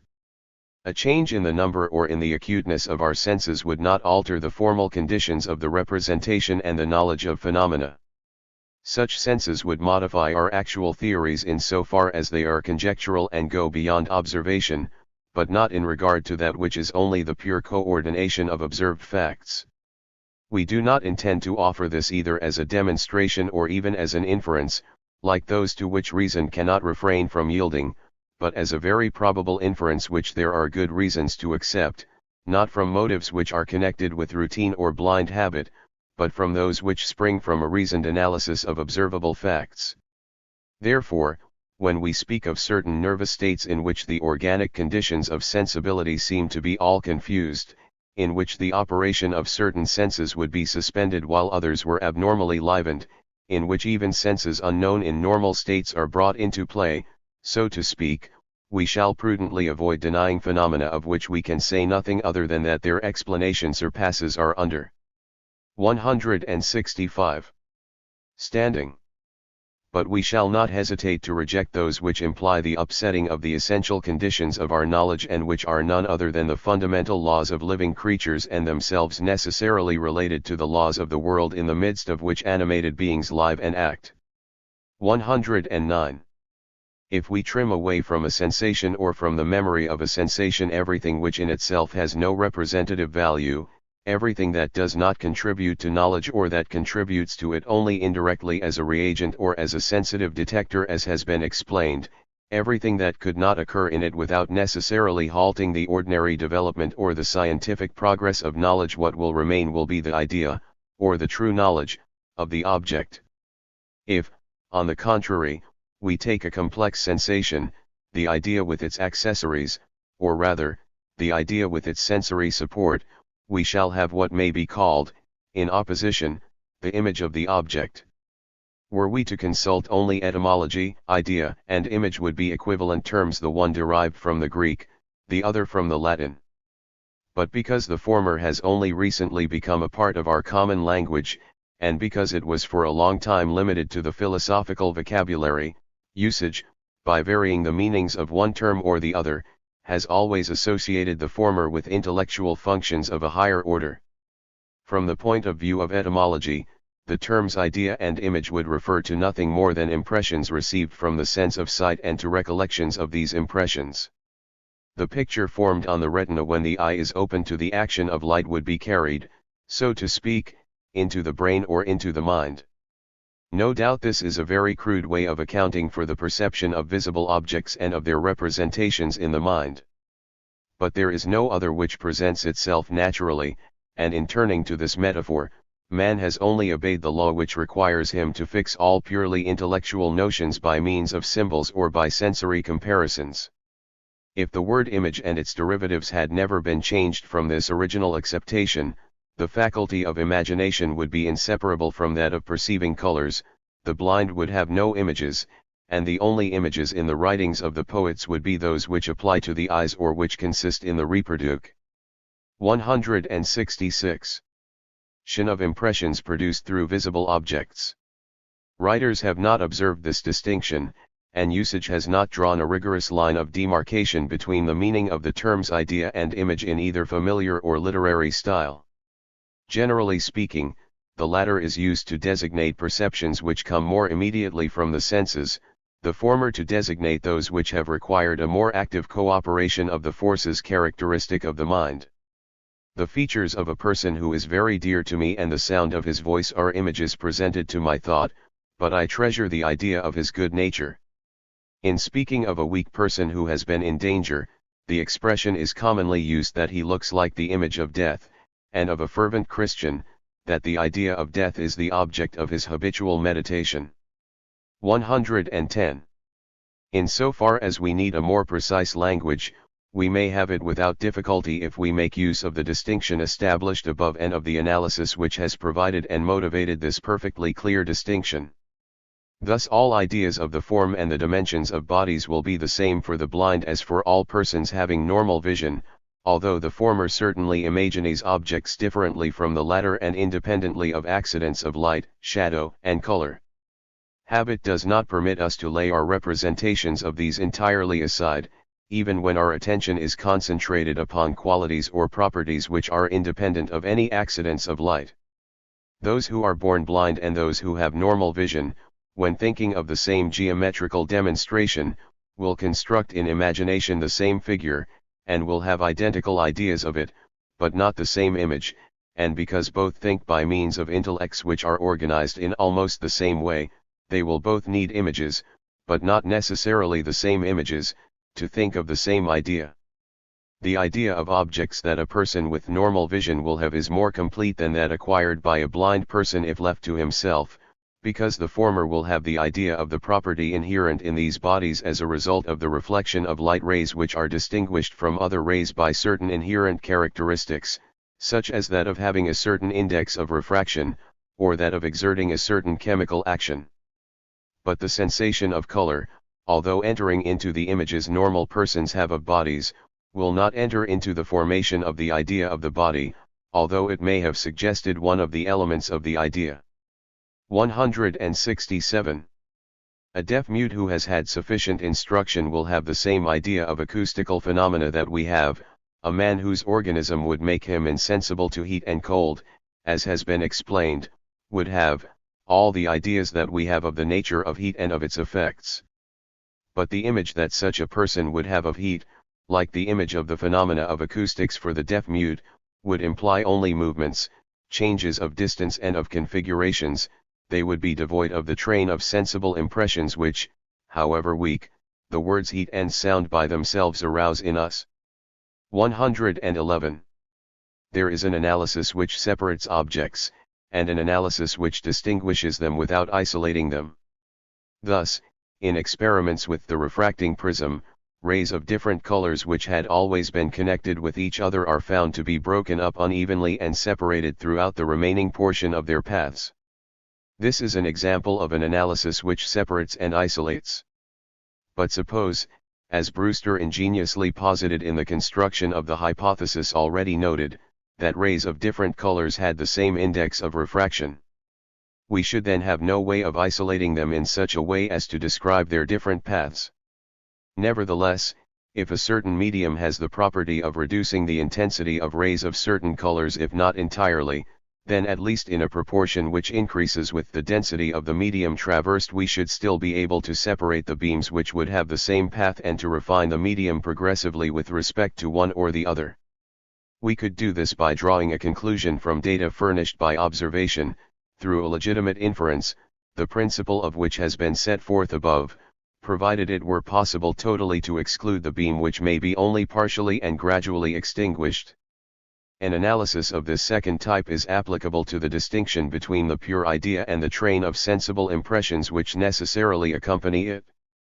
This is true because of a law inherent in the nature of the human mind, because the mind is not a pure intelligence, but one which functions through the assistance of organic structures, and because the intellectual life of man is closely associated with an animal nature from which it gets what is needed to nourish it and strengthen it. Even though we may not completely free the idea, we may at least refine it successively, and gradually weaken the sensible impression or the image which 168 remains connected with it in the operations of thought, and we may recognize clearly that neither the essential characteristics of the idea nor the results of the operations of thought depend either on the kind or on the intensity of the image or sensible impression. Nature itself, by gradually weakening certain sensible impressions through the mere effect of habit, undertakes to provide this analysis, which must then be completed by a judgment of reason which has been expressed in the adage, as true as it is forceful, summium principium remotissimum sensibus. 112. Because of the necessity for giving substance to the idea through the use of sensible images, the need arises for conventional symbols, which play so important a part in the development of the human mind, and concerning which we will have some important observations to make later on. We are already in a position to point out that the sensible impression of the sound of the articulate voice or of the letters of the written word becomes duller through habit, and consequently takes away from the idea a lesser part of attention in proportion as spoken or written language becomes more familiar to us. However, the idea can never be wholly freed from the need of support by sensible impression, even when language serves us only as a means of conversing with ourselves and as needed for our solitary meditations. By imagination, we ordinarily mean an essentially active and creative faculty, an aptitude for grasping with ardor, and for expressing with energy, through images drawn from sensible nature, the emotions of the soul and the inspirations of the heart. But beneath this poetic faculty is another less brilliant one, which also consists of the ability to associate sensible images, as used by the mind, with ideas which are often of the driest sort and the least able to excite our enthusiasm and to arouse our passions. This faculty is found very unequally among men, depending upon whether it is perfected by exercise or weakened by inaction, and, quite probably, also because of certain individual variations in organic structure. Certain persons can easily and distinctly think of a regular polygon of 6, 7, or 8 sides, but no one is able to imagine a polygon having 1,000 sides, and to think of such a figure it is necessary to use artificial symbols. Nevertheless, the properties of the latter polygon are as fully known to the 169 mathematician, and the idea that slash can be formed of it is as clear as are those of a hexagon or a square. We can picture to ourselves the motion of a body, provided the motion is neither too slow nor too rapid, but we can form no image of the vibration of a taut string which makes 500 oscillations a second, although we have just as exact an idea or understanding of that motion as we should if it were moving 100 times more slowly, and might, therefore, be gotten hold of by that faculty of the imagination of which we are speaking. Certain marvelous aptitudes, such as that for doing certain very complicated calculations very rapidly in the head, must be related to the singular development of this faculty.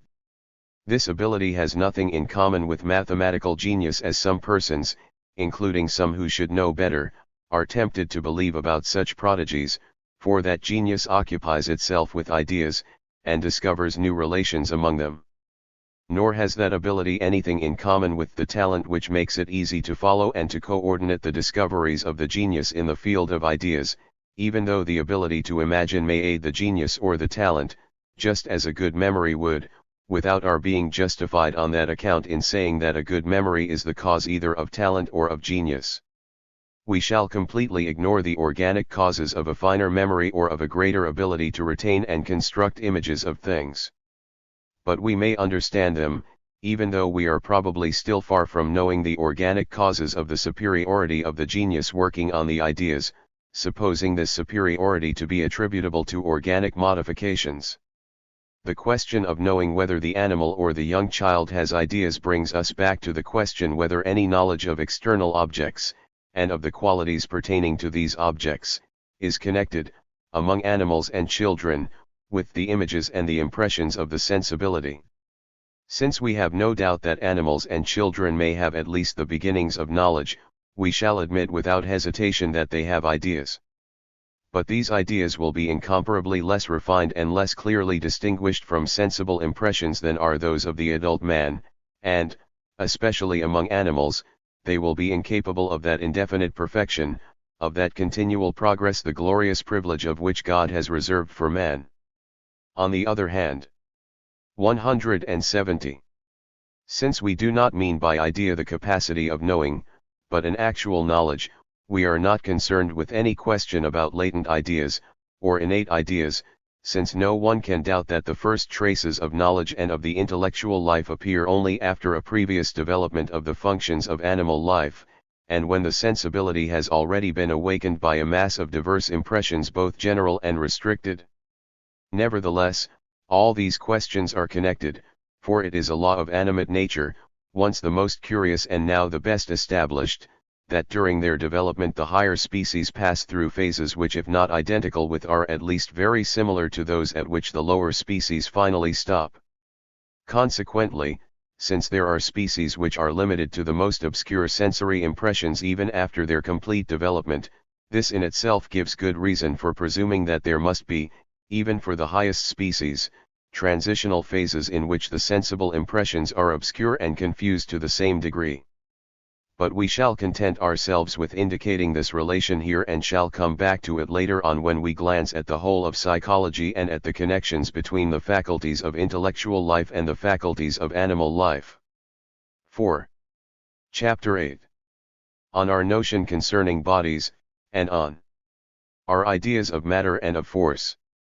On the different categories of physical phenomena and their subordination.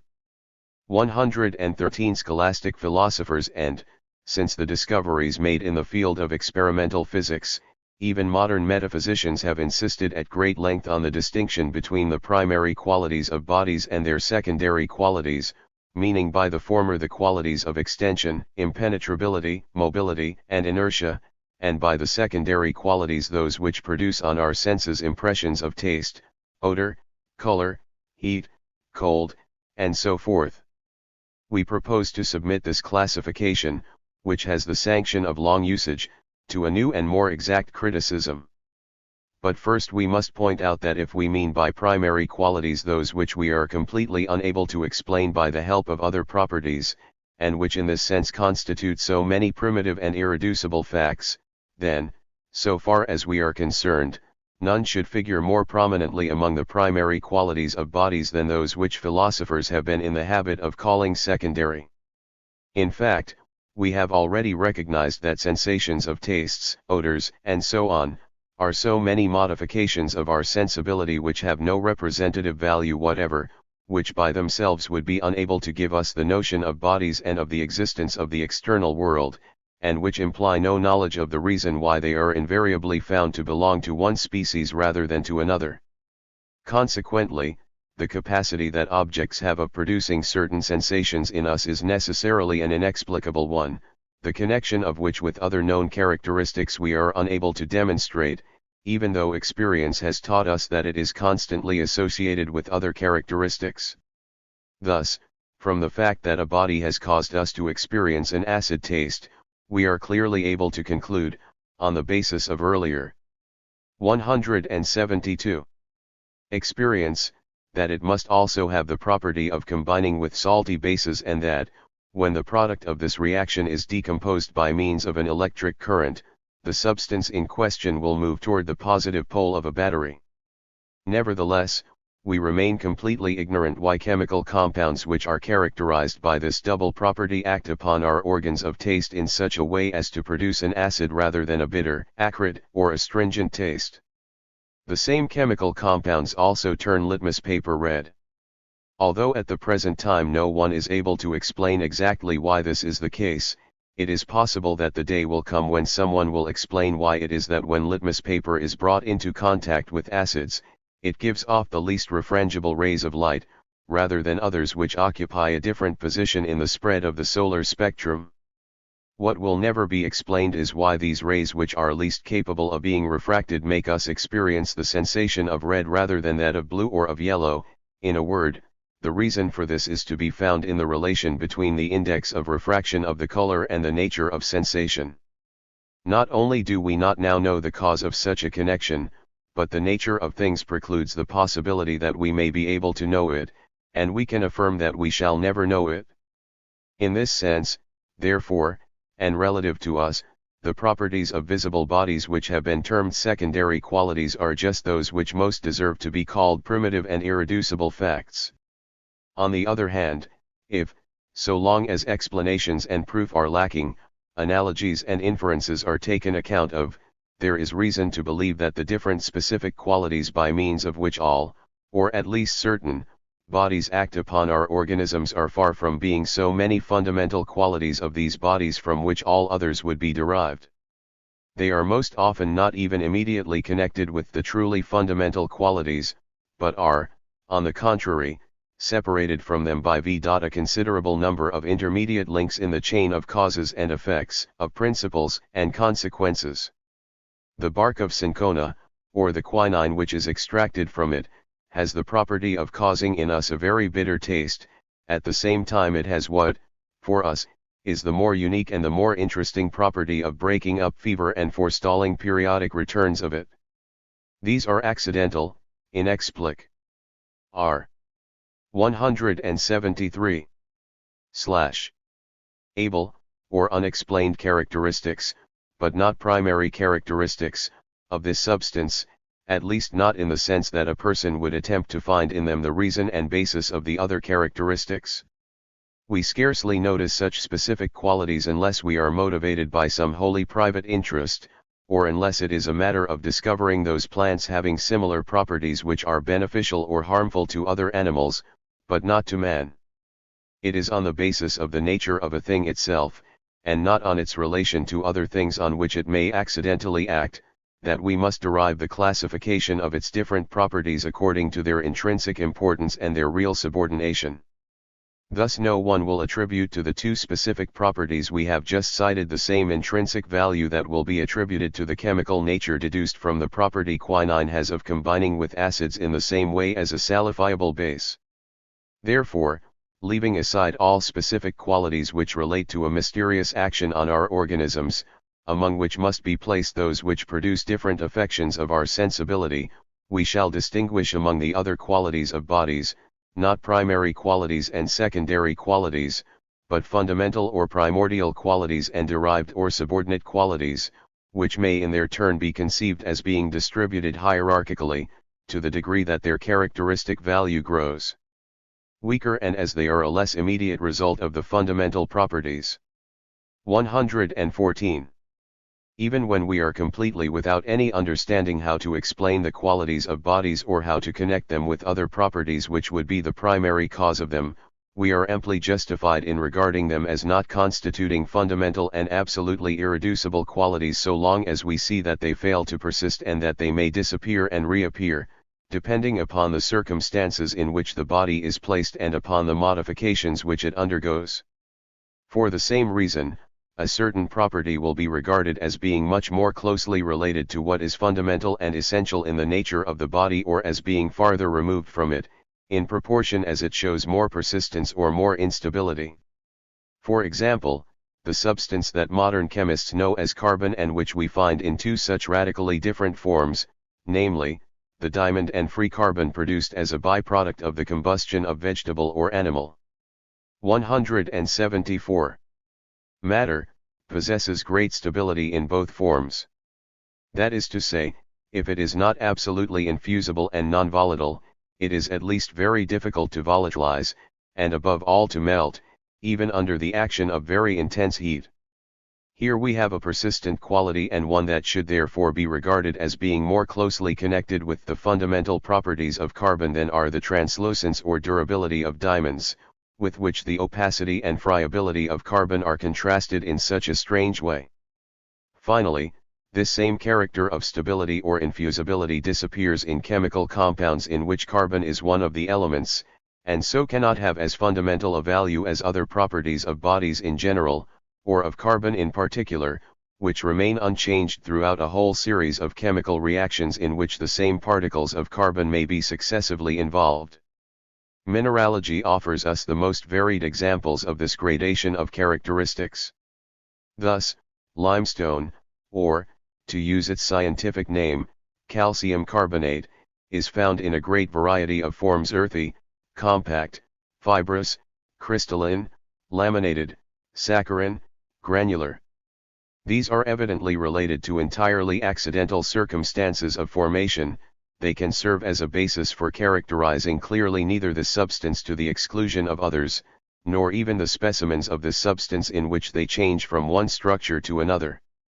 On the contrary, if a study is made of the crystalline forms of limestone, which are prodigiously numerous and which characterize so many well-defined varieties of the same mineral species, one will be discovered, namely Iceland spar, of which the others may be regarded as so many derivations or secondary modifications. For that reason it may be called the primitive or fundamental form.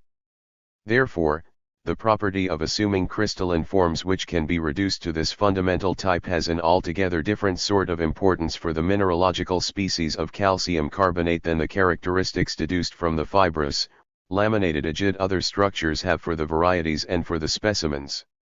Yet this crystalline type has itself only an inferior value in comparison to those which can be drawn from the chemical composition of the substance. This is the case since, in addition to the great number of crystalline varieties of calcium carbonate which can be reduced to Iceland spar, there is another basic form, aragonite, the crystalline structure. A. 175. Of which is essentially different although its chemical composition is exactly the same. Thus, in this case as in all analogous cases of dimorphism, the chemical element or molecule persists while the crystallographic element or molecule is destroyed and replaced by another. However we conceive of this subordination of characteristics, it cannot be doubted that, in a great number of cases, the characteristics that are associated with chemical composition surpass in importance, in an equally large number of cases, the characteristics connected with the crystalline type. Crystallographically there are two species of limestone, the distinctive characteristics of which are fundamental with respect to those which distinguish separate varieties from the point of view of their regular or confused crystallization, and these two forms are based in a single chemical type, the characteristics of which have a still more fundamental value. The subordination of characteristics as general and particular is one thing, their ranking as fundamental and secondary is something else again. Without doubt, and in qualities which are equally persistent, we are reasonably led to regard as more fundamental the quality common to a larger number of objects, and with much stronger reason, that quality which, without exception, would be found in all bodies. But, if such a quality persists in a certain type of object and endures throughout all the modifications to which members of this species may be subjected, we must regard it as more fundamental than that which is common to a much larger number of specifically different bodies, even though it is less persistent in each of them in particular. Thus, although the property of being solid at ordinary temperatures, or of being liquid or gaseous at the same temperatures, are properties each of which is common to a great many substances, such a property cannot be thought of as having the importance or the characteristic value of those properties which pertain only to one species or to a few species of substances, but which are indestructible in them and which resist all the causes under the influence of which the substances change state. By passing from a solid to a liquid, and so on. It is through considerations and inferences of this sort that in zoology and in botany the different characteristics of organic beings are assigned varying degrees of importance or of value by deducing all the elements of this classification from the evidence of 176. Observation, from the careful comparison of observed facts, and from the weight of inferences or analogies. So it is evident that in matters of this sort we are unable to affirm anything a priori as to the relations of subordination between facts whose inception is hidden from us by such a thick veil. 115. The problem is not the same when we are dealing with properties of objects that are called inert, with regard to which we find ourselves in the presence of a belief which is native to the human mind, a prejudice common both to philosophers and to the common people. This prejudice consists in admitting a priori the existence of certain fundamental properties or qualities, common to all bodies, as constituting their essence, and by necessarily involving the reason or the explanation of all secondary qualities, whether we can or cannot give this explanation in the present state of our knowledge. It is for this natural belief or philosophic prejudice that we must try to account. It is necessary for us to examine its legitimacy, by taking advantage for that purpose of all the information for which we are indebted to the progress of experimentation and the perfection of the sciences. Extension and impenetrability have customarily been placed at the head of the list of primary or fundamental qualities. But from the first, the common notion of impenetrability, like that which we gain from touching a solid body and from the feeling of resistance it gives to our muscular effort, corresponds to a very complex phenomenon, of which the highest mathematics have not yet been able to give us a really satisfactory account up to the present time, in spite of its unsparing production of hypotheses. This phenomenon of impenetrability is that of the very composition of the solid body, by means of atoms or molecules that exist at a distance from one another. If the solidity is no longer attributed to the bodies themselves or to the molecular aggregates, but to the ultimate molecules which may be the constituent elements of bodies, a hypothetical conception is introduced in order to satisfy a propensity of the imagination. Experience can neither deny nor confirm this hypothesis, which really plays no part in the explanation of phenomena. The pretended primary quality will turn out to be only an imaginary quality, and, from our point of view, will certainly be a gratuitous assumption. In fact, it must be noted that in the hypotheses to which 177 modem physicists are led, namely, that atoms which exist at a distance from one another, and even at distances which although imperceptible to us because of their extreme minuteness are very large in proportion to the size of the atoms or other elementary bodies whatever they may be, there is no obligation to conceive these atoms as little hard or solid bodies, rather than as small masses which are soft, flexible, or liquid. In bodies which are large enough to be sensed, solidity and rigidity, like flexibility, softness, or liquidity, are so many very derivative and very complex phenomena. We try to explain them better to ourselves by means of hypotheses concerning the law of the forces which maintain the elementary particles at a distance, and concerning the extension of their sphere of activity, with respect to the number of molecules included in this sphere and to the distances which separate them. But whether these explanations are satisfactory or not, it is incontestable that they prejudge nothing and can prejudge nothing concerning the condition of hardness or softness, the solidity or fluidity of the elemental molecule. Our preference for thinking of them as hard rather than as soft, our tendency to imagine the atom or the ultimate particle as a hypermicroscopic solid rather than as a fluid mass of the same degree of smallness, are only prejudices resulting from our training, prejudices which follow from our habits and from the conditions of our animal life. We should have other prejudices and other tendencies, if nature, while allowing us the same degree of intelligence, had so arranged things that our adult life would be spent immersed in a liquid environment, which was one of the conditions of fetal life, without habitual contact with bodies which, it is true, do not have that absolute hardness or ideal solidity which we attribute without reason to the elemental particles of matter, but which would nonetheless approach more nearly the condition of perfect solidity or rigidity than any other ideal state. But, it will be said, impenetrability is not rigidity, and a body is no less impenetrable simply because it is liquid, in the sense that while the mass is penetrated by the separation of the parts themselves are not. Without doubt these atoms which can never come into contact may still less penetrate each other. And precisely because of that, reason has no basis for admitting, as far as these elementary particles are concerned, a so-called 178 essential or fundamental quality which, on the contrary, would be a useless and insignificant quality and never would nor could come into play. The impenetrability of atomic particles is nothing more or less than their mobility and their effective displacement through the repellent action which other particles exert at a distance.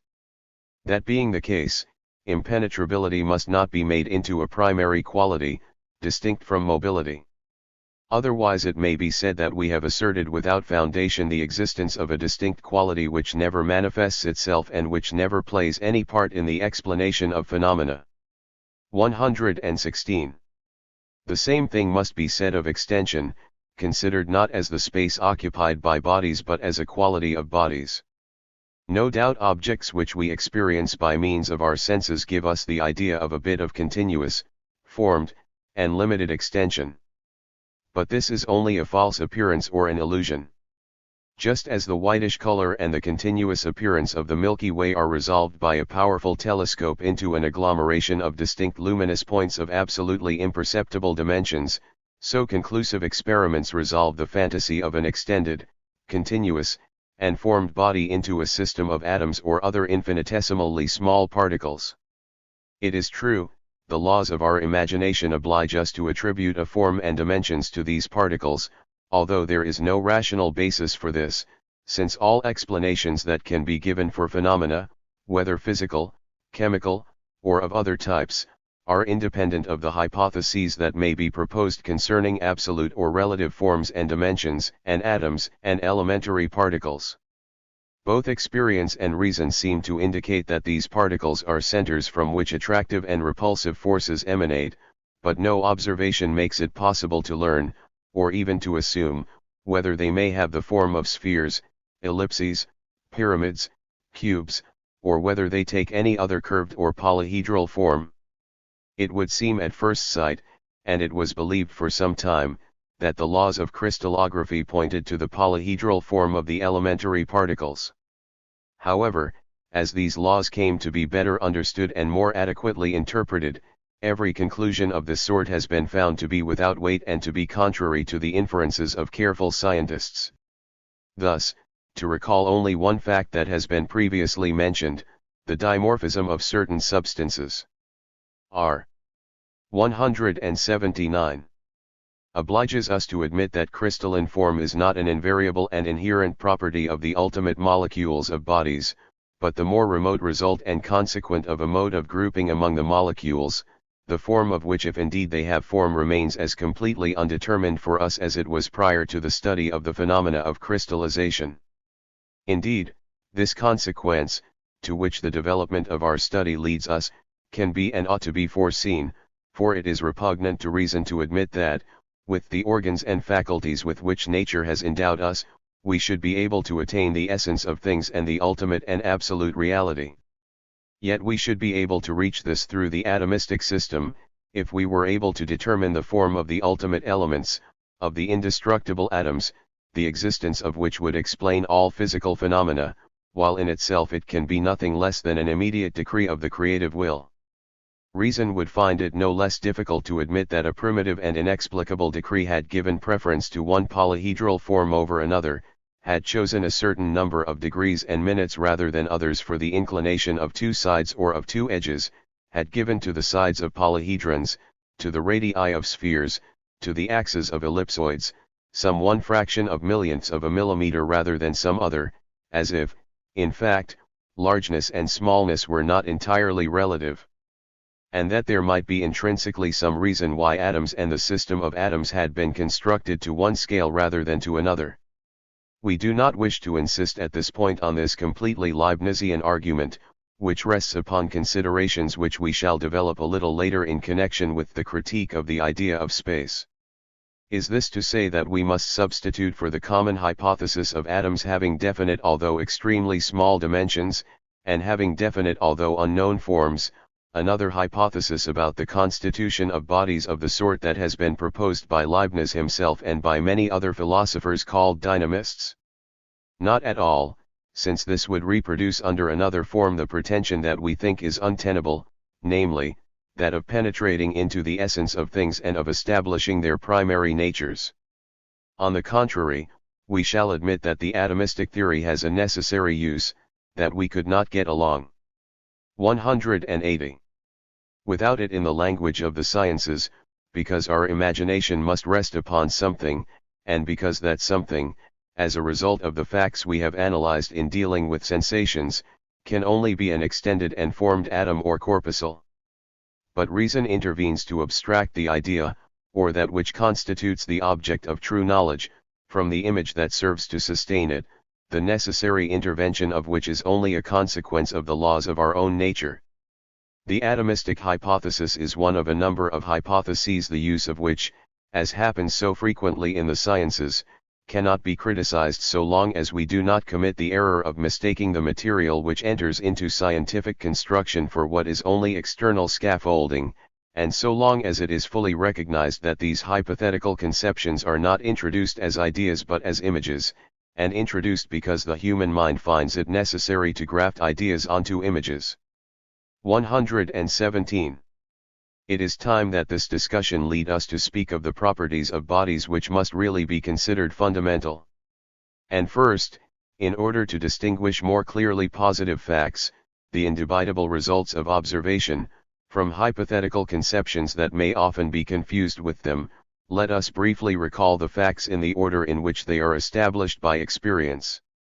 On the one hand, observation teaches us that the form, appearance, and condition of bodies may change, that they may be broken up and scattered, but not destroyed. Thus, if all the new products which may be formed, if all the integral particles of bodies which have apparently disappeared are carefully collected, a sensitive balance will indicate this very important fact: the total weight remains exactly the same, without increase or decrease.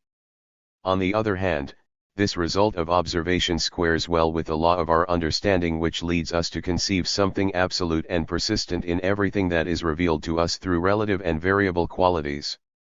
In short, more delicate observations and a more advanced theory show us that this constancy of weight in bodies, in spite of changes of state, is connected with a more general law in virtue of which the parts of bodies, taken in their totality, offer the same resistance to the action of moving forces or require the same expenditure of force to attain the same velocity, whatever the appearance and the manner in which the particles are grouped together and whatever the nature of the r. 181. Force expended to produce their motion.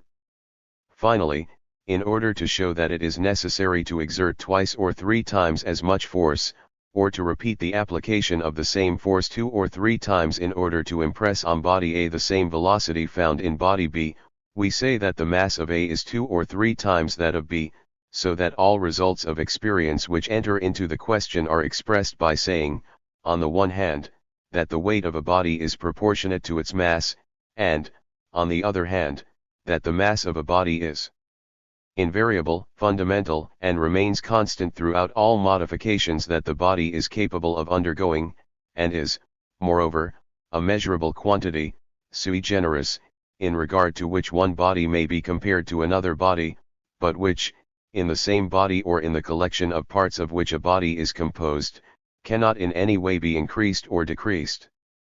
This indicates to us the meaning that must be attributed, in the language of physics, to the term matter. However, when this term is used in other contexts, it has or has had some very different meanings in ordinary language and in philosophical terminology. Those objects which we call bodies and which fall immediately under the senses may be destroyed, so far as their individuality is concerned, by the separation of their parts. That which persists after a body has been destroyed or changed, by remaining invariable in the collection of parts, is what we call matter. Matter is the ground, the unknown and imperceptible substratum of which mass which falls within the scope of observation is for us the constant and characteristic attribute. The nature of our mind is such that we find ourselves forced to conceive a substratum or an imperceptible basis as a foundation for all the qualities that the mind grasps, and we are similarly forced to suit language to the necessary form of our conceptions. If, in addition to such properties as mass, which is common to all bodies which are ponderable and the constituent parts of which are indestructible, there are others by means of which these bodies or the elements of these bodies differ radically from one another, so that the qualities to which these specific differences relate must be thought of as being primitive and irreducible just as weight and mass are, the idea of matter will also imply that of a ground in which these different qualities inhere. It will also be necessary to admit bodies that differ from one another not only as a result 182 of different arrangements among the parts of their homogeneous matter, but also in being composed of diverse or heterogeneous materials. 1. This is what experience is able to teach us concerning the composition and the essence of ponderable bodies. Anything that the imagination is able to add to the representation of this essence is of no value in the eyes of reason. If, for the reasons of which we have spoken, we are led to picture to ourselves the bodies which we know by means of the senses as being made up of other bodies which elude the senses, bodies which are perfectly impenetrable, rigid, and indestructible corpuscles or atoms, of invariable forms and dimensions, this conception remains purely hypothetical. We do not know whether or not the masses of these elements are or are not proportional to their volumes, are or are not dependent upon their forms, or upon other qualities of which we have no idea. 118. If we are insuperably ignorant of what the essence of tangible and ponderable matter is, there is all the more reason for our having no real knowledge of those intangible, uncoercible, and imponderable principles to which we relate the marvelous phenomena of light, electricity, and heat, in which we should see not simple accidents of ponderable bodies but rather, in all likelihood, the manifestations of something which would still exist, even after the destruction of all ponderable bodies. It is one of the laws of our minds to have recourse to the same representation for the one as for the other. Thus, when a physicist undertakes to bring to light the laws of the distribution of electricity on the surface of a conductor or the laws of the distribution of magnetism in a magnetic bar, it is easy for him to imagine a fluid, or many fluids, which are spread out in layers of variable thickness or density. But he clearly understands that these fluids have only a hypothetical existence, that at bottom we have no idea of them, and that they are not objects of real knowledge, either for laymen or for scientists. The physicist is perfectly aware that these hypotheses are used theoretically only as a scaffolding or as auxiliary constructs to assist us in conceiving and formulating laws which govern phenomena the real cause of which absolutely escapes us. Moreover, and notwithstanding this identity of images, everything points to a profound contrast between the properties of ponderable matter and those of imponderable principles. Not only can the latter never be detected by means of balances, as their name indicates, but also they seem not to share at all in the inertness of matter, since they offer no appreciable resistance to ponderable bodies, and since their accumulation or their dispersion gives rise to no observable increase or decrease in the mass. While the mass of a ponderable body is something essentially definite and limited and at the same time something absolutely indestructible, it seems that it should be possible to draw electricity out of or add it to a body indefinitely, provided that one draws out or adds equal quantities of electricity of opposite polarity at the same time. It appears that we should be able to imagine without contradiction that electricity or heat are completely destroyed or created through the effect of chemical or molecular actions. In a word, everything that is the real basis of the idea of matter, with respect to ponderable bodies, either appears to be contrary to our experience, or at least has as yet not been established by experience with respect to the so-called imponderable fluids. 119. Let us come back to the idea of force, which we have already seen to be necessarily correlated with the ideas of mass and matter. In a great many circumstances, bodies are manifestly inert, that is to say, they are moved only through the action of external and apparent forces. In other cases it seems that bodies, even when deprived of any principle of life, can change their places with respect to one another, or are set in motion by an internal movement. Finally, the capacity for spontaneous movement seems to characterize living things. But that capacity changes with external circumstances and with the internal nature of bodies, while that which persists in the elements of bodies or in what we call matter is inertia, that is to say, that property which requires that, if motion is to occur, a certain force must be expended which is proportional to the mass set in motion when its velocity is constant, and proportional to the impressed velocity when the mass 184 remains the same. This explains why we are justified in saying that matter is inert, without making any prejudgment about the inertia or the inactivity of complex things which we call bodies. And on this basis nothing is more natural and more in conformity with the observed subordination between phenomena than to conceive of a force which, by acting upon the matter of which a body is formed, impresses activity and movement upon it even in those cases in which we are unaware of the action of an external and apparent force. Experience shows us that the inertia of matter consists not only in the fact that matter remains at rest when no force or cause of motion is applied to it, but that it persists in a state of motion and continues to move uniformly and in a straight line when no external force or object checks its motion or changes either its speed or its direction. Consequently, it is said that the inertia of matter consists in indifference to rest and to motion, so that what we call mobility of bodies should not be regarded as a special quality, but only as a consequence of the principle of inertia. 120. The idea of force ordinarily originates in the internal sensations that result from our power as mechanical agents, and from the effort or the muscular tension which is the organic condition of the exercise of this power. We extend this idea by supposing that something analogous resides in all agents capable of producing the same mechanical effects, and use the expression the force of steam, the force of a stream of water, or the force of the wind. By a process of abstraction familiar to mathematicians, all the physical qualities which make these various entities so different from one another are put aside. Account is taken only of the direction in which the forces tend to move the bodies, and the speed they tend to impress on them.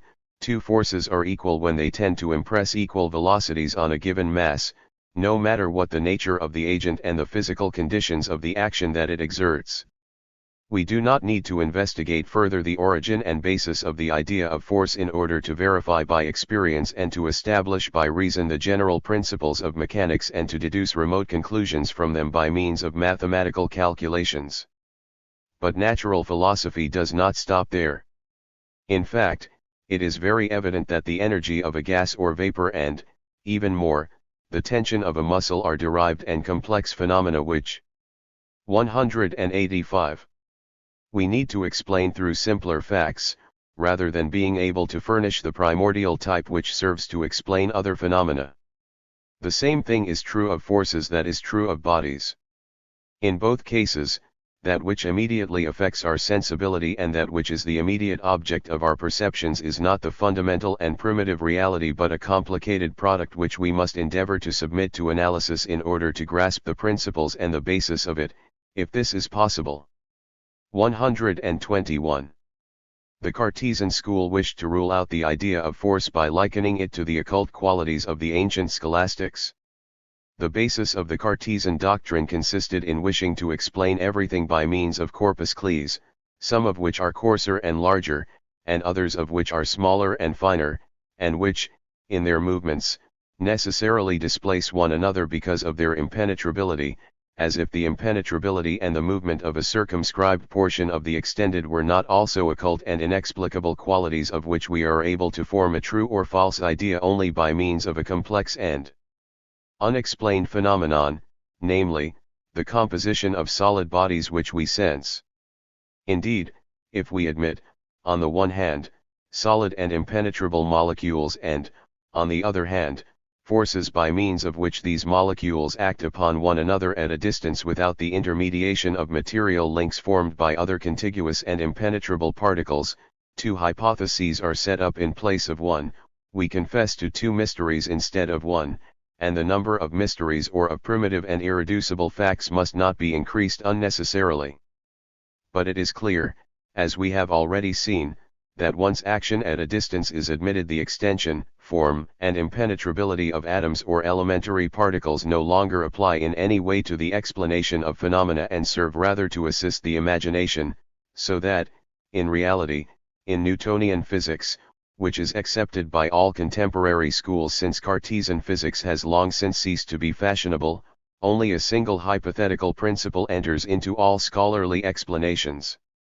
Whether that principle is the notion of force or of action at a distance, or the notion of the communication of movement through contact, as a result of the impenetrability of contiguous molecules. 122. It is only through proof, that is to say, through the actual application of a principle to the rigorous and mathematical concatenation of natural facts, that we are able to judge the value of a 186. Principle.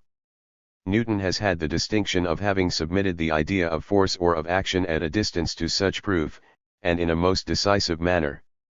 Whatever may be said of it, he formulated a hypothesis, and a most audacious one, by imagining in all particles of ponderable matter a force of which the gravitation of terrestrial bodies is only one manifestation, and which shows that those particles which are separated from one another nevertheless all continue to act upon one another. But thanks to the genius of this illustrious man and of his successors, there emerges from this hypothesis the most complete explanation of the grandest and most beautiful phenomena in the universe. The simplicity of the law of the gradual diminution of force in proportion as distance is increased, the mathematical form that may be given to it, all concur to lead us to regard it as a fundamental law of nature, and this applies equally to all other forces which play a role in the explanation of physical phenomena and which follow the same law as Newtonian gravitation.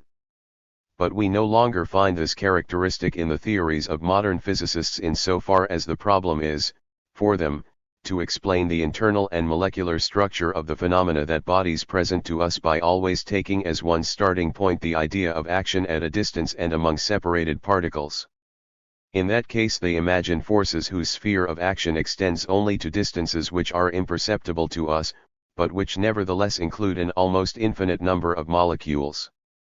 Here are the two new postulates without which it would become impossible to give any tentative explanations of molecular motions by means of the principles of rational mechanics, that is to say, by means of the notions of mass and of action at a distance, combined with the theorems of geometry.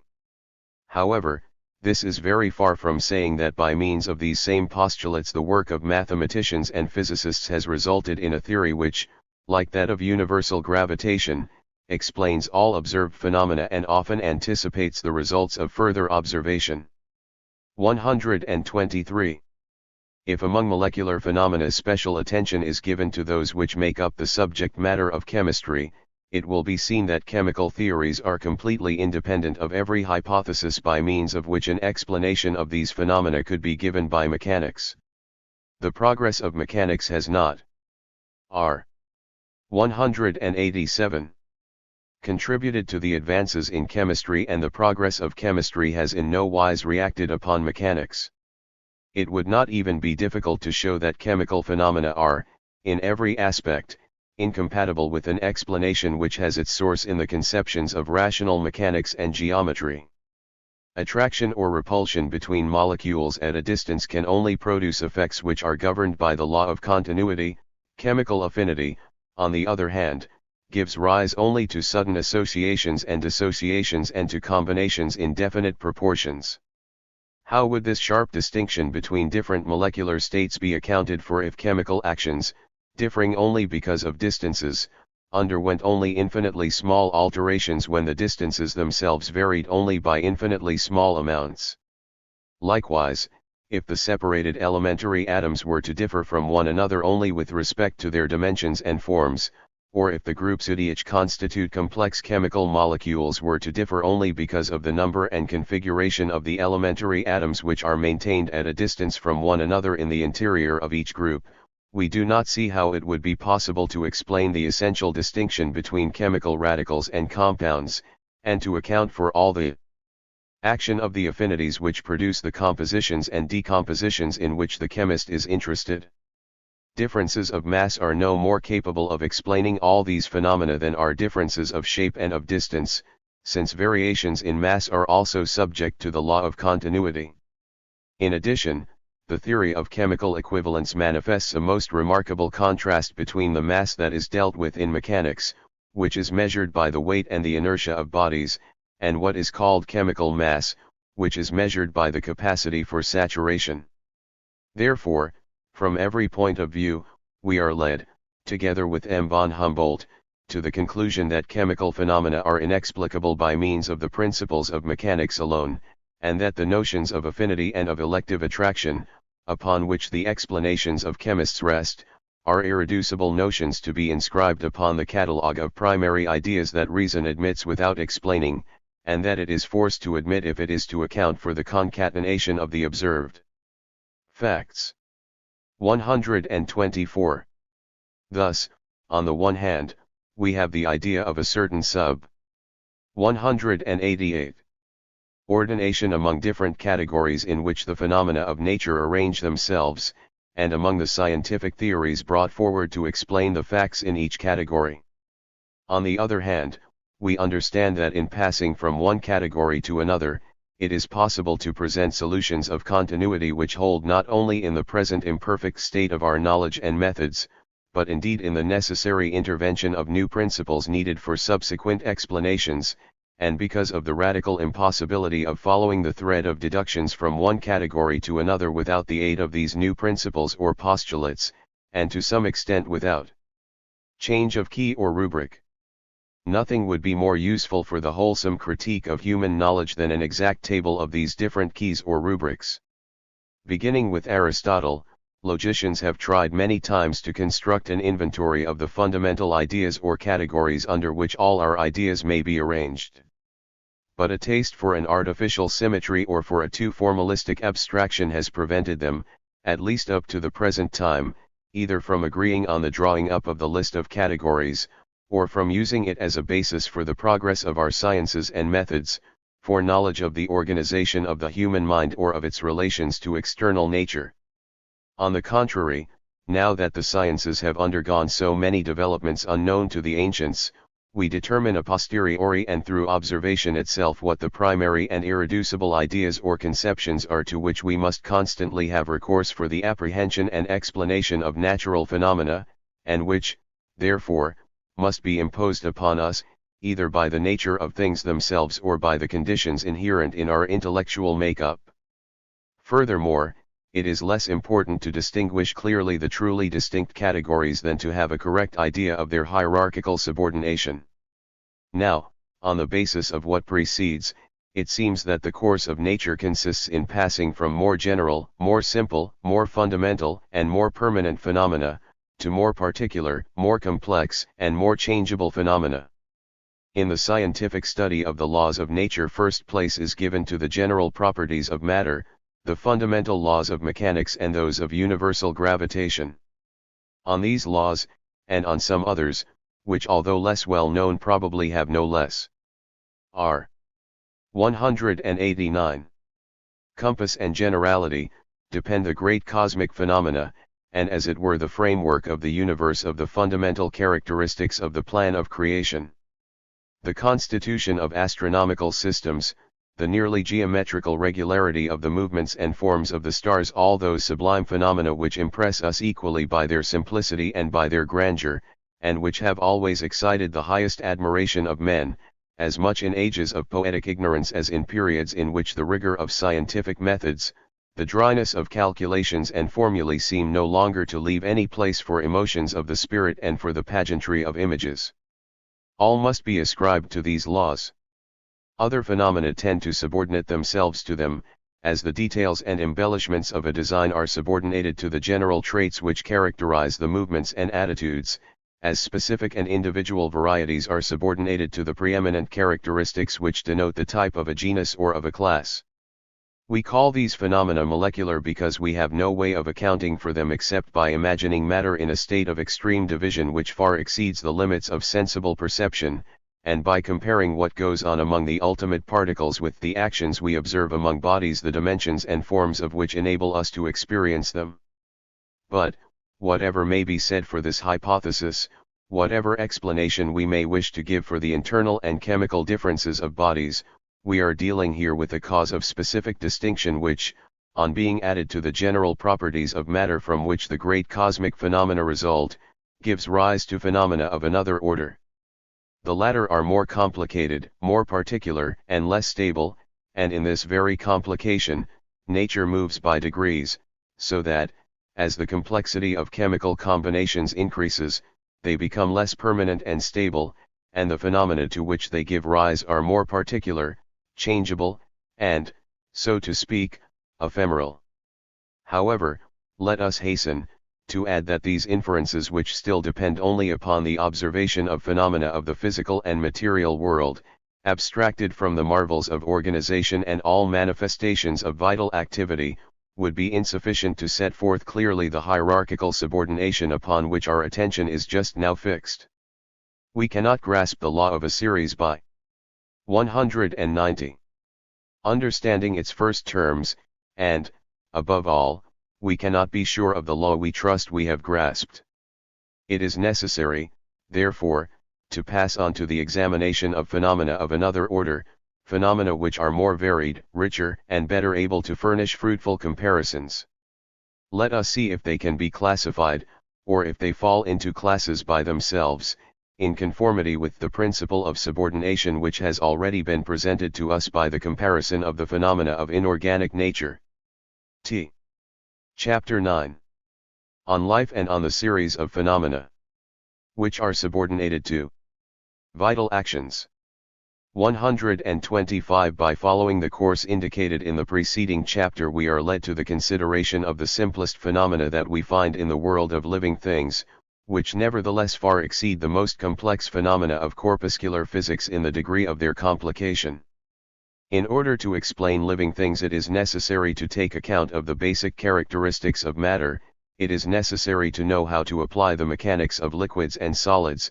Above all, it is necessary to bring in chemical actions, and even the choice that nature has made of a small number of chemical elements possessing unusual properties, which almost exclusively make up the materials of the organic kingdom. This last consideration alone is sufficient indication that we must seek in chemistry the most immediate conditions for the development of organic forces. On the other hand, if the chemist regards as chimerical the attempt to reduce the explanation of the phenomena he studies and of the laws he establishes to a problem of ordinary mechanics, the physiologist regards as still more chimerical the attempt to explain, in terms of the concurrence of chemical and mechanical laws alone, even one of the simplest phenomena of organic life, such as the formation of a cell or of a drop of blood, or, among more complex phenomena which nevertheless depend most immediately upon the play of chemical actions, such processes as the digestion of food or the assimilation of nourishing fluids.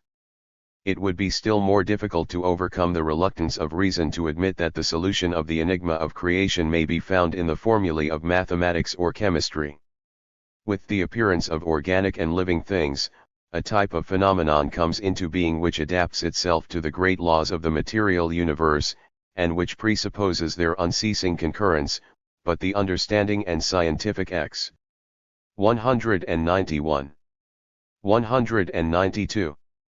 Planation of which evidently requires the express or tacit admission of forces or principles over and above those which suffice to explain more general and more permanent phenomena. 126.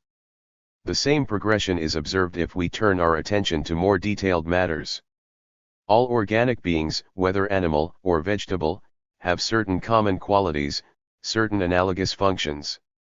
So it seems, as Linnaeus indicated in his aphoristic style, animals differ from plants only in the insertion of one life upon another. This idea goes back to Aristotle and was given an illuminating development by Bichat I through the sharp contrast he so clearly set up between organic life on the one hand, which is common to both plants and animals, is always active and never suspended, is of the highest importance from first to last, and is always obscure and without consciousness of itself, and animal life on the other hand, which is essentially irregular and periodic, appears much later and comes to an end much sooner, and is gradually perfected with the system of organs appropriate to it in the various species of the animal world. In a word, in conformity with the law, we are indicating phenomena which are marked by the latter are of a higher and less stable form than the phenomena of organic life which serve as a basis for them. This is not the place to examine the detailed objections into which the theory of Bichat runs. The assumption which underlies his concept has found its place in science and has become the basis for teaching, and the objections to it only prove the difficulty or the impossibility of submitting the phases through which phenomena of nature pass in their progressive evolutionary development to our rigorous distinctions of categories. Moreover, it is clear that even though all the phenomena of the organic structure of plants were to be successfully explained by means of physics and chemistry, and that even though all aspects of animal life may be likened to the organic life of plants, we should still not have the explanation of a single phenomenon of animal life, such as sensation, pleasure, and appetite. In passing from one order of phenomena to another, a gap is always found which we try vainly to disguise by means of the artifices of language or to conceal through the ambiguous use of terms. 127. Does not the contrast between organic life and animal life, which Bichat so skillfully pointed out, have the greatest possible resemblance to the contrast between the body and the mind, too, between the animal life common to man and the lower species, while differing in its forms and in its degrees of perfection, and the intellectual and moral life which we find in man alone, but which, it may be said, is shared by all men, although it is also subject to infinite diversity in its manifestations, depending upon the aptitudes and levels of culture of individuals and races. Have not all the great portrayers of human nature, all those who have studied it for a practical purpose, and consequently without being preoccupied with metaphysical systems and with the subtleties of the schools, vividly expressed that final contrast which is attested by man's consciousness, that inner sentiment found in persons of the most ordinary sort, persons who are least inclined to affectations or to mystical enthusiasms? Do not both these men, or rather both these distinct ways of living, although they share for the time being in both the organic and animal modes of life, follow different courses? Do they not have their distinct periods of infancy, youth, virility, and decline? Are not the principles and the tendencies of the one higher, and those of the other more fundamental and more settled in regard to these characteristics? Although Bichat's theory was introduced as a result of the progress of scientific observation, it seems that metaphysics, being more critical, cannot be satisfied with the distinction which the common man perceives, and upon which morals and religion have been based since the beginning of civilization. Especially in modern times, the exclusive importance that Descartes attached to the metaphysical notion of substance, his explanation based upon the distinction of two substances, the essence of one of which would consist in extension and of the other in thought, has made it may have been inclined toward Cartesianism, along with the great minds of his century. This distinction is simply that between animal and intellectual life, after all transcendental hypotheses concerning the essence of causes have been put aside, so as to take account of what is given by the observation of phenomena. 128. Nowhere, however, has Descartes' metaphysics survived as a principle of the scientific interpretation of nature. The idea of force, which was disposed of by the Cartesian school and which Leibniz brought back to an honorable position, furnished Newton with the remarkable explanation of the greatest phenomena in the universe. Taking their cue from Newton, mathematicians, physicists, and chemists all employ the idea of force or of action at a distance, in one form or another. Physiologists proclaim the necessity of admitting vital and organic forces for the explanation of phenomena exhibited by organic and living beings. Good sense should reject any idea which sees in the intelligent and moral man no more than a machine, plant, or animal having a more complex structure, although it should certainly study the mechanical and chemical phenomena in man, an organic mode of life which serves to sustain animal life, and an animal life onto which the intellectual and moral life are grafted. The absurdity in such a case is an example of confusing or identifying any term whatsoever in a hierarchical progression with those which precede and those which follow it. We should have neither more nor less success in deducing an idea or a rational conception from sensation than we have in explaining the seed of a tree or the egg of a bird by means of the action of chemical processes, or in accounting for the sensation of color from the way in which the optic nerve is stimulated. Instead of the unique mystery of the connection of matter and mind, or, following Descartes, between extension and thought, we must admit a succession of mysteries, since all our scientific explanations presuppose the successive intervention and the harmonious concurrence of forces, the essence of which is inscrutable and the irreducibility of which is for us a reflection of the irreducibility of the phenomena which emanate from them, so that there always are, in the field of human knowledge, illuminated areas which are separated by dark intervals, such as the eye observes in the solar spectrum when glasses having a sufficiently strong power of magnification are worn. Finally, and this is the point we wish to insist upon here, the manifestations of these mysterious and irreducible forces appear to us to be subordinated to one another. The hierarchical law is evident. We invariably find some more particular, some more complex phenomena which, by their increasing particularity and complexity, imply the notion of a higher degree of perfection, merge into more general, more simple, and more constant phenomena, and which, by their generality and relative fixity, seem to us to partake of a still higher degree of substantial reality. Because of the natural disposition of the mind, this is the basis of a tendency to evaluate the importance of a certain order of phenomena either in terms of the degree of elevation and perfection or in terms of the degree of generality and fixity.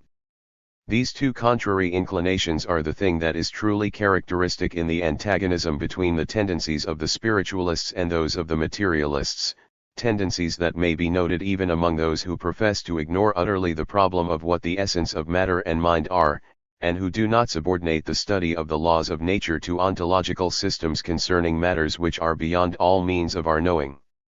129. In the study of living things, one general question looms up above all others: must the vital functions be regarded as the resultant and the effect of organic structure, or is the structure itself rather the resultant and the effect of vital and plastic forces? Here we find ourselves moving hopelessly in a circle, for it is just as impossible to conceive that organic forms precede life, as it is to think that life precedes organic forms, if not in time, at least in efficacy. There is no way of conceiving of life prior to organisms, for what would be the substratum of vital and plastic forces as long as no organism existed?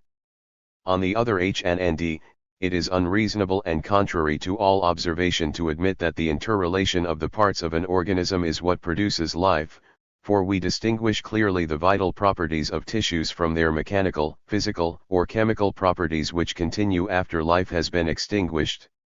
In the same way, we distinguish between the condition of a mature but unfertilized germ cell and the condition of the cell after it has been vivified by fertilization.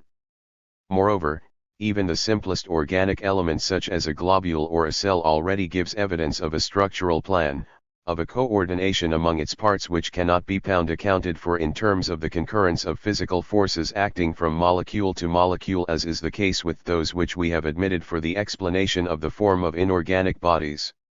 Even if we were to suppose that the formation of the elements of which we are speaking had been related to a form of crystallization sui generis, we should be checked at each step in the passage to more complex formations. We should find that we had made no advance in explaining, for example, how the rudiments of the various organs are associated and coordinated by proceeding to fall in with one another in the formation of an embryo through epigenesis, or how a crayfish can regenerate an amputated member having the same form and the same parts as the original. We sense, more than we understand, that in such a case the plastic force and vital energy, far from awaiting the formation of organs before acting and far from being the resultant and the consequent of an arrangement of parts introduced by the concurrence of inorganic forces, on the contrary, control and determine the formation of the organism. Nevertheless, as it develops, the organism never ceases to govern and to modify the manifestations of the vital and plastic energy. Thus, In organic and living beings, organic structure and life play simultaneously the roles of cause and effect through a reciprocity of relations which has analogues neither in the order of purely physical phenomena nor in the series of acts which are subject to the influence of a voluntary or reflective determination. It follows from this that we can form no idea or conception of the principle underlying these mysterious phenomena, either through information which is furnished by the senses, or through that furnished by consciousness. The vital fluids that have sometimes been imagined in imitation of the imponderable fluids admitted in physics do not even have the advantage in this case of hiding our ignorance to some degree. Careful thinkers seem now to be in agreement in avoiding the superfluity and the abuse of these fantastic creations. 130. The term vital or plastic forces which prevails generally. 198. Even though it does not give the mind an idea which can be clearly defined, at least has this to be said for it, it expresses clearly one of the most marvelous and most certain properties of the unknown principle of life and of structure, that of going through different phases of intensity and energy. The force leading to the reproduction of organs which are destroyed, among inferior species where this process is observed, is weakened and exhausted by its action, just as it is weakened and exhausted in higher forms by the reproduction of simple tissues, if the process of regeneration is repeated too often. 7. When animals like the earthworm show the power of regenerating a whole animal from every segment obtained by simple dissection, it is noticed that if the regenerated sections are subjected to repeated amputation, the animals successively produced become simplified and lowered in terms of the scale of animal forms. Other species present the still more unusual phenomenon of a single impregnation which is sufficient for many successive generations. Nevertheless, the generative ability is finally exhausted, and it is not transmitted from one generation to another without being impaired. For an analogous reason, if it rarely happens that the hybrids which result from the crossbreeding of species are fertile, it happens much more infrequently that the offspring of such unions are themselves fertile, and still more rarely that fertility is transmitted to the offspring of the second generation.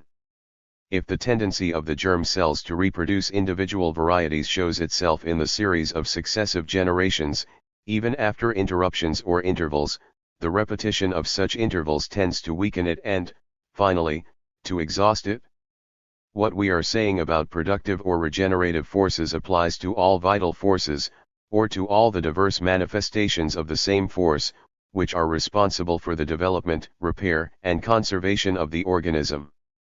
The organic force in the embryo, in the foetus, and then in the young during the whole period of growth, is seen to be endowed with an energy which becomes weaker in proportion as the main features of the organism are more fully established and approach their definitive form.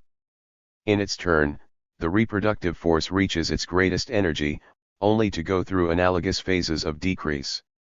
Finally, the force which tends to conserve the organs, which vies with the incessant action of the general forces of nature, and which momentarily brings within its sphere of action the material elements assimilated by the organism and later thrown off by it, is, as everyone knows, used up and weakened by its own action until the final traces of it have disappeared. 131. The phenomena of living nature differ essentially from the phenomena of the inorganic world by the bonds of interdependence which unite harmoniously all the vital actions, all the parts of the organism, and all the phases of its development. Using Kant's expression, the cause of the mode of existence of each part of a living body is contained in the whole, while in dead or inert masses, each part carries this mode in itself. It is quite true that, according to the manner in which we conceive physical phenomena and the forces which produce them, the reason for the movement of each particle resides in the action that other physical particles exert upon it. It is on this basis that we explain the principle of inertia in matter. But we admit nonetheless, and in this our hypothesis is confirmed both by observation and by calculation, that the actions exercised on one molecule by another are perfectly independent of each other. There are as many distinct and independent actions as there are binary combinations among the particles. The effects of the actions or the forces are added to, neutralized by, adjusted to, or combined with one another, according to mathematical laws. but the forces themselves change neither in import nor in energy because of the conflict or the union which is established between them. In the organism, on the contrary, the action of each elementary organ or rudiment of an organ is visibly directed toward the realization of a certain function which can be conceived only in terms of the relations between the elementary organ and the organism as a whole. Similarly, the structure of each part is not independent of the way adjacent parts are constructed, as is the case in gaseous or liquid masses, or even in crystals, but rather is manifestly related to the structure of the whole. What is said of coordination in space may be said, with still more reason, of coordination in time. The organization of the embryo and of the foetus is suited not only to the functions it actually performs but also to those it must fulfill after subsequent development. The instinct which leads the bird to collect the material for a nest is related to func. 200. Tions which will later be fulfilled in the propagation of its species. The instinct of the frugal animal is related to the situation in which it will find itself when the period of hibernation arrives. And we might go on to mention other illustrations of the same nature. It is apparent from the above that a remarkable contrast is found between characteristics and methods as we go from sciences dealing with the properties of inorganic bodies to those which treat of the nature of living things. We reach order and unity in physics by breaking up or analyzing complex phenomena. The further the analytical reduction is carried out, the more clearly we see the phenomena connected according to a systematic and regular order. On the other hand, living things tend toward the perfection of harmony and unity or individuality by the complication of the organism at the same time that it tends to stabilize the direction of its development and its characteristics. Thus, among chemical phenomena, we find that combinations are distinguished from one another by characteristics which become all the more clear, or by properties which become all the more energetic or contrasting, as they become less complex. On the other hand, we find that those beings which are highest in the scale of organic structure are most easy to study and to classify to the degree that their organic systems are more distinct and have more fully determined functions, and when at the same time the unity which coordinated them manifests itself more clearly. No one would begin the teaching of botany with the study of algae and lichens or the teaching of zoology with the study of sponges and polyps. On the contrary, we sense the appropriateness of studying first a type in which the organism, whether animal or plant, has reached its highest degree of complexity as well as perfection, so that we may later relate the inferior organisms to this type by taking account of the successive degradations and by indicating at each step the simplification of the organs, the decentralization of functions, and the obliteration of distinctive traits, until we come to the most rudimentary functions, and to beings that there is reason to regard as the first rough draft of the creative power. Indeed, if the question is no longer one of describing and classifying beings, organs, and functions, but of apprehending analogies and transitions, of supplying, by means of philosophic inference, the breaks in continuity without which no system of classification would be applicable to the sequential order of organisms, of developments, and of metamorphoses, the direction in which investigation moves will necessarily be reversed. For example, in order to bring to light the analogies between plants and animals, it is necessary to begin with the inferior types of each series, among which the differentiating characteristics of the two series are still vague and undetermined. It will usually be advisable to go back to the embryonic form, observing in it the still undefined traits and the fleeting transformations. From this point of departure the resemblances and analogies are bound to outweigh the differences, just as later on, after the organisms have gone through all the phases of their development, and after the species has been formed in a definite way and in conformity with the conditions of final harmony, the characteristic differences will outweigh the original resemblances and analogies. As a result of this, science properly so called, that is to say, the methodological knowledge of precise, controlled, rigorously established facts which are capable of theoretical coordination, will rely principally upon the study of beings which have reached the peak of their organic development and complication. On the other hand, the philosophy of nature, based as it is upon the perception of continuous transitions and modifications, upon the appraising of analogies and similarities which admit neither of exact measurement nor of determination, will come to be related principally to the observation of simple organisms and those which have deteriorated into an elementary state. In a word, in the physical sciences, in chemistry for example, increase in complexity tends to fill in gaps, to show analogies, to do away with breaks in continuity, and to favor philosophical inference by reducing in just that way the importance of differentiating characteristics which serve as the basis of scientific determination and classification. In the natural sciences the opposite of this occurs through the increase of organic complexity. This is a fact of prime importance which clearly marks the passage from one order of phenomena to another, and the basic reason of which is found in the very essence of the organic structure, which is nothing but a tendency toward unity through the coordination of the parts. 132. The harmonic concurrence of forces, organs, and functions.